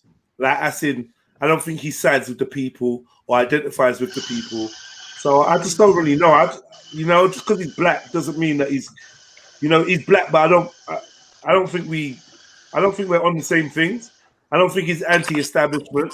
You know what I mean? So I don't think it's just another way to bring black and perverse sexuality into the same sentence. Yeah, definitely. Right. Do you know what I mean? Yeah, and that's only just to bring us in line with the rest of the world, who each are all having their personalities exposed to being deviants. It's the kind of this is the agenda now, which is just to get men to look like fucking weird perverts. Yep.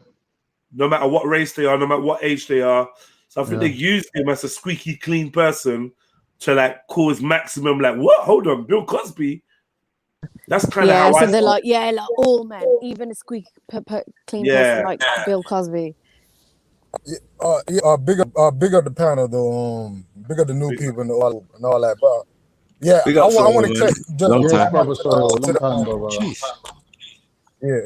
Big up Mac though. Yo, Mac, another thing, you know, some of the cons say they coming to UK. I think Sinetta and Garfield, they come to you some shit like that. Some shit's going on. So watch out. They what? You know, Garfield and Sinetta say they come to you corner in a couple. Yeah, I can't wait, man. Sonnet is out here. Listen, Sonnet is out here doing some work. He's done in Hebrews left, right, and centre. Yeah, but let me get to the Bill Cosby. He's trolling hard. Yeah, let me say the Bill Cosby thing. I somewhat agree with you, Jedi Cosby. However, Dick Gregory before he died, pretty much telling everybody that Bill Cosby had pretty much significant amount of assets in his valued in his house, because on his house he had pretty much had an oil field or some precious minerals or whatever. So Dick Gregory, this is from Dick Gregory. This is a conspiracy theory, but this is from Dick Gregory. I think his wife did kind of admit to this, that they were targeting Bill Cosby because they wanted his house. They wanted pretty much the assets valued on the soil of his house. I think it was valued at a couple million, hundreds of $1 million or $1 billion. Dick Gregory was saying, and also the case that Bill Cosby pled guilty for was for him not to go to jail.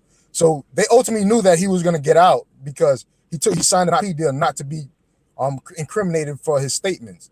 At the end of the day, like Judge Joe Brown, I don't know if you watch a lot of American talk shows, but Joe Brown is doing a media campaign defending Bill Cosby, and he's making a lot of great points, like such as what I named before. Like in America, if you sign a plea deal saying that you cannot incriminate me for anything else, you pretty much can't incriminate him. So they broke the law just to try to put him, knowing the fact that he's gonna be released because there was no due process in the case. So it's kind of 50-50. I understand that he's part of the system, but it seemed like there was a vendetta though to pretty much target this. Yeah. Anyway, R.I.P. Gregory, rest in peace. He's a great man. And I personally don't believe that Bill Cosby was But brother, guilty of sorry, anything. can I just for conversation, yeah, and just for debate wise, I want to say this though, yeah. If Bill Cosby was not the millionaire that he is, billionaire, whatever the hell he is, I know he just got money, isn't it? And he wasn't the person and stature of it. Do you think he would have got no plea deal like that? Like, come on now, let's be honest. He has to be a part of it in some shape or form, because who else? You wouldn't get that plea deal. Why would you need a plea deal if you're not? 1 minute, Lady D. Why would you need a plea deal if you're not even guilty? They're just coming for you, like Nazis in the night. No, I'm just being honest, isn't it? Like, it just doesn't make sense. It just like something ain't right here. No, but the funny thing, even in the plea deal, he literally said, "I think I'm just quoting from another person who's quoting the case. I've never read documentation. So this is somewhat speculation from someone else who read the documents. Judge O'Brien literally said that in the plea deal, I mean, Bill signed or whatever. He gave them Benadryl, some cough thing for sickness. Cough syrup, Benadryl.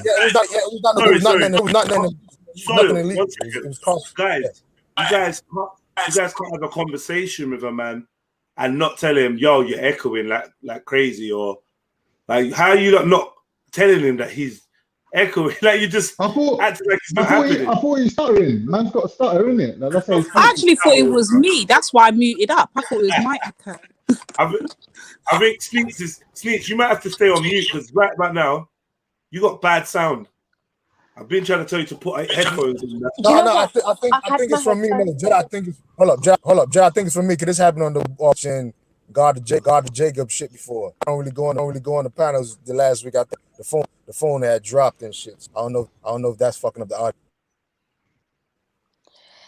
Yeah, I could hear an echo, so I left and I'll come back. But I've literally just put my phone on charge. That's why. Otherwise, I had my headphones in, but my battery's been. Yeah, you was doing good before. Yeah, you're cool now, actually. But yeah, I don't.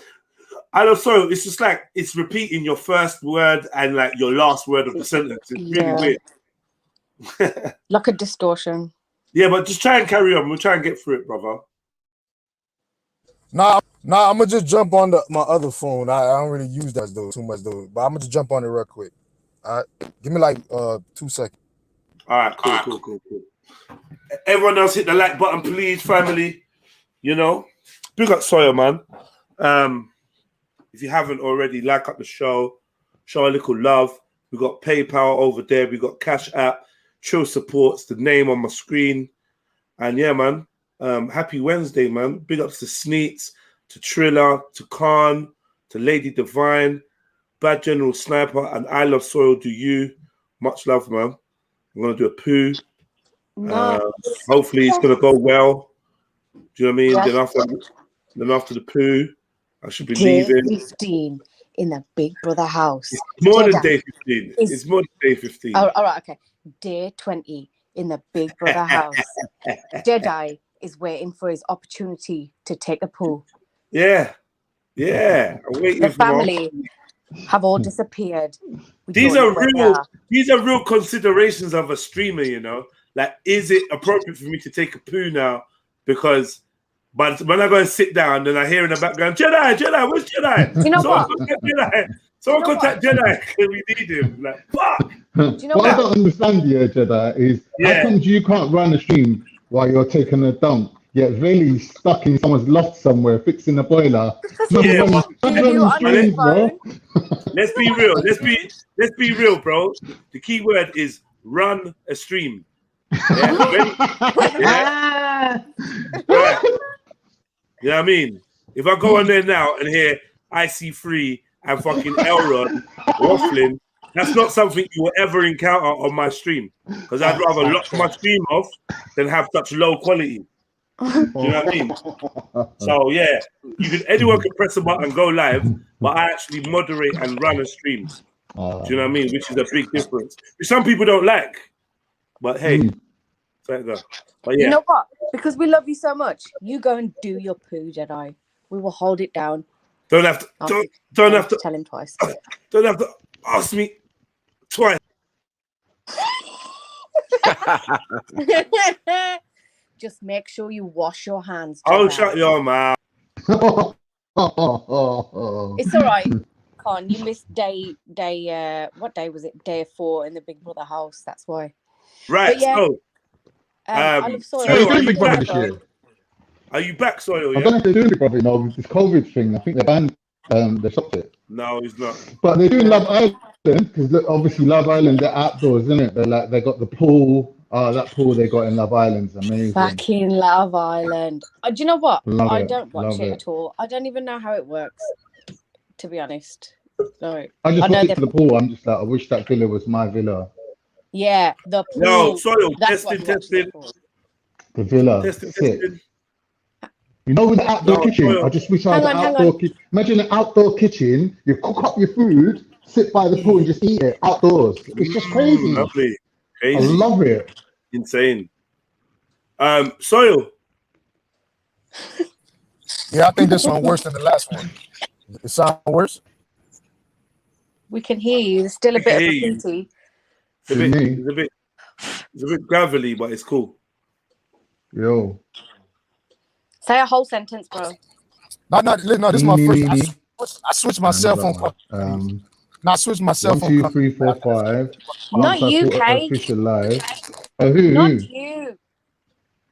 Sorry, I love Soil. Go ahead, bro. Soil, I can't hear him at all. Because you keep talking. I can hear the gravity. I can hear the gravity echo shit in the background. I think it's my cell phone company, man. I switched them, so it's better like. than it was before. You sure? Am I the only person who can't hear him? Probably. Yeah. Yeah, Con, you are the only person that can't hear him. I don't know why that is. But if you hit his icon, there's the 3 dots. There's something that says, "I can't hear this person." Click that, and it should allow you to hear them.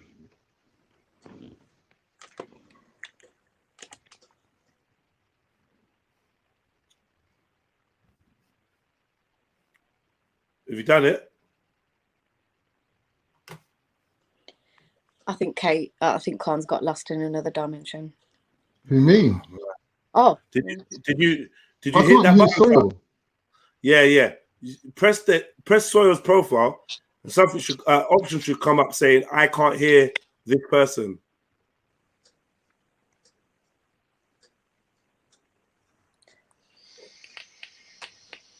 Have you done that?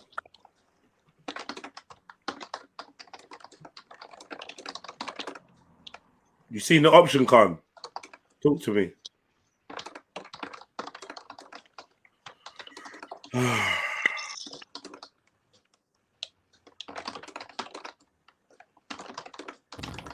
Yeah, it sounded better. You guys can hear me. I'm gonna say a full sentence. ADD, are you there? Khan loves pork. Did everybody hear that? Can you hear me? Yeah, I'm here. Checking in. Can you hear Soil? I can't hear him. I can hear Soil, but he's a bit crackly. But I can hear him, yeah. But is the volume really low? Because for me, it's like really low. So I just jump off Soil, and say jump back on something again. else, Soil.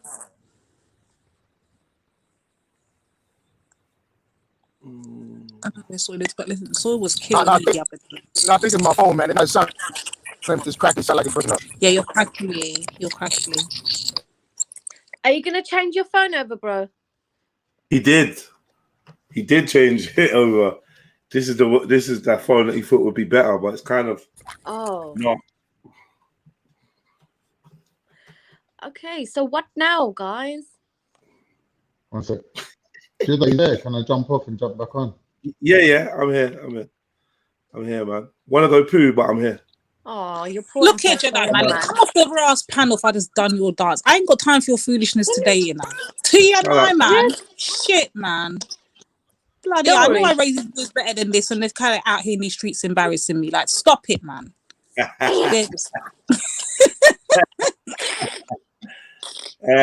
need to do one too, Lady D. You sound You like know you what? do. Don't even start, you know. 'Cause I swear, don't start on me today. We don't want You're not no gonna do beef on nothing. this. You're not gonna do nothing, Lady D. You're not I'm gonna do gonna nothing. bad you. Listen, I want to beat you up like I did last week and the week before that. Like, keep talking in it, and we'll see what It'll never time it happen. is. Lies, You lies, ain't lies. happen. Like, were you chatting off your mouth or on the internet? Like, because you're on the net now. Don't get brave. Like, you know what happened last week. Lady So now D, you sure you want to start this war, yeah? nothing would give me more pleasure than to spank you, but I just need to go Whoa. poo. So I was gonna say because your ass will never see that toilet seat if you start this war. Lady D's not ready, man. So I mean, she's not ready. Your toilet's not Ladies, ready. listen, Jedi just on here running up his mouth, talking the most. Yeah. But Jedi knows what time it is when this thing come off here. He knows what time it is, isn't it? Allow it. All that Macu's in the next one. All that Macu's in the next one. Like, he knows what time it is. You got smoke for Macu. You ain't got no smoke for me. You got smoke for Macu, man. Yeah, she's just dreaming, man. She knows. She knows she loved me, really. You get me? Come on, man. All right. Your admiration and that. We're waiting for Khan to jump back on. I think we're going to be good. Okay. Yeah, why Mary are you in J, the audience, you got a Randy? few things to do, right? Is Mary Jane on here? Randy's hiding down there. Yeah, but we just trying to re-establish connection with Soil so then we can get back into this. Now I switched back to the phone with the echo, man. I ain't got no time for that shit. Stay here, yeah. Yeah, we'll deal with your little duplication. It's still echoing bad. It's better than it was It's before. better than it was, you know, and this new phone that you switched to. It's better now. Just less. This is fine. We can deal with it. You know what I think it is? I turned down the 5G offer they gave me for all the new phones got 5G. So I kept my Galaxy Note 10. They're trying to make you suffer now, yeah? Yeah. They're like, oh, you're gonna They're turn trying down to offer our me a 5G. free phone, so it's like, yeah. Maybe maybe that's it. 'Cause I think the Androids they always make it like if the newer version come out, they always fuck up the older ones. So I think they're doing that shit with Galaxy Notes. So probably that. Yeah, that's a standard thing they do.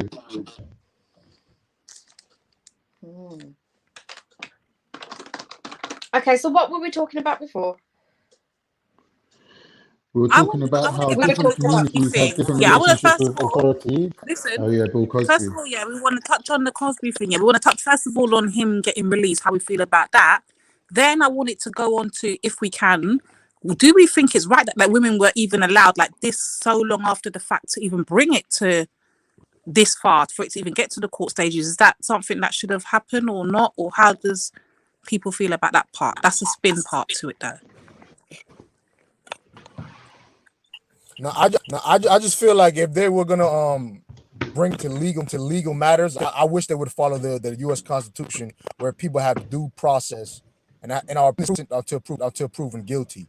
That's why I wish they would have done. Because if you thoroughly go through the list of women, I don't know how credible the stories. Only the stories that he can. But I think we're over like 40-something women. So yeah.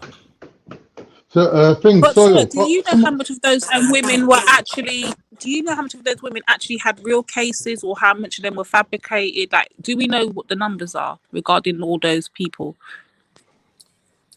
I'm not sure, but it wasn't all of them because he only got pretty much he got in trouble for giving that girl the cough syrup or whatever, and then I guess so. I don't really know too well, but I don't think it's all 40 women or 50 women. If it is. Because remember, he was in the hippie. I'm giving an excuse. He was in the hippie movement, but wasn't that like the 60s? Everybody was on drugs and sex and all that shit.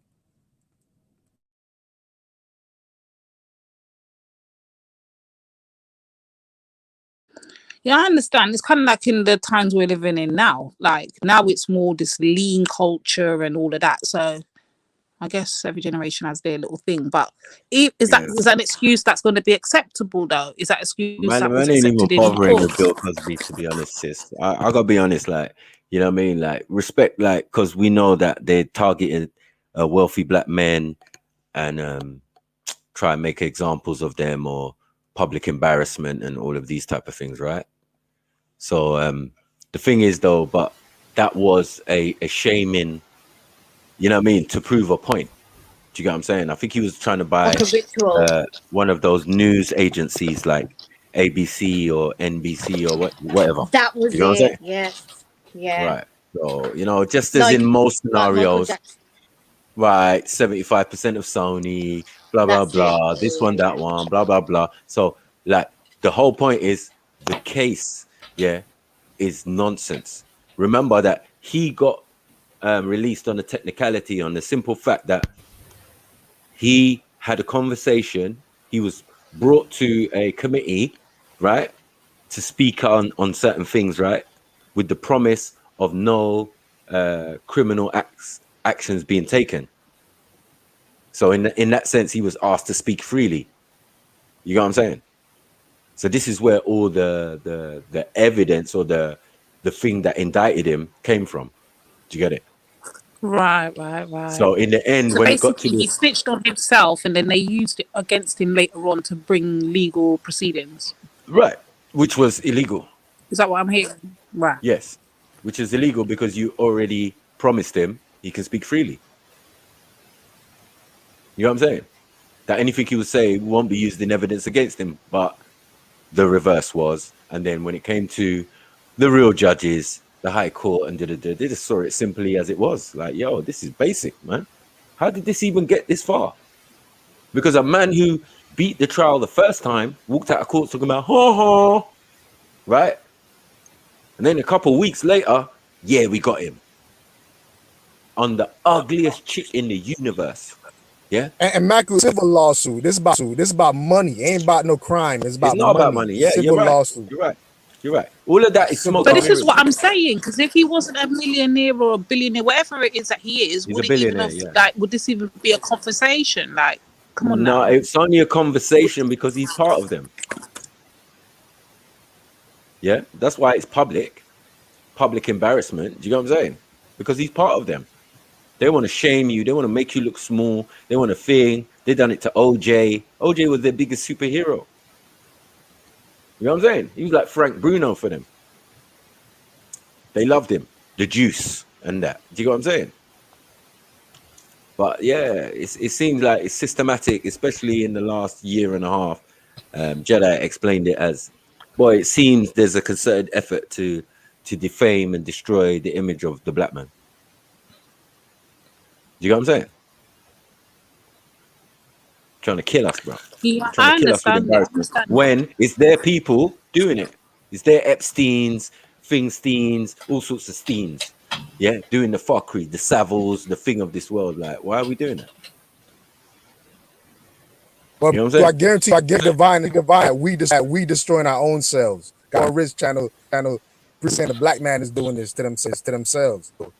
Let it go. No, that's a bit ridiculous because the black man doesn't control the system. Black man doesn't control Freemasonry. Black man can only be part of that system. Do you get it? You can only be a cog in a wheel. Ain't no free thinking black man trying to do his own thing and then they're taking him down. No. He wants to be part of their thing. He wants to buy pieces of their industry, their fake scenario. Imagine you want to buy a newspaper, like, you know what I mean? You want to buy a station, a news station. That's like me trying to say, I got enough money. Let me buy BBC. You get what I'm saying? Now, what would be the point for me? I'd be pretty stupid to do that because the whole thing is based on propaganda. You know what I mean? And lies. So you want to get hold of one of the lying machines, basically, and have control of that. That's not doing no use for black people. That's only doing good for Bill Cosby and his associates and whatever. Do you get it? So there's lots of elements to it that you know what I mean, that it's nothing to do with us common folk. You know what I mean? We could stand there So and wait, fight has for Bill Bill not Cosby done and say, nothing for the black people, the black community of America? Has he not of course reached he back has. and Of put course back he in? has. I'm sure. Of course he Oh, has. okay. He's got university programs, all sorts. You know what I'm saying? Scholarships that he's been doing from years. Yeah. Bill Cosby. In the Yeah, top black Michael's right. Bill universities. Cosby. And Yeah, Yeah, Bill Cosby donates to a lot of black universities. I think he's That's like right. one of the top donators in America. That's right. Like, But obviously, if he's a billionaire, let's get it right. You know, remember, I made this mention before that at one stage he was making 100 million a year, and Oprah was at 90 million a year. So basically, he was the richest entertainer in the world. Do you get what I'm saying? Closely followed by Oprah Winfrey. Big up Bill Cosby, man. Grew up watching Bill Cosby, man. He's a legend. No, he's not just an average guy on the entertainment circuit, you know, with Clooney's and all these man. None of these men got money like Bill Cosby. I gotta say, when it comes to these people that are extremely rich, you know, that are from a black background, you know, like Michael Jackson, for example, man, they get thrown under the bus differently, man. But no, there's also a thing called the gay boule. Which What's black that? people which black people themselves organize. It's their version of a secret society, or you know, bourgeoisie, some would call You know it. what? Yeah? But it's the gay Wait, boule. wait. I have to talk up as a black woman now, for real. When are some of the black men now are going to take some of this responsibility when it comes to the riches and stuff? And I have to be honest, because I'm seeing a pattern with when black men get to but so far up in society and they earn certain amount of money, they forget their senses, they forget who they are, they forget they're black, and forget that they can, as quick as they made their way up, they can come all the way back down. And they tend to get themselves into these predicaments, though, bro. Let's be honest. Michael Jackson, children. You know that people are speculating. Why are you still doing this? Bill Cosby, women. You know these women out here are doing these, are putting out these stories and whatever. Why would you then go and, like, come on, man, like, I'm not being funny. 20, 30 years ago, what a man was doing 20, 30 years ago, for me, bruh, I'm not even personally interested or invested. The fact that someone would dig it up, the fact that people would go and find these women, they were not knocking at anyone's door.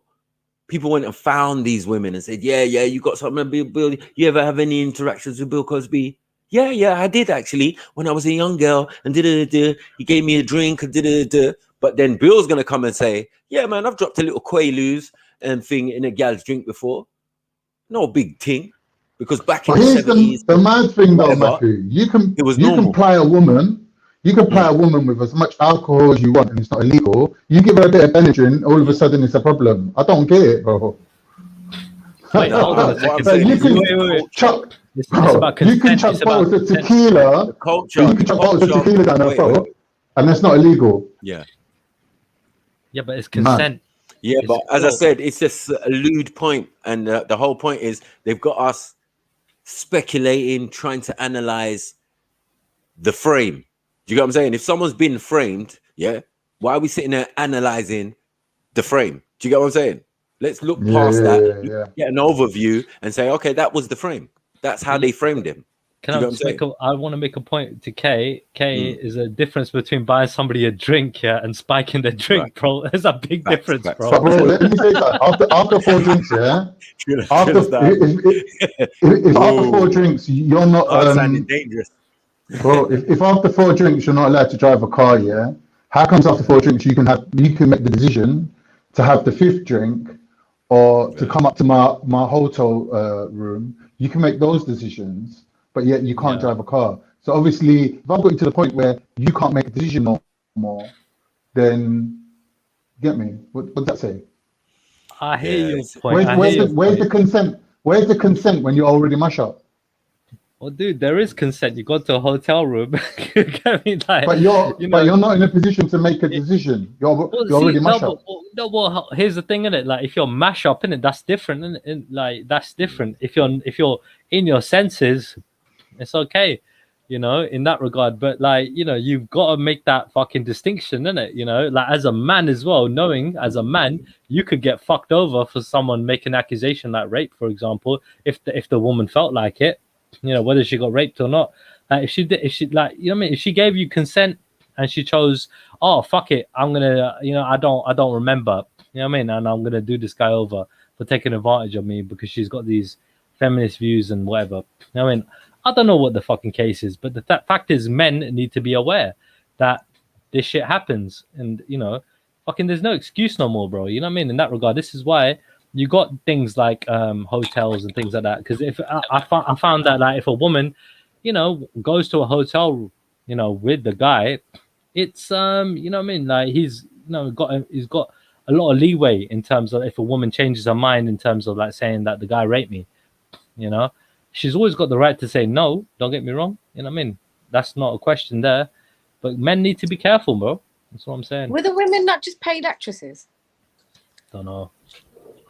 That could be a plausible solution or possibility. However, though, Trilla is right though. There should be accountability, but this was the failed justice system. He was never supposed to be tried. He already signed the waivers cannot try criminally. Yep. This is did. against the Constitution of America. Right. But the Masons are showing you that, look, we over government, we over the judicial system, we better than that. Yeah, we can do it, but when the real evidence comes through and everything will be readdressed. But for the meantime, you're gonna sit in jail. And then someone's gonna come and say, "Oh, sorry, Mr. Cosby, I want a bomber clat." But then there's another thing that Jedi said. Why was Bill Cosby in jail? Did we actually see him behind bars? How do we know he wasn't on house arrest? wasn't there pictures of him dressed in like a grey outfit or something, like a prison outfit? Mm-hmm. Oh, Where's yeah. the video evidence? You know what I mean? Like, we want to see you coming out of the prison. I'm not gonna go that far, Madu. I'm not with gonna your go hat that and far. coat. You know what I mean? You want to see him coming out of prison, or see him in his prison orange or whatever color. Do you get what I'm saying? Depending if it's a state, a federal charge, or if it's a county charge or whatever. Do you get what I'm saying? Like, we want to see. The last and video we didn't see I that. saw of him, was when he was coming out of court, and this woman jumped out of a bush and she just like flashed her tits at him, and there was something written on it, and his eyes were like googly out of his head. That's the last video I saw of him. I mean, the last thing I ever saw of Bill Cosby was that fucking movie when he was a ghost. That was a wicked movie. No. Imagine if it was me. Yeah, I just come out of prison. It's actually trying to frame me again. Yeah, a naked woman could have got punched in the face. Yeah, because I don't need nonsense. You know what I'm saying? This is all nonsense. This is bad enough as it is. I just come out, supposedly. You know what I mean? And then woman's jumping out. I don't even care what she's saying. We love you, Bill. I don't care. No, I think she written like rapist on her chest or On her something breast. like that. Yeah, man, fall back, man. If you get a sweep. You know what I mean? Sweep you and leave you on the floor and let security pick you up. Like, what the hell's going on? Let's You know what I mean? But sorry, I knocked you off course with that bullshit. Carry on. No, but it's true that yeah, there's streakers everywhere. You get me? England game, there was supposedly a streaker and that. Mad thing. It's that advert. Yeah, I kind of That's agree what with it is. Mako though, because remember they said he went in jail or something like that. It's like do sound like they were just trying to fuck with him though. The man blind. Yeah, and his disease getting worse. His cataracts is like, yeah. It sounds like. Yeah, you don't want no old man in jail. Like, what are you doing? Putting an old man in jail? Like, what are you doing? Maka, did you see that? Did you see that thing where the after the England game, freaking them girls getting felt up and they were just loving it on road? And I think it was around Wembley. Must have been. Oh, I never saw that. You didn't see that shit, bro. That was mad, bro. That's mad. I just saw people getting beaten up and stuff. Oh, I saw that shit too. That was fucked up. Did you wish he was involved, Trilla?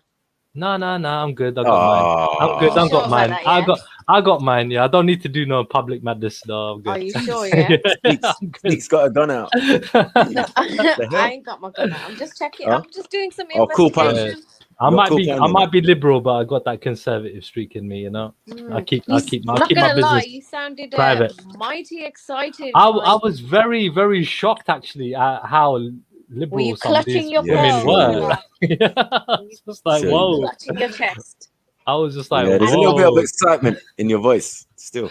Dude, what can I say? It's a rare occurrence. I ain't seen it before. I had not seen that shit before. I thought, what were we in Rio Carnival or something? What's going Got a on? massive smile on your face right now, innit? You're right. You're not wrong. I just thought of it. Because you seen the video. That's why. you know. So if that happened, hold on, wait. If that happened, and there was no consent, would that be considered rape? Definitely sexual harassment. Yeah, I mean, definitely sexual harassment. After what I see, what was going on, that was mad, bro. That was mad. But they didn't win the game, so what was their reasoning? Bro, that's just dumb, innit? They just like getting felt up by tons of different guys, isn't it? That's just the way it is. That's a good point, actually. What the fuck you celebrating? Yeah, you go there celebrating a loss. Imagine what they would have done if they won. Fuck those. Anyway. Oh, man. that would have been open rape in the streets. Then it sounds like. You know what I mean? People have to run for their lives, safety. You know what I mean? Especially the sisters. Anyone looking like Sancho or Saka and that sisters. It's game over, man. You know what I mean? Yeah, it's mad. The whole thing is a joke, man. The whole thing is like there's so many distractions. You know what I mean? While they're doing certain things, they're gonna roll out a statue for Diana. Distraction. They're gonna get Harry gets married. Harry does a video talking about racism in the royal family. Distractions. I don't know, dude. I think certain people are taking the stance now. Like Gary Neville the other day put a video out on YouTube saying, you know, obviously this is a deplorable behavior online, and I think more and more people are, especially from the white community, you know, are taking the stance on it more than ever before. Well, I give a damn about that. I think the worst thing was the build up. You see, that's our flaw. That's our fault. That's our default setting in this country. It seems that anytime we are bound for success or near it, we already start celebrating. We already start rolling out people's school teachers and, you know what I mean, parents and childhood friends and, you know what I mean, wishing and what the next step is. Bro, I had some where are we going madness to put this yesterday. new trophy? Bro, I had some madness yesterday on your channel. On a deeper point, Mac, who just said that's a fact. That's a life for a lot of people. People celebrate too early before they achieve their goals. Right. But back to that. That was a deep point, though. Don't let it go over your head. What you mean? What you mean celebrate too early? Americans don't do that. You know, like Americans don't do that. You don't see Americans in the semi-final or something, or the final or something, going nuts. Let the game win. Let the game. When was the play last out. time England were in a final? When was the last time they were in a final? They weren't for set 66. So that was a point to celebrate in itself. This is the point. Yeah. No, but this is the point. Like, football is about football. It's about tactics. It's about the players. Oh yeah, you're a the footballer, nation's innit? job is to be. Yeah. No, the nation is to be the extra man. You get it? The extra man in the stadium, not the extra man on the streets and everywhere else, gassing people so far up. You know, only a fall is next. You're setting yourself up for a fall. Basically, I say you wash your mouth on yourself. You know what I mean? That's what they do. So I just always sit back and like, oh my God. Last Thursday, I couldn't sleep because 3 hours of horns. Oh shit. And people running around the street like headless chickens. Mad. You know what I mean? It's coming home. It's coming home. Yeah. The only thing that's coming home is racism. Right. Right. The chickens are coming home to roost. You go and say it. The chickens coming home to roost. But what do you think about? What do you think about that? Chill out, 1 second. Jedi, I don't know if you can let Freddie in from the loo, but he's backstage. Oh, Freddie's in the back, yeah. Yeah. Carry on. Sorry, Trilla. Oh, was that the same Freddie from the other day? Yeah. Anyway. Is it that? You caught that K, yeah? Trilla. Don't be scared of my brother Freddie, man. I ain't scared. I just ain't gonna react. No, I'm saying listen. Just make like nothing happened. Listen. You'll be all right. True Billy Cole is one of the realest brothers on this. Really? Let me tell you. Really? One, because he says what he feels and he always speaks the truth. Do you get what I'm saying? From the heart. He might have a different opinion to me. We don't always share the same views and values or whatever, but he's my brother. And secondly, man in real life, touching, like I could touch his arm, and you know what I mean? We've been places together, we broke bread, we've done all, you know what I mean? Yeah, He's but a you real don't know fine Cone. with this But you don't know, but Mackie, you don't know Cone in real life as well. Don't mean nothing. He's still an Who? idiot. Cone. Who's Cone? Cone. You know I Cone. don't know him Remember? in real life. Yeah, Freddie knows him. Cone. Cone, man, the mad guy. Council The conspiracies. Yeah, yes, Huh? yeah. Council nice Council ears. nice ears. Oh, council. Yeah, but that's Yeah, because man lives council. in man's area. This is the Oh. different relationship with Dan brothers, isn't it? You know, if I'm saying man's my brother, yeah, we break bread. And it even goes deeper with me and Freddie. You get me? It's a family thing.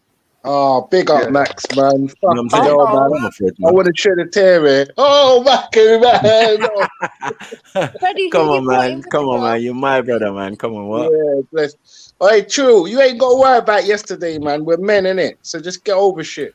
Like, yesterday was yesterday. Like, nothing I say to you can spoil your day and vice versa, innit? Damn So don't right. worry about nothing. Damn Don't worry right about that, bro. Trust me, this Yeah, smile ain't don't going worry nowhere. about nothing, man. Don't get Yeah. your knickers in a twist, man. Oh, not for you, mate. Not for nobody.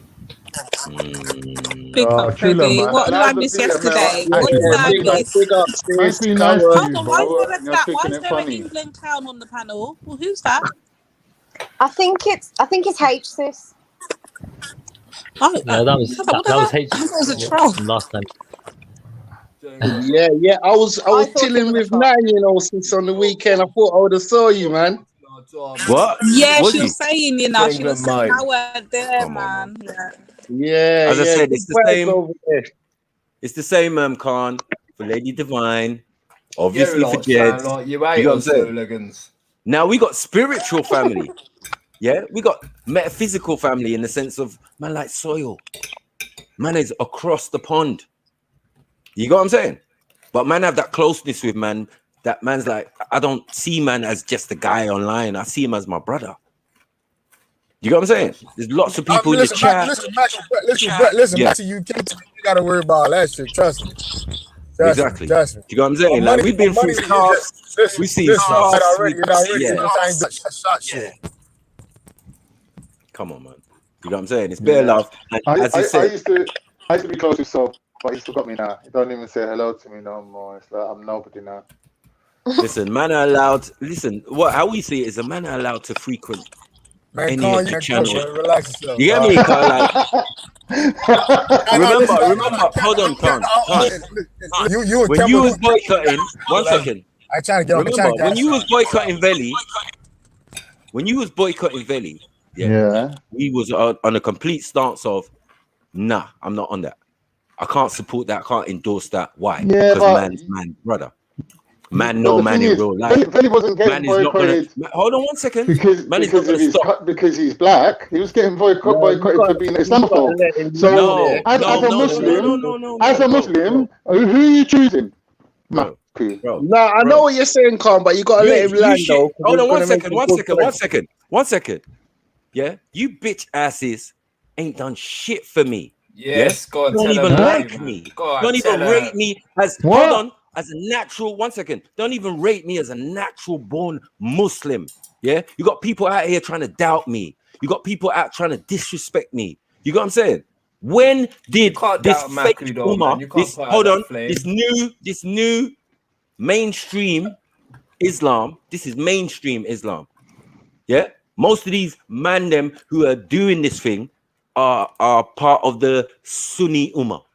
Yeah, you done. Some men have got to take the L. You got what I'm saying? Can I speak? So at the end of the day, 1 second. At the end of the day, no rush. Yeah, I just feel, yeah, that it has nothing to do with it. Me and Veli, yeah, have been brothers from day.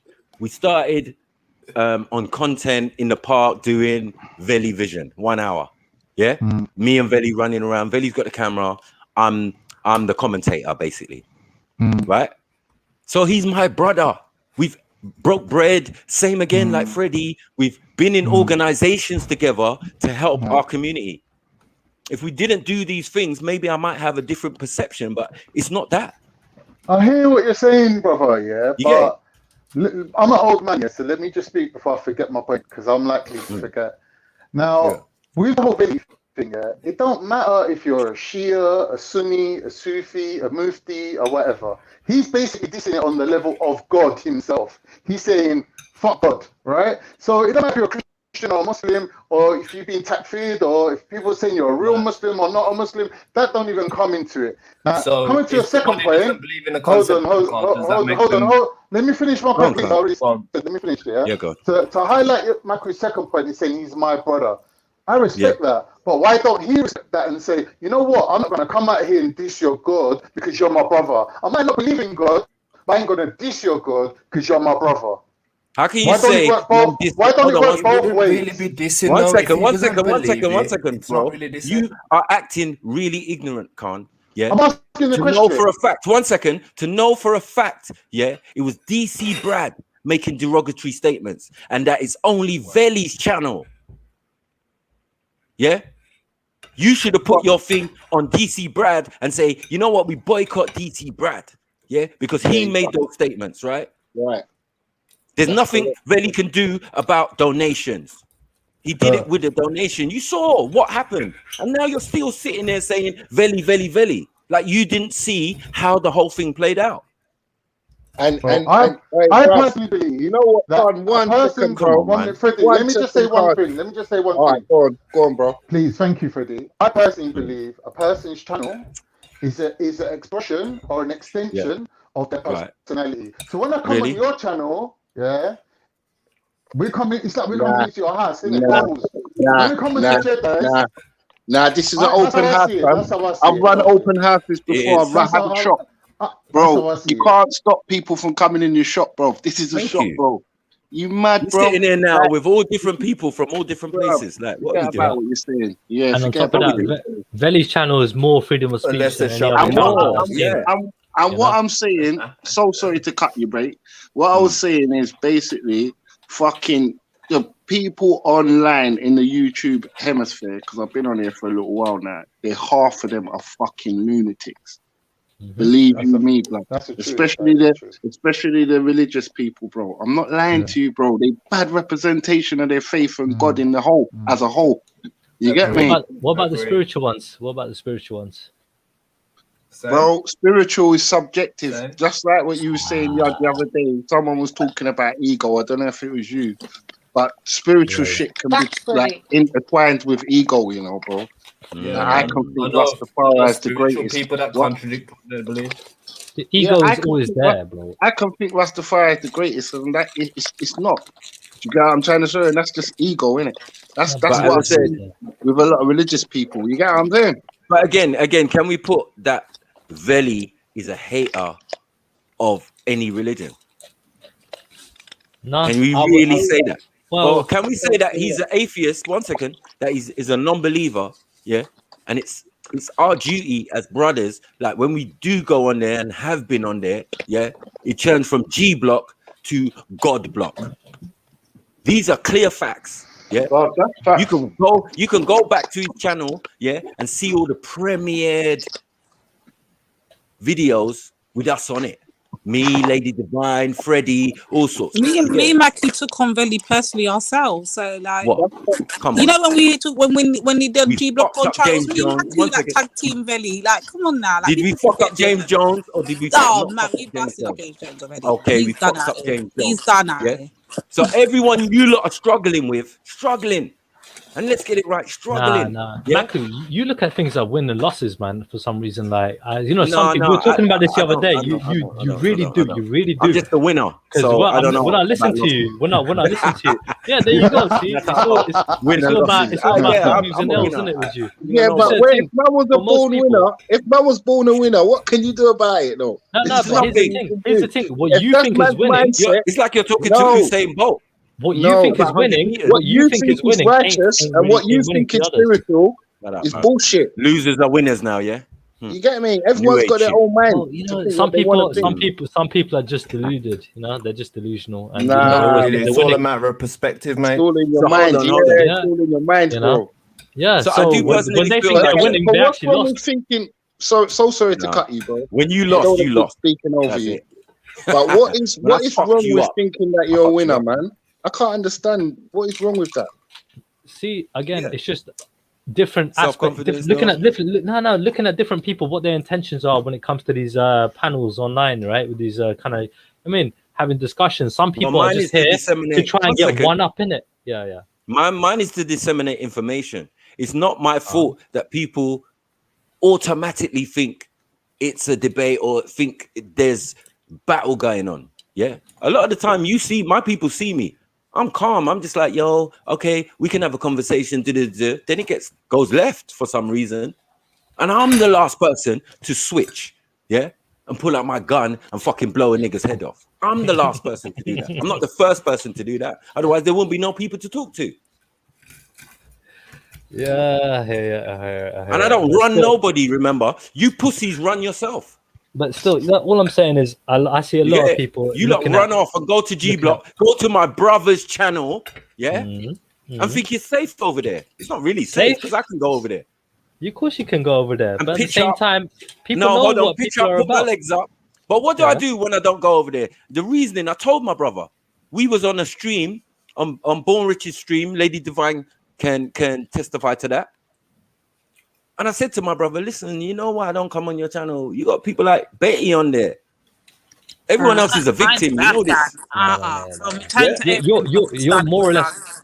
You're like a channel I can't host. do that. I said we did council culture on Betty from our point of view. The moment you dissed our brother Isa, who passed away, you were dead to me.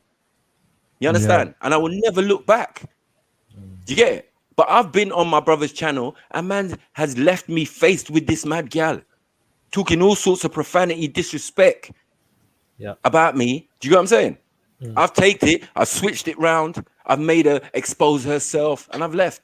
And I promise, man, even my sister Nine Aoife knows, when Betty was going on her channel, I didn't cuss her. I just said, sis, when I'm on, she can't come on. When I'm gone, she can come on. Yeah, if she's here before me, I'm not coming on. You get it? But don't be, I'm on the panel having a nice conversation with you, and you invite this mad gal. This one with mental issues. Yeah, saying that I assaulted her in the park and all of these type of shit. You know what I'm saying? Man, I can play back the video to show people how people lie, how people got mental health. And me as the doctor, me and Jedi as the doctors, and a few others in here. Who's dealing with the mental health and the situation that came about because of. That's right. That's right. We've been dealing with mental health for 3 fucking years, nearly, bro. Fuck's sake. Every fucking mad nation, every mad nation. Come here and say, yeah, Maku, I did have a little mental health problem. I did have a little mental health. I was going through this. I was going through that. In apology, because remember. Sniper's non-apologetic. Because man knows what he's saying when he says it. So I don't need to take back the talk. Yeah, I mean, look, you're a smart guy, but when it comes I'm a real guy. I'm a real guy, man. You know, like, from my opinion, you're a pretty smart guy. That, you know? For the boomerang thing, the pyramid boomerang thing. Like, don't get me started because I'm a killer, innit? Like, that's my natural setting, innit? But when it comes down to it, bro, my point is, for winning is different for different people. Like for me, winning is just jumping on and having a conversation. That's me winning. You know what I mean? Other people might be, I'm gonna get one up on somebody. Other people might be saying, no, I'll cuss that guy or whatever. You know what I mean? It's all different. Yeah, but when you come and lay on a man's couch, when you come and lay on the psychologist's couch, how are you winning? Like, that was a good session. Cool. Yeah, but you could never beat the psychologist. You came there for a reason. Oh, no. Real life shit, bro. You came there for a reason. You get what I'm saying? Oh, you want to feel better. That's all winning. Winning is like losing, but the opposite. Part of the process, the feel good factor. The feel good factor comes under entertainment. Entertainment is always the number one thing. I had a plan for every patient that passed through here. Straight. Yeah. I'm telling you, I'll be able to buy everyone in the chat a drink. Trust me. Yeah, easy, bruv, with the amount of mad people. Easy. You see that deal with Shifa, you see that deal with all these people with mental health. Come on. And it can't come outside on the stream. They'll never stream on the street. And now all people want to do is giggle like they don't know what the reality is. Just because we're all over here calm and patient and just doing our own thing. And then people want to come, yeah, this one, that one, that one. If you want to die, come and step up on the stage. Come and get your fucking throat slit. the sweetest thing is we had social skills before all of this internet shit. Of course. Do you get what I'm saying? You can go to your local train station, stream outside, and it's not going to be weird. Yep. Like a lot of people can't do that. They're scared of society. They haven't had a conversation with anyone apart from this. Do you get what I'm trying to show you? Some people didn't even interact with black people apart from this. Do you know what I'm trying to show you? They're racist. True. You get what I'm saying? All living out in places like Bradford. Never seen a black man in your life. And now you got people like Randy who's trying to be black. You get me? You got converting people differently, literally. But Uncle Scooby, man, Uncle Scooby, look, you gotta check the reality. Like it wasn't me sitting here minding my own business and people coming to me and saying, Maku, why can't we see a debate with you and Shamsi? Is that it now? You get me? Even though you've had many, even though you've had many with him, yeah. Why don't we see it? It's like he's purposely avoiding you. Come off. I'm saying, is it? I don't know about that. I don't know about none of that. When I see Shamsi, he's cool. Like, yeah, we talk. We know what position. He knows my position. He even defends my position. He run at Speaker's Corner, went and stood on a pulpit and said, yes, the Mujahideen and Ansar are exempt from you lot's fuckery. And I went back to him the next week. I said, Shamsi, yeah, Mujahideen and Ansar, yeah. He said, yeah, your people. Yeah. All right, cool. No problem. Yeah, but you don't want to do this thing on camera because every time we're debating, yeah, and it gets a bit sticky for him, the camera closes. Yeah. And man walk off. Oh, I got to go and pray. Oh, I got to go and do this. Oh, I got to go and do that. Yeah. And that's the best thing to do. If you don't like what a man's saying, walk away. So if anything, Shamsi's the perfect example. Yeah. Of if you don't like something or you're not feeling it and you walk away from it. You don't continuously go to it. Energy. Yeah. And then start moaning at it. Yeah. You're this, you're that. You're this, you're that. Oh, you really want me to focus on you? Is that what you want? Okay.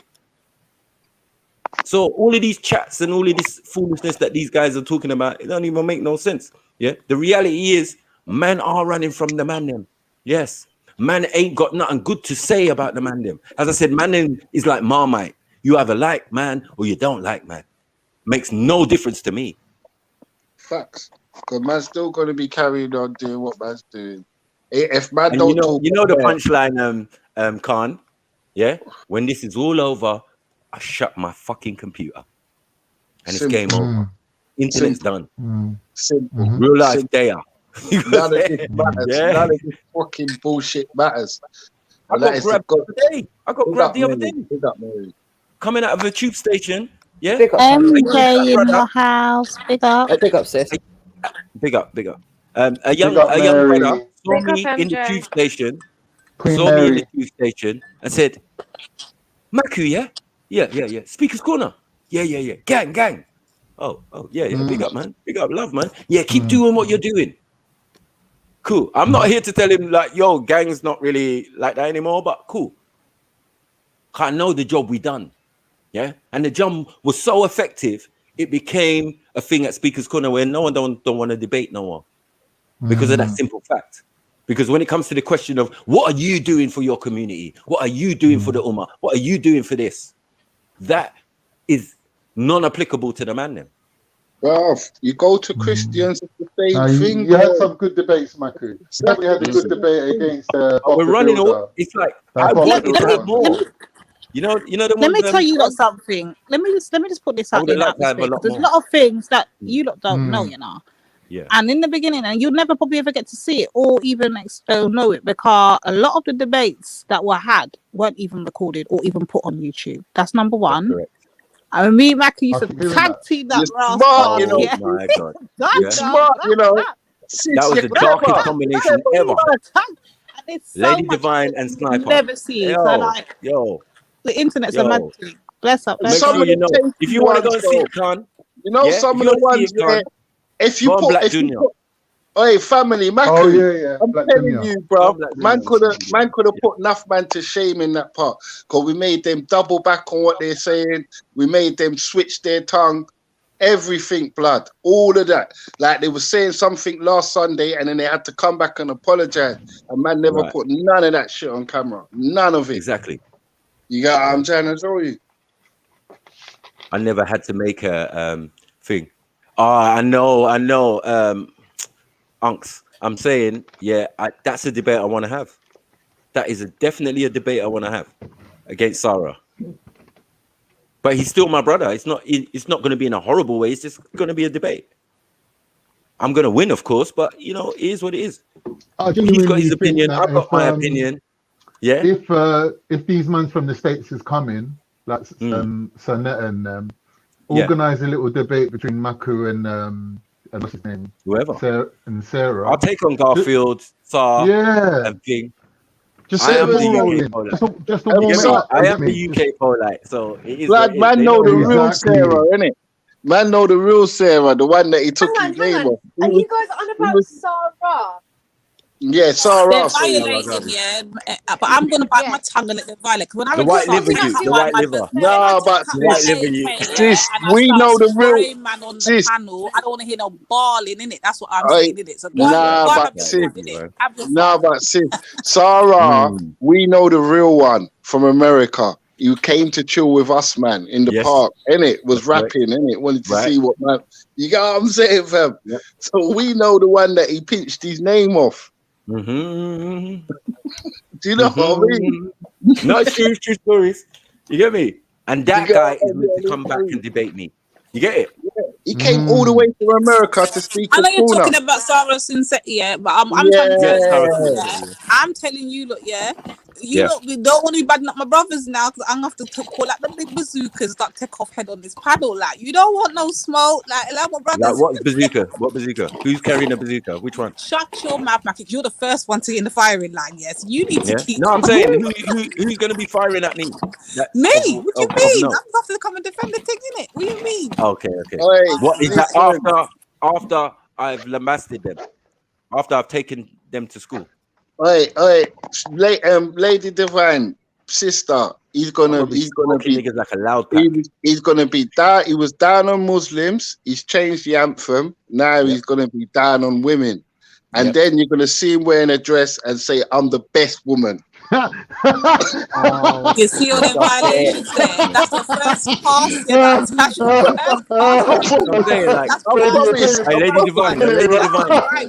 Lady Divine. Oh shit!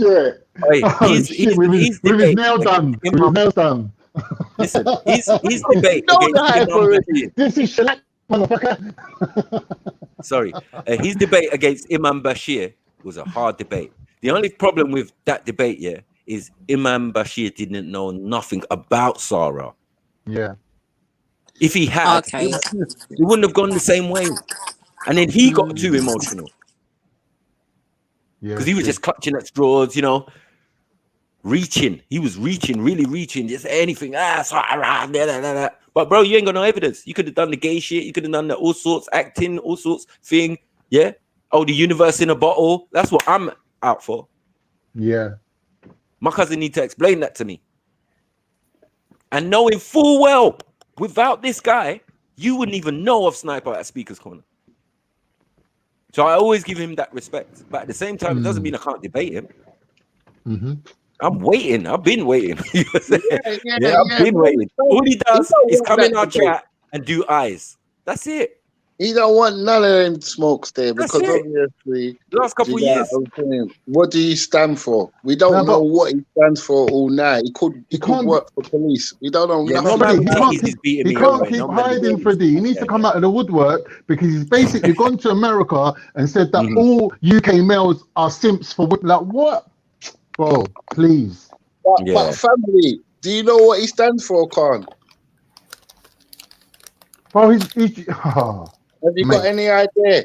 Because I ain't got a clue. I'm confused, bro. I'm confused. It could be acting. It could be Kemet and the black people. It could be down on women because that's popular now. Do not get it twisted, Sarah is a serious debater. Sarah has executed loads of people. Yeah? Brother I was an avid Polite, watcher in the beginning. You took down Brother Polite neatly. Yeah. He takes out brothers. He took them out. He took all these ones in the park. He did first. These Ali Dawahs and these hijabs, and he done that first. I don't know about that, man. I can't co-sign that statement. Even Respect roasted the Bro, fuck I out of watched it. I watched it on I watched it because Please those bring back days Gary it was Google. Please bring back my Tyson. brother Gary Google. Oh my Bring god, him back. the Mayweather. Oh The shit. Floyd Mayweather of Speaker's Corner. Like, stop it, man. The person I learned skills from. Like, please, man. Please, man. Put some respect on some of these G's names, man. You get me? Sheikh Dan Juma, another one. Like all these elders that I respect. And you know, before we came, blood, they was in like there was a pressure cooker situation for them. There weren't no loud mics and like there wasn't a loud mic. You can see what I'm trying to say. I'm not trying to have a debate with someone I don't think is worthy. I wouldn't even think about saying, yeah, Sarah, he's not worth it. If I felt he was not worth it, but I think he's worth it. I think he's definitely, you know what I mean? Unfortunately, he's a contender. On a good day, you know what I'm saying? He's a contender. Definitely. When it comes to the debates, yeah, he ain't no slouch. It's not like I'm not going to get a few. I'll drive for Russ. I'll drive to Russ's house, pick him up, meet you at the park, and we're coming on the winners, bro. I don't care about Sarah. You'll get roasted on a daily basis. That's pulls on But your hold heart. on, wait. Even Ras again, He's another a different type of debater. My little brother, yeah, knows better than that anyway, because half the skills he got came from the man them. Yeah, it's a different type of debater as well. He tug on your heartstrings. Do you get what I'm trying to show you? Yeah. Where enough other man tugging on your brain cells. You know your logic. Yeah, you get what I'm saying? I'm more Respect's like the Mayweather. Respect's like the Mayweather of debating. Like he don't look dangerous, but for some reason you can't touch him. You can't touch him, bro. But the wickedest thing is my man's thing is coming from the heart a little bit. So logics, if you're coming with too much logics, he's just gonna give it to you in a simplistic. So it's a different style of fighting. I mean, debating. Yeah. Agree. You know what I'm saying? Like, I'm similar. He don't have the passion. Another contender. You know what it is? He don't have the passion, the intensity, and the humor. I think humor is what's slightly missing from Sarah, for example. Do you get it? And even Ras. Ras is not a person to. I think he's not into running people. He takes things seriously. He's Ras is not into running people. You're right. He'll get emotional. He'll get emotional, and I know how to make him emotional. You know how he'll get Max. I know how to get him emotional. Because he's using his heart, he'll jump up and down, and he's a bit like man. You get me? Because obviously, man ain't been fully westernized with the education. So I'm just speaking to you plain Jane, innit? Take it or leave it. Go fuck yourself if you don't like it. You know what I'm way there, like. You know what I'm saying? Yep. We got Raw back. What? Even Booney's cold, bruv. Don't get him started like in a debate. He can decipher and you get me. He's in between. He's like, you know, Max, man. He's in between. You don't use too much he's like, bro. But you know what? You know what? Who you failed to mention, man? Like PJ. Jedi roasted some serious people, you know, and he's had some brilliant debates as well. No, Jedi's in a league. He's another contender. Jedi's different, man. Jedi's different, man. It's a different league. When we're talking league. League of Extraordinary Gentlemen. I mean, I sit at the top of the tree with a couple man them. You know what I'm saying? I'm not there alone. I sit on that's like when you get to the final level. That's like the one that you tackle when you're at that top level, isn't it? You get there and you see either Maku or Jedi. My favorite. I have to say, my favorite Jedi debate was with that online white. Another arrogant little cocky. Bro, he fucking murdered him. That's nothing, man. I like when he destroyed Jupiter. That is my favorite as well. I'm not gonna lie. That is up there. It's he destroyed Jupiter in the same sitting as well. Which dude was this? Yeah. He killed Jupiter. He killed online white. Yep. He killed online white's friend. And the other white boy. What was the other white boy? I remember. He murdered him as well. Like he dealt with the wicked and bad Danny Tomo and them man there and whatever the other one's name. Yeah, Right. done some stuff, A bag of them, blood, man. Everyone, every racist has got put to shame. Every fucking Muslim, fucking extremist hater has got put to shame. Every Christian Bible basher has got put to shame. Like, man, don't give out fatwas for no reason, you know. Only because we spoke. Hold on. Only because we spoke to the little terrorist in the park. Yeah. Only because we spoke to him. On the day Ahmed Ali thing, we dealt with my man first. We was just having a conversation. Man said, okay, so is it all right to slaughter innocents or something like that? Do you get it? This guy was stuttering, the tutus, fatwa out on man. Andrew Chowdhury and that. What the fuck? Mad. So do not underestimate the man them. I'm saying I can't even talk about Islam because the moment I start bringing evidence and people striking my fucking channel. Yeah, bunch of pussios. You understand? So it kind of killed my joy for my thing. Like, it's like, bro, I can't be myself. No, I had to make 2 new channels and shit. You get me? And I'm still ain't really fully recovered. Look, I'm on here. You know me. I used to do like 3-4 times a week and Friday. Remember that Birmingham youth fam? He used to say black people ain't got no friends, and I used to laugh at first, didn't it? I used to laugh because you know me, I've talked to everybody, every nation. Rich Porter, come on. Yeah, you get what I'm saying? Yeah, I think I'm Ethiopian. Like, I was chatting to people from I was born, so like it's not a problem for me to talk to any nation, innit? Yeah, you know what I mean. But some of these on there, they're so racist. They won't even chat to a black man on the street. That's a fact. There's racism here, and there's also prejudice, bias, jealousy, and outright hate. They don't even know, some of them, why they're hating on man. You got full of chat. You're full of big chat when you're on here, but in real life, you wouldn't talk to a black man. Yes, even when they have, oh, Maku, you're a lot different in real life. Yeah, I'm a lot bigger. I'm a lot thick. I know. Yeah. The TV be shrinking niggas and shit. Bro. Yeah, but when I'm standing in your boat, yeah, it's a different story, bro. Different essence. You get me? Every nation, bro. I've had to chat to, bro. Like, that's what I'm saying. Like, I was down with the Turks. I was down with the fucking Muslims. Albanians. I was down with the Sikhs. I was down with the Somalis as well. When the Somalis... You're a bit of a traveler. Like, you get I'm a black crikey. What are you talking about, fam? He been saying it from time. He been saying it. Freddie been saying it. You know what I'm saying? Like, yo. To fucking Mossad and shit. Bro, I'm telling you what it is, fam. I was talking to the Somalians when they had brown teeth. When they had brown teeth, fam. I was chatting to them. With the brown teeth. Yeah, your brain's ready. I've done streams. They used to do all that cat, innit? They used to do all the cat. I've done streams, yeah. Still do, bro. With like 15 of my Somali brothers in the room. Mad thing. It's hard to stream with 15 Somalis in the room.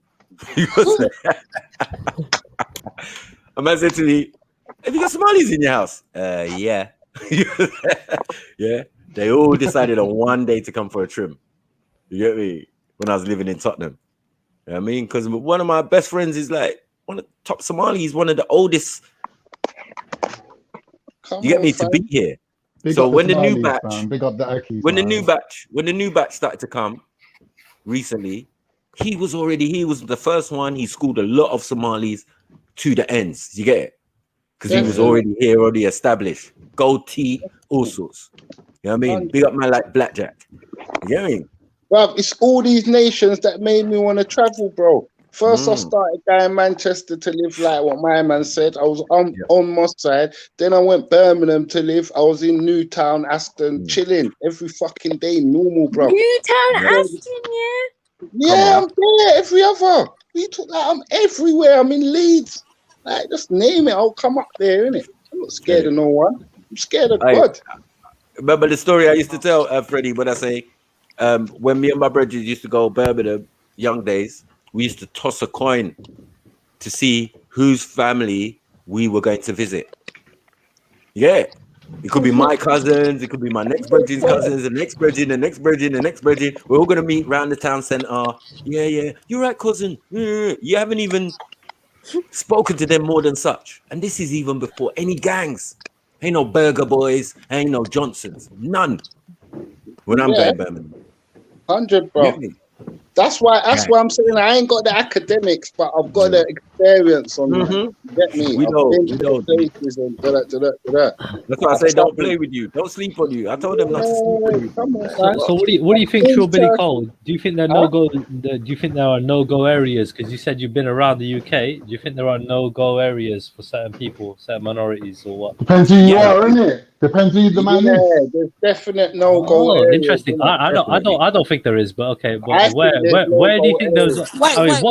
Triller, what country are you living in? Triller, what country are you living in currently? Because you could not be in England chatting this nonsense. I'm telling you. What are you on about? This is gonna right. So obviously I'm around some well-traveled people, right? So okay, I'm from London, West London, UK, So you tell me. You're talking about outer London. Hold on. Is that even London?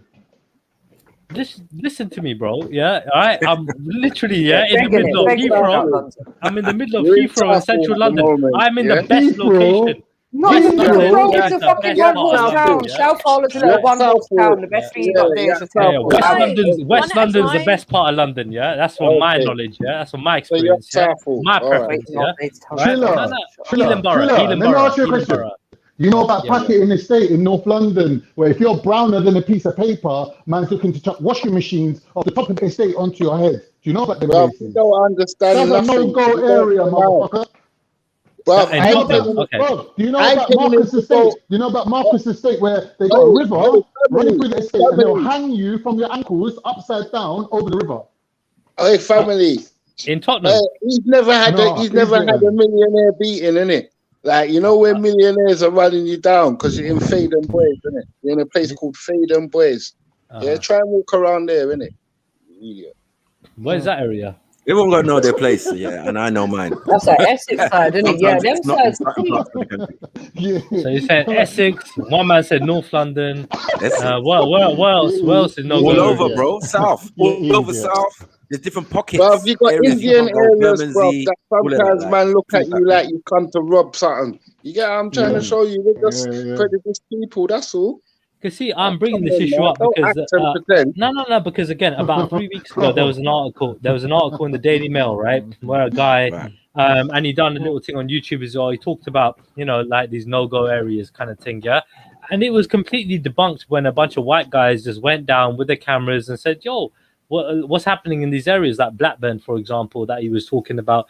I mean, there were loads of white people walking around. He was this one guy was saying that, "Oh, you can't go around them areas."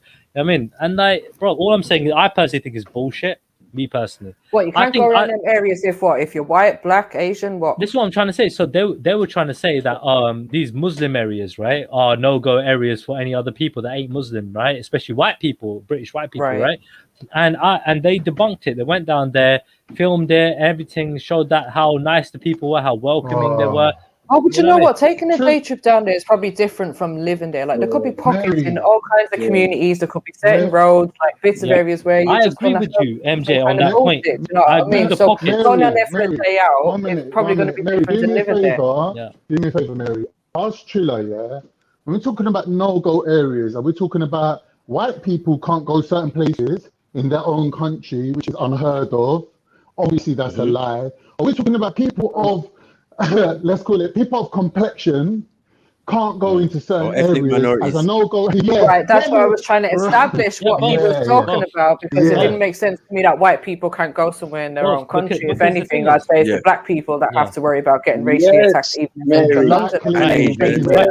Alone of a fucking black girl. Right, because I was addressed the question on the G Block, right? And I said to them, listen, I would feel safer if I had a bunch of black and brown people around me than I would if I had white people around me. You fucking better know that.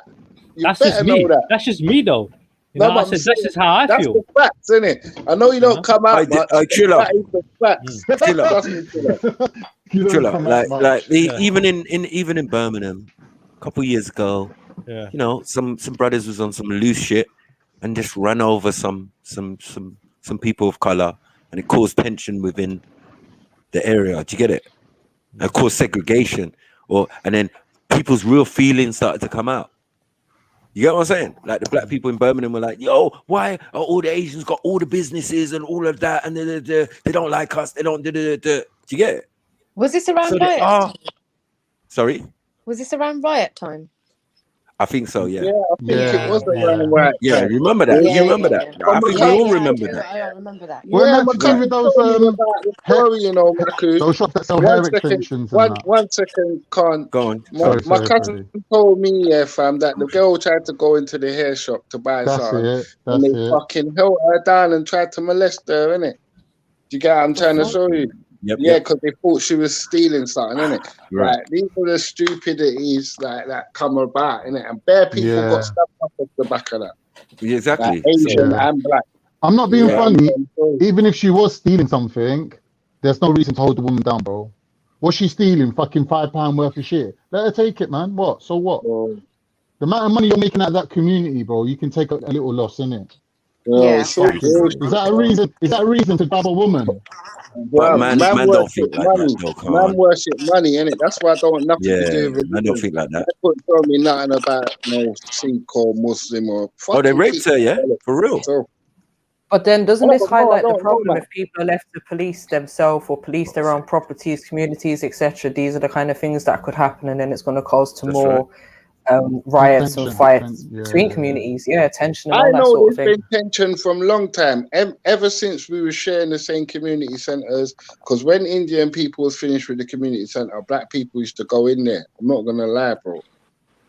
Okay, but it's Yeah, that's important to just be normal. collective. And then when probably the bank started giving Asian people a bit more loans than us, they forgot where Hello? it came from. Yeah. Hello? Chiller. Danny. Sorry. How you doing, buddy? What's going on, Danny? No, I'm sorry, but I've not heard so much rubbish in all my life about people from London and all this stuff. I mean, I'm originally from Northwest London, born and bred. Right. Although I don't live there anymore, and I'm not going to lie about that. But you've got good and bad wherever you go. Right. You've got all walks of life there. And to be fair, I like that in a place. I like to know that you've got Jewish people there, Hindu people there, Jamaican people, and stuff like that. Yeah. You know, that's what life's all about. It's mixed culture. If we didn't have a mixed culture, life would be pretty damn boring. I agree. Where are you from, though? Like ethnically, what's your background? Originally, I'm from Northwest London. Have you ever heard of Kentish Town, Camden Town? Yeah. No, I don't mean location. I mean ethnically. Like, what's your background? Ethnically, yeah. Over here, I'm British. I'm born over here. Right. My mum's English. My real father, sorry, but he's an asshole. He's an Arab. You know what I mean? Oh, okay, you're okay. But yeah, I mean, at the end of the day, you know, the way that he treated me and my mother was disgusting. But that's irrelevant. But the fact is, though, you've got good and bad wherever you go. I mean, I haven't been down there, I must admit, for a good 4 or 5 years. But when I last went down there, I can honestly say that I can go down there in my wheelchair at any time, day or night, and I've never had an ounce of problem from anybody. Right. Never. Not from Okay, so one Danny, person. you're from Northwest London. How you say Kentish Town? I know them ends very well. So what I'm saying to you, like that's now a heavy that dynamic has completely changed. So it used to be, we all know Camden area. The borough of Camden is heavily white populated, Irish, that's all now changed. Very much changed. Now it's main, like Somalis are the main. Somali, yeah. Yeah, they're But dominating. There's a lot at of. the end of the day, that's part of life. You know, Right. So I'm saying in your time that you've last been down there, listen, the time that you've last been down there, it's things and times have changed and move on since. There's a lot of, gangs and a lot of Somali things going on down there right now. How do you feel about that? Like when we're telling you that Big up the Somalis, man. Big up the fair Somalis. enough. Man. No, fair enough. But at the end of the day, and I will say this, whether it's a white gang, black gang, Indian gang, Turkish gang, I don't agree with gangs that go around causing harm to people's homes, their livelihoods, their families, or each other's lives. There's no reason for it. There's no need for it. It's disgraceful. It's disgraceful. There's no reason. That's what we're talking about. Danny, that's the point we're talking about. When we're talking about certain no-go areas, 1 second, guys. When we're talking about certain no-go areas, like when you got like certain areas that you can't cross or boys can't go from one side of an estate to another, this is the things we're talking about. There is no-go areas in England. Like, let's not be in denial about it. I think really, if a day like that has come like that, then I find, well, that's the day for me to say that I find that very, very sad.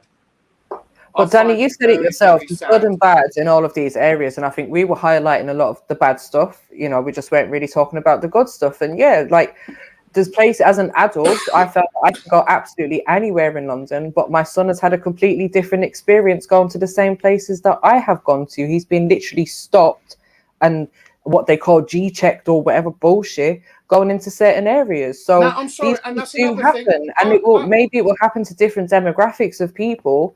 But right now, so we're just highlighting. We have been highlighting the bad stuff, the bad experiences that people have been aware of. I agree with you with what you say. I'm sorry, but the police need to be trained a lot better in race relations, because I'm sorry, it's disgusting whether they're white or black police officers to just see a black person or a Jamaican person walking down the street and say, right, let's go and check him. I'm sorry, it's disgraceful. Yeah, but Dan, it's disgraceful.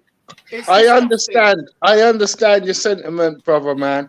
But we know that we know that the system needs to crumble. We don't need better relations. We need the system to crumble because it's actually one section. Crumble, bro. It's racist from the top. It's racist to the core. It's 1 second, Danny. It's racist from the tip to the core because we've just seen a lot of white on white violence at Wembley, and if that was black people, they'd be making arrests till 2039. You get what I'm trying to show you? So we know that the whole thing needs to crumble down.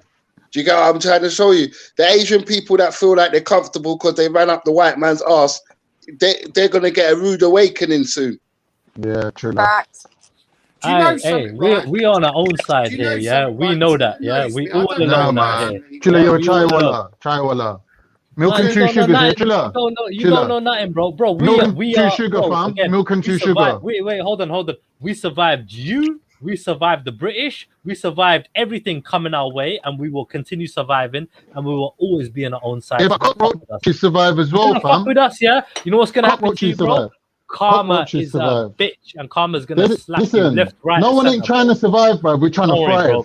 We're trying to thrive. We're trying to thrive, bro. We're not trying to survive. We're trying to thrive. We're trying to live. We're trying to live. Karma gonna catch you. Actually, there's a perfect example of what happens in London, isn't it? Like it's so tribal and cliquey and exactly what happens in London. I think you're the perfect example of the bad side of it. You're the perfect example of the bad side of it. Bad side, integration is a bad thing, is it? Yeah, but you didn't just say integration. You said come and fuck with us. You didn't say integration. You just said come and fuck with us, you because dickhead. you guys, wait, hold on a second. Yeah, you donut. Yeah, you fucking 1 second. Yeah, Kay's talking about Asians. Yeah, so you're talking about Asian people in particular. I'm backing out for the Asians now. Yeah, and now you're saying, oh no, you're not talking about integration. Don't make me laugh. We're integrated. We are integrated. Yeah, right. Better than most people are. All right. And if anything, yeah, bro. We know what we're doing. We're good out here. Again, we're going to continue to progress. So carry on. I mean, hang on a minute. Hang on. Just sorry to interrupt. Right now, cut a long story short. I've been to jail on racism charge because someone in my own member of my family, and I'm going to say it, but I won't say the word, called my mum a PAKI loving whore. And all right, I shouldn't have said it back in retaliation because I dropped myself to their level. But I turned around and said to them in public, who are you calling a PA, you know what, loving whore? And because of that, I ended up doing time in jail. What? Now, I've got a lot of trollers. I've got a lot of trollers online. What, you didn't have a solicitor? What happened? How you get done for that? I had a solicitor. I had it all dealt with and all that lot. You got stitched up, bro. Sorry, Danny, if you don't mind me asking, how long ago was this? This was some time ago, 2015. Wow. You know, and it's like at the end of the day, I shouldn't have said what I said because it dropped myself to that idiot's level. But I'll defend my family. I'll defend my family. You know. So you went to jail for a hate crime? Is that what it was classed as? That's what they tried to do me originally for, but they just dropped it down to a racial slur, and I only ended up doing something stupid like 26 weeks. So 27 weeks, something stupid. Danny, I've seen you on Wasp channel, innit? Yes, I've seen it before, Triller. Yeah. How you doing? You good, I've got no problem with you, mate. I know. You know, Triller, but what you it's doing like over I said, on you've Wasp got good channel? and bad Triller, in everybody. what you doing over them sides, Triller? I checked it out a couple of times. Anyway, back to our Is this what you conversation. call assimilation? Is this It's called assimilation? integration. Integration. And then over here, you're like, wow, Good look out, over here, MJ. Good and look out. over You there. know what I mean? Anyway. Let MJ come in, though. Let MJ come in one sec. Because you're boring. I'm not sure where we were at with this. I just didn't want to. Yeah, you guys. divert onto something else. You know I what would I mean? implore you to finish your dinner. I mean, I I'm going get on mute. called all sorts. I get called everything from A to Z. I don't care. At the end of the day, I've always said to people, I'll give my address out, which I have. Triller will tell you. My address is out there. I've got nothing to hide. I'm a fat white bald bastard in a wheelchair. They want to come to my house, they can come to my house. So why do they troll you online, Danny? What's their narrative? Because they're sad. They're sad people. They Big got up nothing Danny. else better to Danny do don't with give their a life. fuck. Big up Danny. They got better. Hey, I'm no angel. I'm not perfect. But at the end of the day, I've got nothing to hide. You know, if they Wait, think MJ, when was reasons ever given for trolling people? Like, people just get trolled for getting trolled. Yep. Exactly. Yep. They just do it for fun, man. It's for their own Just do it entertainment. because they got nothing else better to do. Yeah, it's for their own entertainment. All entertainment. Exactly. You know. Exactly. Big up, Randy. Hello there. Randy. Hey there. Danny. What is it? Chicken? Is it chicken today? I feel like chicken tonight. I'm cooking some later. Oh no, am I safe? Am I still safe on the panel? Am I still safe to be on the panel? You're good. You're You're safe, good. sister. Don't worry. Yes. We're Yeah, best am I defense still league. safe to be Randy's on the panel harmless, with man. Randy? I can't do this. No, Randy's harmless. Randy And scares me. harmless. Randy, If he gets out of order, we just call Goddess. Yeah, Randy likes dominatrix. Danny for a second. Or it's the GIMP meme. Yeah. Forgot about the GIMP The meme. point is, there's Jedi, nuances please. to all this. I didn't realise until like the past 7 You could get a flash of Savile.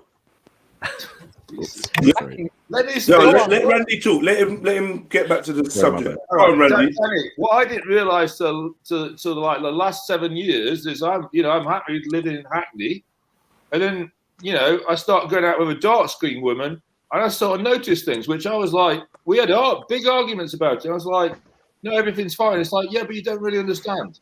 And it's only over the last 5 to 7 years that I've realised nuance in the society because I've had a dark-skinned woman walking beside me. And I talked about this the other day. It's like we're walking separate into a shop. And now I'm suddenly noticing shopkeepers like checking on her. And I'm like, why is the shopkeeper checking over her? Is this the And it's same like- point from the last few days? No, but it's just like you don't understand the undercurrent sometimes. You can live I've been living here 20 years, and it's like, and then suddenly you go into a different area, and then you think, okay, I'm missing stuff, and you don't realise these things that are under the surface that you didn't notice. I think he's making a valid point that no matter how much you hear about it or how At the end sympathetic of the you day, are, it's down unless to you people's ignorance. At the end of the day, it's down to if people want to be ignorant to the fact that it's like my neighbour up the road here, 4 doors up. He's a nice guy. He's from the Netherlands, and his wife's black. But some people down there make comments about it, and I go out there and I say, "Oi, who are you talking to?" The guy loves his wife. They've got kids together. What business is it of yours to what tell comments? What comments are they making? What are they saying?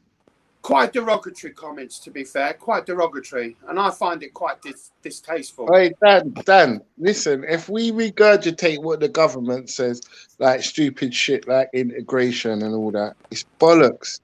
Like, Chill, Billy. You've got immigration in every country in the world. It's a fact. All right, let me tell you another story, yeah? This is how it is. Let me tell you another story, yeah? This happened to me... Randy, can I cut you off 1 second, bro? Chill, Billy, 1 second, yeah? Chill, Billy, you said you believe it. You believe in segregation. You believe in segregation. Let me speak to Danny, man. Bro. Hold on. Why you calling him out on his name, bro? Listen, allow it. this conversation's hard to Yo, Billy, bro.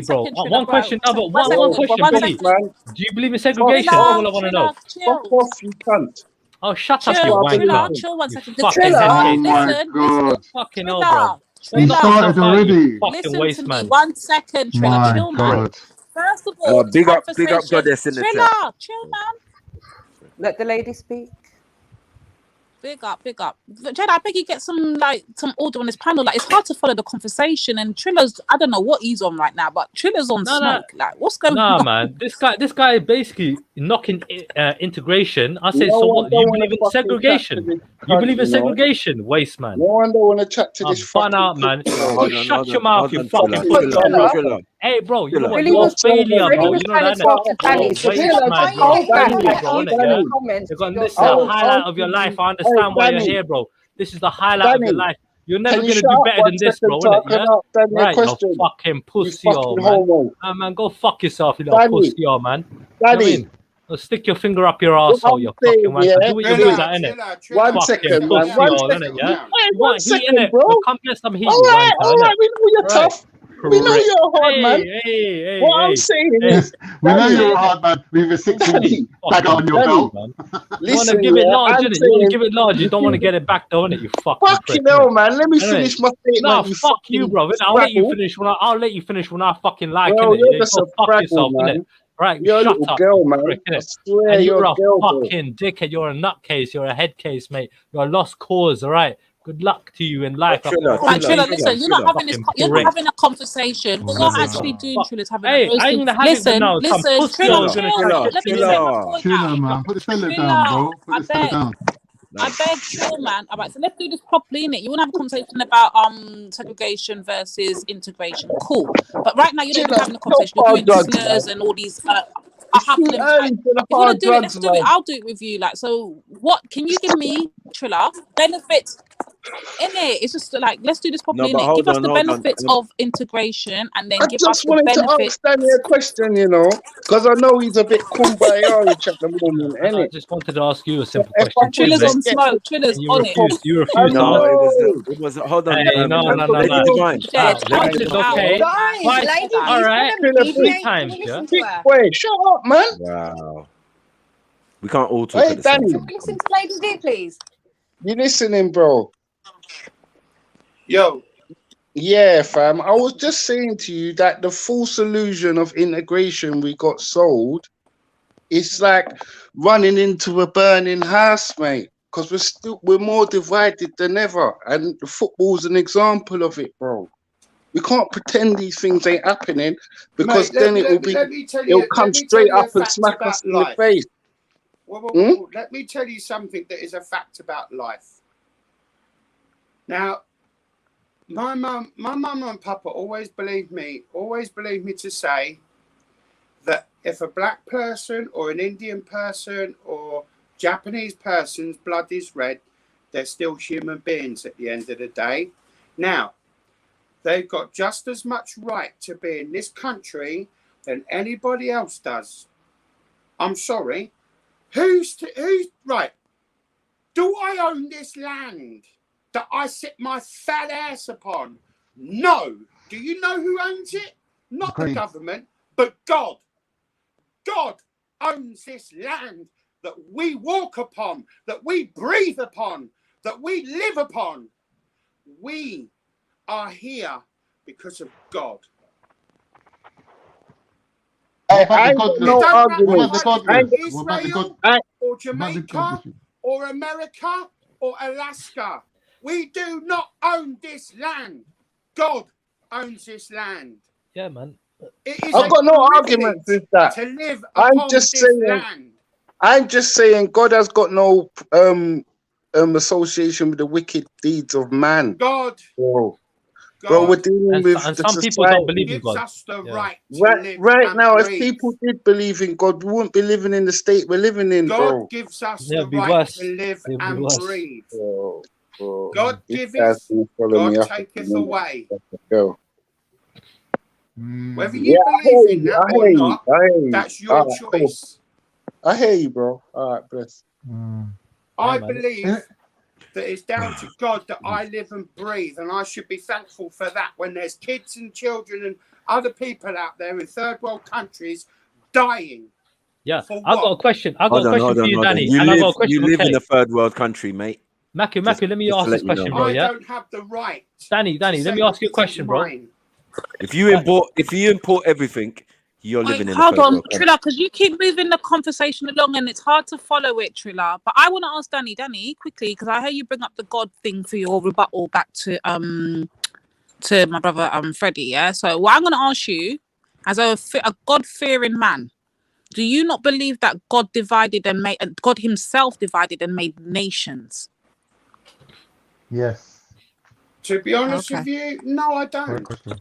Mankind, question. it's always been said that mankind will be the destroyer of itself. No, It's in that's not true. mankind's DNA to want to be bigger and better than everybody else. Yeah.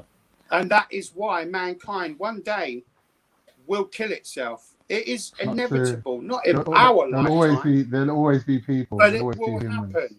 I mean, It will happen. until there's It's an like extinction. it's like, hang on, it's like any form of species of animal kingdoms around us. Yeah. Inevitably, it will kill itself out. Can I ask you a question, Danny and Kay? I want to ask you And that is a guys a fact. question. Yeah, do you think you guys are better people? Yeah, because you believe in God, or do you think if you didn't believe in God, you'd be worse? No.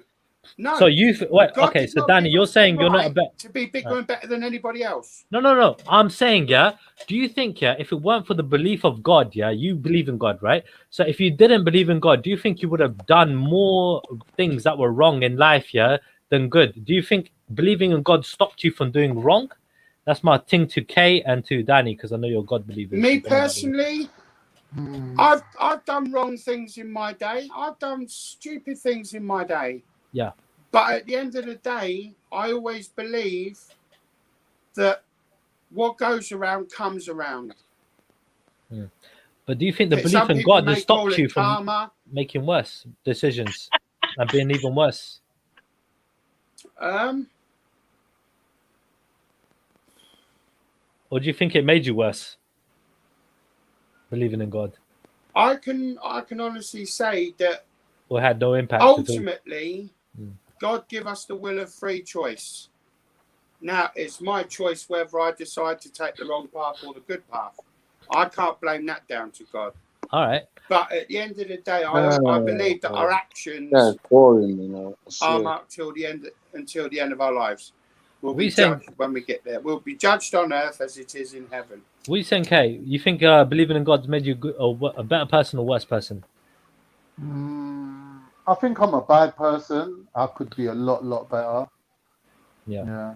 I don't think I don't think I would class myself as a good person. But the thing is, I don't really go by good and bad. I go by right and wrong. I always try to do the right thing. So doing the right thing might mean taking your head top off, innit? That might be the right thing to do. So, you know, maybe I'm not good at doing things like that, and I need to up my game and just try to be better at doing the right thing. So do you think God has made you a more peaceful person or a more aggressive person in that regard? Like, I think aggressiveness channeled in the right direction is a good thing to have in life, and that's like that's like what we would call being righteous. Having right on your side, is what makes you strong, isn't it? Okay. This guy, such a dumb question. Is it a dumb question? It's Really? stupid, man. Is it really? But anyway, the integration thing's failed. If we can get back onto integration. Yeah, that was stupid. I'm gonna pick up on your dumbness. Let's get back onto that. We're gonna pick up on your dumbness very soon. Don't Let's worry. have the God thing now. You stick around in it, yeah, because I'm gonna stick around, bro. Just Don't got worry. the panic calm. We're gonna start dancing soon, bro. Don't worry, bro. Take Freddie's example of a burning house, right? You're integrating yourself into a burning house. Why would you do that? And then you're being proud about it. You're being proud that you're better integrated than other people. No, other people got the sense to not want to integrate with something that's ruining lives. No. Integration is the key, bro. It's the key. How is it? You know what? You know what he sounds like. You know what he sounds like. He sounds like. Trilla, can I be honest with you? Let me speak to Trilla, brothers. Let me just speak to Trilla a second. Give me 2 seconds to wrap it up with Trilla. Yeah, because I need to have a little. So Trilla, yeah, I see you're coming for my brother, Freddie, you know, but you're gonna have to come for me too, you know, because you know I'm a whole nationalist up in this bitch, right? So you have to come for it too. Right, so let's go. So I'm gonna tell you, I'm gonna put it out there and tell you straight up and down like this, innit? Like you're gonna constantly have a fight against Freddie with this year because you're for integration, and I'm gonna be like, hell no. As the people that are always at the bottom, the people that integration has never benefited, the people that are suffering because of integration that are at the bottom, we're going to have a different stance. You're not going to accept that, will you? You need to show us how integration has benefited my people that are systematically and stay at the bottom. All right, cool. Let's go with United States of America, right? Slavery times, right? And the war against slavery, basically, right? When it came to independence and everything else, What war against slavery? What you mean? What war against slavery, bro? All right, when it came to the freaking the Civil War, bro, between the North and the South, bro. All right. So wait, hold on a second, yeah. So when it come down to it, bro, yeah, right. Integration was a key part, right, in terms of like a lot of the black people that were in slavery and everything else saw opportunity up in the North, yeah, and they saw the South as basically being, you know what I mean, less free, you know, in that regard. So integration was key at that point, right? Integration has always been key, and this is a young process. This has already been like 100 years, you get me, yeah, in certain countries, you know, especially in the Western countries, like in the Western Hemisphere. Other countries have had it and it's been getting on along fine. Integration is key. Segregation is bullshit. It will fuck us up if we start segregating ourselves in any way, shape, or form. Fred, you obviously don't know much about that era. Let me advise you. I don't. But I know there was a war fought, yeah. And I know that all the black people flocked to the cities. Listen. Yeah, away from the slavery. 1 minute, Trilla. There's a film starring Matthew McConaughey called The Free State of Jones. Yeah. Okay, I haven't heard. Go and watch it, and then you will learn about that whole era of how the North weren't really unfreeing slaves. That's why they had Jim Crow and all this shit. Yeah. Okay. So go and watch that film, and you will learn. Yeah. So you seen Glory? Yeah? You seen Glory? You're telling me that in 2021 these people are actually free. You're buzzing. You're buzzing. You seen Glory? Yeah. It's freer than they were before. Yeah, it's freer than end of the day. How can you be freer or less free or more free? Freedom is right now. We're in the same boat. You're either free or you're not, bro. Trilla, are you listening? You're either free or you're not free. There ain't degrees of freedom, right? You're either free or you're not free, bro. And you got equal opportunity is freedom. Equal opportunity is freedom. Equal opportunity is freedom. Sense, bro. Equal opportunity is freedom. All right. And we're closer to having that equal opportunity more than ever before in history. And I'll be damned, yeah, if any fucking idiots, yeah, want to go. I'll be damned, yeah, if any fucking idiots, yeah, want to go backwards, yeah, and try and segregate people. Honestly, man, some people there are lost. Some people there are dumb. Do you know what, Trilla? Can I post something to Trilla? Can I post something to Trilla? Trilla, maybe you might have a different mindset if integration had affected you and especially your nation of people badly in a sense of loss of identity, loss of self, loss of loss of all of that stuff. Maybe if integration had affected you that way, you might not have the same outset, but because it hasn't directly affected you in that it's affected you in a different way, but in that same way, that's probably why you don't see. Now, I'm not saying like people should not mix or mingle or none of that. I'm not saying that, but I'm saying when it comes to like the benefits of integration, it has not benefited my people. Period. That's what I'm sticking on. I stand on it with my chest. Yeah, I'm an advocate of Martin Luther King, right? And when he said things like, you know, when it comes down to it, right, you know, little black and white, you know what I mean, girls and boys, right, are basically just all together, you know what I mean, and just, you know what I mean, in the playground playing this and that, you get me, yeah, and they ain't no freaking segregation. There's just integration. All right, we're all the same. That's all I'm about. Yeah, people from all races, all people. Yeah, I'm not about this bullshit about dividing because of race. It's bullshit. Don't make any sense to me. Don't like it. Won't endorse it. Sorry, one sec, guys. Jedi, if you're around, can you please let people in there backstage? We've got Freddie, and I think maybe Wendy wants to come on as well. See, Trilla, do you know what? Sorry, I just got to say this. I just think you chat a load of shit. Because Fair you're enough. just happy to call people like, oh, you're a black nationalist, oh, you're this and that, without even like. Yeah, I don't like that. I don't like nationalists. I don't like nationalists, as you can tell. I mean, I forgot. Well, they're gonna have to deal with us because we're not going nowhere, Trilla. Yeah, you carry on, but you know what? The thing, you know what? Look, this is the problem. Yeah, this is the problem. I don't know who you've been talking to or what conversations you've been having, but I've not had this conversation with you until today, innit? And I'm saying to you straight the hell up and down like this.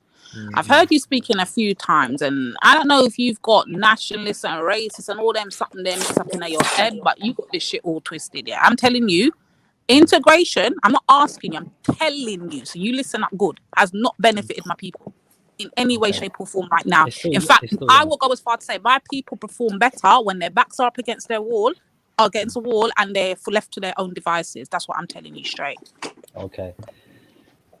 Like, can you give me an example of when they've benefited in that? I would also go as far. I'll also go as far as to say this with my chest as well. Listen, I'll also go so far to say this with my chest as well. I believe a lot of people do say integration because they're the ones that benefit off integration. They benefit off the culture. They benefit off the, you know, they make money. It helps everybody else but us, the people that are having to integrate, but us, that people that, like, it doesn't benefit us in any way, shape or form.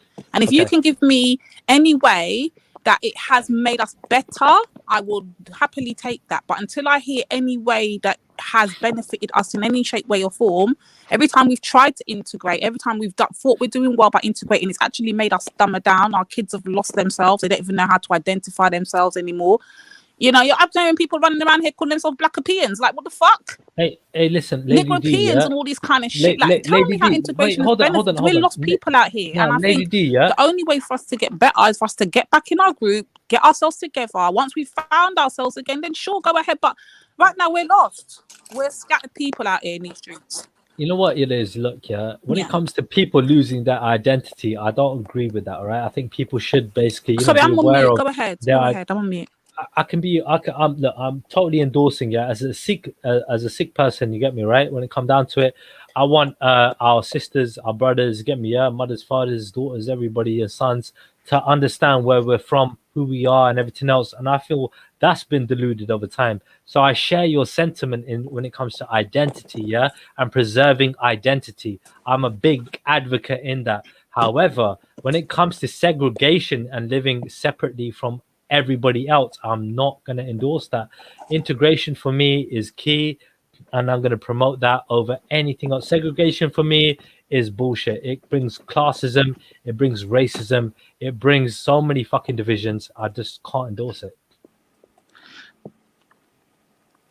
You're well in your opinion to have that, and I'm not gonna lie, yes, there are bad sides to segregation and there are good sides to segregation. I'm speaking up on the good side at the moment, and the good side for us to segregate is for us to find ourselves, get back to where we need to be, and to start, you know, building ourselves back up. But right now, you're talking to a bunch of confused people on the internet, self included, that are running around here trying to find ourselves and get ourselves together, and we can't because we're too busy trying to benefit everybody else. But integration's not helping us. Lady D, can I ask a question? Yeah, go ahead, Khan. Based on Freddie's example of the burning building, right?